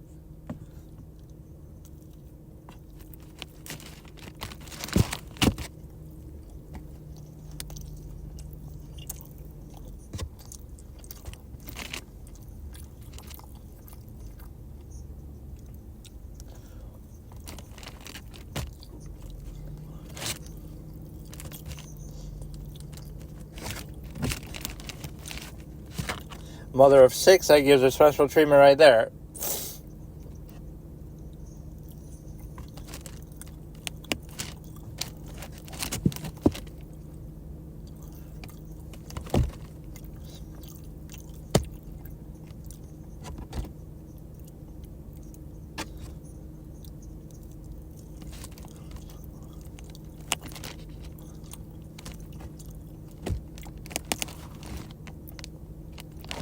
Yeah, they're all going to suck up to him.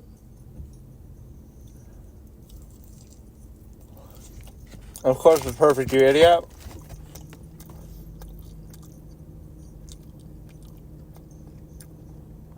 We didn't really get too much out of that. That was kind of a shitty scene. You could have had so much more potential in development. Doing it right in front of them is kind of dickish, too.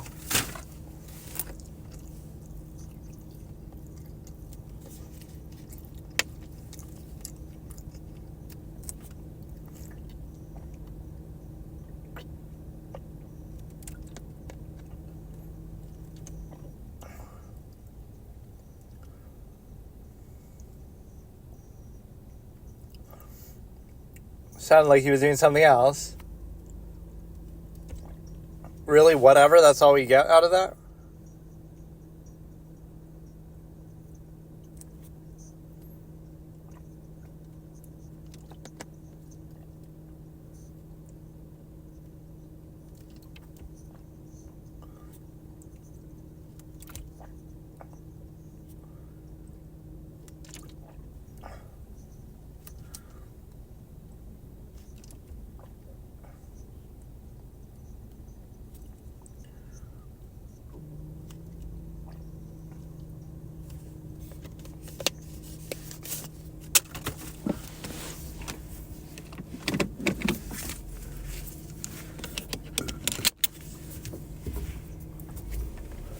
It feels almost scripted, like how convenient. It's only the second night and you gotta have something dramatic like that happen.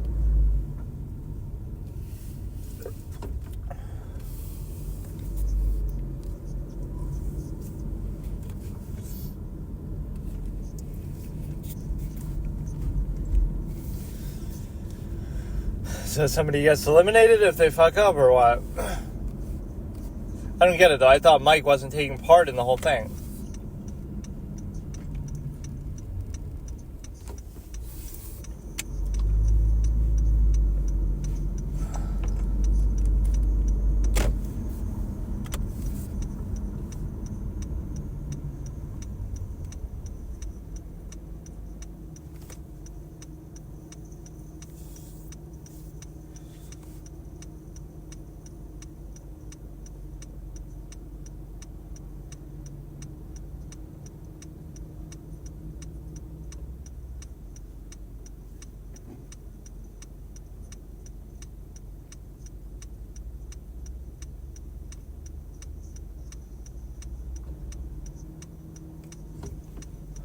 So Dewberry does it. You don't just stand there and nod your head. Tell me what the fuck it is. Wendy's a clown. Wendy's gonna get knocked out here.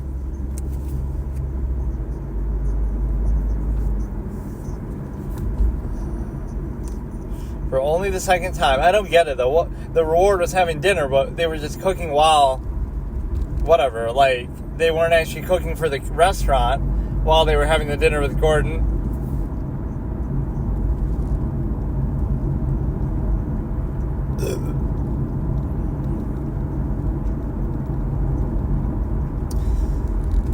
But he was bitching at the customers pretty bad, too. Calling them bimbos and shit. Don't take it out on them, because your crew sucks.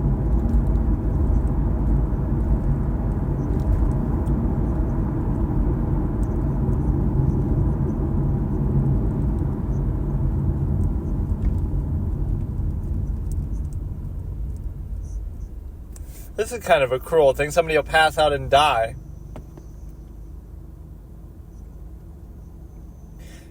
So that's the reward or what? That's a kind of a cruel, stupid thing.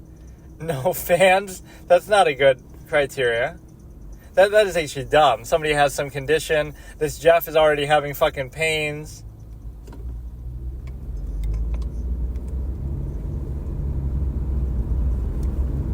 You didn't even have to take part in the challenge, Mike, though, so you don't get to complain.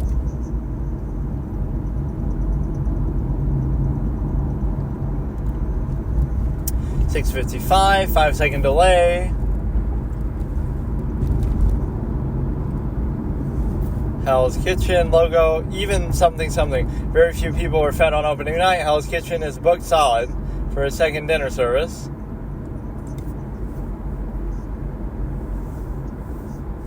A lot of them are celebrities or something.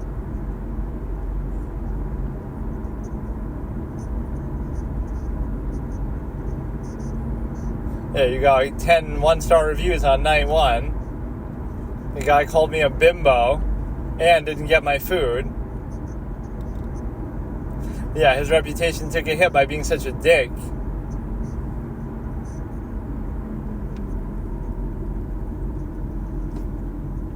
I thought Elsie was the big darling.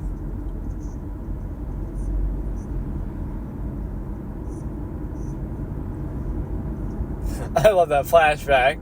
Just him ranting, very monotone. Yeah, I always wonder, what if nobody orders from the other kitchen? What if you only get orders from the one kitchen? Then you get penalized for that, like nobody feels like eating whatever you're making.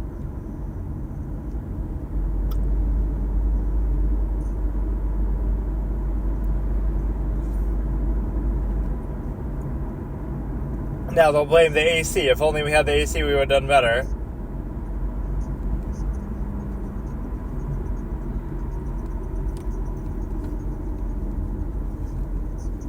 Now she's using that cloth to fucking wipe her neck, but then she'll fucking touch the food like that. They touch it with their bare hands, the food. You gotta wear gloves and shit.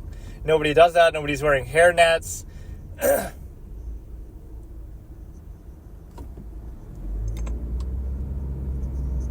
Do we get any good celebrity appearances yet? Steve Blake, NBA player.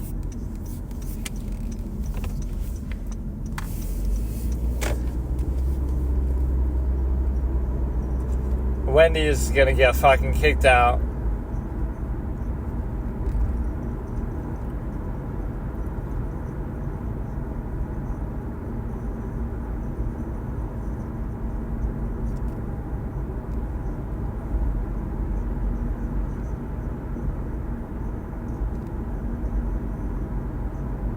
He sounds sort of dialed down, like he's not yelling or anything, he's just kind of chill, even if he's mad.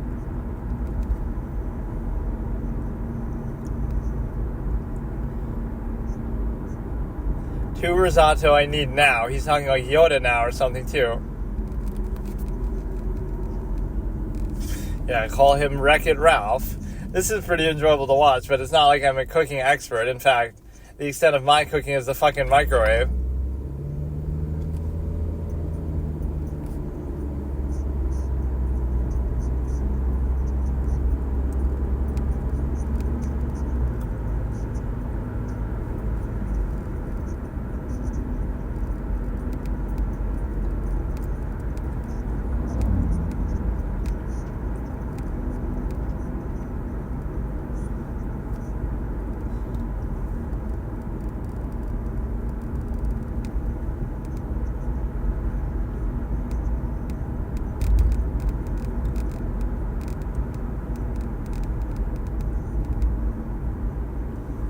you got to match the garnish to the food timing. It sits there and then it gets cold or something.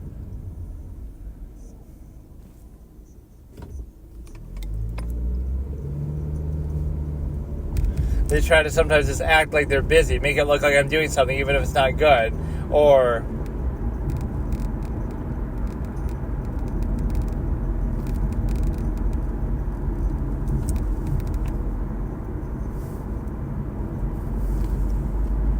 oh, now you're blaming the kidney stones. Oh yeah, like you're not just a clown.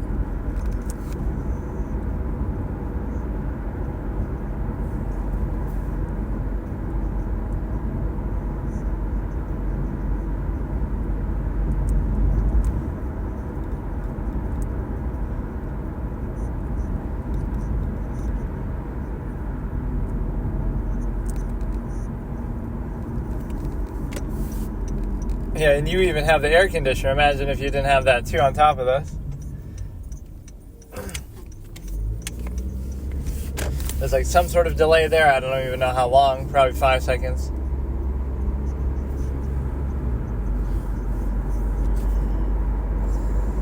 It's an hour and a half into dinner service, and although the red team started off strong, just problems with the vegetable station have slowed him down dramatically. Only served 4 entrees. Meanwhile, the Blue Kitchen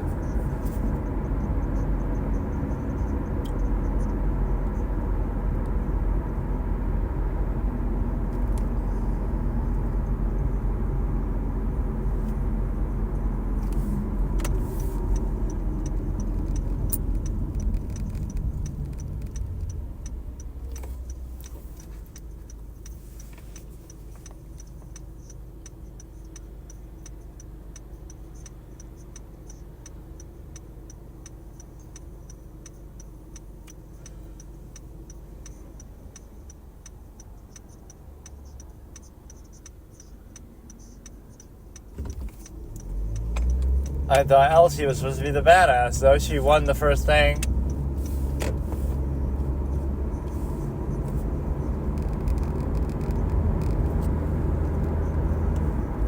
They act like they just thrust these people into it, but they must teach them a little bit how to do some of this. Andrew and Mary Ellen.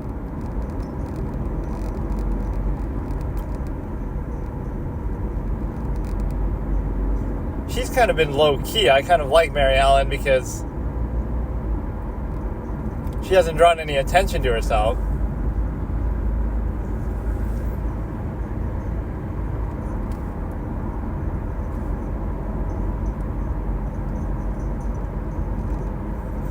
The fact, if you were really sorry, you wouldn't have brought it to him, though, in the first place.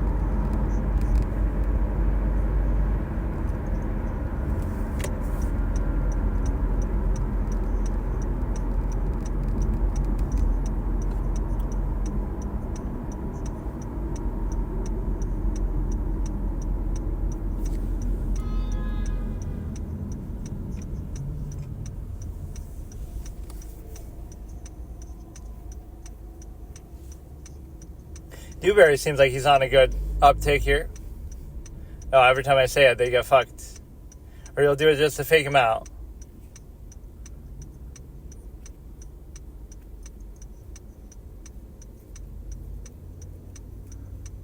Like, don't they know this, though? Isn't that the number one failure for the chefs right there? You bring it to him that isn't suitable food.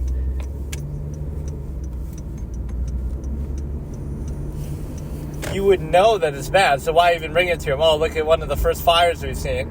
Did we see a fire last episode?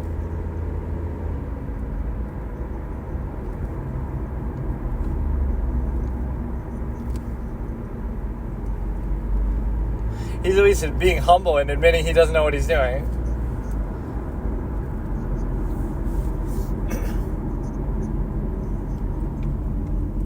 Eight main courses isn't that bad, though. I mean, what do you want?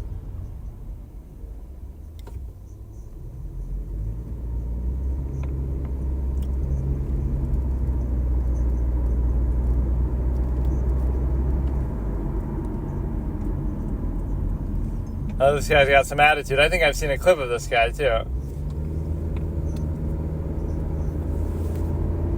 Or he comes up with the answer now, too. Amateur chefs.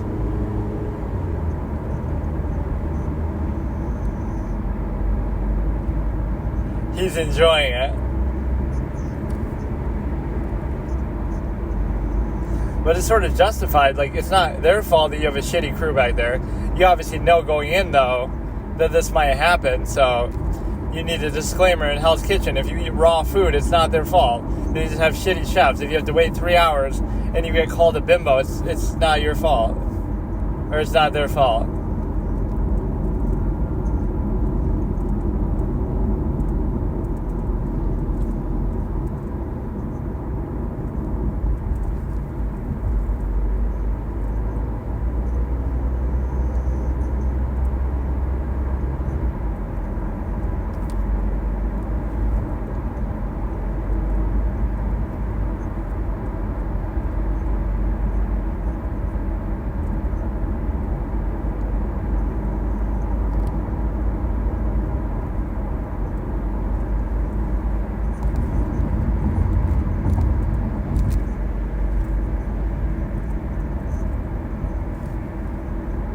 He was doing good at the beginning there. I kind of liked his groove.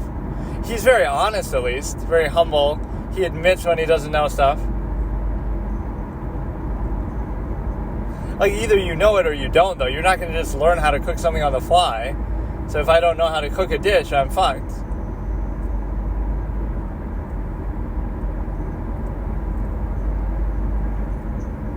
I'd respect you more if you just left. Don't do it halfway like that.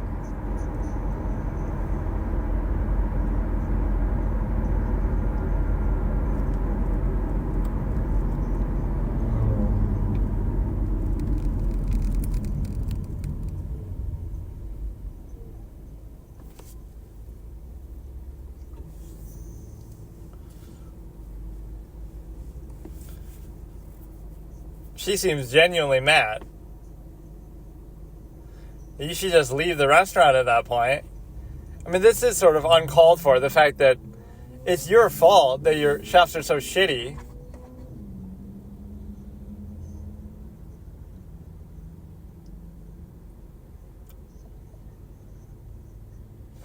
So then actually fuck off and leave. You have to take responsibility instead of telling people who question you to fuck off. Yeah, she's very low-key. I like her. The silent but deadly.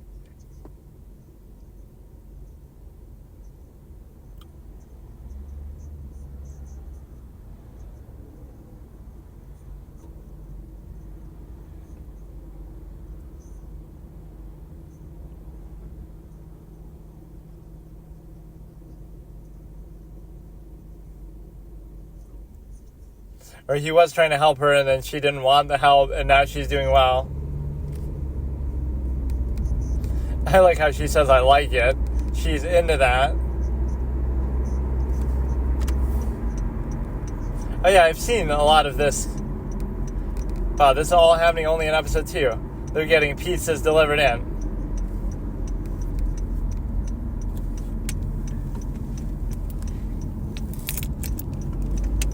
But it's sort of justified, though. Why, I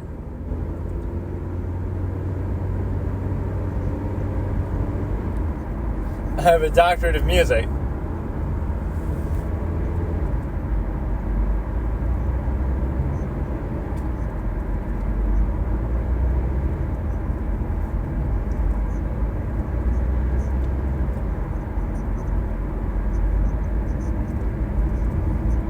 But yeah, it's like, why wouldn't you just leave the restaurant?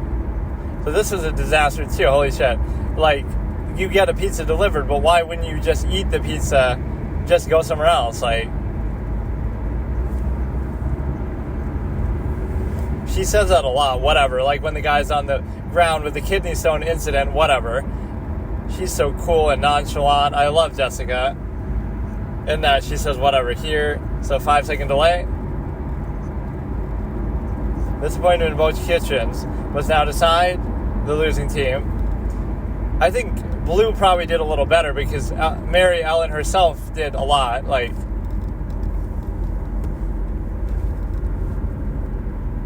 Wendy's garbage. Mary Ellen is a sleeper. She's good.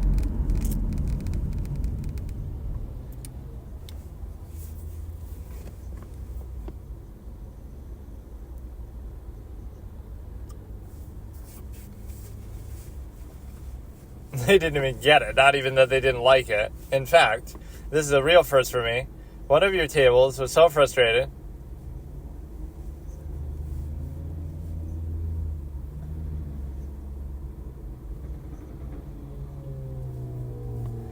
They ate it or they got kicked out? Yeah, why would you even stay?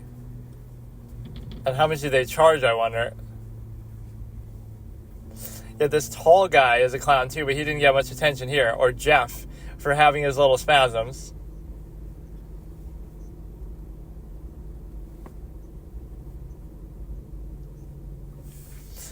A right wanker.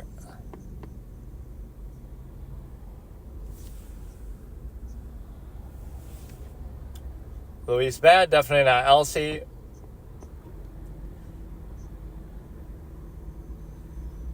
Dewberry was having a lot of issues and complaining. So it should be Dewberry and Elsie maybe. I didn't see much from the tall guy. The tall, fat guy.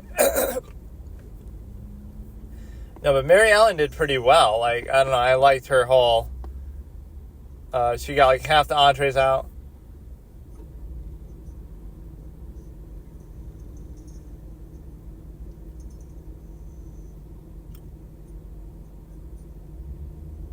Or yeah, Jeff will get knocked off as a mercy thing.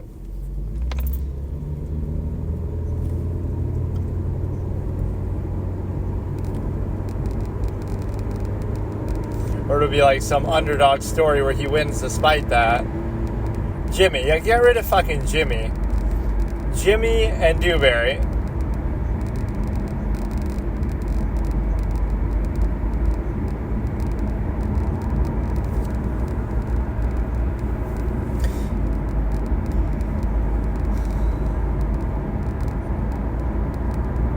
Jeff will get off because one of these other clowns were even worse, or all three of those could go.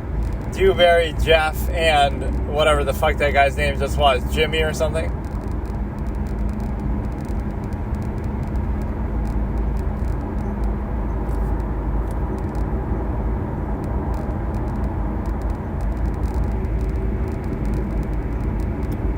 But it's not going to be the same team all the time, is it?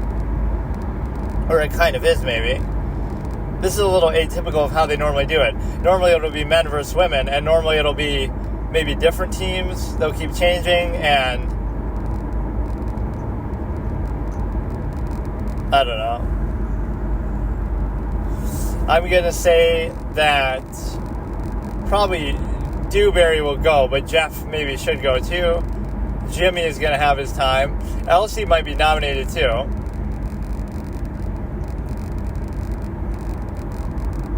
One of them for a psychological reason, Dewberry, and one of them for the physical reason. Yeah, nobody even considered Jessica or Mike. The other one, Jeff, because of his physical. So one because of mental, one because of physical.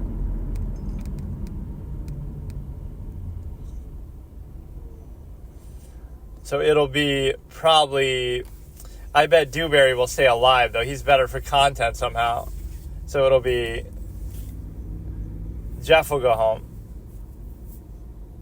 I felt like Elsie was pretty weak, too.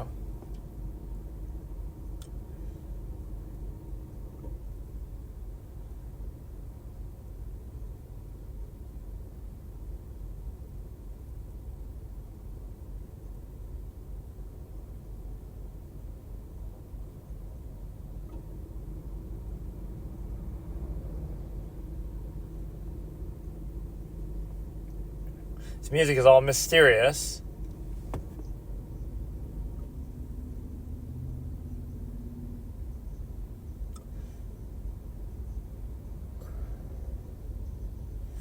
Jeff is, or wait, who is even on what team? I don't even know. Is that the winning team sort of looking at them and sort of snickering? I can't even keep track, but whatever. Jessica is invincible. Mike is invincible. Mary Ellen is pretty good. So all three of those are good. I like Dewberry, but does he not know about his health condition?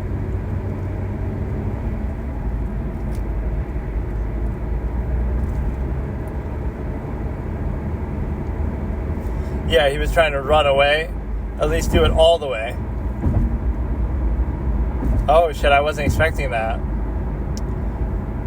So Jeff survives another day, only to be on the floor again.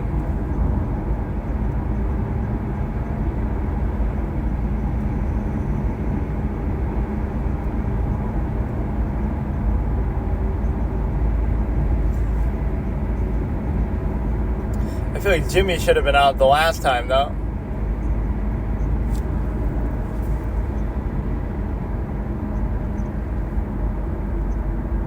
You would have been justified, like, walk out all the way then and just go home.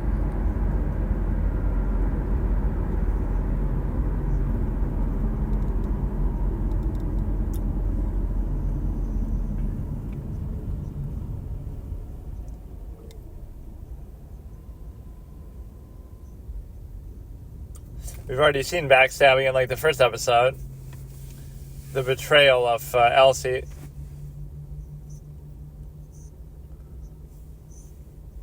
Just a hair for fucking Jessica. Yeah, Jeff and that guy Jimmy should be out. You can already identify the weak links. Elsie has her up and down moments, so she'll be out. So I think 3 of the final remaining ones towards the end will be Mary Ellen, will be Mike, and will be Jessica. Those 3 will go the distance and be there towards the end. Other than that, I can't tell. Chris has been up and down. Elsie's been up and down. Jessica hasn't drawn a ton of negative attention to herself. I'm sort of simping for her a little bit, but not for the reason you might think. It's just her whole sort of vibe. I liked her. Like you saw in episode 1, she was kind of like, I don't know, she had this sort of chill, positive attitude and something, you know, it's just something good about her that way. And Mike seems to have a certain swag, so those two definitely go together. Okay, so today I forgot my headphones, so now I'm going to do a session where you can actually hear the audio in the background. So I'll watch like some random Hell's Kitchen clip maybe. That's what I've been... The only reason why I don't like watching the clips on it is because then it potentially spoils stuff for me if and when I do actually watch the full series, which I guess I sort of am now. At least parts of it, like episodes 1 and 2 of the first season, I've watched so far, but this would be a good way to test. Like, I'll try to keep the audio as low as possible where I can still hear it, but where you won't be able to hear it too much, but you probably will. And in a way, that's almost a good way to sync it up. Like, it'll be very unlikely that you'll get in trouble for it, for just simply playing the audio of something, whether it be a movie or a show. Right, there's no copyright detector that would really do that. It might do it more so for music, but there's no way it's going to tell. It's too broad, right? Somebody's voice, somebody's acting, you know, some lines of dialogue. It'd be very hard for them to pick that out. And so what you have is the ability to...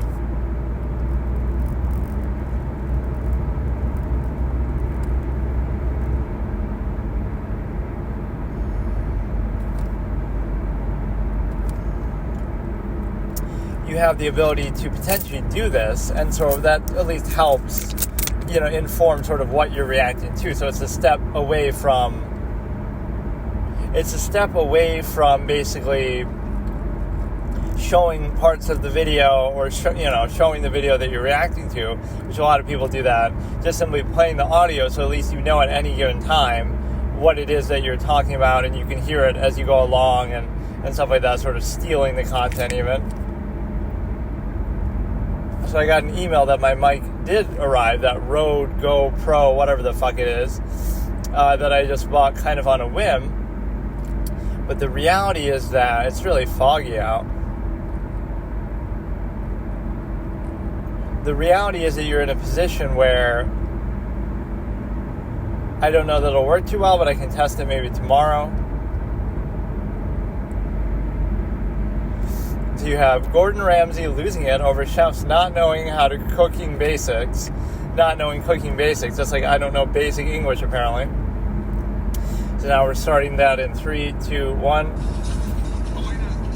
Oh, it's too low though. I guess I'll just do it on max. It's not even that loud really, because of the sound of the car. Yes, chef, they are. Yes, chef, they are. You gotta watch the scallops. I should at least be as loud as it is, probably. If you saute scallops in a non-stick pan, they won't stick. That's why it's called fucking non-stick. I don't know what non-stick is. He has a lot of voice crack moments when he's yelling and stuff. Yes, chef. Or I guess I should talk when they're not talking anyway. But I tend to like talk over stuff because I don't really care. It's just like I've seen this guy in like 100 clips. Do you want tune on this? No. Yes, chef. Yes, chef. That's a salad with plain vinaigrette. Yes, chef. The guy with the bandana, Josh, I think. Ben. Or maybe they look similar. Now I don't even have to do the timestamp. Strictly green salad. I know. I fucking told him green salad. Fucking hell. Always one. Here we go. This is the start. This is the beginning of the end. Is this the wind-up now? No, chef. No. I think it's reasonable, though, that some of these chefs wouldn't know how to cook every single thing that they're asked to. They might be an expert on 10 dishes, but they don't know how to cook this exact risotto or whatever the fuck. Like, now we got a 5-second delay with the ad. Whatever, you can hear what's being said anyway. But no, I did this like with Girl Season 1, Episode 1. And you could hear the audio in there, but it didn't matter because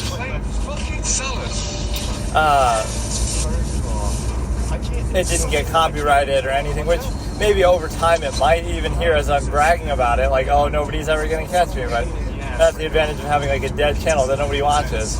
Or like I showed that guy's full clip. Well, I guess I edited that over and did it after the fact, but that stupid Dark Brandon video, it was like inside the mind of a MAGA or whatever.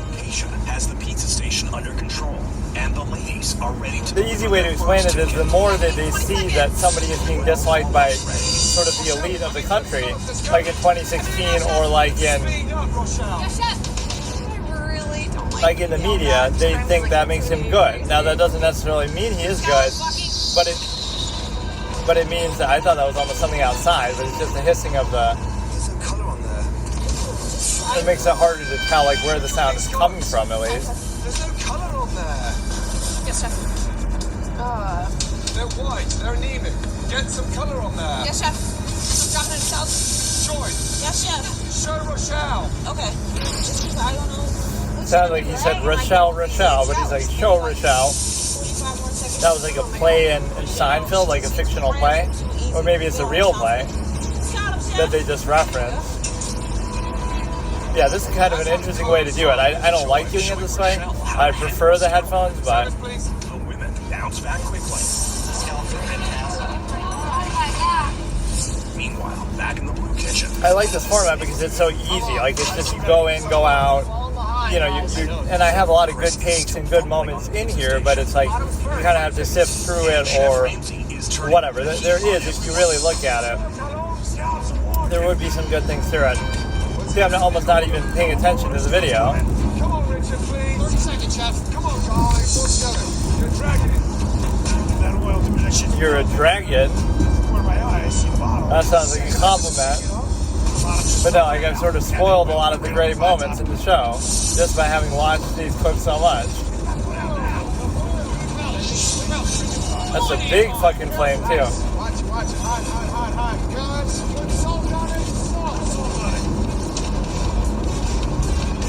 Why does it take them this long to react? They should have a better system.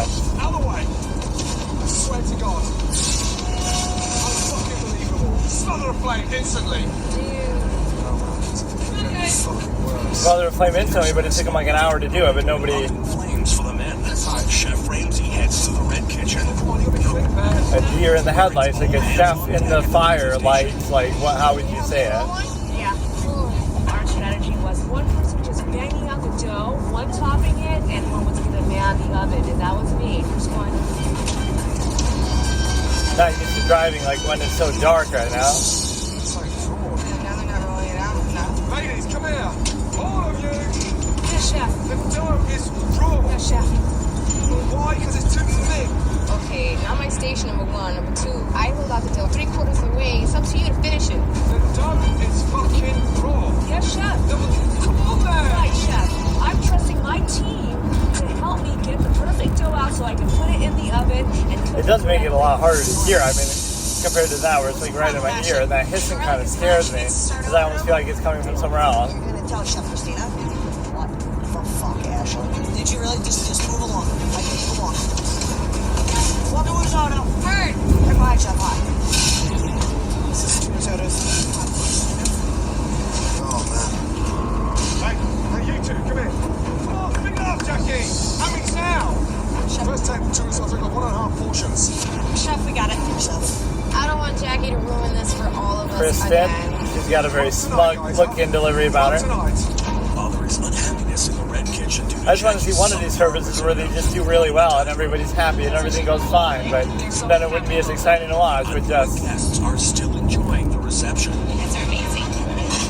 And I can't wait to make It's a big risk that you're taking by going here, too. Blue Kitchen. Like you get married or whatever. We need to stay ahead on this first push, yeah? 2 scallops, 2 prawn, 2 risotto. Talk about monetizing anger like, you know, everybody likes Ramsay because he always gets upset and swears. Not because he actually does a good job and his chefs do a good job and everything's fine. That's not really what the draw is, and if that was, then it would be boring. Alright, yes, chef. Risotto, where are they?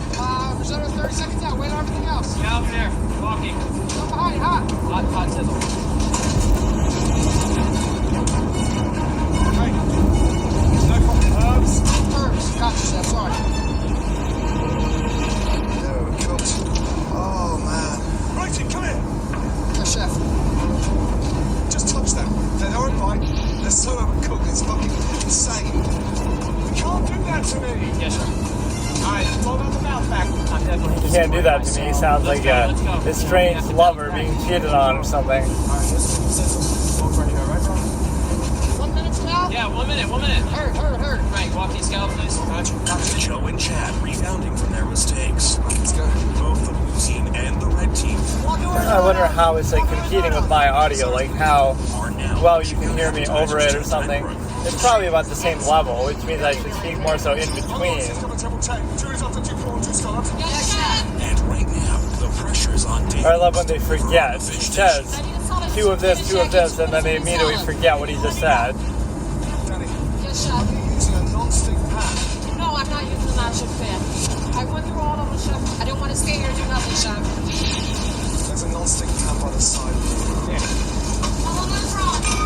They're right in front of her face. If they're any closer, they burn her fucking nose. I wouldn't know the etiquette of that. Non-stick versus stick. Like, is it good if it's stick? Is it good like for one dish? What does it matter? I don't know what is right in what situation. We're late, we're slow, and look what I've got to serve. People violated those scalps. You should call 911 on her. Violated those scalps. Seriously, I'm done. I only want the best and the best. Yeah, like a 5-second ad here. There's a reason why we Which is very hard to think of and figure out. So they don't stick to the pan, chef. Nanny doesn't know how to ask for help. She really Is responsible for their table of 12. 12 prawns, followed by 12 linguine, 12 risotto, 12 bass, 12 noodle shrimp, and 12 souffle. Each chef is responsible for a course. John, give me a time. 8.5 minutes. 8.5, let's go. Red team, 8.5 for the window. Yes, chef. Janelle driver, let's go. Janelle and John are up first, and Chef Ramsay expects them to start the night off right by being in perfect sync on the first course. Other I don't know, it makes it somehow harder for me to feel like I'm trying to let them talk more so you can hear it, like, whatever, but normally I would just, just talk anyway. We gotta get Daryl Brooks on here, nobody's gonna copyright a clown like him. Yes, chef. The circus is gonna come out with a copyright. Wake up. Yes, chef. You don't even direct And you see him coming out in a wheelchair and some more recent clips and stuff. I'm not going to give up. I'm not going to quit. 4.5 minutes the window, Janelle. Let's 1.5 go. hours, chef. 4.5. Got my head. Heads are good to go. Tonight, I just want to be able to prove to Chef Ramsay. Yeah, here's a general good philosophical thing that is very clear. It's like the dependent overextended pretense that plays such a big role in everyday human life. Like the preconceived notions about somebody or yourself, or whether it be age, whether it be certain identity things, right? It plays such a big role that everything else is sort of is superseded by that. You might think it matters, but it only matters as a secondary to some sort of perceived possession or something of zero-sum means or stimuli acme or something of the sort. Right, that always comes first. And they abuse this fucking water foam thing, the little sound. Try to count, like how far can you get in a video or an episode of Hell's Kitchen or even MasterChef. They use it in both without hearing that water phone. Linguini of lobster. 7 minutes, Chef. Nedra, 7 minutes to the window. Yes, chef. I only got 7 minutes on the linguine, so I need more water so it can cook quicker. Make sure that water gets hot. Okay. Nedra, seriously, did you just pour? But yeah, like any sort of practice or action versus intent or superficial basis, right? The superficial, the presentation, that matters more. And thus you have an era of the initial minded, or that's how people think. You wonder why there's so much conflict and contrivance or, issues that people have, but it's no wonder that if your basis is initial and superficial, it can be easily manipulated or it can easily just be incorrect, right? Where you're going just by surface level appearances, but people are unwilling to be puzzled. They don't like to think. They kind of ridicule the idea of thought. It's sort of even stigmatized. Right? The willingness to think or self-doubt or be self-aware or be objective 5 minutes, maybe 5 minutes. are sort of looked down on, but they're all valuable and This is not a hard but that's like the false absolute half-mass state that you have is where you'd be so sure of yourself and never question yourself in anything, right, just to avoid cognitive dissonance, etc. But then you would also be half-mass because you wouldn't fully... Chef Ramsay coming to show us how to boil pasta is pretty pathetic. I don't know, you treat yourself and everything you do as absolute, but you know it's not absolute and you have a half-mass practice that you do.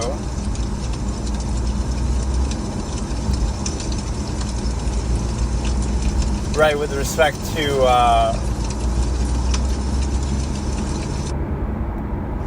another 5-second delay, Harry Potter will be coming for you soon enough with a little more than a 5-second delay, but that's the end of the video anyway. Every time Chef kicks out somebody...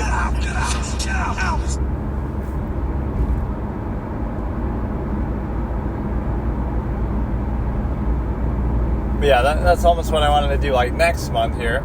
And we're getting close to it where you have...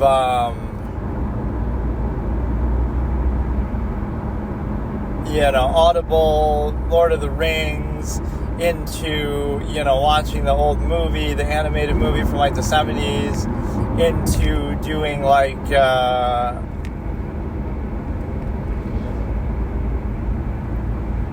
into doing some kind of other thing along the lines of, the Harry Potter books and then the Harry Potter movies. But no, that's a good like social experiment test too. Two people could do or say the same exact thing, but because of preconceived notions, like, oh, if it's like some, it's Jeff Bezos walking in, or it's, Bill Gates or whoever, whether you have negative preconceived notions is beside the point. Like, in general, it's like, oh, of course, they ask you something basic, trivial, like, oh, how's the weather or whatever, but you'd be very interested in that because, oh, look, it's Bill Gates versus, or whatever, you know what I mean, like, somebody else. So it's not the content of what they're doing. Right, it's a sort of preconceived initial basis that sort of doesn't lend to itself very well because it's a self-defeating process. Because it sort of feigns a standard, but there is no standard. So, for example, it would act like, oh, well, social skills, or being this guy's nice, or personality, charisma, whatever, etc., etc. But then you would know that none of those things matter, right? To whatever extent you define them, you'll define it a certain way, but somebody who has that quality, oh, it doesn't matter because zero-sum means, etc., aren't present, stimuli, acme. And then somebody else has those things but lacks let's say, some of those qualities you talk about, and yet they're still valued. So that's still the defining factor. That is the all-important basis. And I guess you could say this is why thought is condemned on such a basic level, because any amount of thought would reveal that to you, this sort of zero-sum projected sort of basis that you have, where you know everything is like that. You know it's incentivized. You know it's just nearness. You know it's non-invasive self. All these kind of things. But yet, that's what emotion is. Emotion is irrational insistence upon the self. So, for example, it's this narcissistic kind of view that people have, the human ego. Like, everything revolves around you, so something doesn't go your way, and now it's bad luck, or now you're going to cry about it, now you're going to complain about it, right? So it's irrational insistence upon yourself, because you get emotional when things don't go your way, assuming the universe and the world, everything revolves around you in some way. And then social contrivance is overextending the non-basis of self. In other words, all value comes from the self and that which is nearest to it. And so now all social contrivance does is it overextends it to a collective and says, I'm still trying to do what's in my interest, but I'm willing to sort of circumvent it to a degree for the promises of the benefits of the collective, right, like society, etc. Or in the guise of doing that, I will, in the guise of a greater cause. But the only reason why I value this cause is because of the way it affects me, or how it's tied to me in some way, or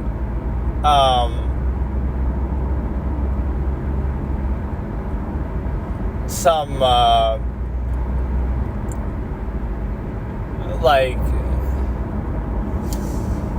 the way that the cause would be tied to you is in such a sense that, how do I explain it?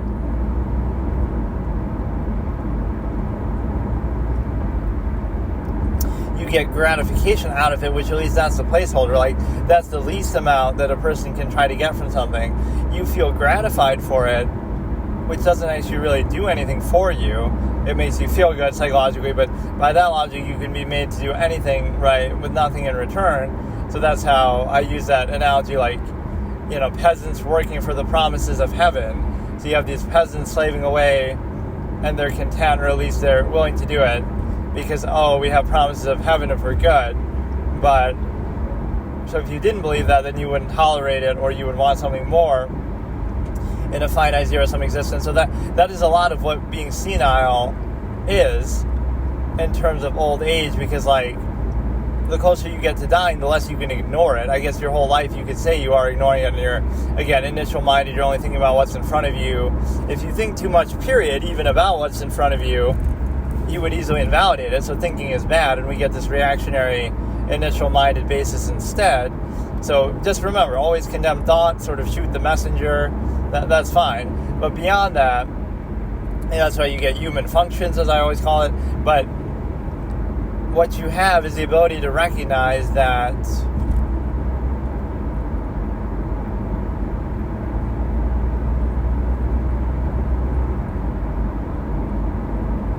you have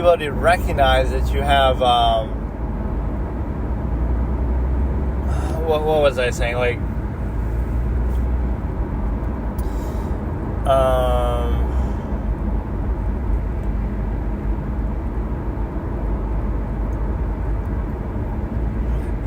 You would think only initial-minded, right, that basis, but basically just means you're concerned only with the immediacy, what's in front of you, what's obvious, what you're perceiving with the five senses, not using your brain, physical level, reduce all reality to the physical level, to the immediate level, things like that.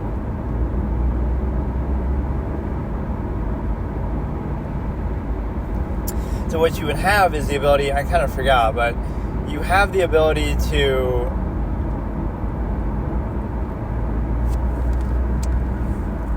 recognize that I'm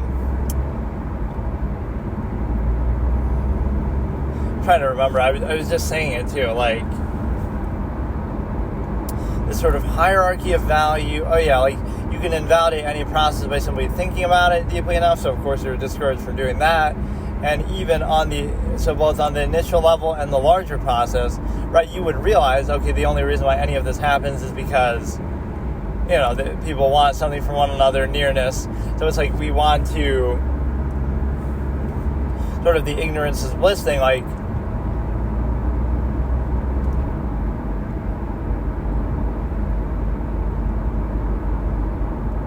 we want to basically all pretend like there's some sort of other standard, but you can always trace it back to, okay, a zero-sum means it's some, which would mean like money, possession, material aspect, or some other, status benefit you hope to gain. So when you realize that, then you realize, it would seem like a cynical perspective, but it would be fairly obvious to anyone because of the simple fact that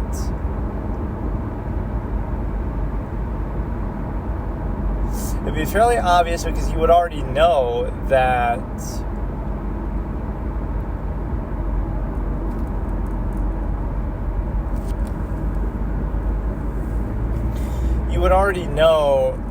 there's an incentive behind everything. Like, the only reason why this person, like, again, it's how well you can subvert the process. So if you think about the things that are rewarded, this is really how strange it is, right?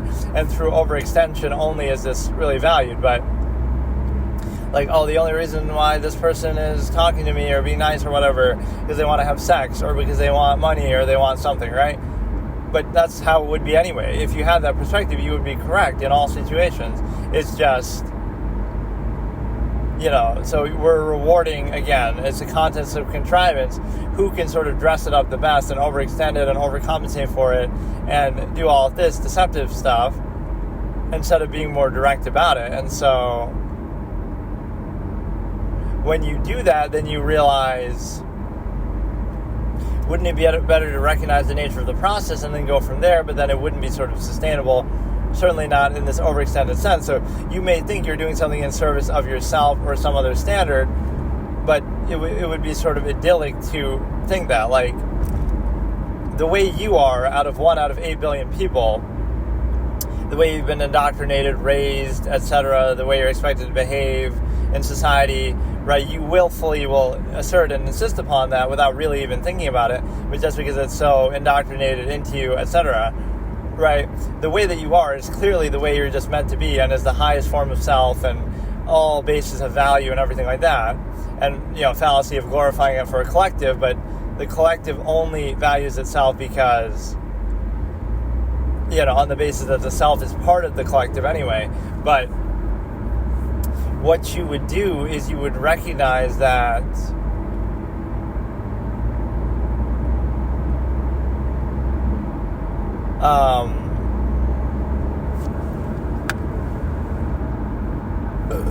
you would recognize that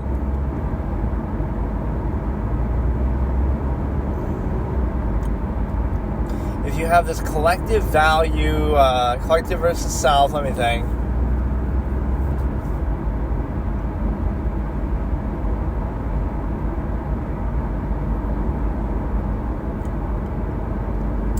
Could recognize it. Again, it's only necessary because overextension, because there's so many people, things like that. It wouldn't be sustainable.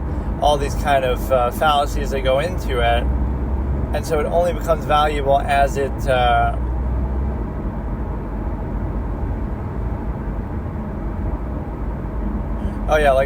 What are the chances that you'd be reduced to this exact state? So the state that you are in, and the things that you value, and the way that you think, and the way you've been indoctrinated, is only valuable, is only that way because it's valuable and it's your highest form of self, and again, glorify the collective reduction, but it's really just, you've been reduced to a state that's easy to control, right? A good example is the stimuli acme, like, sex and sexual partners being sort of the highest measure of something, and also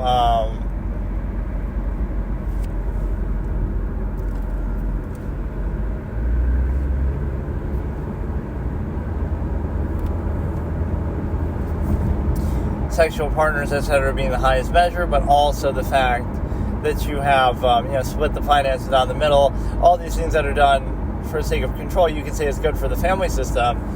But again, even that's a functional basis. At least then you would say, again, the reason why you're reduced to the state is because it may be useful for society, but not because it's actually a higher measure, etc., right? Or any sort of standard. It's like, so you've been reduced to the state that's easiest to control. That's all it is, right? And then recognize it, and then embrace it, and then be all sort of indignant about it, sure, but it would be a lot harder for you to do that.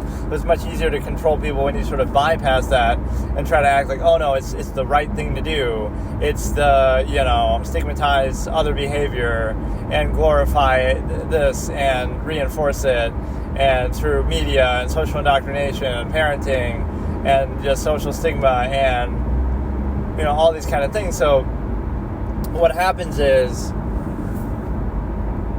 you're made to associate it, again, like, oh, it's love, it's meant to be, it's a higher standard, it's an absolute. How convenient that everybody has this absolute that they pursue. Almost like it's a way to bypass their cognitive dissonance of the same process. Like, you have,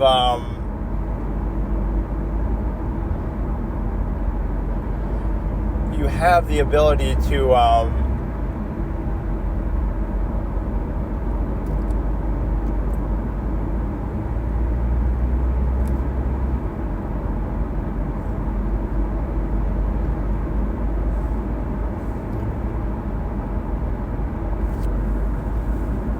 I don't know, like, at least recognize the nature of a process and then decide for yourself, but then it'll be a lot harder to practice the way that it is. So, again, of the way that you are and the things that you think, surely they're just your own ideas, you haven't been influenced, etc., but also to what extent that they serve a purpose.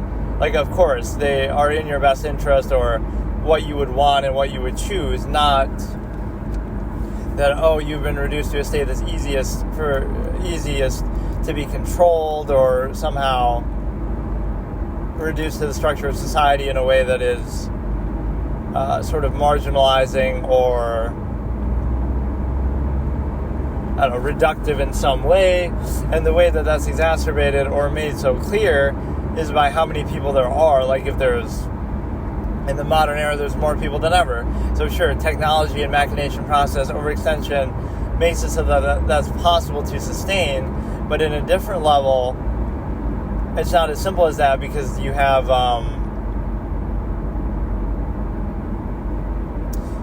it doesn't mean that the process is really sound. You're sort of creating an unnatural process in a very literal sense, where this sort of base value is, again, overextended so heavily, right? Like, you wouldn't have, let's say there's 100, the world is a village of 100. I always use this analogy.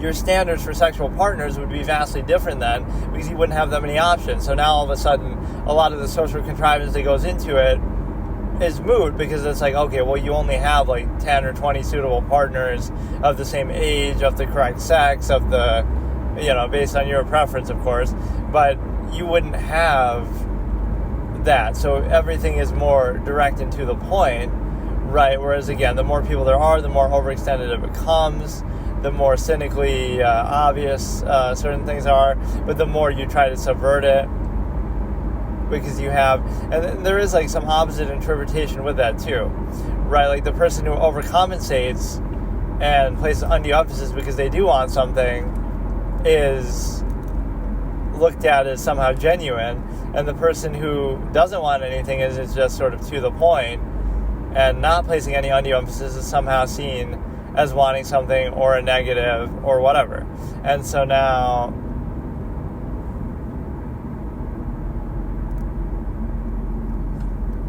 that creates sort of a strange dynamic, for sure. Oh, let me watch something else here.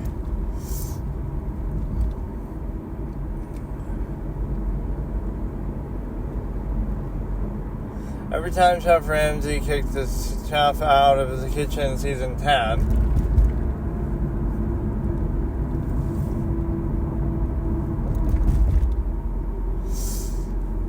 But this isn't nearly as fun to do somehow, and I can't really hear as well. So, yeah, tomorrow I'll not only bring back the headphone, but I'll test out the mic that we're using with respect to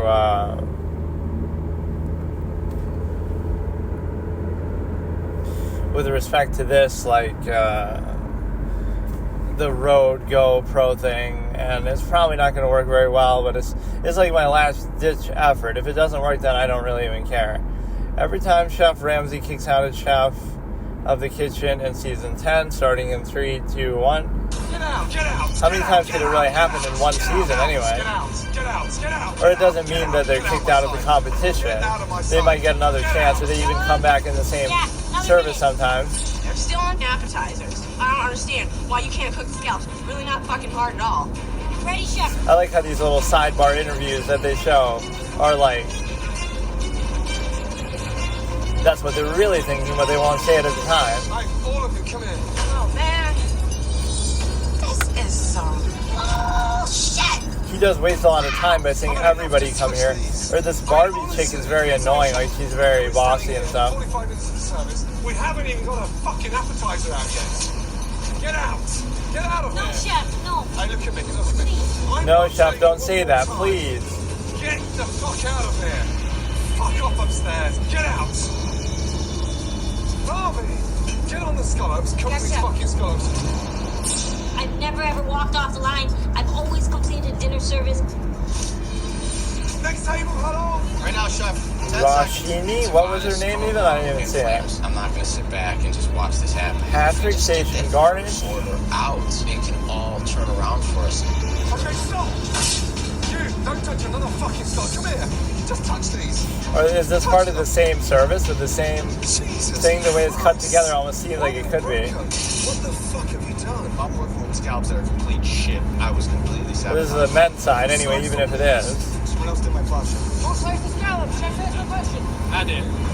Come here, you. I'm certainly no expert on food, and especially when it comes to like seafood, because you have Expensive hand-dyed scallops. Look, you sabotaged them. This is ugly. The scallops were he just says that a lot. mutilated. Sabotage. I think sometimes they just don't know any better or whatever. Paperclip. I mean, fucking hell. Look, That's it. It's everything. We're in trouble. you sliced all that. We haven't even served one fucking table. Or he's just like ahead of the curve. Look, like a bunch of idiots here. It's 75 minutes. He's just doing something to make himself seem busy. Send out a single appetizer. I'm hungry. We're serving onion tart in place of scallops. Chef, thank you. Avon treated those scallops like a homeless The rat. guy's itching his fucking nose over there. Are you executive chef? Do you actually cook in your restaurants? Yes, I did. And do they do the same there? Do we do what? The same shit? No. So why are you doing it here? I guess I froze. I mean, I guess I froze. You need to get defrosted. You haven't even fucking defrosted. You think it's funny? All those fucking customers. That was like a delayed laugh Do me a too. favour. Yeah. Fuck up upstairs. Get out. Jacky wacky moment where the guy's having too much fun. First time I've never been kicked out of the kitchen in my career. Chef Ramsay, you're a fucking douchebag. And he's talking shit about him. Onion tart pigeon, how long? When it says his name, he doesn't even have a title. Sous chef, executive chef, just Tavon. Yes, chef. Tavon's gone. Are you going to lead the fucking section? Boys, come on, get in the game. I'm here, chef. Royce can make spaghetti. Royce can make swab. Royce can make everything. That's the guy who talks about himself like in third person. Yes, chef. Got about a minute and a half on the pasta. My spaghetti's coming up. I'm fucking ready. I don't like this whole driving at night thing when it's so dark. Sure that's done? Yeah, we got it. It's good to go. I work for a pasta company that produces 1 million pounds of pasta a day. Royce, let me clue you in on a little something. That spaghetti ain't done. Don't put that. He works for a pasta company, but isn't he a chef? Like, what do you do then? What do you make, frozen pasta or something? Crunchy fucking spaghetti.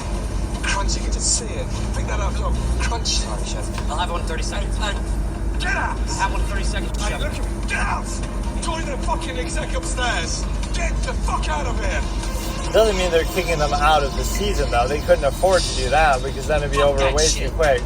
I'm the best chef in Hell's Kitchen. I'm the best I don't chef in deserve Hell's to get kicked Kitchen. out. Fuck. Spaghetti. Fucking Bush League. Nearly 2 hours into dinner service, the women are stalled on the entrees. Both of them are just chilling there. What did you do? What got you here? Like asking somebody, why are you in jail? I laughed when he said, I need defrosting. Come on, guys, we need to Or you haven't even defrosted yet. I don't know what. Living in his own world. He was wandering around, not knowing what the fuck to do with himself. 2 Caesar salad, 1 onion tart, how long? Onion tart, where did you get an onion tart? 3 right now, 3 right now. Check to see if they're cooking. Put that down, put a fucking tray down. Fucking raw! All of you! Raw! I mean, what if somebody's in the middle of something very important and you say all of you? Now you'll fuck up my next dish by making me distracted by somebody else's bad dish. Never in my life have I been so Oh yeah, he just kicks out the whole fucking crew. Doesn't belong anywhere in the kitchen. I have loads. How come it doesn't say their titles now, or maybe these people just don't have any? Entirely on the women. Walk into the window with the Wellington. Are still I am a chef, and don't call me Sue. Could be a good title for one of these reactions or something. It is very fun, despite the fact that I don't even know what's going on half the time. Or like, you know, I don't know the context of it, or I don't know. I didn't expect my first dinner service to be like this in the slightest. I'm just sorry that I couldn't come through. 2 hours into dinner service, and not a single entree has left either kitchen. Patience is Either kitchen, so at least it's equal opportunity fucking up. and the red kitchen is crumbling quickly. A lot of these people are divas too because they're wealthy celebrities and stuff, but they're coming here knowing that. You gotta sign a disclaimer. If you eat raw food, it's not our fault. Or if you wait 3 hours and get called a bimbo, that's part of the process. Coming down with scallops? I don't understand why I'm getting yelled at. I'm trying to fucking put out food for the customer. I mean, I'm pissed off that he's mad at me. Ladies, stop! All of you, come here. You're telling her to cook 6 bass for 3 tables in front of what we're doing, and then this arrives. For the 7th time, touch them. Touch them. All of you, get out! Are you? Take that with you. Get out of my fucking side. Get out! Out! God. Oh my God. Absolutely useless. 2 hours into the second dinner service in Hell's Kitchen. Holy fuck. And the red team... Just go do it yourself then, Gordon. Why are you so lazy? Bitch, don't ever call me a fucking bitch again, you understand? Barbie's the reason why we went down tonight. I don't know why she's fucking here. The 2 fish man to go fucking. And the lack of harmony in the kitchen... Oh, look at this cat fight, In the door. Fucking get that shit, you fucking idiot! What is wrong with you? Bitch, stop! Meanwhile, back in the blue kitchen... Look at her throwing stuff and all that. That was kind of funny. At the first entrees is up to Chef Ramsay for approval. All of you, come here. What's that? He's opening a steak. I'm opening a steakhouse in Vegas. Take that. Yes, chef. Fuck off, all of you. Get out. Get out. Get out. What was that? It's a weird flex. I'm opening a steakhouse in Vegas. Like, that doesn't have anything to do with this. I do apologize. There's nothing else being served tonight. The blue kitchen's been closed. So please, thank you very, very much for coming in. What the fuck, man? This place should go out of business with the number of times that he makes people wait or insults them when they are upset about waiting. Just touch them. Stone cold. Pass it on. Touch it. They're cold. Stone cold. Touch these. Touch these! Oh, Roshni. Touch these, touch these. This could be easily some innuendo. You can't even poke a dumpling. I'm sorry, Chef. Brutal. Touch my cold, dried up dumpling. But I'm not letting you get the best of me. I'm ready to fight back, and I'm gonna fight back. You mean I can walk? Yeah, walk. No, God. Excellent. You guys communicating well. Good job. They're communicating well, but they're not cooking well. Who cooked the Wellington? He has a big heart on for Wellingtons too. Like that's his specialty, I guess. Sort of rare one sort of looking He has some weird. pretty bad moments though too, like in a carefully created But here's the big insult. video about grilled cheese, he kind of fucks it up. Or even when he makes like scrambled eggs, they're all like watery, Nightmare. Pathetic. Chef's definitely about to explode. which might be a certain style, but You'll never, ever get entrees out like that this. he's going for it. But still, 1, 2, 3, 4, 5, 6, 7, 8 of you. Fuck off out of here. I love how he goes one by one too. You, leading to leading to 3 minutes, chef. everybody. He could just say everybody, but Let's go. Let's bring it back together. Yeah, baby. Beautiful, golden, sexy little bastards. I just want to let the fish station know who's boss. It's me. God walking. Right behind you. Beautiful. Go, boys. Cod's raw. Ryan! Hey you, Bozo, come here. That cod is raw. Fucking cat food. Fuck off with you. Hey, as if Chef, what is that? Get another one in the pan, guys. 3 cod, 2 lamb. How long? 1 minute, chef. I liked his anger there actually, how he smacked the table and said "fuck me." That's like something I would do. Can't seem to do it tonight. He's kind of all laissez-faire too. Rinsing on. The cod, chef. Oh, come on. Check if that's cooked, Justin. What's going on? What's going on? But no, it's like as if you couldn't tell. That's double insulting. One, that you would make it raw. Relax. Two, that you would. Come on. Get another one in. Do not waste any more. Just focus. Brian, you fucked up fish one after the other after the other. Overcooking it, undercooking it, ends up in the garbage. Like, it's an insult that it would be raw, but it's a double insult that it would be You got a pile of shit here. That's where you that you would try to that you would know it's raw, or number one, that you wouldn't be able to tell it's raw, but number two, that you would be able to tell, but that you would still give it to me I ran out of and try to think I'm too stupid to see it, or that I would fall for it. Like, you should know better if you're an actual chef. You've run out of cod. Yes, chef. What? Are you? What in the fuck are you doing? James. Yes, chef. We've run out of cod. Can we start the sea bass? Yes, chef. Let's go. 2 bass, 2 lamb. Yes, chef. Coming right now, baby. As you ran out of food. This rarely happens. It's coming, baby. Sorry, chef. You cook like a fucking baby. What happened again, chef? Get out. Yes, chef. Yeah, it won't happen again because you won't be here to do it. Fuck. What's the matter with that church? Come on, man. I like his fits of anger. That guy's anger is very relatable. He smacks the wall and says "fuck." With her Wellington, Wait. or is she? They don't match. Wellington! Wellington. Wellington, waiting on the Wellington. Right now, chef! Wellington. Behind. One Wellington. Behind. Walk your Wellingtons up. Yeah. It's a little raw. Put it back in. Hold on. 45 seconds. Unbelievable. At least she admitted it though and caught it though. See, that's good. Take the meat out of the oven. Put it back in the oven. Make up your mind what you want to do with this damn meat. Give me that. You're only leaving it in there for 2 minutes. What do you think is going to happen? You think the little berry people are going to be in the oven going, cook? Cook now. It doesn't work like that. Where's the Wellington? Right now, chef. Pull that. Oh. That one looks more like this one. Wait for Wellington. Yeah, right now. Walking. Behind you, chef. Wellington up. Oh, fuck me. It's still stone cold. All of you, come here. This far into service, look. It's fucking raw.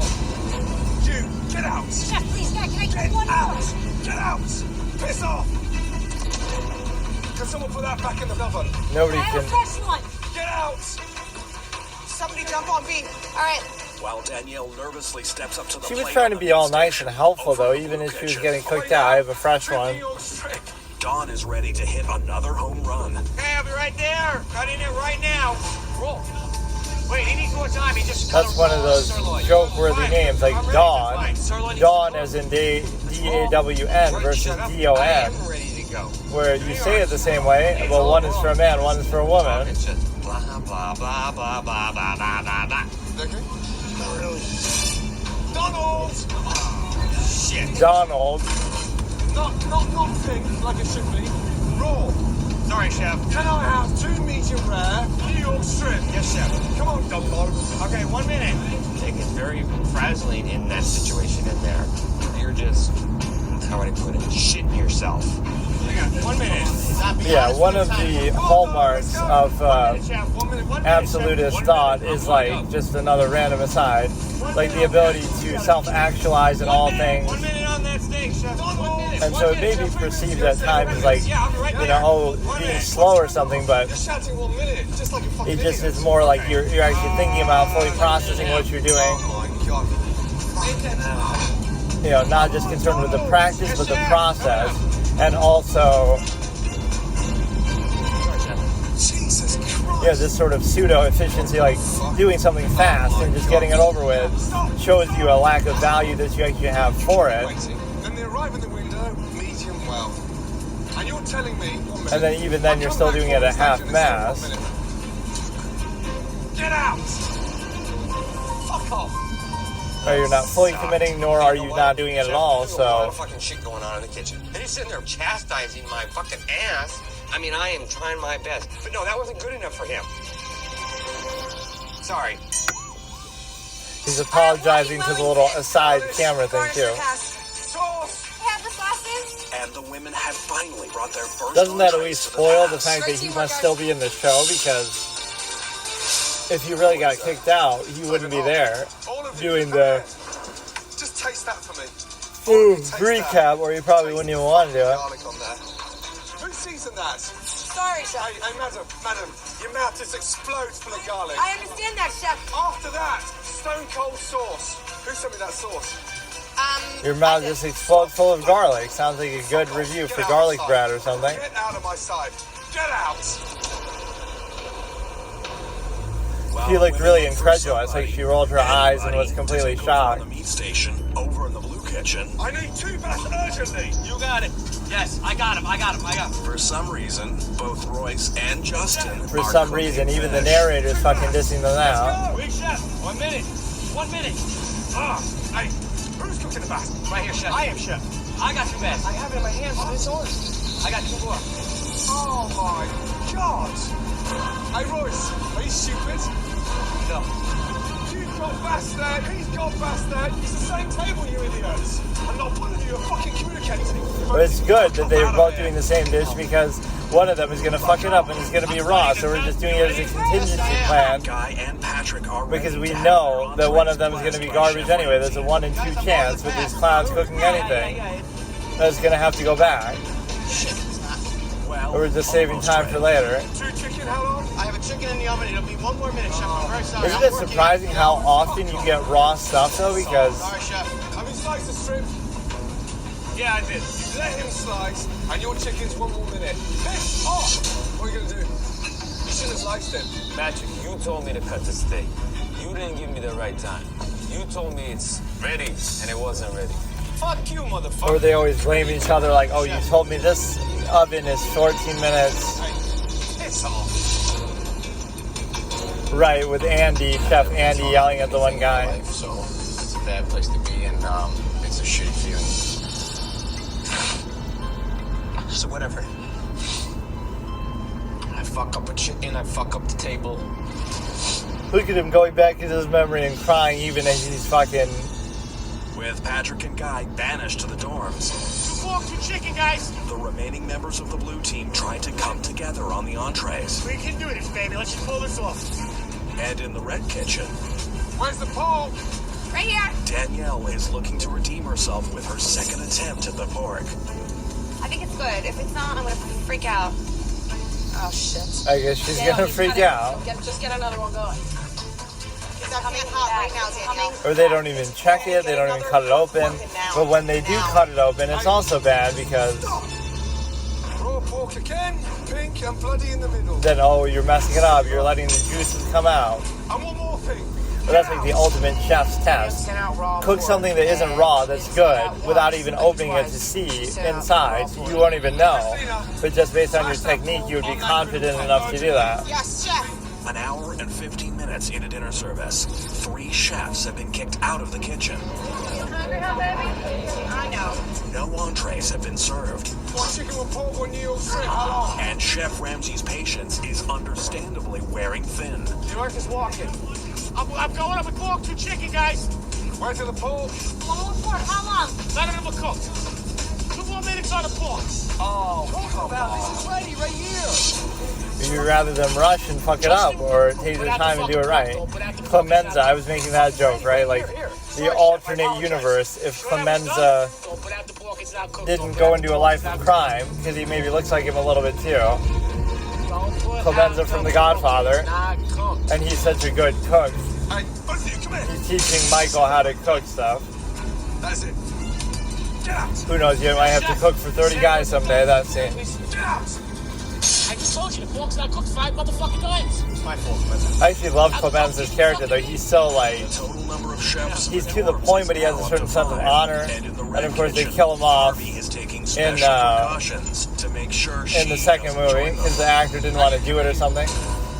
But Frank Pentangeli is pretty good, too. A thermometer. But that same role could have been played by him. And, in fact, I think it was meant to be played by him. And the biggest missed opportunity was Tom Hagen being the villain in the third movie, trying to grapple power away from Michael because he doesn't like the direction that he's taking the family in. And so it would be a very intelligent mano-a-mano between the two. Tiffany, put that down. And you miss out on that because Robert Duvall wanted to save money. Like, you make 2 of the best movies ever and you can't fucking resolve that shit to make a third.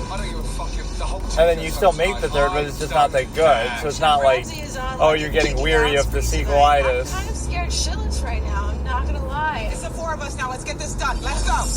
90 minutes into dinner service, and tonight is on its way to being the worst dinner service since opening night. Gotta have one person that makes one more fuck up on that table. Where's the chicken? It's up. And Chef Ramsay is ready to snap. Hey, Chef. Shit talk, Chef. Come here. Yes, so the heads of the 5 family are killed, but then you would think, like, there should be a second in command who still takes over, but I guess it just makes them totally irrelevant. I'm done. You're over your head. It wouldn't be that simple as them just... All of a sudden, me and Roche, holy shit. Or it would put a target on your back then, like, On my own with Scott. I don't care anymore. for the law enforcement. Big time. How long? Roshnik, how long do you need? 45 seconds. 45 seconds, okay. I made a mistake there. That's such a hard thing to manage because you don't even know the nature of your own power. Like, how much power do you really have? How couldn't they just one day, the law is going to come after you, or somebody's just going to kill you in your sleep? Like, you're powerful, but you can't quantify it. Oh my god. Right, that's what I would never trust. Anything could go wrong at any time. Not one of you know what the fuck is Just like this going on. insecurity. Of course, Michael is so smart, but Come here. Cold lobster. like, what's the bigger sort of bonus to get as a very smart character? Michael inheriting the family business and becoming the Godfather, or Light Yagami, 2 very smart characters. Light Yagami getting the death note. It's actually similar given the scale of what they do too, because Michael does very well as the Godfather, but that's all he does. Kira changes the whole world, but obviously you would need the notebook to do it. 3 fillet, 1 hanger. I guess I would just expect some more money to be present there, like Yes, chef. Chef Ramsay is all like Light would have done something when he was younger to make millions of dollars and invent some technology because he's so smart. That's beautiful, man. I come back in with the fire. I'm like, I'm gonna nail this shit. We got a few more tables left to go. I'm not giving up. I know I've got all my steaks working. Let's go, come on, we can't lose it now. I'm not even really listening to the video though. This is the issue with, it's like I have to focus a little more, whereas there I normally don't have to do that because I've got 2 fillet here. Please. it's right in my ear, so that's much easier. Where's the fillet? It's not bad. Chef. Oh, fucking hell. I know I'm in trouble. I'm shitting in my pants right now. If I got a 50-50 chance, I'm gonna get my ass handed to me. Chef Filet?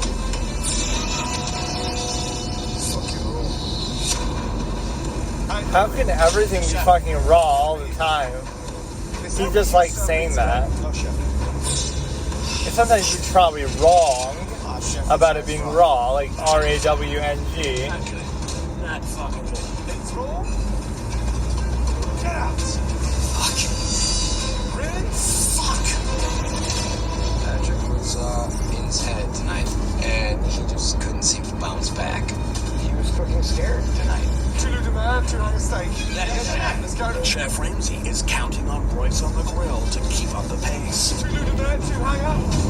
Yes, chef. 3 minutes. I'm very good at cooking steak. I definitely feel that I'm the Rolls Royce of cooking. I got 2 hangers going up now. The Rolls Royce of cooking, and he always talks about himself in third person view. One with the meat, you melt with it. Fucking raw. All of you, come here. He's being all cheeky in the interview, even though he knows he fucked it up. I'm perfect. I knew it was too good to be true. Hey, you, roll. It's interesting to see how much cameras affect people's behavior. Like when you know you're on camera, you'll be a certain way. Especially if you know a lot of people are watching. Nobody behaves the same way, you know, in front of one as they normally do. Yeah, it is. I know how to count. Do you? The women continue to serve up just as much attitude as food. 2 hand steak, 2 new demand, 1 ribeye, 1 cheeseburger. Yes, chef. Kimmy, let me know when we're gonna walk together, okay? Did you hear me, Kimmy? Oh my God, Rob, stop talking to me for real. Carl, don't even go there with me. Oh my God. We need to work as a team. And Robin seems like she's being nice. I could have a personal problem with you. I cannot stand your fucking ass. My team is like a freaking anchor on a ship, and we are just going down. Cheeseburger, right here. Okay. I get the French fries. Because I have time on the French fries. Can you shut up? Stop fucking yelling at me. I am sick of the yelling. You want to talk? Do not yell. Oh my God, I can't. Look at you all. What a sad situation. You're gonna get yelled at by Gordon now if you're bitching about yelling. Blue team. Yes, chef. Blue team. Yes, chef. Come here. Who needs it? Just on the fish. Yes, chef. On the meat. Let's go. Chef Ramsay does not need to put the blue team in our kitchen. It's embarrassing. You know, obviously, at that point, that the red team has lost tonight. I don't need any fucking help, dude. But right now, I don't need nothing. What if the blue team fucks up here, though, too? I guess they'll be given the benefit of the doubt because it's overtime. Leave my fish alone. Talk to me, somebody, anybody. What do you need? Got her here listening to me. Dude, who fucking cares? Just cook. They're all yelling and screaming and arguing and holy shit. It is chaos. Her count on the ribeye for the second check is what fucked up my fish. Just shut the fuck up and cook. Oh my God, I can't. There's kids in the diner. Breathe. Hey, you guys. Pull it together. There's kids in the diner. Why don't you ever say that to Gordon when he's yelling? Fucking stupid dummy bitch. You gotta go back because the place that you fucked up. Yeah. Maybe her This count one fat bitch is very annoying. fucking crybaby she is. How long? Behind, running now. Walking right behind. Hangers are up. They're up, okay? Yes, the check is up. Hey, all of you. Stop. Come here, all of you. Just touch them. Put your hand on top. Put your hand on top. I'm pulling it on top. I don't know what on top. Stone cold. Red team. You. Fuck off. Once again, you, everybody. This is absolutely unreal to So me. what, they just let the blue kitchen finish it? This day, and now it's all down the toilet. With diners on the blue side growing more hungry. At least we have bread. And less hopeful. The red team is stuck on their last I love when they're just sent home without food. Like, we sit here for 3 hours, we get called a bimbo or something, and then we get raw food, and then we get no food, and then we go home. Like, what the fuck? And this place stays open? Like, What do you want me to say? that's because of the hype. Don't get an attitude with me, dude. You're just killing my steak. I don't know, Kimmy. I don't know. Or we got Chef Andy over here. No, you're not. Yes, I am. No, you're fucking not. Yes, I am. You're the sloppiest cook I've ever seen my whole entire life. Sorry. No, you're not. Okay, I'm not. You have such a fucking attitude. Why don't you take a walk and Dana take over her section? Yes, chef. Have fun. Hey, look at Tiffany. Let's make fun of her. I don't care about anything, apparently, so what the fuck? Y'all just made me look like a fucking idiot. Bye. Come on, guys. This other chick has an attitude too, though, a lot. This last table, come on, do it right. Where's the bass? Where's the bass? The other best, I just pulled it out of the oven. I don't like the way it looks. I think it needs more sear. I like it. I just want some color on top of it. I didn't like the color. A little bit of fish here, a little bit there. You're stuffing your face with fucking dessert. Hey, Ollie, come here. Put that one down. You can't blame yourself for getting hungry with all this food around, but like Rod just eating the food. It's my fault. everybody thinks Raj is like a plant. Like he's just there because he's funny and good for content. That's why they keep him around. Get out! Fucking idiots. Get the fuck out of here. I don't get it. I don't fucking get it. We just got kicked out of But that's the strategy. If you know you're going to lose, just be funny and good for TV. And they'll keep you on a little bit longer at least. You're not going to win the whole thing, but... Chef Ramsay is still looking for some form of an update. Any news? Any time? I love that from MasterChef. Whitney cooks like a chicken in like 10 minutes or something, 5 minutes. And then she writes in her cookbook a dish name like that. Like 7-minute chicken or something to reflect the fact that she was able to do that. It almost seems fake and scripted, but it must not be. Right, like why would they... If she just fucked up and lost, then so what? Right, that could have been the ending. So I don't see why they would take that side. Maybe they want a girl to win, like that's somehow a progressive thing, even though it's the opposite, because we always hear women in the kitchen, blah, blah, blah. I love that clip by Bobby Fischer where he's saying that, like, yeah, since we can actually play it for you to hear. I guess I could do this sometimes if I want you to hear something, but it's like...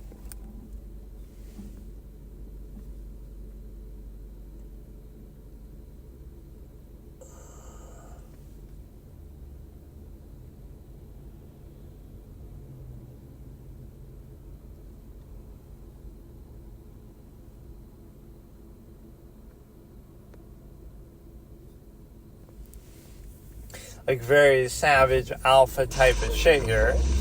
No, not too good. The women are really good players. I mean, I guess I could give every one of them the United States for sure good player.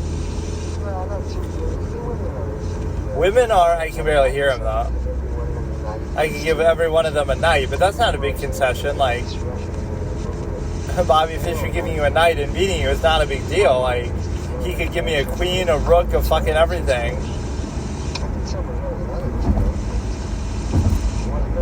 I can't even hear it though, so you definitely won't be able to.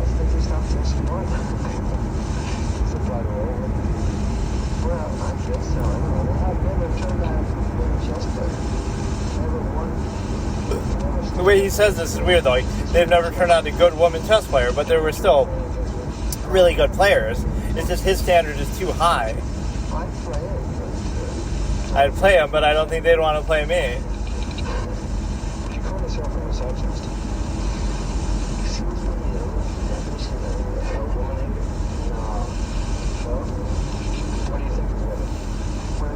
When it comes to chess, I don't think about them much. What do you think of women? What about outside chess? Well, I don't think it's sort of a weird question, though. Like, he's a chess player. That's what he's known for. That's why you're interviewing him. But it doesn't matter outside of chess. But no, it's sort of unfair because, like, you look at even at that point, who were some of the best female players? There were some really good ones still, so they're not as good as the best men player, obviously, ever. But... you know, to say that they've never turned out a good female chess player, of course they have. They've turned out some, you know, they've turned out good chess players, just not great or the all-time great, you know, world champion. So I like his high standard, but like by that logic, then you're not good. Like if there was at least a 2400 player, the world's first female grandmaster, like if that's not good, then every man, right, who isn't that good would be relevant as well. So I like his sort of swag with saying that, though, because it shows you his confidence. It's not an accident that somebody like that would be so successful. You can see it in his attitude and his delivery. Like, there was never any doubt that he was going to be great at chess. Now, for him to be that great is another story, but, like, it's something else. Like, when he's saying that so smugly, right, it's validated because, like, you can be as smug as you want. You can talk shit all you want because you're fucking Bobby Fischer. Like, you made this happen. It's not a fluke, right? That's what I hate when people say, oh, well, it's easy for him to say. It's not easy for him to say. It's not easy for him to be who he is. Like, there's a reason why you're where you are. Like, you know, why he's as good. That doesn't mean that he's right necessarily. I would certainly disagree with that characterization. He says, like, the world has never turned out a good female chess player. Even at that time, there were definitely good female chess players, 2,400 FIDE. I don't know exactly at that time what, Judith Polgar hadn't yet done what she had done. I don't know exactly the whole chronology of it with Bobby Fischer, but the point, like, who would have been the best female player at the time, etc. But they even mentioned someone's name, so I forget, some Russian player, I think. Like, so, again, she's still really good. Even Bobby saying that is the point. I could give them a night and still win. It's like, okay, so that means they're still really good because, you know what I mean? Like, he could beat a 2,500 rated Grandmaster and give them a night, and it wouldn't be a big deal because he's like 2,700 and just, God-level player, so of course. But no, I like that sort of pushing the boundaries of something, because it takes something truly visionary. That's what people love Fischer so much for. Not that Kasparov isn't that or others aren't that, but like, it's that extra effort. Even if you are really good, it would have been enough to just be satisfied. Like, how do you... This is like the hardest thing in life for people to understand. How do you push yourself to be better than you are when you're already better than everyone else? Like, that's a very poignant thing. Because you're already better than everyone, so what are you working for? Like, this internal drive, this internal warrior that people use to describe, like Tom Brady or somebody, right? It's like, you're already the best, so what are you even doing it for, right? And that's very special because it's hard to find that sort of motivation when you're already the best.